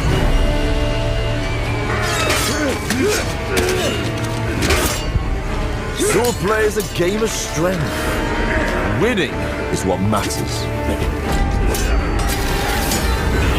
And you can bring as many friends as you want. Not good. These worlds we dive into, they're alive. They're epic, and they're ours. We don't just watch, we don't just play, we live them. Bring your worlds to life with metal posters from Displayed. Games, movies, shows, and anime you love. Collect official designs and let your fandom shine. Only at Displayed.com. Whether it's sunglasses outside, blue light glasses inside, or night driving lenses in the dark, Zenni has affordable eyewear for everyone. Get 10% off with code PAX at zenni.com.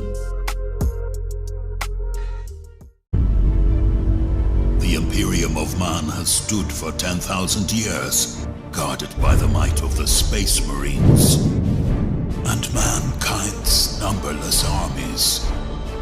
But they are beset on all sides, and the threat of chaos is ever present. This is your battle. Choose your side with Warhammer metal posters at Display.com. Whether it's sunglasses outside, blue light glasses inside, or night driving lenses in the dark, Zenni has affordable eyewear for everyone. Get 10% off with code PAX at zenni.com.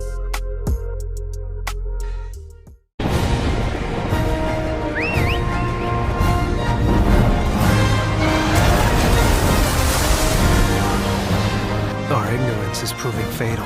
The encroachment threatens to drive our people out of house and home. But this divide has brought our two kingdoms to the brink of war. But it won't be for long.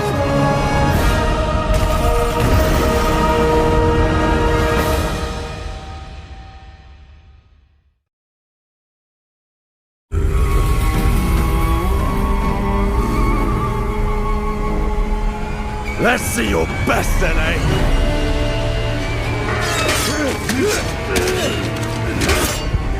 Swordplay is a game of strength.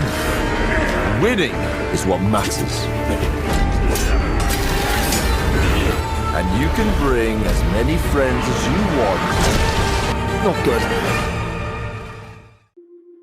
Whether it's sunglasses outside, blue light glasses inside, or night driving lenses in the dark, Zenni has affordable eyewear for everyone. Get 10% off with code PAX at zenni.com.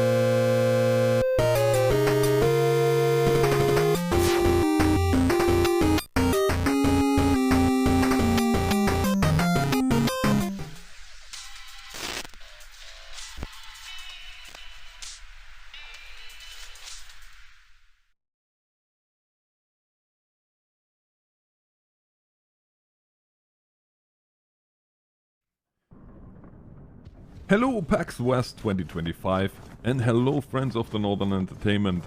Welcome to the showcase of Firefighting Simulator Ignite.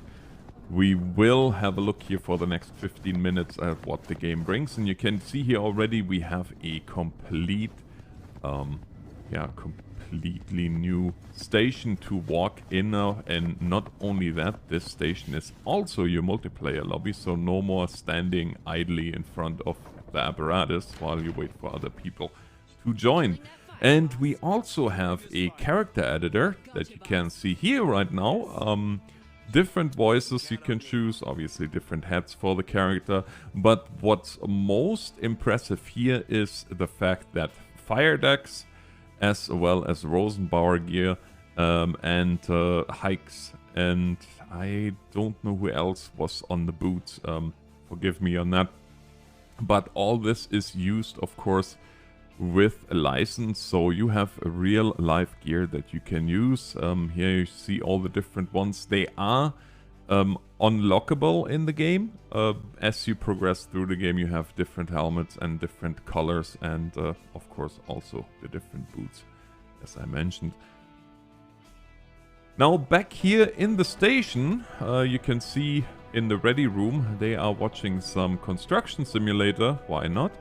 I would do the same thing if I was bored. And then we have here a little pool table and gaming equipment. Oh yeah, I love that good old Pac-Man. And then you go out this door, and you can go many ways here, but yeah, we're gonna go now out this door, down the ladder, into the apparatus bay. From there, we're not gonna go to a call out. No, we will go down that way, but first of all, here we have a pole that we can indeed slide down. It is a little bit different from how you would use it in a real life fire station, but I will talk more about it in a little bit. But we're following the green line to the training area, which is another new feature. And of course, I mentioned that briefly, we have co-op again. We have VoIP, so voice over IP in co-op, and crossplay on all platforms. So that's really nice. You have crossplay, so your friends in the console community can play with you as well. Here we have the training center, and boy is it ever a nice training center, because you can create your own missions here in the firehouse. Or in the training grounds, and just with simple sliders you can make it more or less difficult, and you have all kinds of special fires, electrical fires, gas leaks, roof rescue. That's another thing. You have now vertical ventilation, which also introduces a nice K12 saw. And yeah, like I said, you have all these different special fires. You can do rescues, you can do all this. Now here from the training center, going back towards the engine bay, and now we're gonna go and walk to the briefing room. But before we go to the briefing room, we're gonna have a quick look here at the menu, and not only do we have a ranking system here that you can see, but we have also a mission editor as well as access to mod.io. Yes, you can indeed edit missions and create your own missions. That is something that a lot of people wanted, and here it is. So if you want to create an absolutely crazy scenario, then this is your chance to do so. It is a simple click, a simple drag and drop. For the most part, I'm not sure exactly how the editor works, because to be honest with you, I'm not a developer, and I'm sure there will be some sort of a tutorial before too long as to how to use this appropriately. As you can see here, I'm just using the arrows to move some fire objects a little bit around. And you can also see the new ladders that are pre-positioned, and you just have to press E. Well, if you play with keyboard, of course different on your controller, but you just can place ladders. They are pre-positioned already for your convenience. Of course, we have also ladder trucks, mid-mount ladders, rear-mount ladders, and of course the T-Rex, which is always a fan favorite. And here you can see the sheer amount of objects that are already there for your enjoyment. Now, that being said, we're gonna go back into the station. And here, clicking on the screen, we open our mission menu, which shows us all the different missions that we can, respond to. Of course, if you remember the predecessor of this game, the old firefighting simulator, The Squad, then you know this kind of already. You have the side missions, which have a randomized stats and parameters, and you have the main missions, which are more scripted, and then you have the big events that really push the whole storyline along and also help you to rank up with the ranking system that is of course implemented.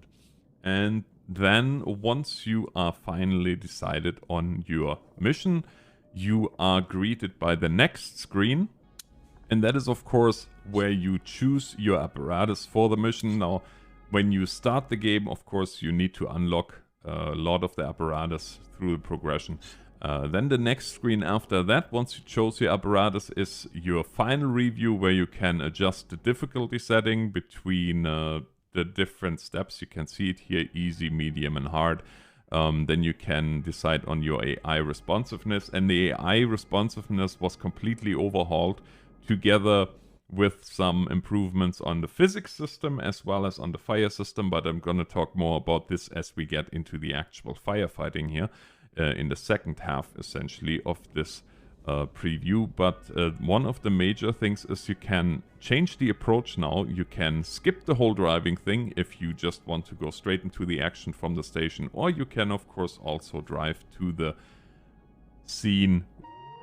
Now, having made all these choices, and also when you choose to drive to the scene, you are then greeted by this little number here, where the alarms are sounding.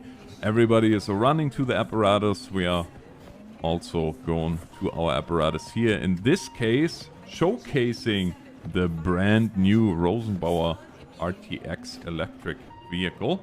And if you are an apparatus aficionado, then, and I know a lot of you guys are, then you know this thing already, because the LAFD as well as, well, I think several German stations have them now too, from what I know. But yeah, of course, this is indeed a fully electric vehicle.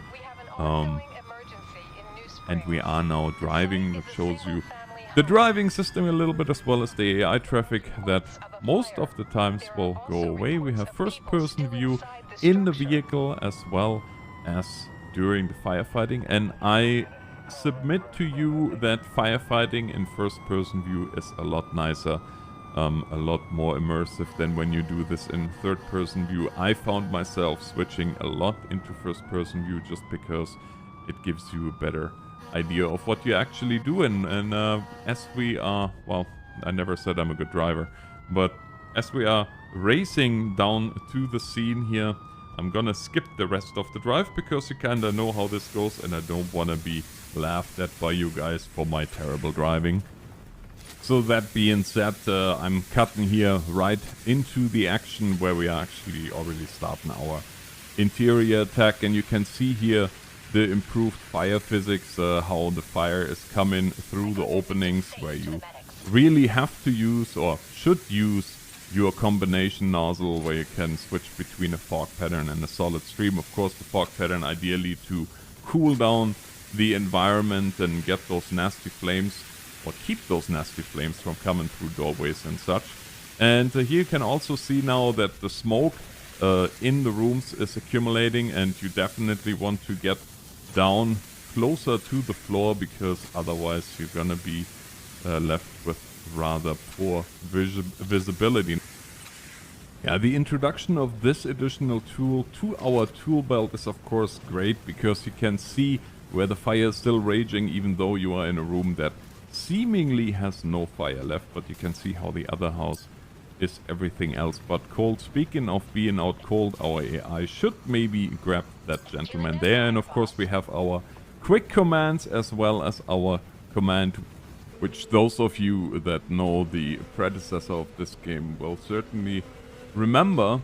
Now we are using our T-Rex here, getting up on the roof, show you some roof operations here, doing some ventilation cuts, even though you can see that the fire actually vented itself back there, but we have some other rooms in the front that need some ventilation, and we are now on the roof using our K-12 and yeah, cutting some holes into the roof so that the hot gases and the smoke can escape, and that's really nicely depicted. And you can here also see the little mini game that you have when you use the K-12,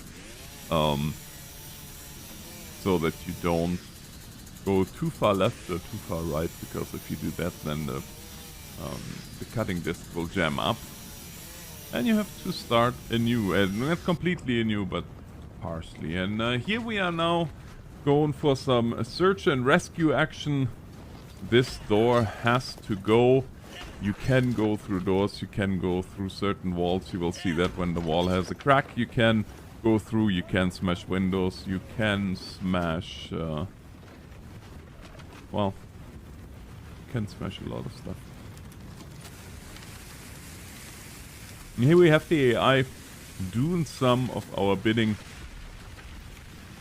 And we are moving in here, finding our victim, putting the axe down, grabbing it, and we'll quickly move out. And here you can also see how the smoke accumulates. So of course crouching here is important. We're just gonna make our way here past the AI out of the room, and here you can see again third person as well as first person. Definitely something that you will make use of. Like I said, I have an affection to go always for first person, but be that as it may. As promised, in this little clip here, you're gonna see me walking on a floor that I should not be walking on, and you can see how the floor can collapse. Also, roofs can collapse. And this really, as a summary, is just one more thing that makes this game very enjoyable. And from the vertical ventilation and the circular, there's a co-op lobby, the training area at the fire station, the mission editor, and I'm really looking forward to what you guys can come up with here with those missions. I'm looking forward to showcasing really good missions on my channel. And then of course we have the two different spray patterns, foam as an extinguishing agent that we can switch on the engine. We have the voice chatting co-op, the cross-play on all platforms, the character customization, gas leaks, explosions, and of course, like I mentioned before, the roofs and floors as well as staircases can collapse. So all this and so much more. I think there's hundreds of hours of fun in this game, and I do hope you enjoy it at least as much as I did. And here in the last 2 minutes, we're gonna look at a couple of different roof operations. Here again is the T-Rex, now from a different view, and we're gonna be using the foam. Gonna switch that now on the engine, and you can do that on every engine. You can switch to foam. But just keep in mind that if you switch to foam, then you will have all hoses that are connected to that engine on foam. And for the last minute and a half here, I'm going to show you guys a little bit more of what's not really the firefighting aspect of the game, but what are some of the other aspects in the search and rescue, if you will. And once again, I would like to thank you all for watching. I do hope you enjoyed this little showcase and I was able to kinda whet your appetite for the game. I certainly enjoyed every minute of it so far, and I hope that you will have at least as much fun playing it as I had recording this. And yeah, thanks again to my friends at Astragon. This is it from me while I'm just walking here over the catwalk and looking for the electrical box. I say thank you so much for watching. Have a great rest of your PAX West 2025. And don't forget to wishlist the game once it's on Steam. Thank you and goodbye.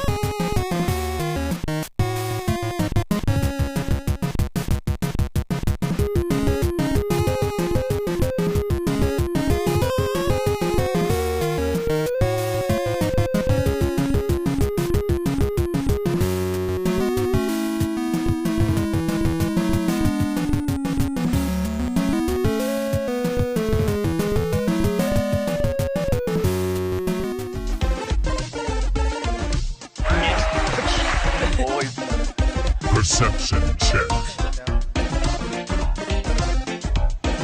It's non-zero, like, it does have an effect. I mean, I think...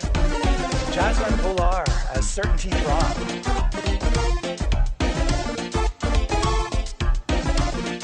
Critical hit.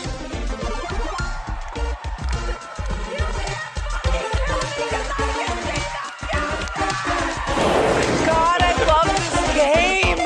Okay.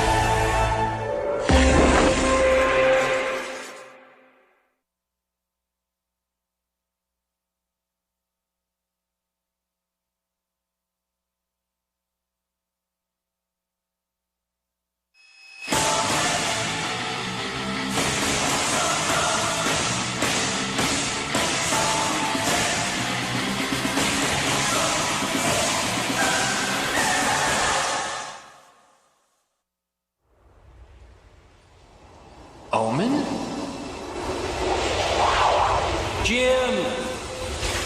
Jim, dark magic. Omen? You shouldn't have come here. What is this place? This is my legacy.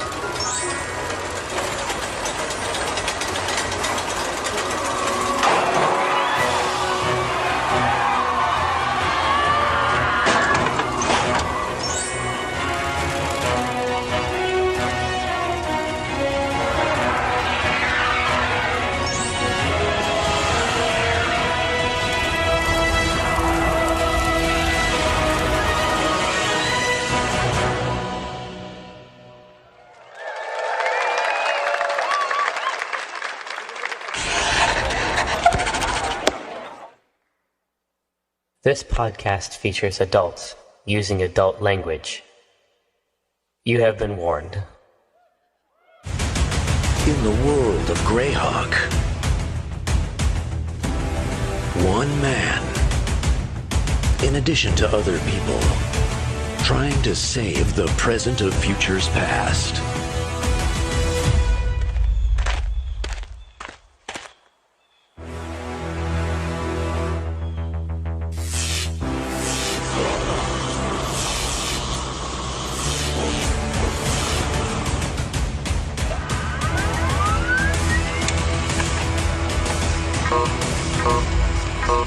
I'm looking for someone. If it's Omen Drawn, I don't know who that is. No, do you know anyone named Bode? I come from a place called Eberron. So I was built to... Whoa. Built? Yes. What do you think I am? This is our new friend. And he's a little bit like the stuff that Vi makes. Are you like that? What does Vi make? It's got like cogs and I'm not an engineer. No. This is a type of person that is made somewhere else, and then sometimes they just show up near your house naked. Are you a construct? No, I'm not a construct. I am a warforged. And he extends his arm out and he goes, "Hello, I am Destroy All Violence Encouraged, or Dave for short." Destroy all violence encouraged. It is so pleased to meet you. I'm so pleased to meet you. I'm just a little flustered. I was a construct once for a minute, and it's really nice to meet you. What are you here for? Bode. Bode? Oh, he's upstairs. Yeah. Oh, he's been killing it. He's jamming. He's been killing on the loose, We have a whole set. Yeah. Want to meet Bode? He's right over here. Yeah. That's my bro. Hey, Bode. Hey, Bode, you got company. Bodie, come here. Bode, you know this guy? You got a fan. You got another groupie. Yeah. Hey, so you kill stuff, dude? All I know is I need to be here to protect. Yeah. Protect? Oh, protect him from what? During the last war on Eberron, artificers created an artificial warforged heart that could be magically implanted in a living entity. What the fuck? The heart was a prototype. Two of the artificers stole the heart and implanted it in a living subject. Oh, shit. He is 1/3 Aasimar, 1/3 Tiefling, and 1/3 Warforged. 100% Dran, and I love him. That's right. A self-styled Warforged Messiah calling himself the Lord of Blades deemed the heart an abomination. The Lord of Blades has sent not just one Warforged out to get Bode, but an entire company. Maybe we'd surround the stones I arrived at and attack them once they land. I like him. That's a good idea. Yeah, but there's like 20 of these things. Chrysler, Pterodyne are the captains. Ducati, Saab, Buick, Rivian, Lexus, Renault, Volvo, Porsche, and Kia. What do you do with a pit full of cheese that contains parts of multiple Warforged? Declare it a disaster area. I want to grab the head in these final moments to see if I can glean information from that final conversation with the Lord of Blades.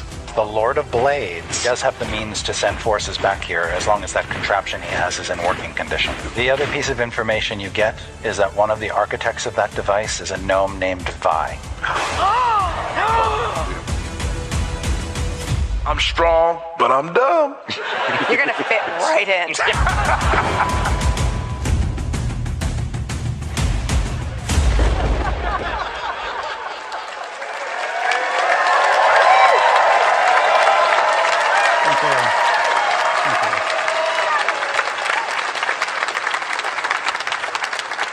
Hello! Can everybody hear me? Good. This is a very challenging costume, which will make a lot of sense later, but it required a never-before-performed mic configuration. What am I, you may be wondering? Yes, I am a mechanical chicken. You too can also be a mechanical chicken. Spirit Halloween, $2.50. Get them before they're gone. I humble myself before you once more as your DM for this game, and I'm about to introduce the players. Would you like to meet them? But first, the chicken joke. Why did the chicken cross the road? Because he was having an existential crisis.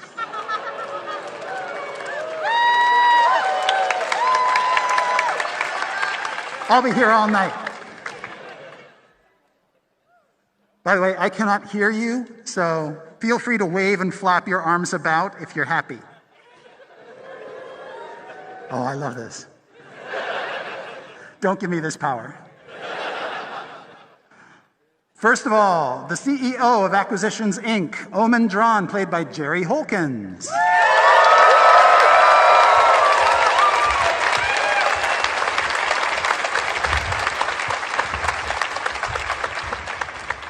His daughter, Certainty Drawn, played by Jasmine Bullar. Hey, babies!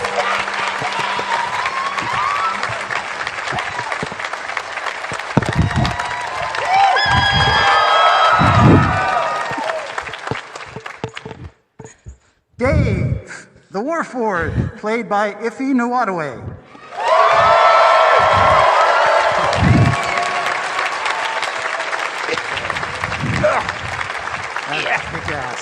Yeah. It's pretty fly. The beautiful, the lovely, the enchanting, the magical Evelyn Marthane, played by Anna Prosser.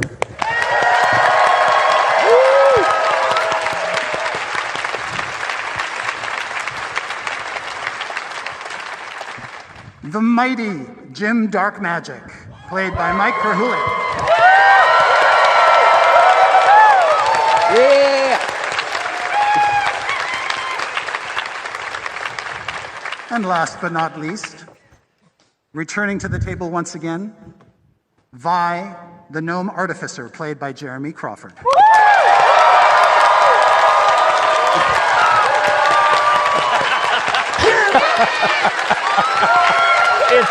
It's pretty nice. Yeah.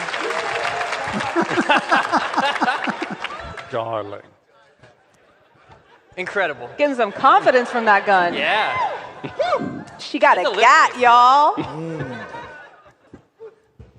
Yeah? If you set phasers to slay. There it is. Nice new gun. Oh, it is so long. Here we go. That's Here we the go. most. These are the words. Those are the gun words. Okay. I see that it's orbed for your pleasure. I don't know, it's got all those nasty hooks on it. Don't yuck my nasty. It's not a first choice. Yeah. That's why I stopped using Trojan condoms and started using wizard condoms. So absent from today's game is Bobby Zimmerowski. As you may recall, after you guys destroyed the monument outside of Castle Greyhawk, authorities came by Bobby's place and threatened to arrest him for the damage he had caused, particularly all the butter. So he is currently doing community service, restoring the Hill of Standing Stones to its former glory, which he's more than happy to do, because he's that kind of nice guy. Yeah, he's a great dude. Yes.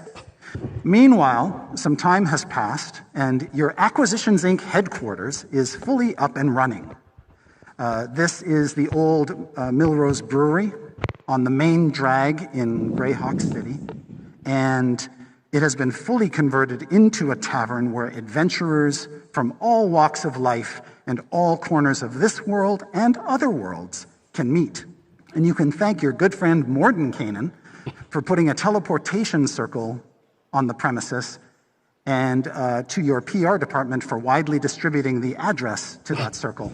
And so adventurers from literally all corners of the multiverse can now converge here and enjoy the best brew that Orth has to offer. Wow. Very nice. Yeah. Is there anything else that I'm leaving out about this new establishment, Omen? I mean, I think that the profound success that you've described is most of it. I mean, I just want to go there. I just want to go there and live there. Yeah. As long as you'll let me tonight, let's just be there. Just hang out there. Aw, that's so romantic. And the most amazing thing is, you don't have to do a thing, Omen. The whole operation runs smoothly thanks to Certainty's august oversight. And just out of curiosity, what is the featured brew on tap today? The featured brew should be our regular red. Regular like the soldier, not just like ordinary. And I have to explain this to each person who buys it. It keeps you regular. Yes. Right? That's what you meant, right? Yes. All right. Things are really, really busy here, not only because this is a darn fine 5-star establishment, but also for the past 12 hours or so, there has been a raging thunderstorm outside. Oh. Not uncommon for this time of year in Greyhawk, but the rain is absolutely pouring down. Thunder is rolling loudly across the sky. Dark clouds have basically turned day into night, and lightning flashes outside the windows with grim frequency. What is everybody else doing in this establishment during this thunderstorm, with the exception of Vi, who is not present? Not really here. We've been helping with serving drinks, if I remember correctly. So Evelyn is helping, but every time she gets a chance to look out the window, she makes some observation like, "Don't you think lightning is just like snazzy sunshine?" And then keeps serving. Says something about, you know, springtime and flowers. Yeah. Just trying to materialize it. Yeah. Yeah. I think I actually hear the thunder. Yeah, I think I do too. There's thunder. Jim would be hiding under his bed, I think. My guess is that Jim was probably struck by lightning at one point. And so this is very traumatic for him. It's bringing back Join the club. A lot of bad memories. Is it a situation where he thinks it's trying to find him? Oh yeah, he thinks it's back again for him. And he apologizes to everyone. "I'm sorry the thunder's back for me. I'll be up in my room hiding if anyone needs me." Yeah, cuddling his little fur buddy.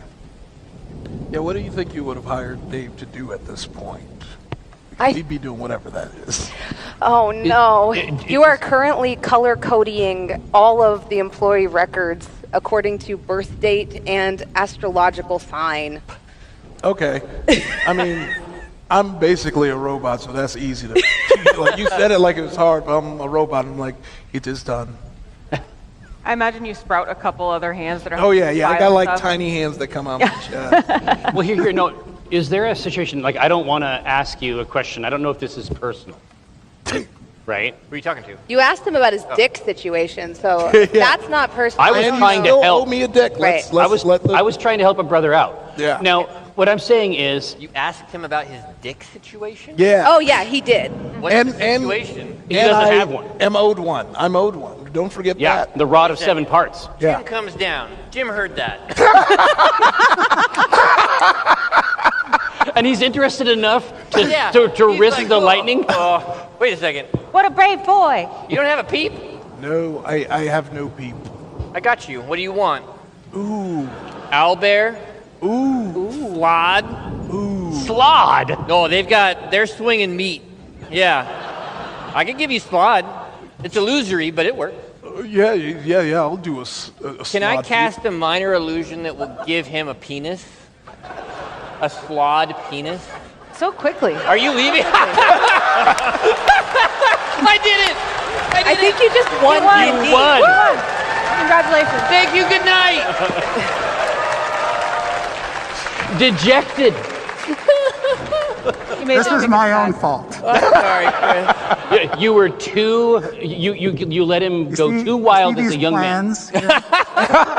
Wait a second. Is slod penis not on your list? Should have prepared better, Chris. Yeah. Okay. Sorry.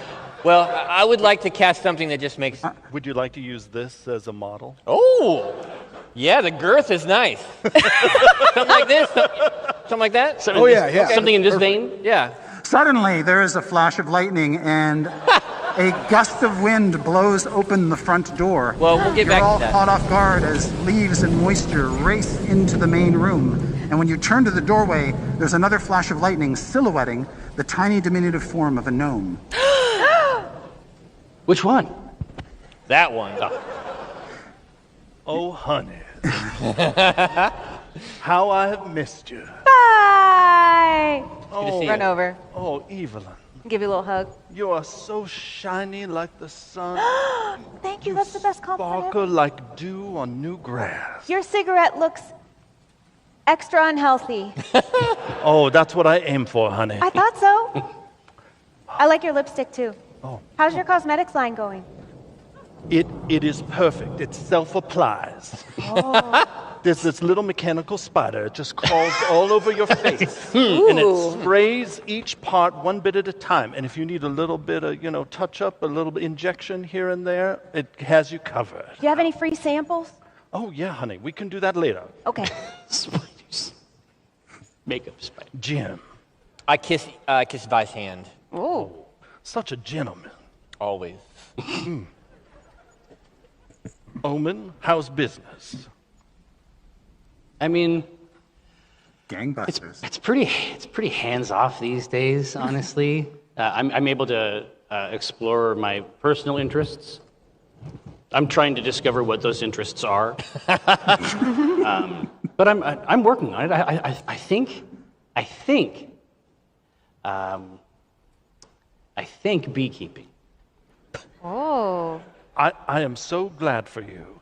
I've always said that when you've done the same thing for a long, long time, it's good occasionally to make a change. Exactly. And you've also always said, "Oh, honey." Yeah, exactly. Oh. Well, and I'm thinking I'll start with one bee, and then we'll just see where it goes. If you can keep that one, then you can Exactly. Then I can have 2 bees. keep it. Certainty? Auntie Vine! Oh, come here. Oh, yeah. I pick her up. Oh. I missed you so much. All they do is talk about their cocks and their balls. I missed all of our stimulating conversations about the theories of Arcana. I missed you so much. And Don't leave me alone with them again. Are you about ready to take over the company? I stay ready. It's going to be amazing once you're the CEO. If you ever leave me again, I will track you down. Well, honey, why don't you are powerful enough. Next time, come with me. Oh. Certainty dies. Field trip. Certainty disintegrates into waves of gently undulating gold. Now, what have we here? Well, you have a Warforged. I am very familiar. You are beautiful. Well, thank you. I was getting ready to be adorned with a penis. I told you. Squad D for him. I warned you. If you like him now. You've seen Squad, right? Wait 5 minutes. Slod? Oh, yeah. Yeah, they'll... But there's that curve. Oh, he asked for it. Yeah, I know. That's, that's part of the fun. I think we can and the spikes. I think we can do better for you than that. I offered Owlbear. He didn't want the burrs, I guess. Well, yes, you started with things that weren't human. When I was human first... is so boring. I don't even use human. That's not what I'm packing. See, Chris, you can't keep us away from this. You can't. So, forgive me. I just led talking about your beauty, and I should clarify. I see you, and it's like looking at one of my great-great-great-great-great-grandchildren. I don't follow. Are gnomes able to give birth to Warforged? This one can. No, my friends here don't know my whole history, but long, long ago, I worked for House Cannith and the other houses, whichever ones needed my expertise leading up to that horrible, horrible war. And I was even consulted in the Warforged project. Oh. You must be the Vi that we were told about. Do you remember when we fought all of the cheese and the community service, and now, yes, I'm trying to protect Bode. Oh, all the gods bless you. Is your brother all right? He's okay, but I guess we found out he has a Warforged heart. Oh, that's what that sound was. We think it's weird. Yeah, like how would that happen? Oh, there are all sorts of ways you can replace different body parts with Magitech. I should show you sometime what I've done to myself. Jim's interested. Jim wants to know more. When are you going to give me a shot, Vi? I'm sorry. You'd have to talk with Bobby.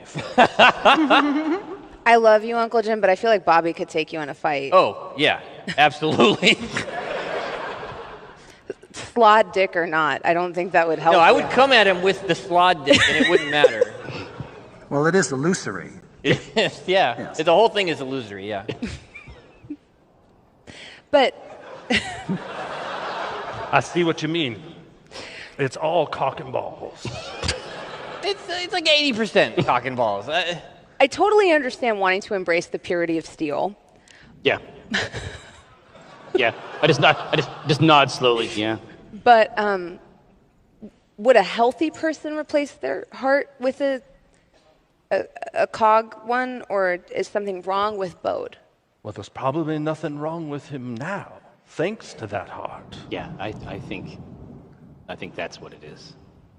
And for that procedure to have been done on him, it meant his life was in danger. Yeah. Or the person who did it was a completely unethical horseshit of an artificer. That sounds more like what would happen to us. Yeah. Yeah, that sounds about right. Okay.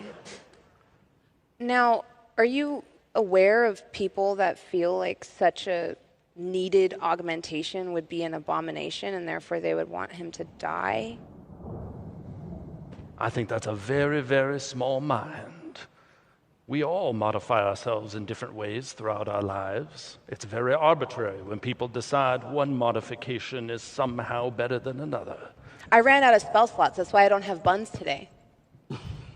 But your hair's beautiful. So, Vi, where do you keep the dagger? The dagger is right inside my vest. Okay. It's starting to feel uncomfortable. Oh my gosh. I was so excited to see all of you, I forgot why I came back. And I reach into my vest and pull out a dagger.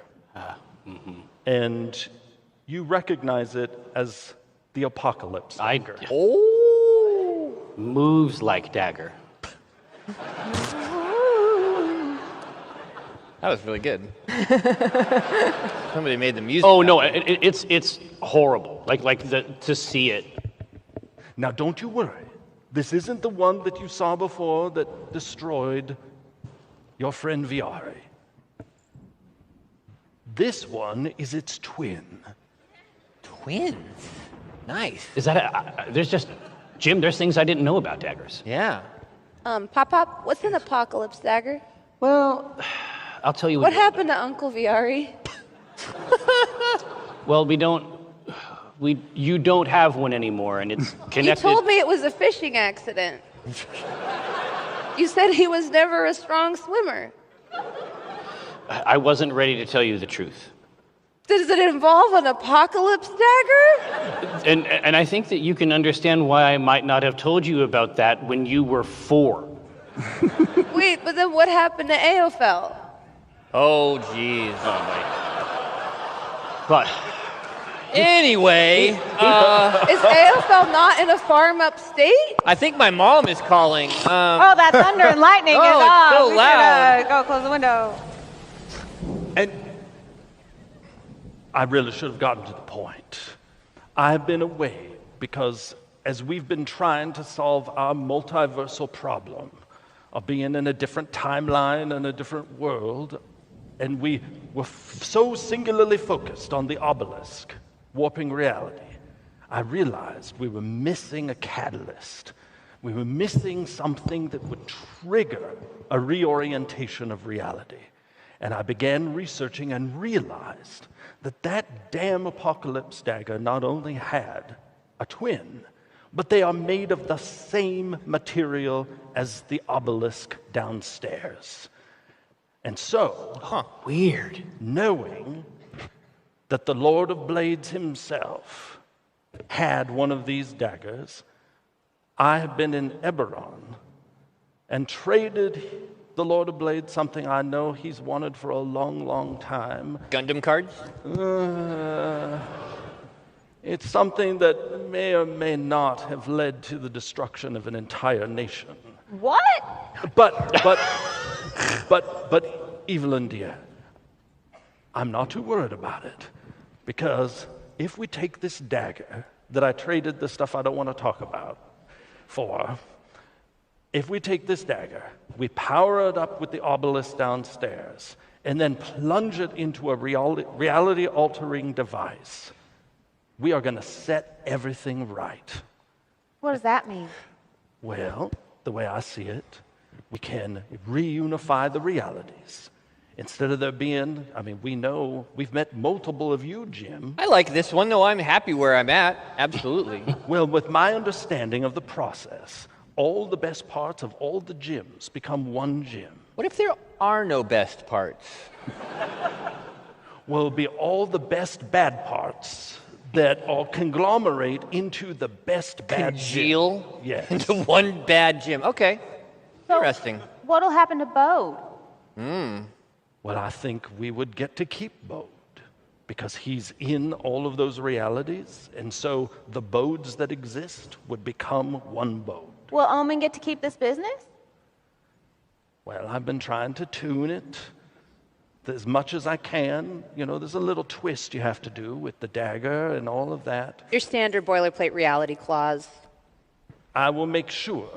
And here's the thing. I think the wish that you made that set this whole series of events in motion will ensure that Acquisitions Incorporated survives the transition, because that was your wish. So I am left with one question about this nation that was destroyed with the trade. I have a cousin who was destroyed in a nation destruction event. So I just was trying to confirm whether or not that was due to the trade or not. No. That destruction happened long ago. I think what I traded had something to do with it. But that destruction is why I have now spent hundreds of years trying to make things better in the universe. Hundreds of years? You look a day over 100. Oh, you're too sweet. It's just that cousin owed me 20 gold, and now he can never pay me back. You're not seeing that 20 gold. Yeah, No, exactly. that 20 gold is gone. It's gone. That's kind of my problem, but okay. And Vi, you know, whether you choose to share with them or not, that this persistent dividing of the realities is causing the multiverse to fray like a tapestry that's coming apart. Okay, because I was trying to figure out why it had to be done, like today. We got time? Well, because if we let this keep going the way we have, there's going to be weirder shit than those Warforged showing up, different versions of Bode, all those strange realities that we witnessed deep under the earth in the Cairn Hills.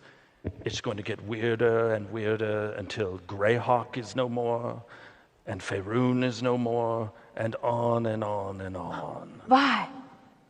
If we merge the realities, do we get to have all our old spells and stuff back?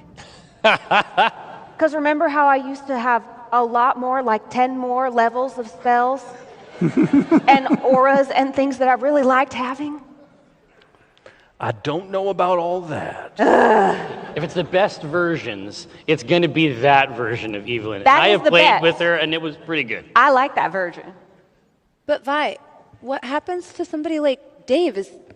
Are you a Warforged in every reality, or are you like a real boy?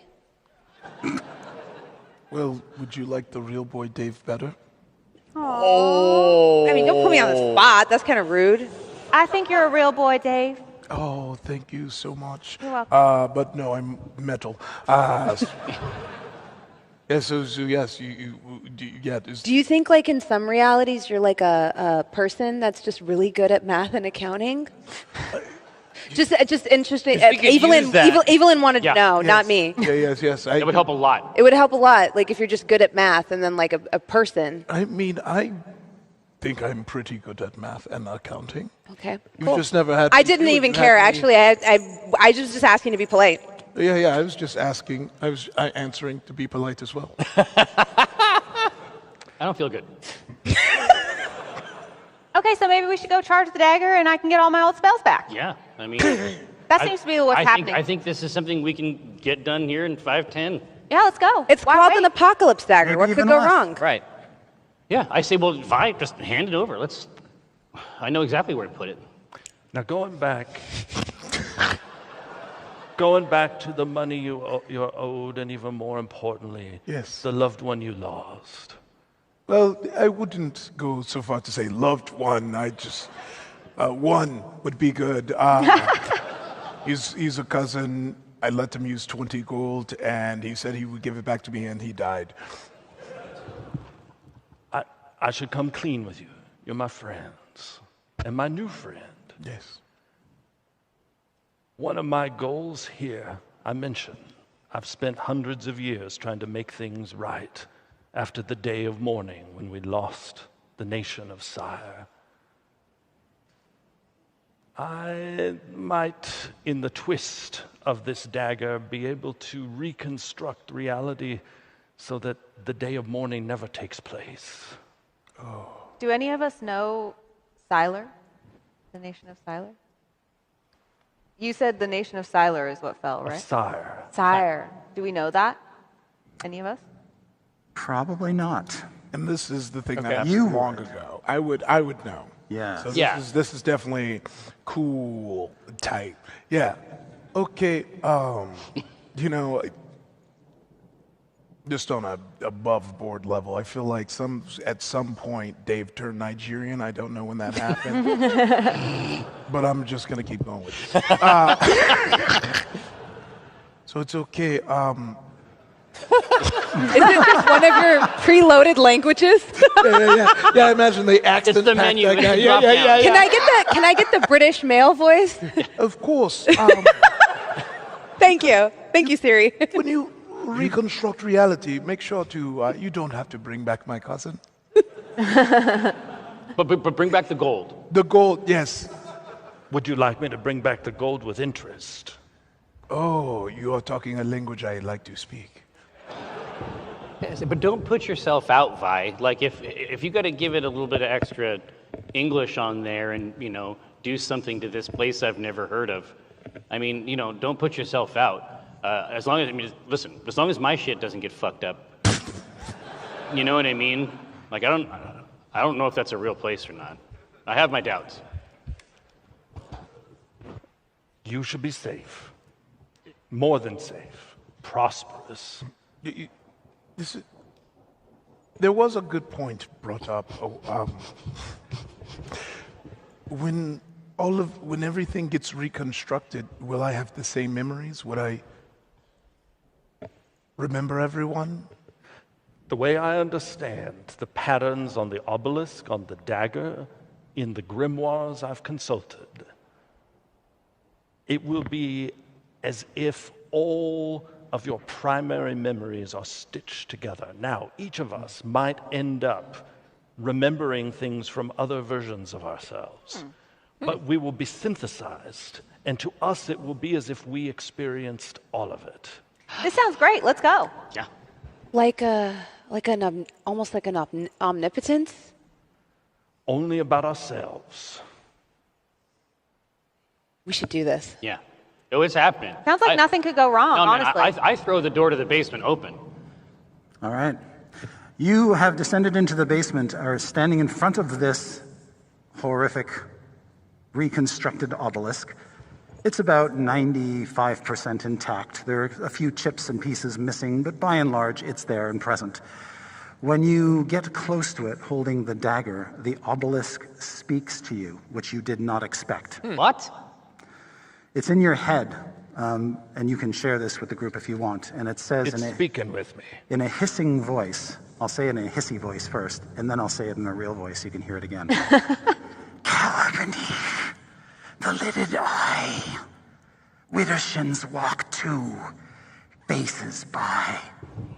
The hidden hand, its fingers splayed, waits to grasp the ending blade.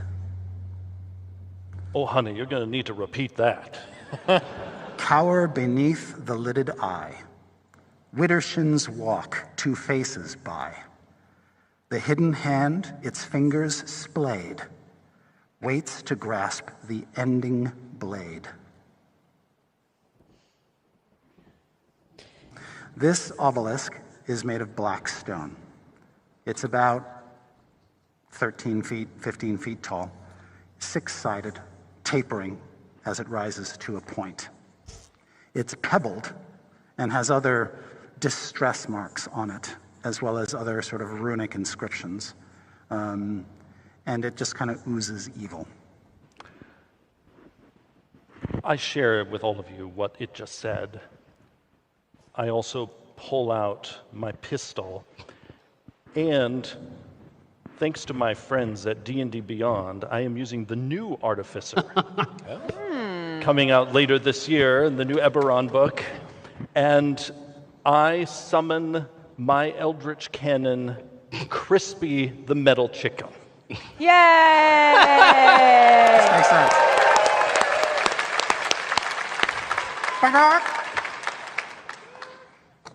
And setting Crispy to the protector mode, and with my pistol out, I have us walk widdershins around the obelisk, examining it very closely. Okay. Anybody who cares to can make a wisdom perception roll. Well, I'm very good at these. Evelyn is not. Ooh. Dirty 20. 18. Ooh. 9. 9. 14. 14. 8. All right. Dave, Certainty, as Vi is circling around, you notice that near the top of the obelisk, on each of its faces, is a sort of protruding, almost like pimple, like shaped oval, which doesn't exactly look like an eye, but you sort of think maybe there's some connection between those markings on each of the 6 sides and this poem that Vi heard. Mm-hmm. And as you both rolled high enough to also note that as you look at them, they're all basically intact, but one of them has a cut through it, a horizontal cut right through the middle of it. And it looks like it might have happened accidentally. It's not a feature of the carving.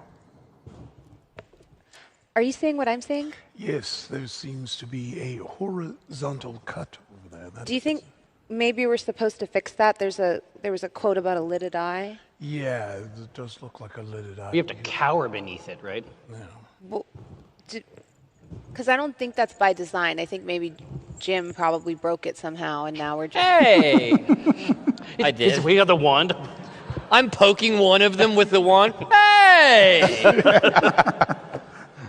Yeah, I think, so what is it made out of? It's made out of the same black rock as the rest of the obelisk. It's a part of the obelisk. It's not a separatable component. But it's kind of a blister? Or like yeah, it's like a blister with a slit through it, which gives it the look of a lidded eye. Mm-hmm. It's a winner. I hold up the Apocalypse dagger. Does that shape look like the shape of the dagger? It's possible that some sort of weapon like the dagger made that slit. Mm-hmm. But it's quite high up. As you stand before this face, it sort of looms above you threateningly. Are any of you able to reach it? I mean, I could, and I unseen servant my little intern, say, just stand on him. He's not a real person. Stand here. Lift up by. Oh, that kind of tickles. Give her a boost. Put your back into it. Evelyn Stop just flies complaining. up. You're not real. Go ahead and make an wisdom insight check for me. Evelyn just flies up next to Vi. 19. Hey, that'll do. You think that cower before the lidded eye is a bit of obelisk posturing. That it wants to tell you what side of the obelisk to be on before you solve this riddle. You want to be below the lidded eye. Lower me down, dear friend. I pat the invisible servant. Put her down. Get us 3 coffees. No foam. Pumpkin spice in mine, please. Pumpkin spice and vise. I've told you 3 times now. Soy Point milk. for Evelyn. Come Soy on. Yep. So now we need 2 faces and a hidden hand and an ending blade? It's going to be splayed. I tried to write it down, but he was saying it so fast that I just drew a picture of a butt. The next part of the riddle is Widdershins walk 2 faces by. 2 faces by. What if it's literal? What if it's bisexual? Jim's bi. Do you have 2 faces? Happy Pride, Jim. What's a Widdershins walk? It's like counterclockwise? It's counterclockwise.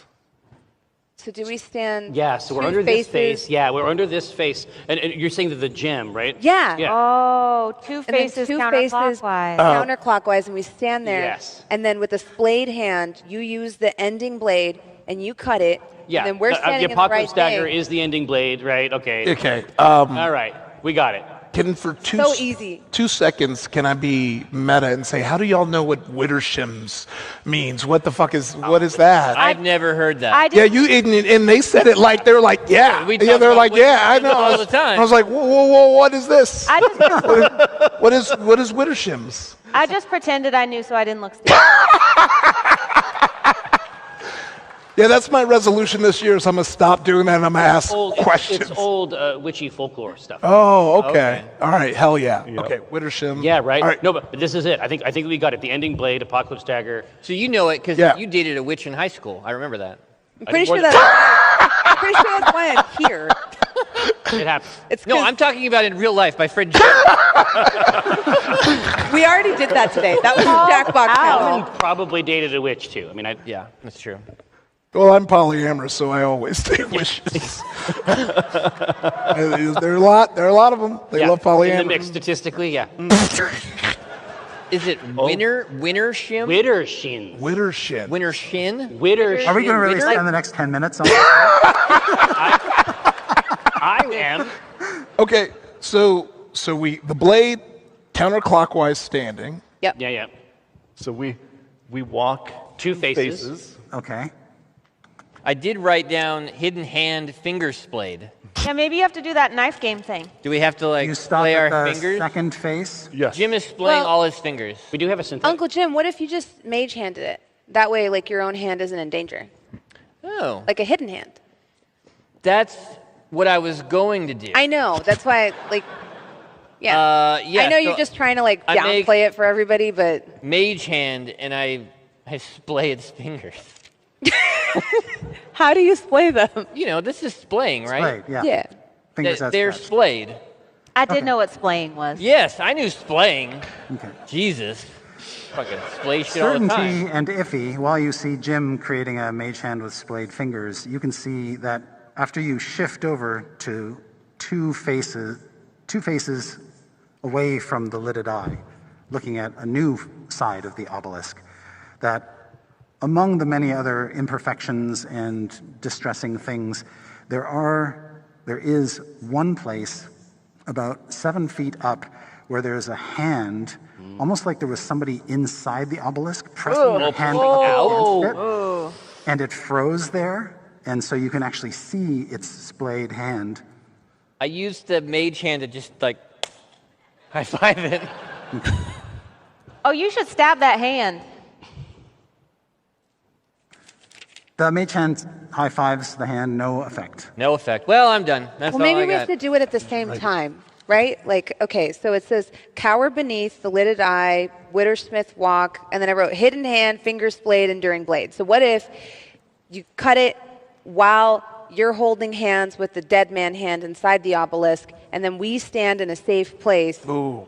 Okay. right? I really like the safe place part. Yes. Jim will be there in the safe space, but the hand, his mage hand, will be out. Yes. Yeah.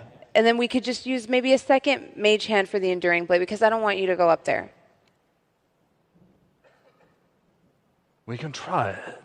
But with magic, often you need a living being. Yeah. But what if something bad happens to you? If this all works, Dave, you should go. I'm okay. No. Would that, I'm would- okay would if that, something would that happens. make you happy? Yes. Then I will do it. This is toxic. But reality's going to be fixed, so everything will be fine. Yeah, you'll be fine up there. Vi, you should come to the safe space. No. No, I will do it. And Dave holds his hand out. Dave, you have so many years ahead of you. If anything bad happens, let it happen to the old lady. But if Dave dies, you could just make another Dave. But if you die, then there's no you to make another you. No, as far as we can tell, Vi, these things just show up sometimes. Listen, I just met Dave. I don't think you could make another Dave. Yeah. Yes, and I need something stronger for this conversation. Now you've got a cigar? A blunt, I think. So, something you all need to understand is even though... Oh, yeah. Don't start now, Jim. No. Don't inhale all into your lungs to start, huh? No, I smoke all the time. I'm very cool. All right. Certainty. What you need to understand, and all of you, about our friend Dave and other Warforged, is even though they were manufactured, they are people. Oh. Each one of them is unique and irreplaceable.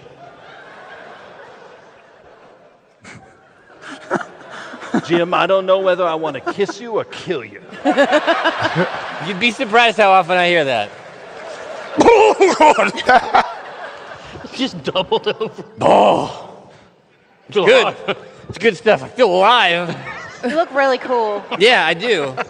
I'm like James fucking Dean. Maybe I need to take up smoking as a hobby. You should. No, it's no, good no. and it's good for you. No. Oh, really? Can I try Don't listen one? to a word your Uncle Jim says. Evelyn. It's good for you. So says Jim. Oh, God. I don't think it is good for you. Now I don't think something is good for you. Now that is I don't fucking think that magic you right cough there. a lot. And also, why do you have a diamond on your face? Oh, my tear? I killed a wizard in wizard prison. Is that where you learned to smoke? And that's where I took up. Oh my God! I touched my beard with my hand. Does it look cool behind my ear like this? Oh yeah, that's how they do it. Oh, ow, ow, ow, ow, ow, ow. It's on fire. Oh shit. Yeah, I mean, it is. I guess it is pretty cool. Maybe I should hold it like this. That doesn't work either. Well, I'm mature and ready to do this. Yeah, I say stab it. I'll use your invisible friend. Okay. I knew you were people. I knew that. Yes, you sound very confident saying that. I'm as confident as Jim is smoking that her cigarette. invisible friend is going to hoist you up with the dagger so you can put it in the grasp of this splayed hand. That's right? That's the fantasy. This is what the poem told us to do. Now remember, this is just powering the dagger up. This isn't going to rewrite reality. But if something goes wrong with me, I have a vault in the Mora holds in the world of Eberron. Interesting. With many fine inventions and treasures. And I'd want you to have them. Certainty. Take this key. Give it back if I don't die. And one other thing. No, I'll tell you the other thing. Maybe if I survive. Okay. You take the dagger. You basically touch it to the hand. There is a flash of apocalyptic energy that springs out of the obelisk, engulfs Vi, and blows her into ashes. Holy shit! All right, good night, everybody. And the dagger just falls and clatters to the floor. I thought you were setting up for a fucking green flame, Chris Perkins. I didn't think you were setting up for that. I say, no, it's good. And I start to scoop it up into a pile. Yeah, Evelyn's trying to help put it back together. No, see, this is fine. And This is why I started smoking. Yeah. She wasn't very big to begin with, so there can't be that many ashes. So we want to get all that sorted together in a pile, and we wanted to make it sort of roughly Vi-like, if we can. Did anything happen to the dagger? The dagger just literally fell to the ground. But it didn't change or glow or anything? It doesn't look charged. I cast Identify on the Apocalypse dagger. Okay. You're able to ascertain that it is the real deal, but it is not currently. You don't sense that it's been charged with magical power. That energy came from the obelisk.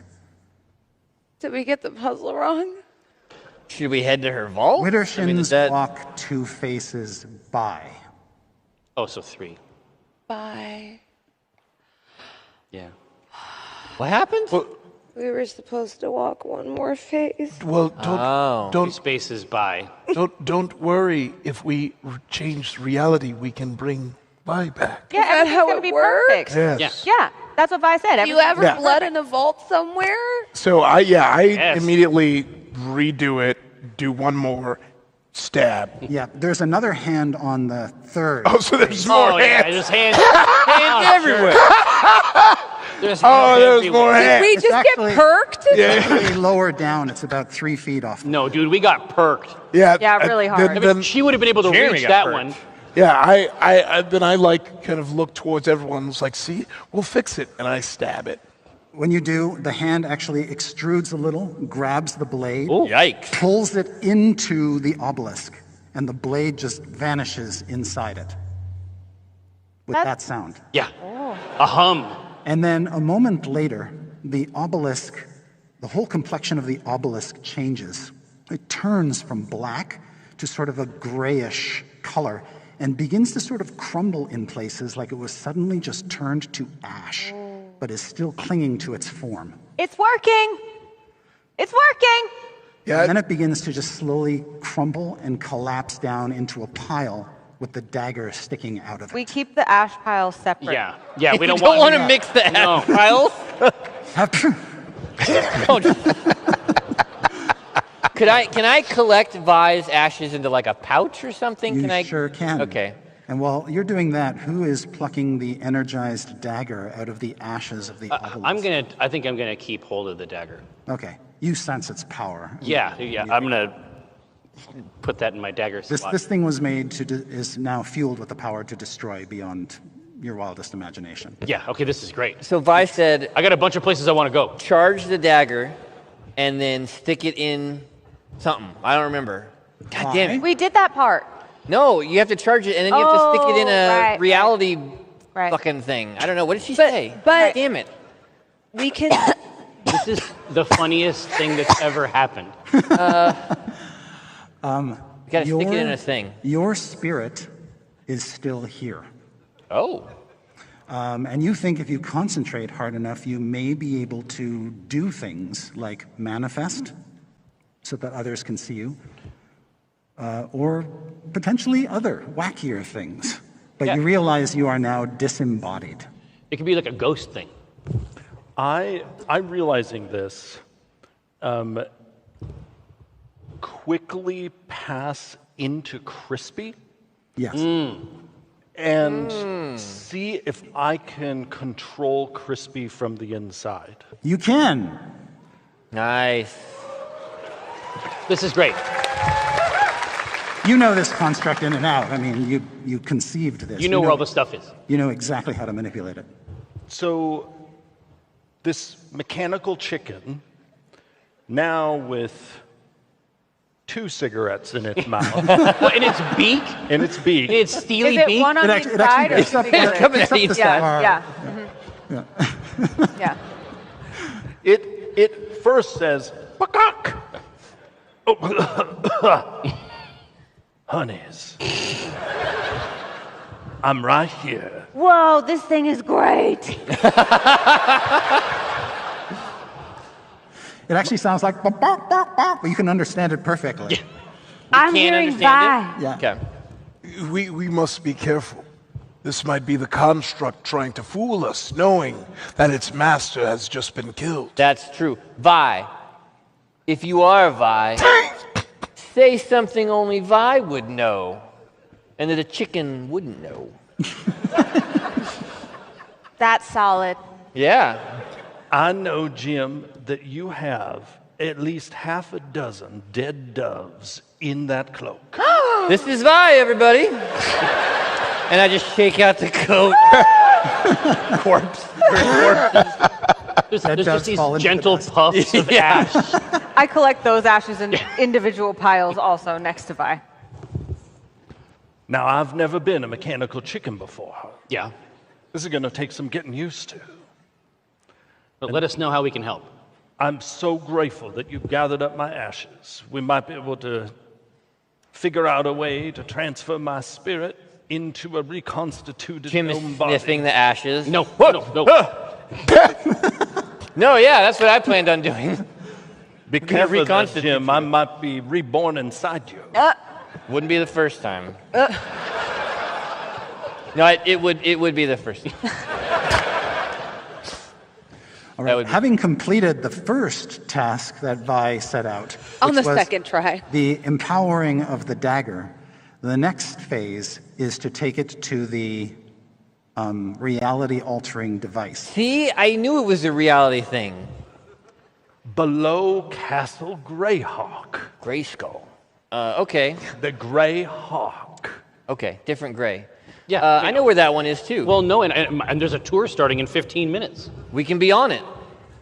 I love the walkthrough. Yeah. So you all know, because you've been here a while now, that Castle Greyhawk is a ruin outside of the city of Greyhawk. It's not far, it's about 6 miles, and it's just northwest of the city. You cross the river, you walk along a path, the path takes you to the ruin, and this has been a site for, like a magnet for adventurers for years, because according to stories, there are many, many dungeon levels underneath the castle built by this loony wizard named Zagig.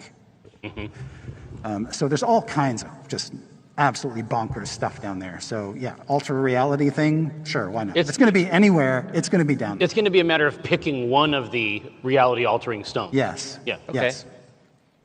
Do we want to roll through Vi's stash and get her geared vault? up? Yeah. Well, she said to do that if she was gone, right? I mean, she's kind of still here. Vi, do you have... Is that rude? Still here. Yeah. We don't need to pick her pockets yet. Do you think we need your gun stash?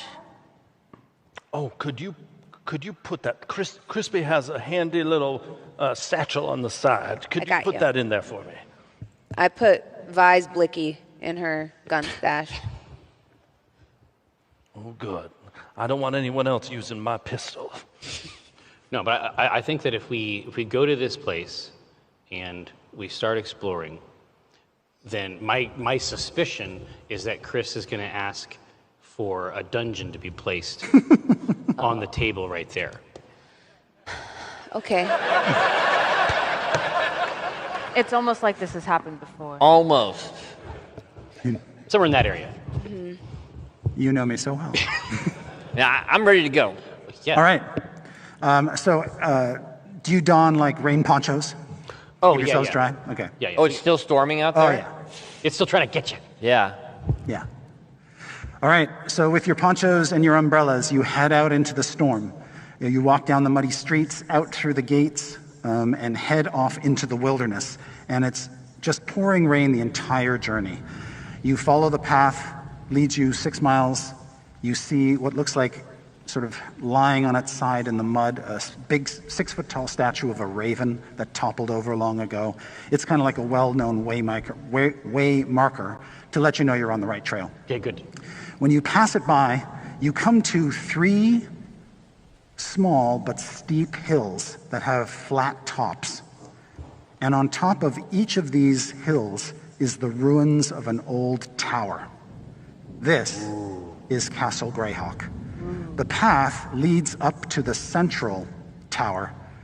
It's all sort of come tumbling down, but you can hear combat. Really? In the tower.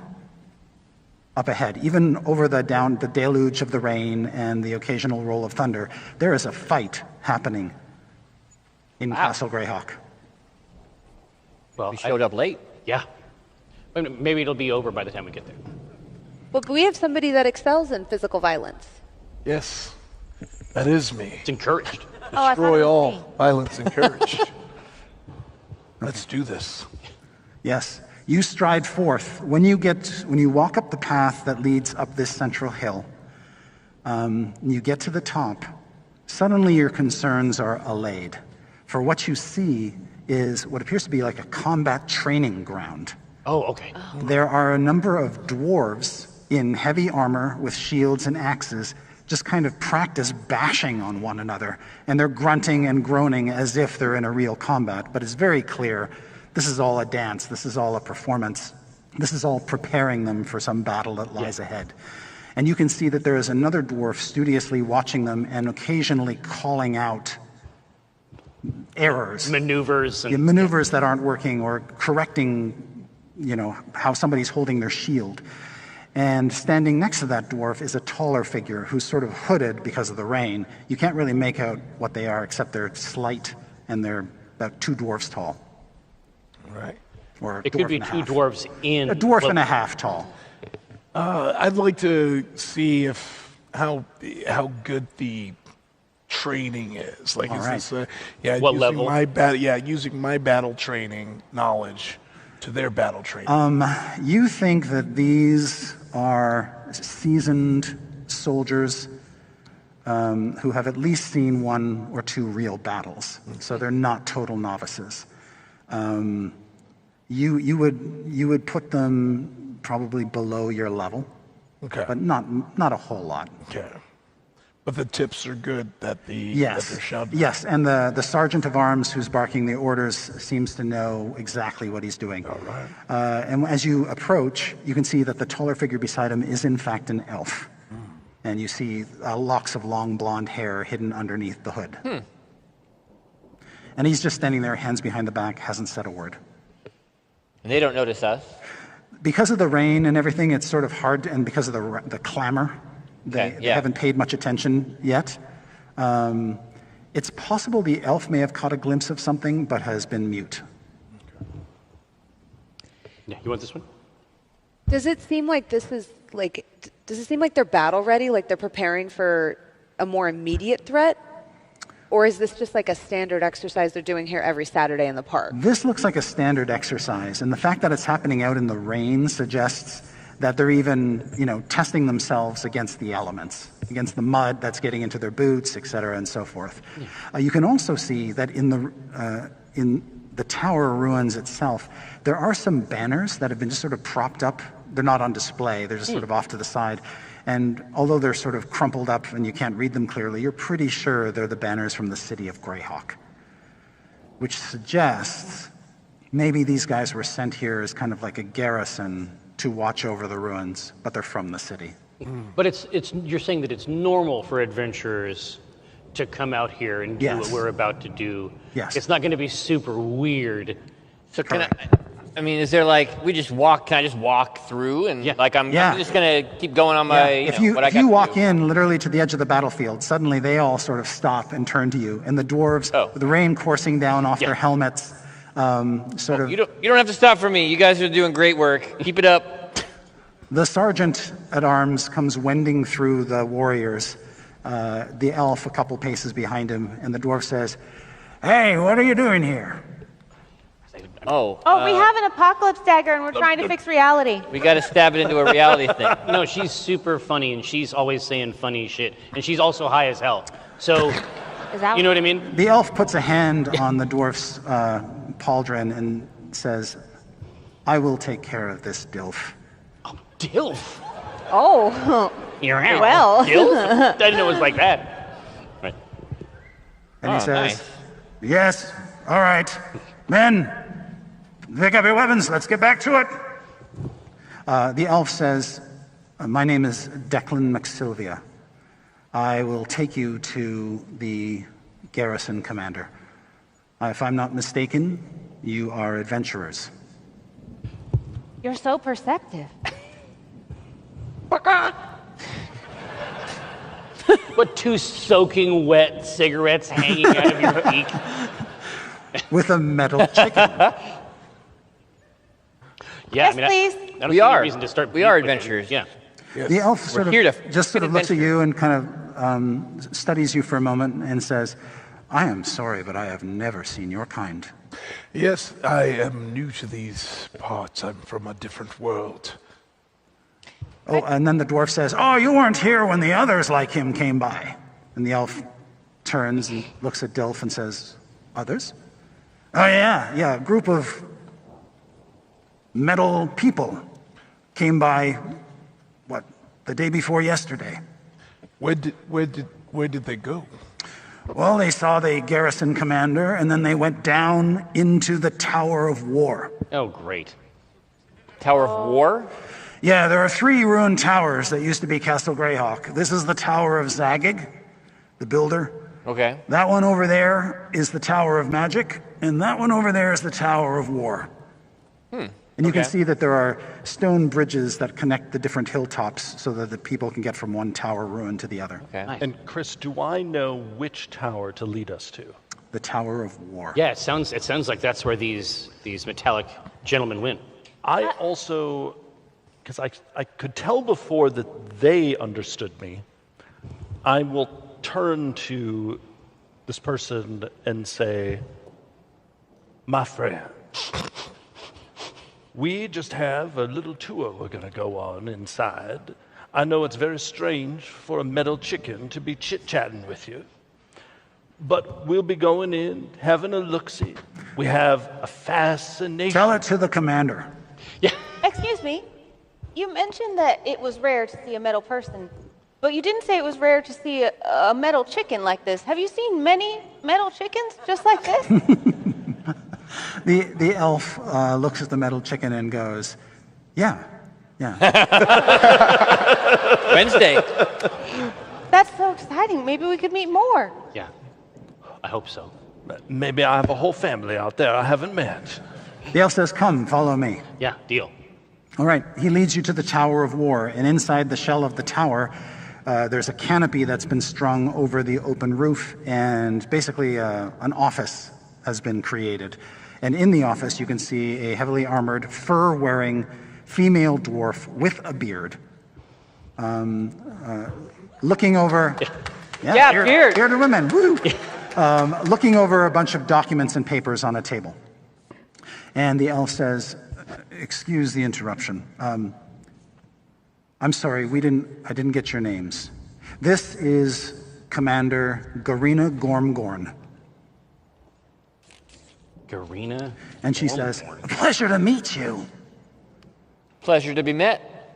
And she picks up a cigar. The pleasure is all ours, honey.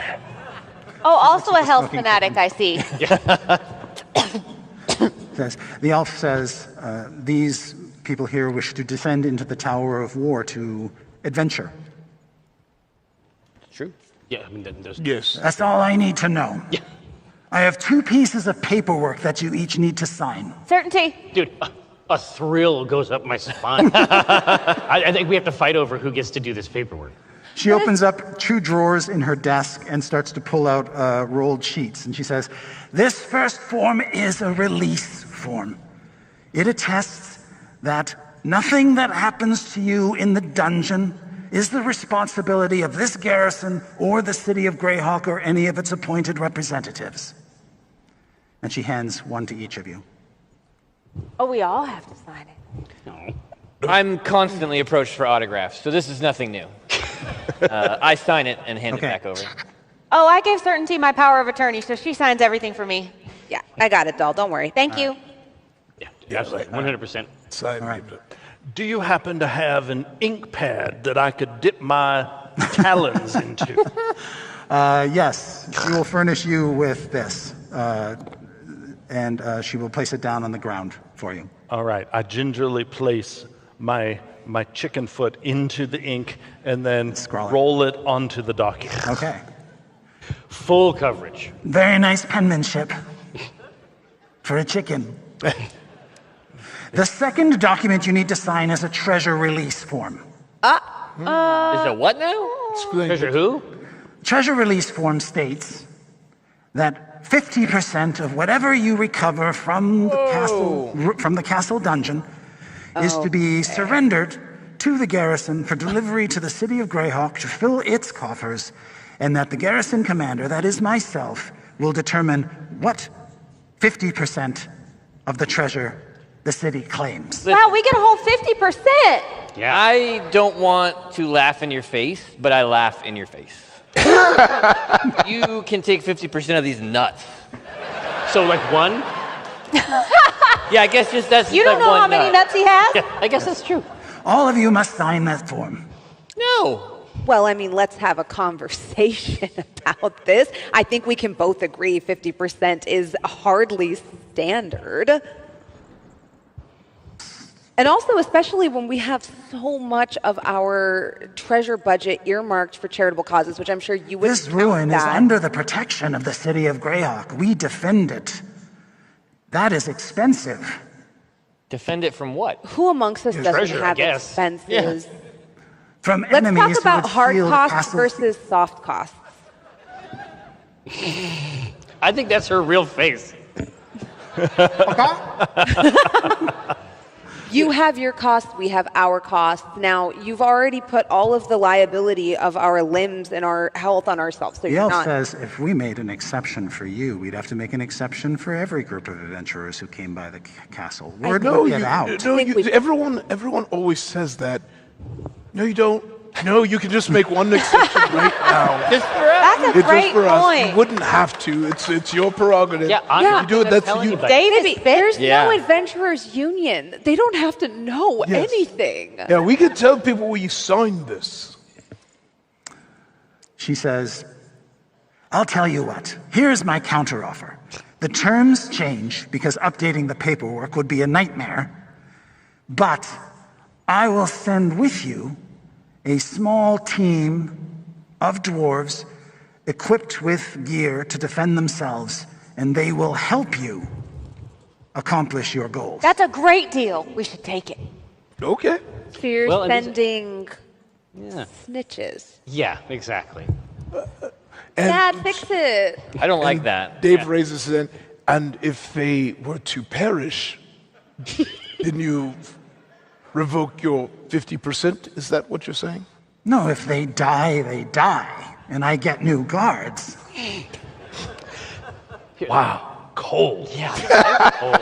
Here, I'm gonna look over the full text of the agreement while this is happening, just to see if there's something I can smell. Bardic inspiration. Right? As I look over your shoulder and say, Dad, fix it. Yeah. So what do we think this is? Is this going to be? I think probably an insight, wisdom insight. Yeah, I'm glad you said that. That's what I was going to recommend. All right, here. So you're saying add a d6? Mm-hmm. Okay, let's try this. Oh God, why? No, I feel it. You're gonna roll like a normal person this time, not like Jared. like a normal human being. Like a man. Like a man. Let's see it. Whoa! I manifested it for you. Now, so that is 24 plus. Okay. 26 total. All right. Are you looking for like chicanery, or are you looking for some way to twist? I am just looking for like the tiniest crack that the most gentle little zephyr of bullshit I can push through in this contract. Some loophole, right? Yeah. What would you like to push through? I don't want any babysitters. I'm here to tell you that right now. That's not good. I think that I have to try to change the percentage. They're going to have something. I mean, they're going to take something. But the numbers have got to be crazy painful. Well, if it says they take 50% of our profits, what if we make it to where our expenses are so high that therefore Yes. we couldn't possibly The have deal any profits? includes our expenses of the initiative. Yes, and when we look at our day rates for such an esteemed group of adventurers, What I I'm mean, saying is Hollywood math. Yeah. I'm saying by the time we come out of there with every piece of fucking platinum in lost this money. place, we're down 3,000 platinum. Yes. Another, I wouldn't call it a loophole, but another thing you can exploit by the wording of this contract or this agreement is that there's no call for an appraisal. Well, if me and Vi appraise it, and we appraise it to be worth less than nothing. So if you have a legitimate appraisal done and the appraisal comes in low, you get more. Okay, this is. I think we have successfully fucked this contract. When you have a wizard with distort value from the Acking supplement in the roster, I think we can probably make that happen. Yeah, it's all coming up AI. Yeah. Right here. So yeah, I will assign this this version of this porous sieve-like version of the agreement that we have now figured out. Yes. Also, and you would only know this because Vi told you this, if you're successful in accomplishing your goal, the omen that went down will not be the omen who comes out. Oh, that's an even better deal. Yeah, I never did any of it. Okay. Yeah, and I'll tell him so. Yeah. You may actually look like different, like your armor might be newer or older. I got a great feeling about this. Yeah. I think All it's right, so do you all sign then? Yeah. Yeah. If Omen says it's okay, Jim signs it. Okay. I'll okay it this time. All right. And you are declining her offer to send a dwarven escort. Yeah, I think that's not for the best. And she sort of strokes her beard and looks at the elf and says, well, I guess we'll just never be able to test out the gas masks.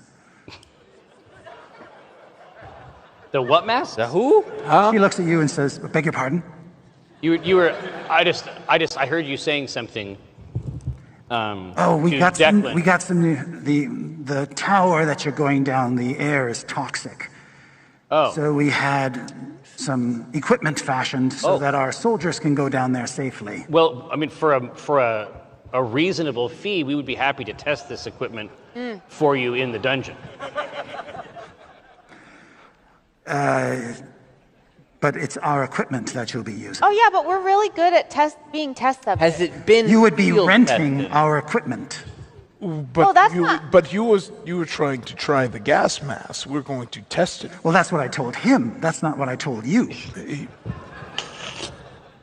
I just think it would be a lot of fun to test out the. I just think you really want adventurers like us to test your gas masks. I say persuasively. Go ahead and make a persuasion check, Evelyn, and you get advantage. Oh, shit! Nat 20. Well then. That's the real deal. Which with my level 4 persuasion is still a +6, so 26, Chris Perkins. Okay. Yeah, these two are putty in your hands. Gas max, please. Yes. She will have Declan have the dwarves bring in the equipment. What they bring back are 4 gas masks. They only have 4. And they're attached by... He doesn't breathe. Yeah. Oh, right. Yeah. They're attached by hoses. And dead? Yeah, probably. Right. Oh. So you're good. I'm not dead yet. Deadish. Oh. Sort of liminal. There you go. Chickeny. Yeah. Colonel Sanders hasn't gotten it yet. And these masks are attached by hoses to tanks that you strap onto your back. And they basically cycle fresh air. This is a crazy adventure. Okay. Yeah. Yes. Starting to get a feeling of foreboding. Do I have a moment to maybe cast my bones and get my portents? Yeah. Good idea. Do that. Those were clutch last time. A 4. Okay, that's So very do the good. 4 breathing folk don these bizarre Equipment. masks?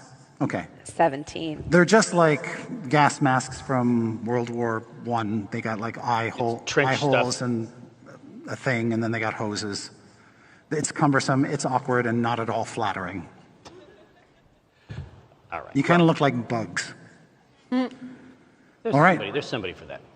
You know from Vi that the level that you want to find is off the 2nd level of this dungeon that you're going down into. So you shouldn't have any trouble finding it. The dwarf assures you that the levels above it have been cleared out. Oh, convenience itself. Yes. All right. At this time, except for the toxic gas, I guess. Yeah. I would like the dungeon gods to give me an L. L. You take the L. Oh. Here they come. Dun, dun, You see a dun, man? dun, dun, Looks like a dun. W to me. Yeah. Thank you, sirs. Oh, it's a literal L. It's a literal L. Oh, yes. The hell is that? It really is an L. Yeah. I've got your figures here. Yep. Omen, I'm going to put you outside these doors. Indeed. There's Evelyn with her trusty axe. Here's Jim with his wands. Here is Certainty with her book. Here is Vi. With her gun. I have Do you have a chickie? I have a little mechanical dog, if you prefer. It's close. Which one do you want to use? I'll be the little dog. Okay. Oh. And how does this and then arf, arf, arf, work arf. for you? Oh, that works well. Kind of badass? Yeah. All right. That's really cool. Okay, Warforged. Now, as we stand outside this door, yes, I hope my friends don't notice this with me in my chicken form. I'm in kind of a panic and trying to figure out if I have access to any of my magic. Or if I only have access to the abilities of Crispy. you have essentially all of your mental, magical faculties. All right, then you all just hear me go, oh, thank all the gods. We hear the sigh of a steel chicken. Makes that sound like the squeezy one. Yeah. That throat? Yeah. All right. Standing outside the doors, you can hear crackling flames. You can actually feel a little bit of heat coming out from underneath the door, so it's warmer on the other side of this door than it is out in this hall. They got to insulate. Beyond that, you don't hear anything. I will say, once again on a meta level, it was brave of you to bring out this map before we walked in when there's a big gun pointed at the door. Choose wisely. For some reason, I am thinking we must really think through opening this door. I just heard a crackling. And that's...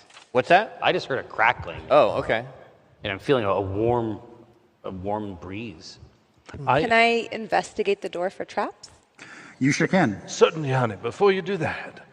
And because I've had Crispy do this many times before, but I've never been Crispy when I've done it. I sort of shake my wings, wiggle my tail. This is adorable. Go, bakak! And as I do that, this energy field emanates, and you all gain temporary hit points. Whoa! And you all gain 10 temporary hit points. That's almost how much I normally have. That's okay. That's huge. Big for the tour. Oh, wow, you have very few hit points. I do. That's like double my health. Jim feels fucking grand. Feels right. Well, now we're ready to open this door. I'm ready to take on the world. Are you kidding me? Jim kicks open the fucking door. What? Yeah. No, let's do this shit. I love it when Jim goes first. All right, Jim, you're staring down the barrel of a giant. Okay. But I'm fucking juiced. So you notice. Thus we heard the last of Jim Dark Magic. No, man, I've got hit points to spare. 24 health? Jesus Christ. You got hit points laying around. You have less than half my hit points. No. Wow, I felt so strong.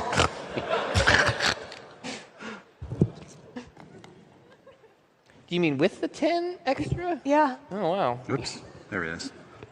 Okay. For And those. That's a lot of minis, Chris. it is. Oh, man. But they're all laying down. They are laying down. They're and they're They're very exhausted. small. Okay. When you burst into the room, immediately you see this big giant machine sticking out of the wall with these twin barrels pointed straight at your head. But you can also see that there's sparks kind of bursting out of the machine in an erratic way. Okay. Like it doesn't seem to be quite functioning properly. Oh, good. The heat is coming from a forge over here. And there are corpses lying on the floor in front of the forge that look like dwarves, but they're sort of encased in bronze or brass. And their hair is just like smoke rising from their heads. There are 4 dead Warforged lying in the path of the gun. It looks like that they've been like partially blown apart. Can I use my divine sense to see if these happen to be undead? Undead? Uh-huh. Yes. When you use your divine sense, you are not picking up the presence of undead. Oh, okay. Actually, what's the range? 60 feet. 50 feet? 60. 60 feet. Oh, yeah. Tons of undead. Oh, yeah, they're fucking undead, dude. Oh, yeah. They're not alive, I'll tell you that much. Okay? You are not picking up undead.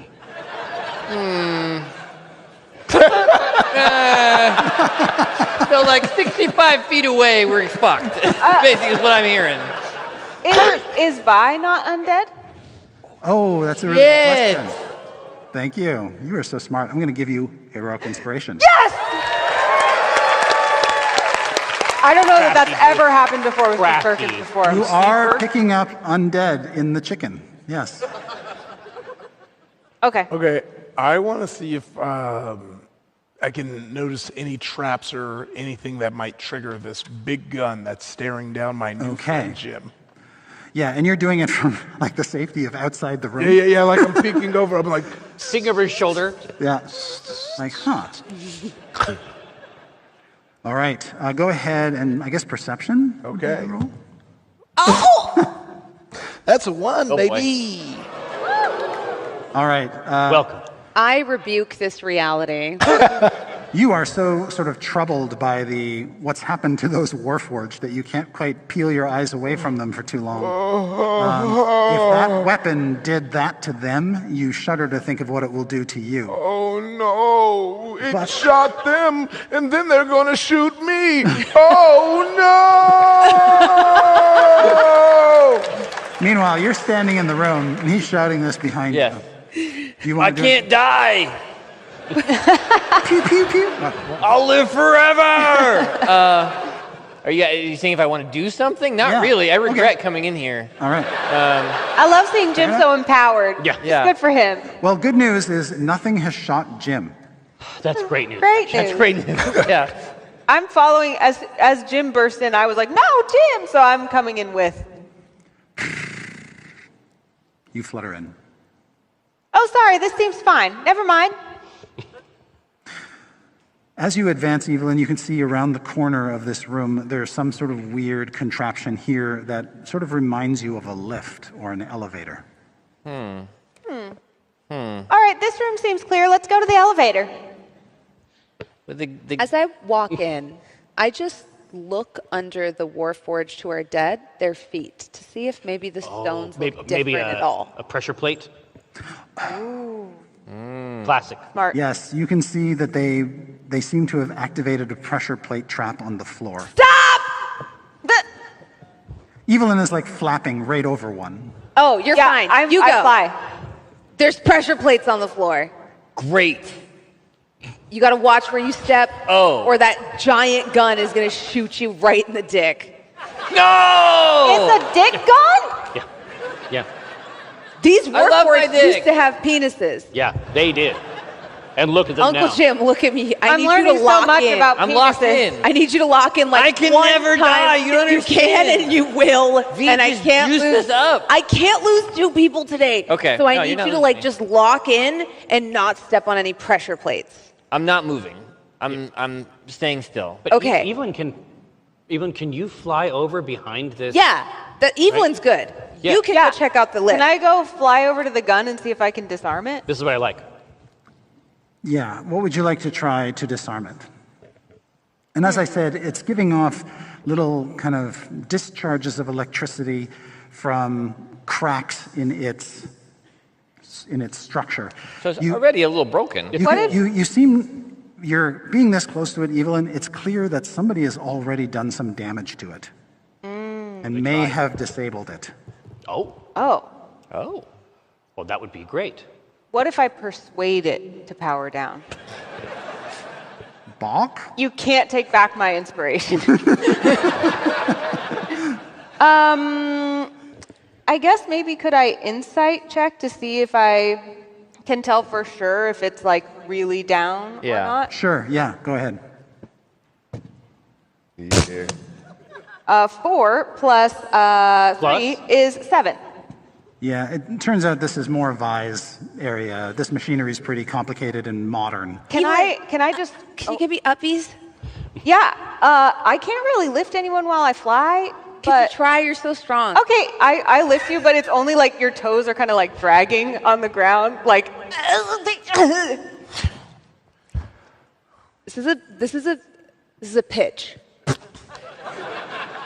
Can I use absorb elements to pull the electrical energy out of the gun? That's cool. Sure. That's yeah. nice. That's awesome. I would like to do that. That's All right. cool. So how does that work? Do you have to be a certain distance away, or? I think I have to be pretty close to it. Let's see. It has a. Technically, this is a reaction, and it's when something So it would does have to shoot Jim damage first. to me. I love that. But couldn't I see if I could get it to kind of zap me and then just suck all of the electrical energy out of it? Oh, okay. I'm holding Certainty up to the barrel of this giant gun. Yes, you And hold she's her like- up to this electrically discharging contraption that's malfunctioning. Mhm. Eventually, yes, a bolt of electricity will, by chance, just sort of lance out at you. And then what happens? You just sort of, it just becomes internal to you? Like, Yes, I take it and I just absorb the electricity, or at least I try to. you get like a sudden cold rush, like you just drank a Slurpee in one, okay. Ice cream headache. Yes, you siphon the energy coming off of this thing, and it's just dead. That's kick-ass. That's very smooth. Darling, you are the best. I think we're good to go ahead. Bye. Yeah. All right. Yeah, then Dave marches to the elevator. I keep carrying glowing Certainty to the elevator. Something over there. This little contraption thing? Yeah, can I take a look at that? Is that anything? Yeah, it seems like an alchemical forge. I clip-clop over there on my metal claws and check it out. I'll remove these just to get Yeah, well, yeah, before you remove those, I will check to see if they have any rogue penises. They are all without. What about money? You're reft. Ooh. Yeah, I guess I'll shake them down for any. You can see that they're using, most of them have built-in weapons. Okay. And they have secondary weapons that aren't built in, but other than their weapons, they don't have any treasure on them. Okay. These look like hired beginners. Hired mercs. They're just soldiers, yeah. So this is just basically a brewer's forge where all sorts of concoctions can be made and stored and distilled. Can I detect magic and see if any of them, I recognize any of these potions? Or Currently, there's just this kind of foul residual goo. Oh, there. like the leftovers? Yeah, this place hasn't been used in a long time, and it wasn't cleaned properly. It's not fresh. Okay. No. It's a garbage can. But the heat seems to be a magical source, and you detect that. Okay. Nobody drink this. Yeah, put that down. Yes, sir. Ma'am. I go by either. All right, so I'm not going to drink the alchemical ooze. as much as it pains. Yeah, no, I mean, I I'm so would, surprised. but I said no, so. All right. Yeah, elevator time. Elevator time. Elevator time. I pushed the down button. Okay. You head over toward the elevator. When you approach these bodies, you can see more the clearly forge. that they're sort of constructs or elemental beings fashioned in the likeness of dwarves. Their skin is actually this bronze armor casing, and it's interesting. There's just kind of smoke rising out of these suits of armor. But when you come within a very close distance of that forge, you see the fires in the forge begin to erupt and spew embers, like something is about to happen. Can I divine sense again now that I'm further into the room?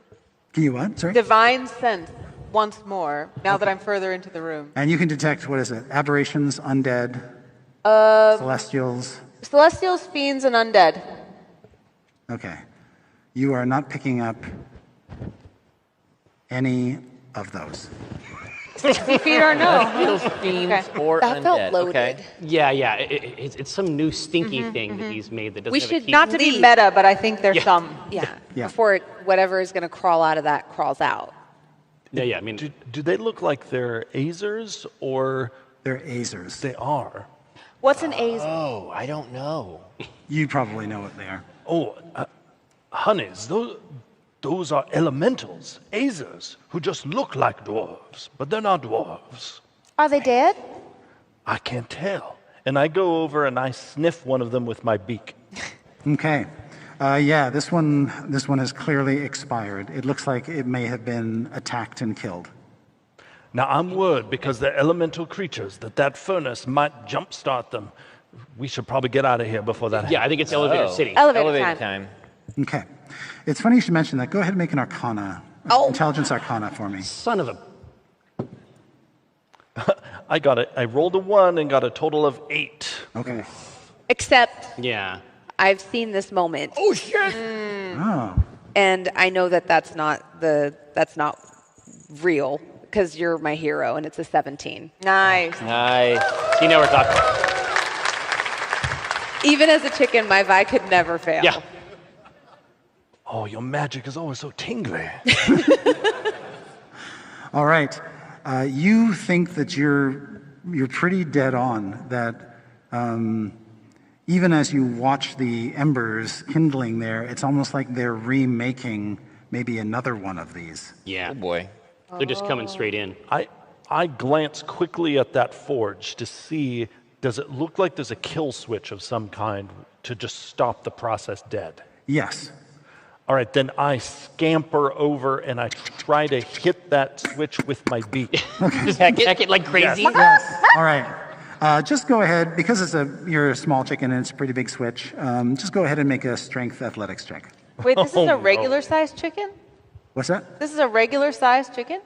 It's your chicken's like this big, right? Yeah, it's like a dog-sized chicken. Oh. I was thinking like human sized chicken.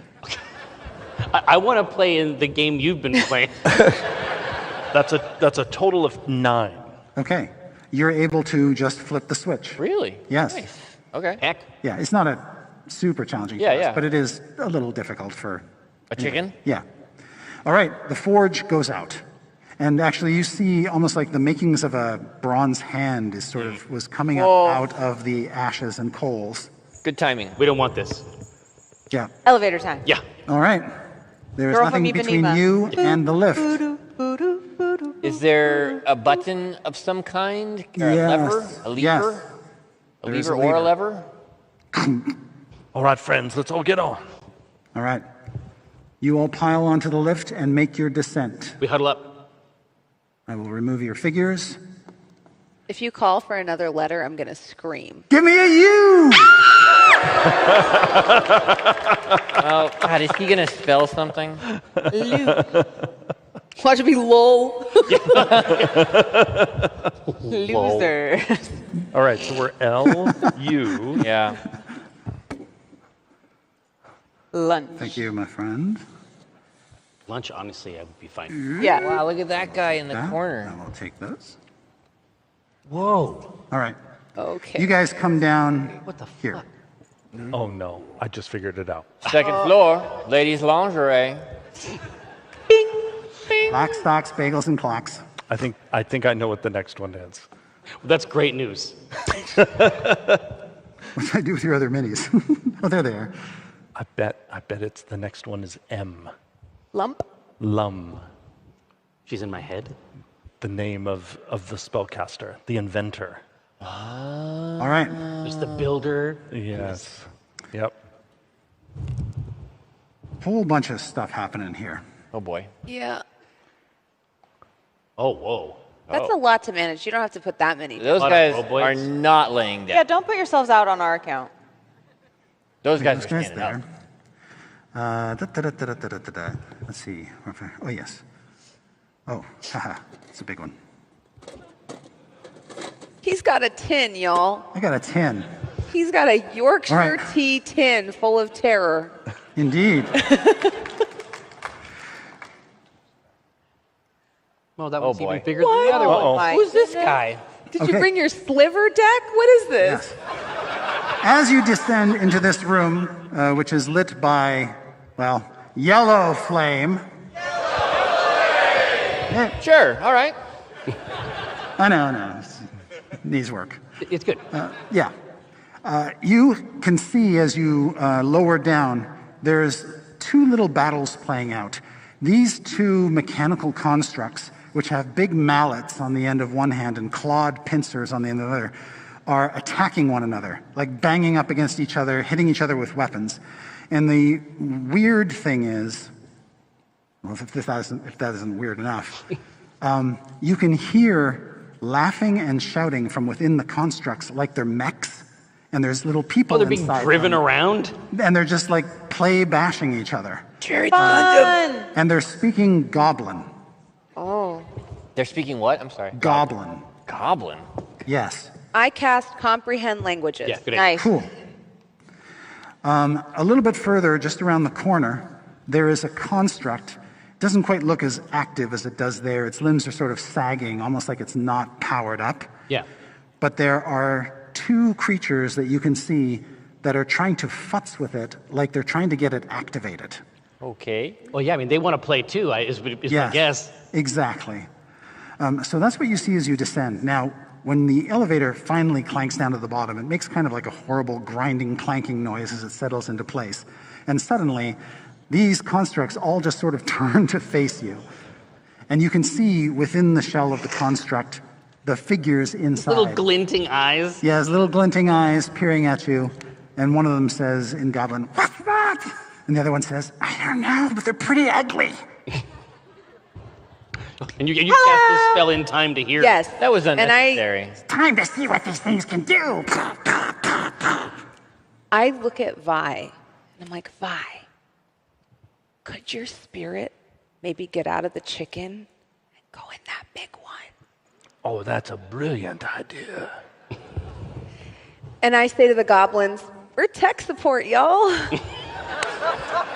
We got your call. And we heard that one of your prime units isn't working, and we've come to troubleshoot that. Okay, go ahead. Jim holds up an illusory hammer and an illusory screwdriver.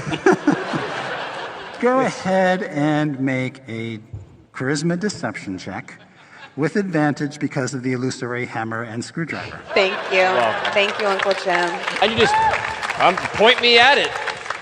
Certainty does so many jobs around here. Yeah, exactly. You wear so many hats. Yeah. You said persuasion? Yeah. Could this perhaps be performance? Well, you're lying to them, aren't you? That's true. Oh, you said deception. I mean, I'm good at that. I'm not good at being persuasive. I can lie, Chris Perkins. Okay, so this is 17, but I'm going to fish for higher.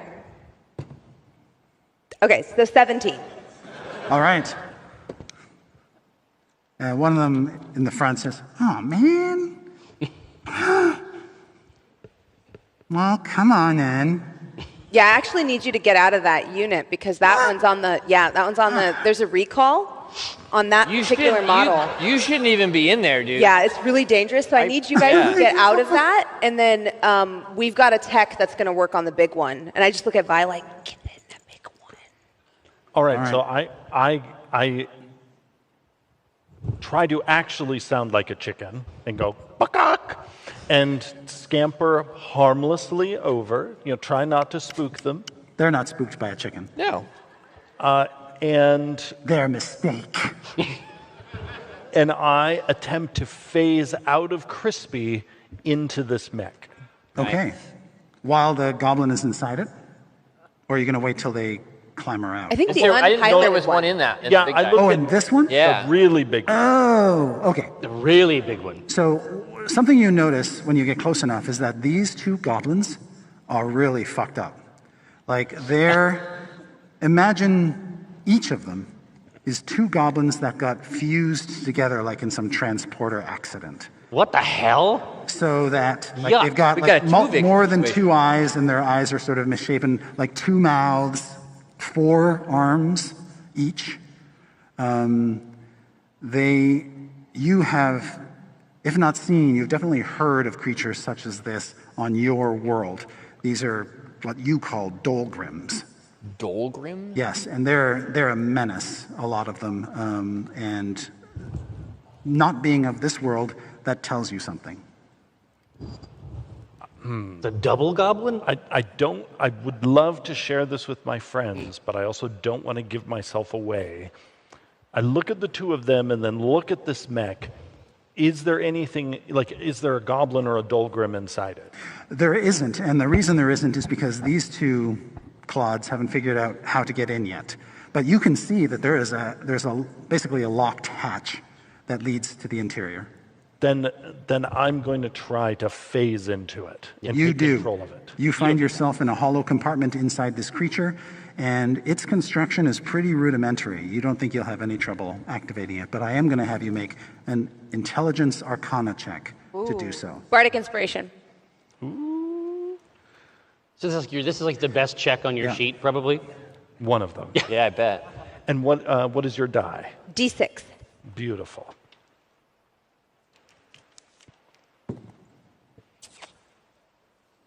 All right, but I rolled only a 6. However, with my +7 and the bardic inspiration, that is an 18. Wow. You are in full control. We take those. That's busted. Wow. Started at the bottom. And now he's here. Now he's here.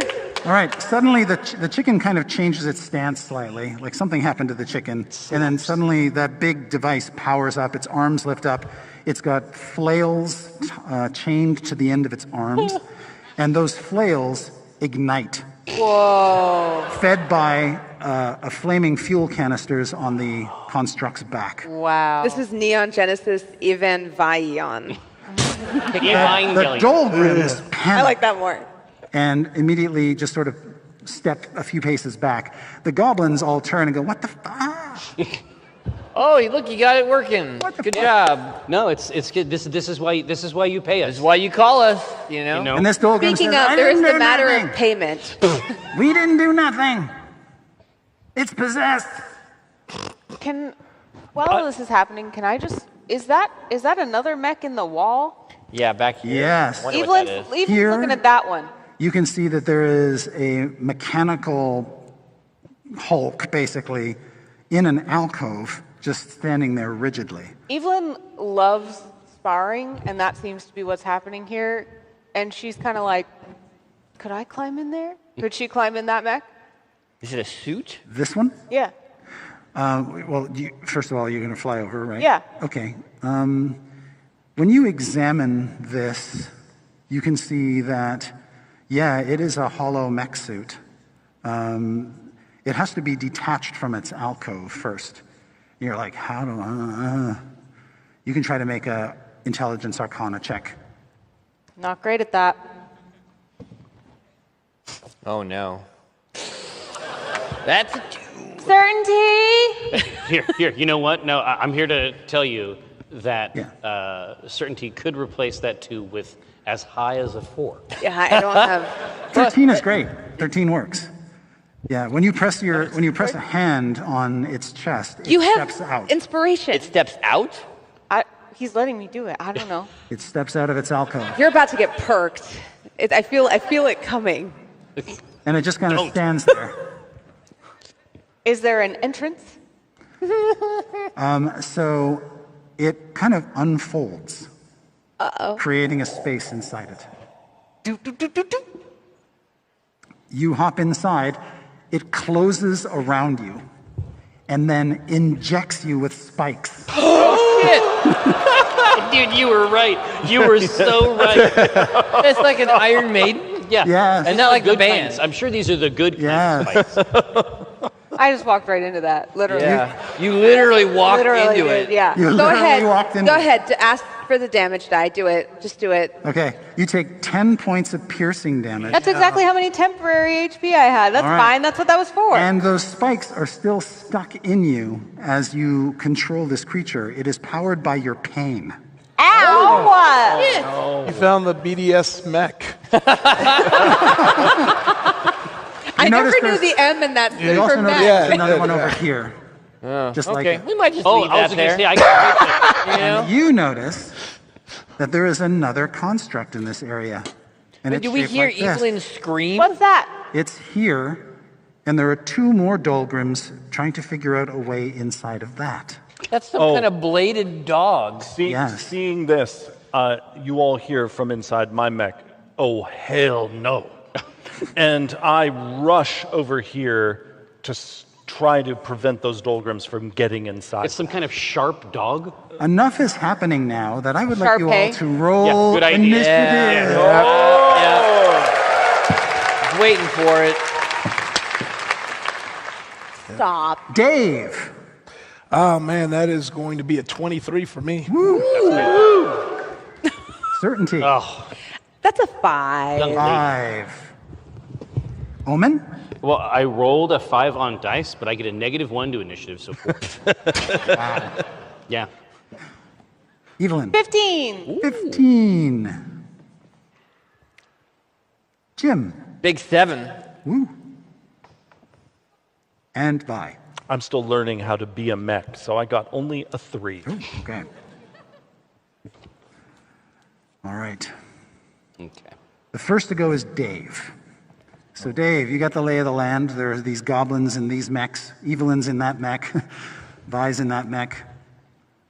The chicken is just hanging. What would you like to do? Evelyn, when you're stabbed by this freaked out mech, what's your reaction? Do you scream? Ow! No, I've been trying to figure out if it's like an ow situation or if it's like coming through the mech, it just sounds like roar. Yeah, I asked, do we hear her scream in there? You know, I hadn't accounted for this possibility, so I kind of like Omen's idea that there's this unnatural, deep, resonant groan. Okay, so then that I'll assume you activated it and won't try and save you. I'm going to go for the closest mechs that are looking at us and swing my great sword. All right. Okay, that is going to be a 21 to hit. You hit. Yes, that's the one. Ooh. All right. That is going to be 12 slashing damage coming at you. All right. And then I think I'm going to do this thing that I can do. Oh, no, never mind. Don't do it. Yeah, no. Yeah, I'm going to do it. Does your weapon have a weapon mastery property? Yeah, but I also have the Savage Attacker where I can roll the damage twice and take the one that I want. And I'm going to see if I can do better. Not looking good. I did not. The first one, 12. 12. Okay. That sounds amazing. Yeah. And is there any other effect for using the sword? No, not. It just seems like I'm just swinging you. Okay. You don't have like a cleave or... I have graze where if I miss, I can got it. do some... Okay, great. Okay, when you walk up, you find your weapon strikes this construct, damages it fully. It doesn't damage the goblin inside it, but the construct is beaten up. Okay. Next up is Evelyn. Have I seen the blade dog or the Sharpay, if you will? That's really strong. Thank you. That was pretty good. Thank you. That's pretty good. Do I get another heroic inspo? Another what? Heroic inspiration.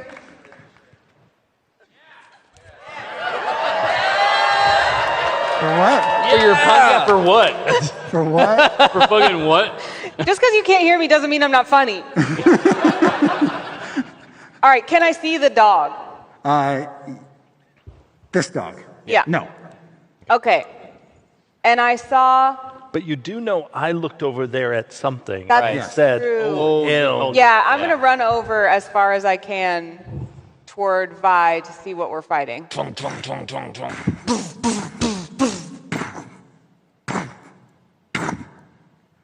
That takes basically your double moving to get there. Do I have any sense of if this mech has any special properties or attacks or anything? If it looks like another thing that you can crawl inside of and control. No, I mean mine. Yeah. Oh, yours. I'm sorry. Yes. So you have got these big fists, which are good for punching things, and thanks, Chris. and you've got some sort of thought-mounted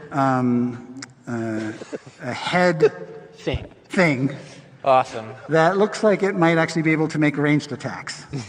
Well, I don't usually get to make ranged attacks, so that sounds real fun. How novel. So I have a head gun. Yeah, you basically got like a headlight that fires a beam. Yeah, I'm going to try to do that. And you're hitting the construct or one of these little dudes. Oh, you said that the construct looks like something you could get in, but right now it's not activated. That's right. These guys look like they're trying to get into it. Those little jerks are trying to get in. What is do we know what the thing is? I guess I'm not over there, but does she see what that is back there? So you can see that there is this weird armed construct thing. It doesn't look like it looks like it's actually fixed in place. It's some sort of apparatus. But it's standing behind a glowing panel on the floor that has like little sparkles coming off of it. Save point. So I use my movement, but not a dash. If I were to dash, could I mount the Shar-Pei? I have that on DVD. Like, yeah.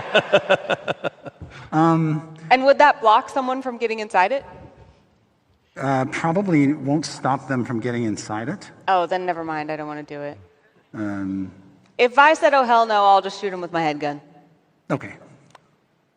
Go ahead and make. Go ahead and make a ranged attack. It's a D20 and it's +6. Ooh, 24. All right, you hit. Now, I'm sorry. Were you hitting the construct or one of the little dudes? One of the little guys. Okay. Go ahead and roll 6d6 damage. Yeah. Holy crap! What are you talking about? This is radiant. Yeah. Wait 6, until we see 9, where this damage comes from. 13, 16. Why 20, are you giving him fuel? 26. He is true. All right. You absolutely incinerate him. He's just obliterated. It's like a magnifying glass. And at the end of your turn, you take 10 points. Oh, shit. I love it, dude. I love it. I'm so cool. Oh. This is that old shit. Yeah, right. Okay. Okay. This is that old school.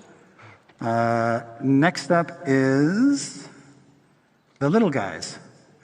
And we have to make a roll for this guy to see if he can get inside. We don't want this. No. He is able to find the door and open it, or unlock it, but he can't do anything else. If his buddy were here, they'd be inside by now. Okay. So he's close, but no cigar. This little guy is in real trouble. He sees the chicken, does not feel particularly threatened by it, and is much more threatened by the fact that this thing's moving around. He is going to run. Yes, provoking an opportunity attack. Yes, from you. exactly. Here it comes. All right, so what do I get to roll as this big mecha? Yes. Him with a flail. Where's you? The burning flail. The burning flail. Yours not spiky. This is what I called the fiery flailer. You can make a flail attack. It is +5 melee. What color is the fire on the flail, Chris? Why, it's green flame. What? Woohoo! I had no idea. How'd you do? Terribly. +5. Plus what? +5. 5. I got a whopping 8. Okay. That misses the little guy as he scampers past you. He can avoid... No, he can't. Evelyn, would you like to make an opportunity attack as this goblin runs past you? Oh. Yeah, the fist just kind of is like, what does this do? All right, go ahead and make your +6 melee. You're going to clothesline this thing. 12. Okay. That is a miss. Really? Well, I don't know how this works yet. He blocks that, and he's going to double move over to his buddy here. Oh. Mm-hmm. Oh. And jack see, in. 10, 20, 30, 40. He does not have enough room move to get inside. Okay. Classic. Okay. Whew. The goblins turn on Iffy. Oh. They'll walk over. I hide behind Iffy. They have been practicing with these constructs, so they're not completely inept. And it looks like there's like one goblin in each of these? That's right. Okay. Yeah. So the first goblin rolls a 6. That misses you. Yeah. Second goblin rolls a 16. Misses. Okay. Nice. The third goblin misses, and the fourth goblin misses. Whoa! Hell yeah. Mallets are swinging for your head, and you are just dodging and deking out of the way. Matrix it? Yep. Which brings us to Jim. Oh, right. I should go. Okay. Can I... So I know that there's goblins inside these things. That's right. Could I use catapult to fucking fling one out? Like, I just want to grab him and, like, shoot him out of it against a wall or something. So I would say the first thing you have to do is unlatch the hatch that's holding him inside. You could use a mage hand to do that. I would love to do that. But that would be an action, right? All right, well, yeah, I want to start by opening the hatch Okay. and, making him visible. Okay. What would you like me to roll? You don't have to roll anything. You can do it automatically. Well, I just... Yeah. You just pop open the hatch. All right. You're playing the long game. Yeah, the door swings open a little bit, maybe? Yep. Okay. Gently. All right. Do you want to move at all, or are you happy staying on the elevator? Oh, no, I'm going to stay right there. Okay. Hand on the lever? I'm good, yeah. Okay. Then we drop to certainty. Yeah, I know this maneuver. He's exposed. We call it the pick and roll. Exactly. I stray forward as far as my movement allows, and I catapult the goblin out directly into Vi's waiting flails. Okay. Is there any saving throw or anything I have to roll? It is a dexterity save. You need to beat a 13. Okay. He failed. Nice. All right. It's like a fair game? Yeah. And I'm sorry, where would you like to fling him? Into Vi's flails. Which I'm spinning like a blender. All right. Let's see. You've already used your reaction to make an opportunity attack, so he just sort of plops down at your feet. This one is basically deactivated, so I'm going to tip it over. Okay. Exquisite. Anything else, certainty? That'll be it. Okay. Omen. Hello. So there is one more here that was attacking There are Dave. 3 more attacking. Okay, there's a little alcove I can't see over there. Here, so I'm going to stride forward and just start making concussive modifications to these goblins. Okay. I'm just going to tune them up a little bit. Are you going to attack the one that if he is already damaged, or do you want to? Yeah, take on absolutely. pressure? I'm just going to try to clean one up if I can, and then I'll start on another one. All right. So here we go. We are looking for a D4 or a D20 plus 4. Whew, that's bullshit. That's 7, and it's not good. It's 7? It's that's right. You know what? Why not? Why not just use channel divinity and just add 10 to the attack roll? 17. That seems nice. 17 sounds better. Okay, you hit. Well, then I also hurt. 2d6 plus 2, 6 plus 4. That's 12 points. Okay. It is still up. Here, I am going to use my War Priest ability so that when I use the attack action, I can make one weapon attack as a bonus action, just to try to clean up this this goblin gentleman. That is even worse somehow than the one before. How do you do it? It's incredible. You need to gas him up again. I know, now. This is what happens when you cheat on the goddess of luck. Yeah. This is what happens when you fuck over and start Tamara. worshiping Satan. Yeah. Yeah. Fortunately, that does not penetrate. No. Vi, you're up. All right. You get 2 attacks with these flailing arms, by the way. Nice. Amazing. And while I am possessing this mech, do I feel like I still have my regular control of Crispy as my Eldritch Cannon? Yep. Wow. Oh, jeez. This is this designer shit. Look at these two. Fucking two. Chris, Oh, yeah, you got them. Put whatever you Chris, want. do I still have access to my cannon? Yeah, of course you do. Oh, yeah. You know Vi's on our team, right? I am literally dressed as a mechanical chicken. Uncle Something Chris, has to am I happen still with the the most special boy? Yes, you are. Yes, you are. All right. I say, Crispy, go torch him. Oh, Crispy. And so Crispy moves 15 feet over toward those 3 goblins. And because the new artificer allows me to switch modes, Crispy, which was protecting before, now does the flamethrower mode and lets loose on all 3 of them. Okay. And as that goes out, Flamin' hot. they're going to need to all make a dexterity saving throw against my spell save DC, which is, and let's pop right over, 15. They all failed. Yeah. Nice. Beautiful. And so they are each going to take...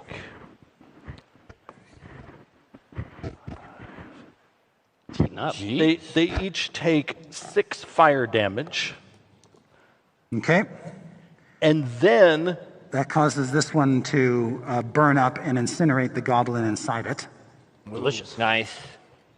Smells like burnt goblin in here. And then I have the Mechco charging across the chamber toward this other Dolgrim to try to stop it from getting into that big bladed mech. Hello. All right. Oops.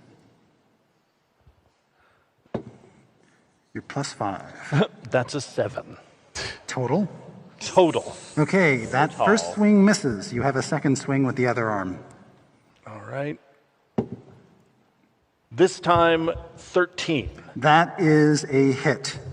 Nice. You do 3d6 plus 4 bludgeoning. Holy shit. Plus 1d6 fire. So 4d6 God. plus 4. This is green flame flails. Yeah. Green flame! If you hadn't called it out, I would never have figured out that Crispy was Crispy, like Perkins. I just got it. It took me this whole time. Like Oh, it's the P. Yeah. I got Chris, but then I I didn't the even P. get Chris. It just worked its way through. Yeah. It is Crispy. Crispy. How much damage did you hit the Dolgrim for? 18. He's splattered and on fire. Nice. 18! Yeah, Again. the classic shit. Deep cut. All right. All done? That's my turn. But I am trying to get a look at this damn thing.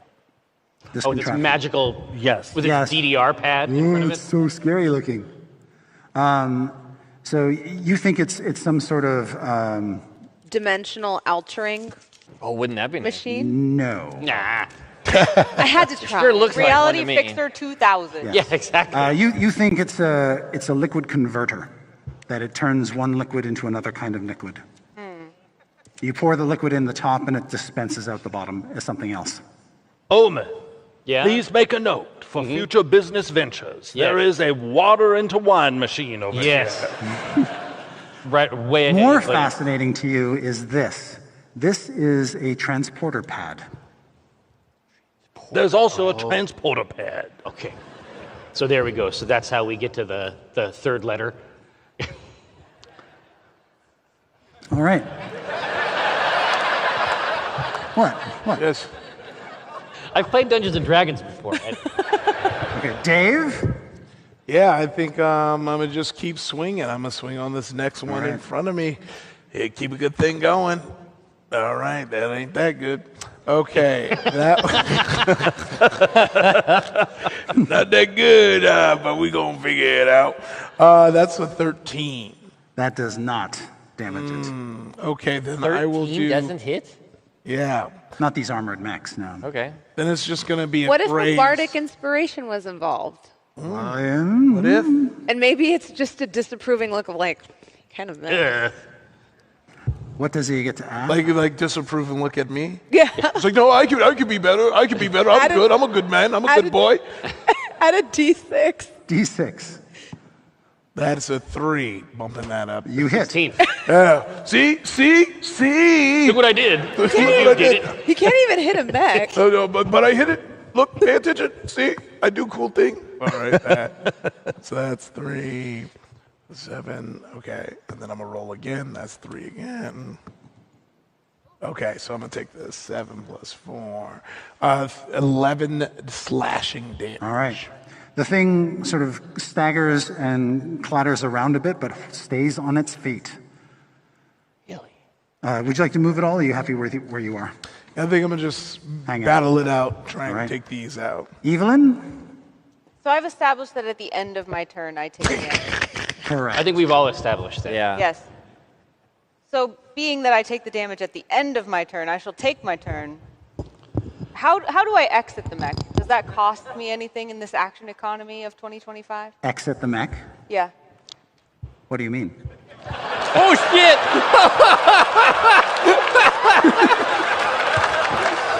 Oh, fucking Chris Perkins! You would think that after all these years, I would know. Shit. What do you mean? That got me, Chris. That was good. He says fondly. Yeah. Well, Evelyn doesn't know that yet. No. Right. So, right. hearing that Iffy seems to be in trouble, or that Dave seems to be in trouble, and seeing that it seems like the dog's... I'm doing a good job over here. I'm a good boy. Yeah. I heard that too. I'm going to run so that I get an angle on that group. For your head beam. Yeah, and I'm going to head beam one more time on whichever... Honestly, I feel like my head beam does so much damage. It does a lot. But I guess To everybody. I'll finish off whichever one is looking most wounded. Okay, that's this guy right here. Okay. And Hosing down. it's +6 to my Plus D20. 6. So 8 + 6 is 14. That misses. I want to use my heroic inspiration. Yeah. Yay! Yes. Burn a goblin. Big numbers. 23. All right, that hits. 66. Okay. For them. 3 + 1 is 4, + 2 is 6, + 5 is 11, Jeez. + 5 is 16, + 1 is 17. All right, you vaporize the goblin inside, and then the empty shell topples over a blackened, crumbled ruin. I like to think Dave's like, I'm a good boy, and then I go, and then Yeah, and I'm definitely pretending like I do. It's like, ah! I'm in just making eye contact with certainty. Ah. It's, something like this. Something in this thing. Evelyn gives him a mech thumbs up. But essentially, you've invented the Goblin Instant Pot. Yeah. Yeah. And then Evelyn will attempt to exit the mech. Okay. You're not sure how to do it. You're not able to get out. You are lodged in. The spikes are in your body. You take 9 points of damage. Oh, okay. Yeah. It is okay. a good thing I did not get in that mech suit. No. Yeah, that was bad, buddy. Would have been bad news. Yeah. You can't get out of them, I guess. Yeah. Now, you know how the rest of you know how she opened it up the first time. She pressed a thing on the thing's chest. Yeah. We Which, saw of course, that. she can't do from inside. Hey, guys! Little help? Understood. Okay. All right. That brings us to Jim. Oh, right. Okay. Well, yeah. I saw how she got in, and I can. You said like, nope. Yeah. Right. Something. I don't know if it sounded like I would like to walk over to Evelyn, and That's a I double will. move for you. That's a double move. Yeah. So I can't do anything else.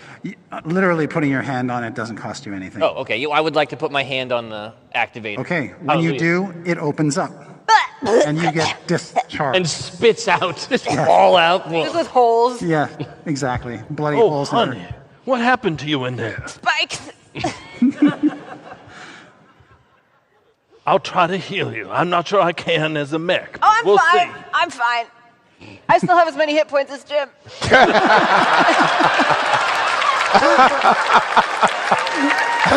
I have double my normal hit points. Like,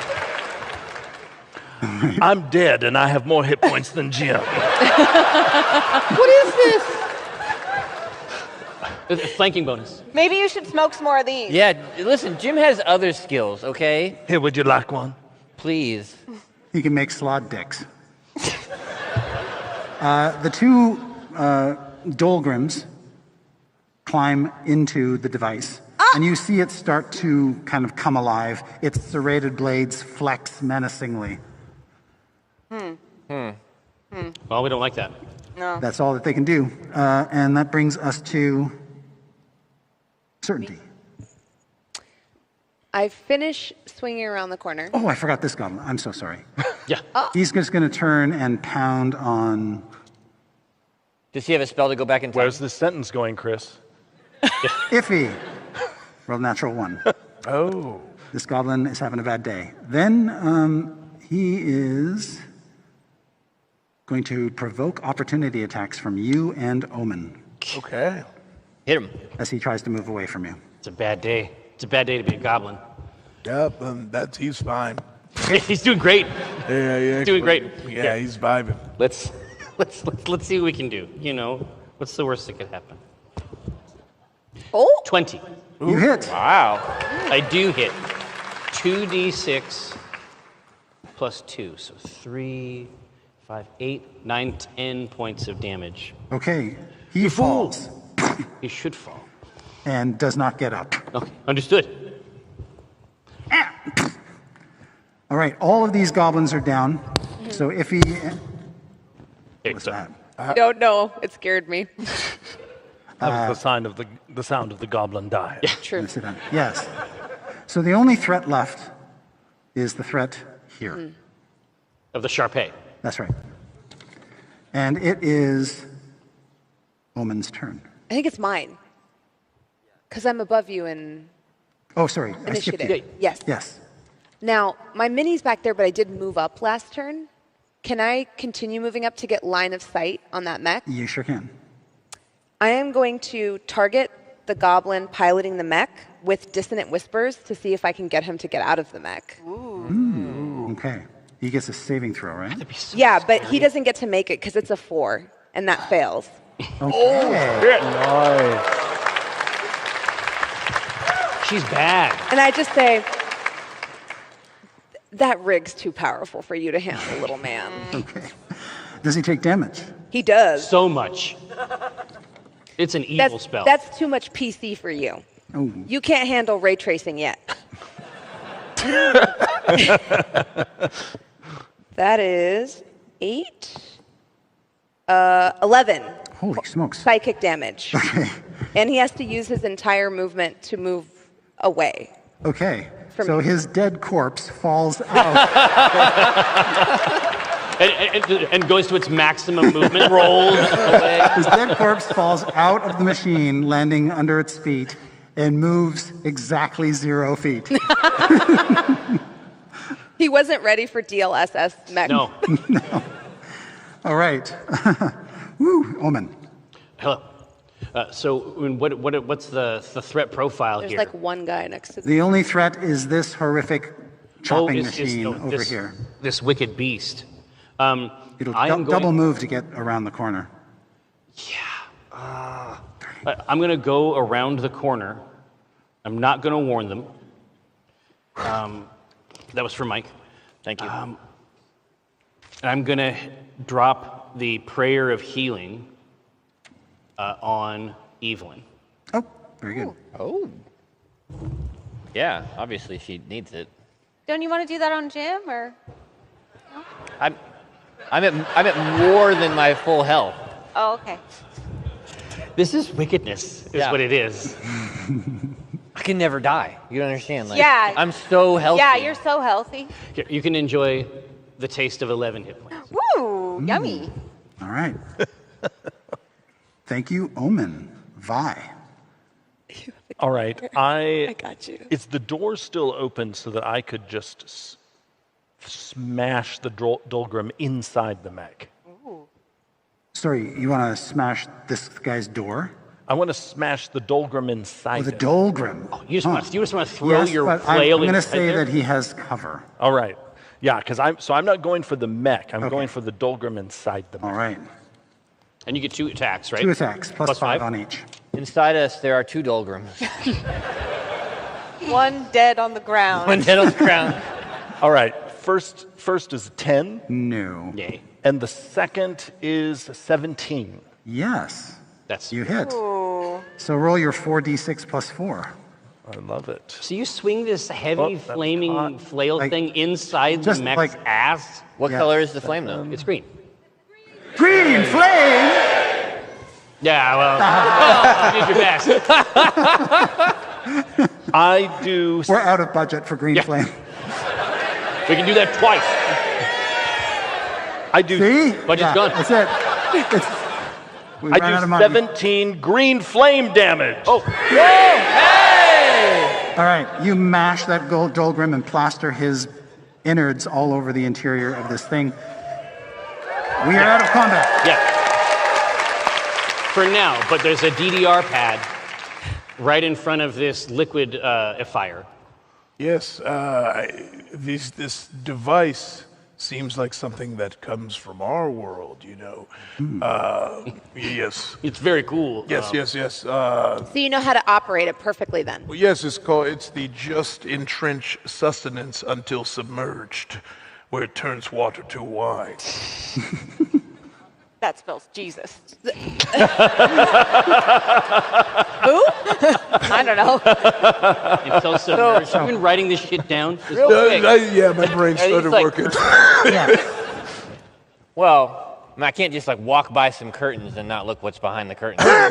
Of course. Curtain number one. Curtain number one. What is behind You it? see modest little sleeping cubicles. Oh. Probably for the industrialists who work here. Okay. Or used to work here. But they're vacant, and these beds haven't been lived in for some time. Gross. Okay.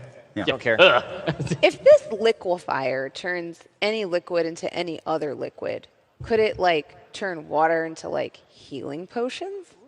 You don't know. You have to study it, activate it, try it out. I mean, we would have to give it some liquid first, right? Right. Like, But just pee in it or whatever you do. all right. Honestly, yeah. That's the best idea I've heard. I've seen you Bear Grylls it so many times for less important reasons. It's than true. this. I will. Urinate. I'll drop trowel.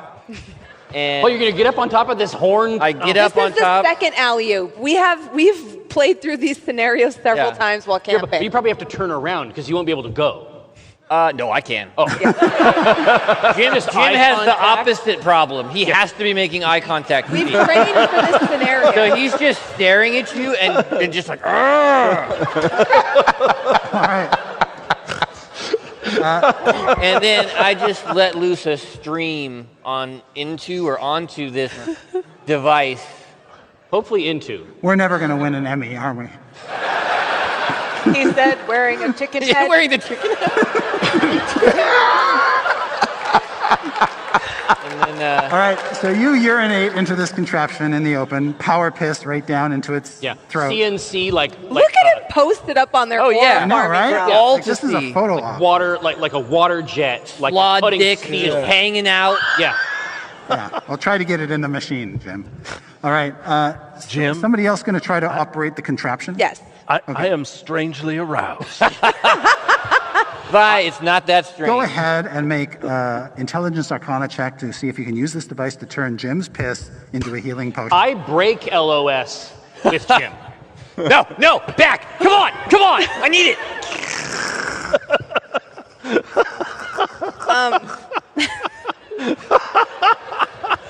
What does a 12 do? What'd that 12 do? That's your total, 12? Okay.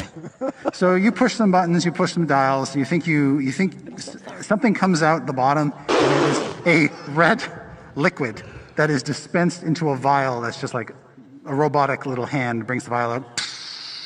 This red liquid comes pouring down, fills up the vial, then another little hand comes in with a stopper. Boop, bonk. Like one of those cafe robots. Yes, getting exactly. Coffee. Jim juice. Yeah.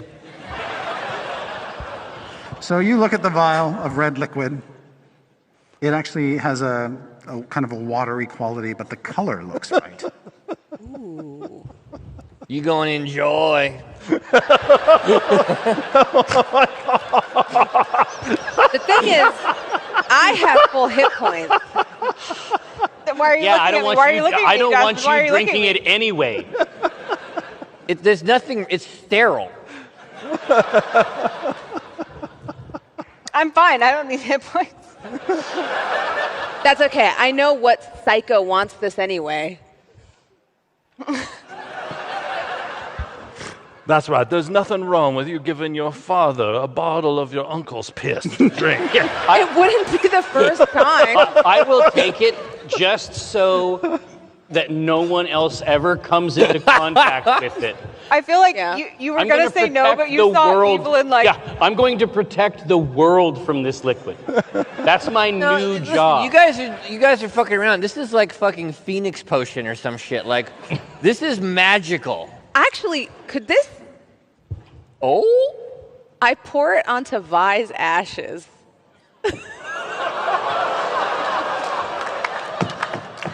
I love it. The worst. I love it. Theoretically, it can't make it worse.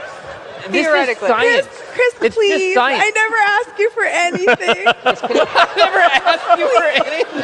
Hold on. So now we're gonna have thick. time. We're gonna have thick ashes. Ash paste. Okay. I'm going to need help with this one. Audience, raise your hand if you think Jim's power pick can restore Vi's corporeal form. Welcome to Acquisitions Incorporated! Yes! Yes! All right. We're gonna squeeze her out of it like a tube. It's like toothpaste. It's a fine paste. I imagine it just gets like thick, and then it starts looking like Alex Mack. It's like Turbo Teen. He just rises up and forms. All right. This red liquid absorbs into the ashes. The ashes begin to coalesce to form a gnomish body lying on the ground in perfect, pristine condition. And your eyes flutter open and you have a sudden craving for a cigarette. Honestly,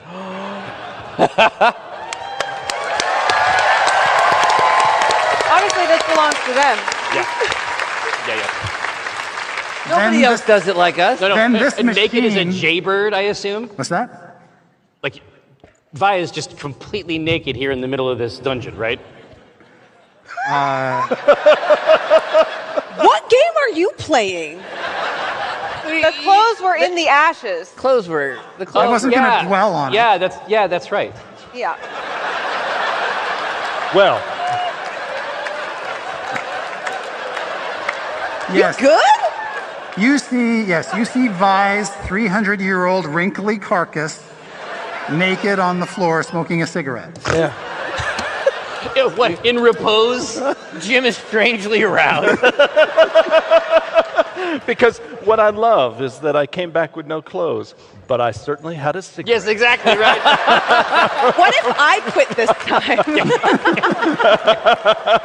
time? Here. So We all get a turn. We do. Here, now, Dave. So you're saying you know how to? Obviously, we've figured out a way to resurrect gnomes with piss, but at the base of this device is something that you recognize. It sounds like this teleportation pad. Yes, it seems familiar to me. Well, go get crazy on it. Yeah, let's see what you can do. Turn it on and take us to level M. Let's go. Yeah, I guess I'll try and make some teleportations happen. Yeah, all right. Fortunately for you, it looks to be perfectly operational. All you have to do is stand on it and just remain there long enough for these little motes of light to start to gather around you. And you just kind of disappear, almost like you're sucked down into this crystal plate to another location. Ooh.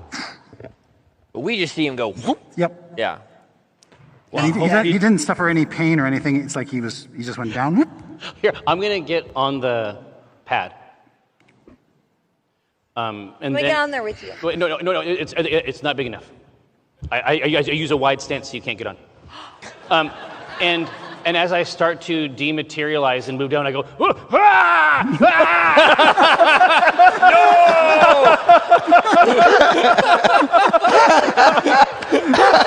No! Jim's just like, holy shit!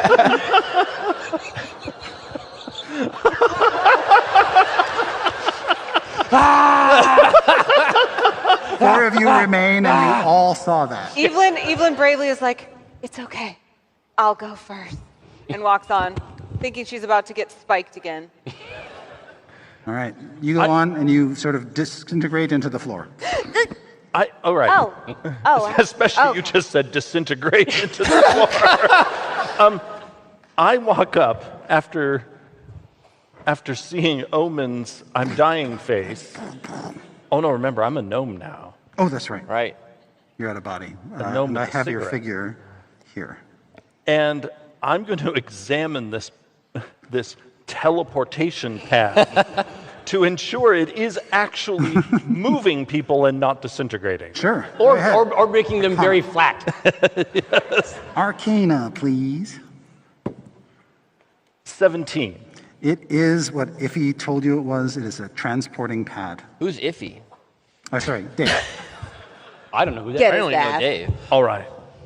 It is actually teleporting them. So what? He was just fucking with me? Oh. So, sweetheart, I know you know this. Your father is a very accomplished man, and he cares about you so much. But from heel to forehead, it is all horseshit. She's not wrong. Sounds right.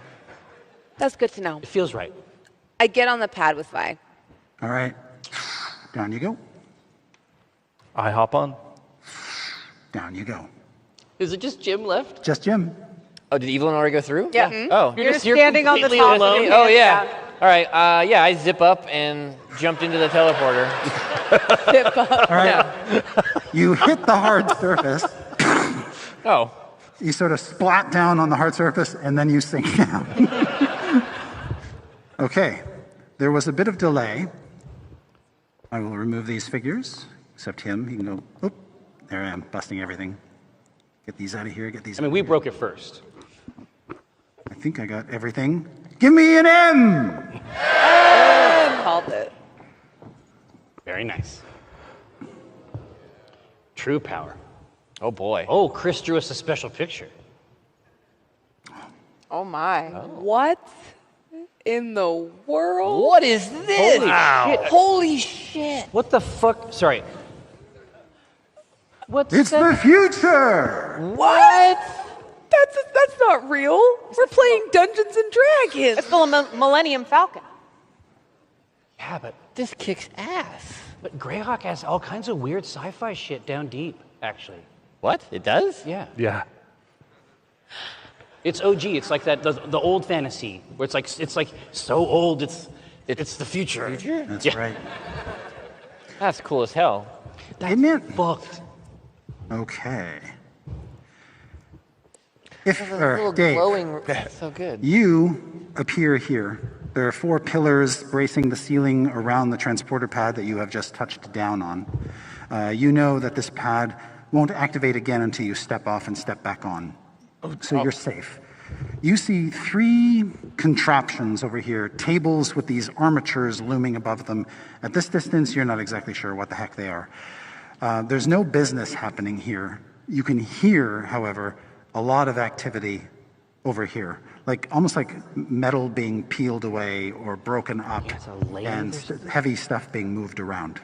And these walls and this technology, is this foreign to me, or is... This is quite unlike anything you have experienced personally.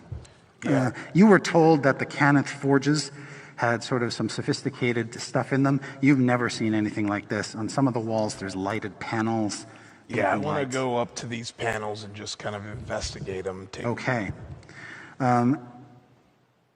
As you sort of look around trying to find like a key panel or something, and you go up, you see on several of them, one important thing.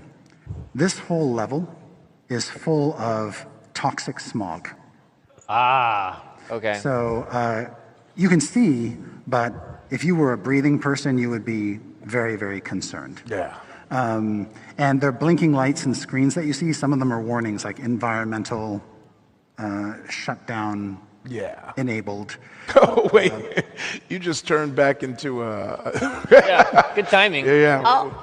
There's only 4 masks. God, why would you pee in that machine and turn Vi back into a person? If I had a nickel for every time I heard that. You see an icon on several of the screens which looks like 3 circles that are kind of blinking, and you can make an insight check to see what those might mean. Okay, yeah. Okay. That is going to be a 6. Okay.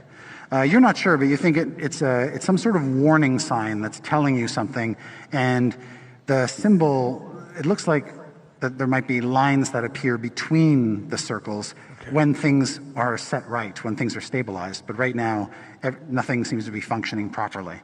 But with that roll, you can't figure out how to use these controls to try to change the environmental situation down here. Hell yes. Okay. All right, and as you're doing that, a moment later, Omen appears. No! I just dust myself off. You might want to put on your gas mask. Hey, Dave. Yeah, it's got to come right over the back. I twist whatever is required on the, rudimentary barrel on the back. Shit. I'm the last one in. And so now I'm looking around. Yeah. I'm trying to assess the same stuff he is, but we have like 3D printers and shit. Like, yeah, these are 3D printers. Some kind of lathe. Yeah, when you go over to inspect them, they're very sophisticated machinery with buttons to operate them. But go ahead and make an Arcana check. Yeah, just weird glyphs, and Arcana is not going to be so good. 6, the number of the beast. Okay, you have no clue how to operate these I things. agree. But you are in a certain line of sight where you can see there is a big pulsating machine over here through the smog. And there is a creature. Jesus. What? Who's this guy? Chainsaw arms? Next to it, it has punched a hole through one of the sides of the machine, and its chest cavity is open, and there are little arms, mechanical arms, coming out of the chest cavity and reaching into this hemisphere. To get the delicious caramel center or whatever. That's it, yes. And from your vantage point, that's all that you can see. Okay, I got to get back. I have to break line of sight with that thing immediately. And it looks like Dave is trying to interact with the environmental controls. He's trying to use the iPad? Yep. Yeah. Okay, certainty we'll be able to handle this. Now, there was a brief delay after I'm like just a kid. Yeah, there was a delay because we were all a little spooked. Yes, so it's you two, just you two. What do you do? Well, I just assume that anything that looks like this, Dave knows about. And so I see Dave looking at the screen, and I just come up behind him and I just start nodding, like gassing him up, like, yeah, this is it. What are we doing here, buddy? What do we got? How are we looking? We are looking bad. I don't understand this at all. You came over here quite quickly. Did you see anything? Yeah, what's going on with these dots? I start going hog ass wild on the dots. No, you're actually pressing buttons? Yeah, I was like, what's going on with these? What happens if I do this? Okay. Like some Angry Birds? Yeah. Go ahead and make another intelligence arcana check. You bet, no problem. How about a natural 20? Oh, yeah. I was like, that'll do. Holy shit. All right. I go hog wild on it. Yeah. I try to get the high score. You start pushing buttons, and suddenly a lit up bar appears between two of the nodes, of the 3 nodes. I say, I earned And in this fact, bar. with your roll, a second one appears. Oh. So two sides of the triangle have formed. The Yeah, other one see? is still out. It's going great. I got almost a full triangle. Yeah, I'm just kind of impressed. I'm like, you keep doing what. I'm like, no, you have to. This is a competitive game, and now you go. I did. Yeah. I'm so far. I'm winning. If there's one more round, I'll win. If you don't. As you push some more buttons, a panel in the wall opens behind you, and a small creature unfolds itself from the wall. And just sort of emerges. He's tired of this shit.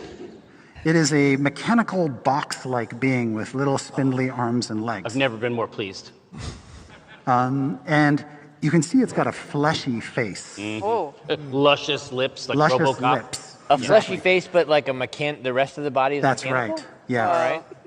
And it sort of comes out. It looks like it's been in there for a long time, and it's sort of a little wobbly and wobbly as it steps out, and it looks around, sees that there's an environmental crisis, and looks very perplexed. Just and says, "No." No, I say, did I win you? He ambles over. I look over at. Oh, I look over at David. when and say, he look, moves, I won this. a magical sphere follows him on a trail of mist. The sphere's mine too. These are both mine. This little guy and the ball. Sphere on a trail of mist. I don't know if you can see it. It's really cute. Yeah. Its little hands are like, oh, so far it only says no. The fleshy face is a little odd. Yeah. I kneel down and I reach out to shake his little hand and I say, we're gonna have a good fucking time. Yeah. Yes. You and me. Exactly right. Yes. All right. Well, hey. So what's next? Like, is this ball a friend of yours or? No. Oh. Okay. Is he an enemy of yours? No. Oh. Say, what do you have to say for yourself, ball? That's what I thought. I don't say anything, but I indicate to him that I've got my eye on him. Okay. I put him on the bit. Yeah, all right. Enough time has passed that the next person in line, who was Evelyn, materializes. Instantly, you sense you're in a poisonous atmosphere. Hey, everybody. Evelyn, I won this guy. You want a guy? Yeah, look at this guy. Yes, there is some sort of weird, tiny thing. Yeah. Hello. My thing. I run over and shake their Yeah, hand too. it does. It accommodates you. Yeah, I say, this guy kicks ass. Hello, kicker of ass. He's cool, and he's got this ball. I don't. Do I know what that ball is by any chance? Make an Arcana check. 11? Hey. Nah, it looks like a crystal ball, basically. Okay. It's not like shedding light or anything. It is floating on a bed of mist. Okay. And It's one of those mist balls. And it seems to follow this little guy around. So what's the deal with this place? Yeah, I don't know. It's cool. All right, cool. Certainty arrives. I think Certainty was next, right? Or Vi was next. Oh. No, I went before Vi. Okay. Yeah. And when Vi comes in, I'm like, hey, okay, listen, we're having a lot of fun here. This is my guy. Don't try to take my guy. But around the corner, there's definitely some type of demon. Oh. Yeah. Can I walk over there? But like not demon. threateningly. I want to. No. I'm just be cool. I'm just saying there's some kind of, his arms are like saws or something, like a hammer. Like I want to walk over to him, assuming that it's as friendly as the other kicker of ass. When you peer around, you see that the hatch in its body has closed. It's now glowing within with a pulsing light. It's chowed down on this stuff. It has gotten what it needed to get, and it's now taken it into its form. I want to just like stroll up and be like, "What are you doing?" Oh my God. Okay. Let's roll initiative. Oh boy. I'm not even here. Not yet. Yeah, we're not there yet. Yeah. True enough. Let us start with Dave. 8. 8. Dave is on 8. Certainty. 7. 7. Omen. 10. Oh my God. Yes. Yes. I rolled a nat 20. Ooh, no. See, that's much better. You're gonna need it. Yeah. Much better. 15. 15. Yeah, when he said, "Oh God," I knew that was bad. It could be good. Vi. 20. Okay. It's Evelyn plus Vi. Oh, and this thing is... Look, I've charmed worse. True. Okay. Evelyn and Vi, you guys go first. Evelyn, you're actually here. Yeah. When you say hi, you see this thing assume an instantly threatening posture. Sun's getting real low. You say in your Darth Vader mask. Sun's getting real low. Is there any persuading this creature? I know a lot about persuading. Do I know if being a machine makes you immune to being persuaded? Not necessarily. Okay. I mean, Dave is a machine. There are all sorts of machines. Then I am hulking him. Sun's getting real low. I'm trying to persuade him to just chill out. like Stand power. Yeah, exactly. Stand down. Go ahead and make a persuasion check. Come on. Big money. Okay, we're looking Big numbers. Lysander money. Ooh, okay. With my +6 persuasion, that's a 21. Okay. Hey, if it can be persuaded.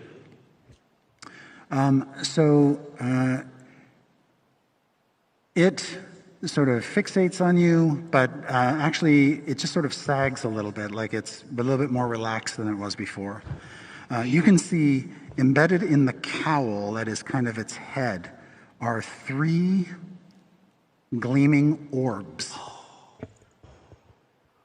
like eyes. Do I know anything about those orbs from looking at them?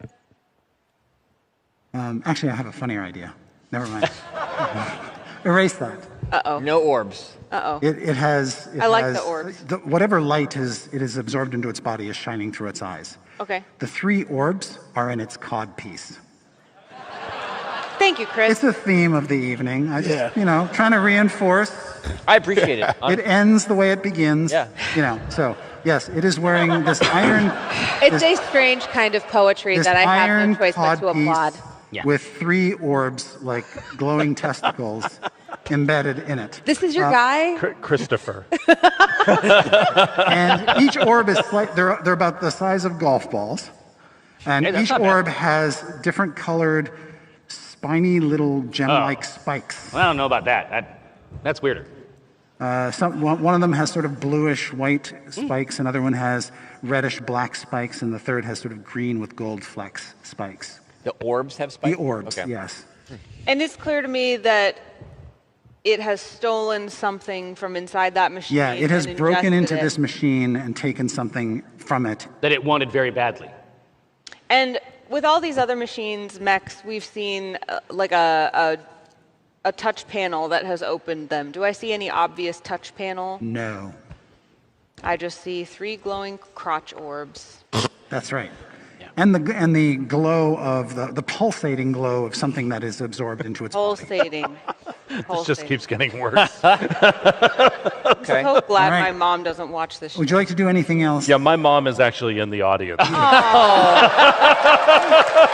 Mom. Our apologies. The Craw Mom. You used your action to persuade. I did. I just want to, again, ask, what are you doing? See if it will respond to me at all. It does not. Okay. Then that's my action. I'm done. Okay. Vi. You are next. You appear on the pad, right behind Certainty. Wow. You find yourself suddenly in choking smog. Immediately you're poisoned, which means you have disadvantage on attack rolls and ability checks. What do you do when you arrive? What the hell is going on? Oops, we forgot Vi needs a mask. There's a lot of stuff. First of all, I won this guy. And then I won. I think I won the. Are you referring to the Modron? The Modron. You mean this? Is that what this is? That's even cooler. Check out the luscious lips. This is what That's I'm always the about. tell. What's the regimen here? No, this is an incredible little guy, and he's got this orb. Evelyn is talking to some kind of metallic god just around the corner. Not a god. Well, that's great. Oh my goodness gracious! I'd start dashing down to the end to see what Evelyn is doing. So, Chris, can I reach so that I have sight of what's going on over here? Yes. Oops, sorry. What do I? So I see all of this. You see all that. And do I recognize the 3 You do. Whoa. You've seen these testicles before. You've seen these testicles before. Are you going to the testicle bar? What's going on? Evelyn doesn't recognize the testicles, but Vi does, I guess. Vi's been around. You're not wrong. I look and I yell at the 3 testicles. Yeah. And say, "You damn children. How did you get here from Eberron? And where the fuck is the Lord of Blades? I traded you away fair and square." Why are you trying to screw up my better future? You all hear that. Yeah. You do not receive a response. Well, I'm not here, so maybe I don't hear it. But That's true, Jim. You don't. And at the same time, when I look at this glowing device over here, does it look like the reality-altering device that I had studied that was created by love? Yes. This is a weather control station that was built by the inventor here to control the weather for hundreds of miles around this castle. It is using reality-altering tech to do that. I wonder if it got damaged and that's why the weather was so bad. Yeah, and this creature has taken the heart of that device out. Into itself? Not cool. I don't understand. And it looks like those three are the heart? So, or is the heart the heart is encased literally in the heart of this construct now. It took it into its body. We need to get the heart out of that thing, into this device, and we need to plunge the dagger into it. Who's got the dagger? Omen. Oh, Omen, okay. All right. When I croaked, he took it. Right. Jim, it is your turn. You would arrive. I cannot find your mini. I must have left it on the other diorama, so I'm going to see if What, you got everybody else's mini? Hang on. I got a spare. I think you get like inspiration. Yeah, not having yeah. Voila, you're back. Oh, hey, I'm back. Oh, he has two of each. And So do you. And Chris, could I have brought Crispy Somebody with got me that. Nice. through the teleporter? Nice. Yeah, I'm glad you mentioned something, because yes, you could bring Crispy with you. Perfect. All right. So Jim, you are in play. There is poisonous gas all around you. Deactivate your mask. I will put the mask on.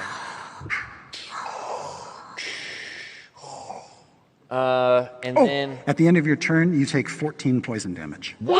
Oh my gosh. And my friends, I'm dying. Again. A lot of maintenance. High maintenance, I think is the term. Would you scandalize? But I still have more hit points than Jim. I was being cool. Jim slander is what it is. This is hateful anti-Jim rhetoric, and I won't stand for it. No, it's okay. You can keep doing it. Do I know what the floating orb on the mist is? You might. The mist orb? Yeah, you can absolutely make a Arcana roll. I would love to do that. It's good. Oh, shit. Aww. I rolled a 1. Plus 5 is 6. It's definitely magical. It's It is definitely a an magical orb. Yes. Nice. You have concluded it's a magic orb. And that's all I get. Okay. Yeah. It's an orb, everybody. Yes. Glad I was able to show up and you illuminate the also situation. you also know that creature is probably magical with it, or has some magical qualities to it. My creature. You also think that these weird tables over here are probably magical, although you can't fathom what they do. Do I still have enough movement? Could I walk over to a table? Sure. Are they moving? They are still right now, like So there's factory like a equipment. table with an armature over That's it, right. And but nothing's happening. Yeah. That's correct. And it has like a keypad or something, you're saying, right? Yes, it does, and it's sort of arcane and difficult to figure out. This almost looks like a weird surgical table, although it's not quite the right shape. Obviously, something is done on these tabletops, but you're not sure Yeah. Okay. what. You still have an action. Oh, I still can go? Yeah. Oh, I thought that my... Jim, we need to get the heart out of that thing. You don't want to mess with these armatures? I cannot stress enough that to reshape reality, we need that heart. And if it has this reality-altering battery inside itself, we could be well and truly fucked. Also, Jim, look, it has 3 balls. It does have 3 balls. I can't stand that. 2 balls, that's natural. 3 balls, no. Can I cast Jim's magic missile on it? You sure can. Yeah. Okay. Now, my sheet here is a little bit abbreviated and does not actually have any information on it besides the fact that I have Jim's magic missile. I believe you get 3 beams. It's 3, and I have to roll to hit. I get a +5. And on a 1, you hurt yourself. All right. You invented the spell. I did. I don't want to hear about it. That's a 2. That's not a 1. So that's 7. Okay, that one goes astray. 16 plus 5 That's is a a number, is a hit. And the other one, the third one, is a 6 plus a 5. That's a miss. Okay, so so one hit. The damage on those, does anybody know? I don't have my... I'm going to find out for you. D4 plus 1, I think? believe that sounds correct. I don't think it's a +1. I just remember it being bad. Thanks. I think it's a D4 plus something. This says. Oh my God. 2d4. Yeah, 2d4.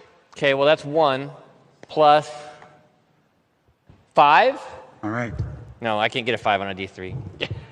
That Or was a a 3. D4. That was a D4. A 3. So 1 plus 3 is 4. 4. Okay, you literally pop like one rivet off of this thing. So I don't pop one of the testicles? I was aiming specifically at a testicle. In that case, I will say that you do pop the testicle out. Hey! Oh, wow. And the little ball goes clattering to the floor at the construct's feet. Okay. Take that. How does the construct react? Oh shit, my balls! Yeah, it's like... It just sort of looks down and watches this thing go plop, plop, plop, plop, plop, plop, plop. So now that it has 2 balls, are you basically fine with it? Yeah, I'm good. Yeah. We can leave. All right. I'm going to say because you popped one of its balls out, you didn't actually damage the construct. You just used your thing to target the... That's fine. Oh, okay. Oh, allow it. All right. So it is missing one of its orbs, which is now lying at its feet. And that's Jim's turn, which brings us to Omen. Hello. And then Dave. I feel like I was able to connect 2 of the lines on the triangle. Mm-hmm. Yeah. What? You got to do the third. I feel like I connected 2 of the lines, and then 2 of these lines, I got 2 prizes. I'm thinking that there's got to be a way for me. I think if I get this third part of the triangle will be done, and I'll get the grand prize. Okay. That feels true. Yeah. That would be another Arcana check for Yes. Which I'm incredibly bad at. But, it is what it is.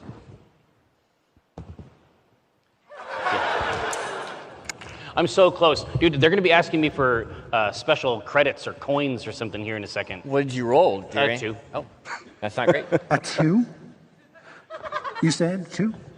Yes. Okay. That's good to know. That's you nerve-wracking. accidentally trigger a warning klaxon that erupts throughout this entire level. It is so thunderous and loud that each creature on the level takes damage. But not a lot. This is thunder damage. How much? 24 thunder damage. Are you joking? I had to finish the game, he said. Okay. So I'm still alive. How are other people? How y'all? I'm dead, Chris.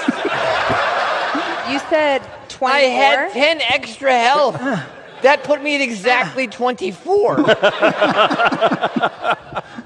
Jim falls over as his ears explode with blood. Thanks, dude. I'm going to use my reaction to cast Absorb Elements a second time, which grants me resistance to the thunder damage, and I get to harness some of it for an extra d6 damage of the triggering type. Okay. Yeah. So I believe I half it. Okay. How much was it again? 24. That's good, because that would have killed me. Okay. It's already killed some. I'm good. All right. Everybody else is still up? Yes. Yeah, I'm still up. Oh, good. Because you all have more hit points than Jim. Yeah. What is going on tonight? If it makes you feel better, Mike, technically I don't. I just know how to use my spells. That's also hurtful. Wow. What the hell? Wow. Dave, you're up, my friend. Dude, I'm close on it. Mean. Very mean. I'm close on this triangle, though. Dave, please save us. I'm just convulsing on the ground, shitting myself. No, shut up. I was doing quick. Video game addiction is real. Make sure I was actually still alive. Oh, good. Okay. Okay, I am alive, and I'm mad. At the wrong person, because I'm going to attack this thing.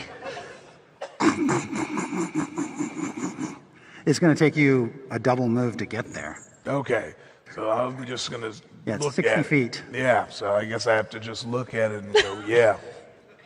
Just right. you wait. Next round. Next round, you're gonna see some shit. Wait. I'm going to be in for something. All right. Certainty. Okay. This is certainty right here. Bonus action, I'm going to cast a healing word on my Uncle Jim. Aw. For one of my last spell slots. Jim appreciates that. What is this? Is this 2? Dad, what is this? Is this 2d4? Healing word? I forget.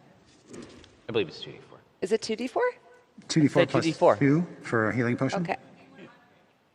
A D1. 4. Sure, let's do 2, that. 6 plus Plus? 3, so 9 hit points back to you. I'll take it. Yes, thank you. That's probably more than you started with. No, it's 14 base, right? Is it 14? Yes, I started with 14. For the record, Jim's healing piss is much more potent. Yeah. And then with my action, I'm going to try to help my dad beat this game since he's having a hard time with it. Oh, dude, you're going to help me use my printer? Mm-hmm. Are you winning, Dad? Yeah. Is there anything I can do to help him figure out the third side of the Well, triangle? if you have your action, yeah, you can make an Arcana probably check do to it. try to complete the triangle. Okay. We're almost there. 18. 18. Yeah. Wow. Okay. Yes, the whole triangle is formed. Immediately, vents near the baseboards in the entire level begin to suck all the poisonous atmosphere out. There you go. And replace it with fresh, clean, breathable air. That's much better. Environmental systems have been restored. That's much better. Do I get a little guy and a little ball, Mr. Perkins? Sadly, no. I think your little guy and your little ball is now my little guy and my little ball. I'm looking expectantly at that portal in the wall for number 3 to come out. You let me know when it gets here. Okay, I will. You keep watching.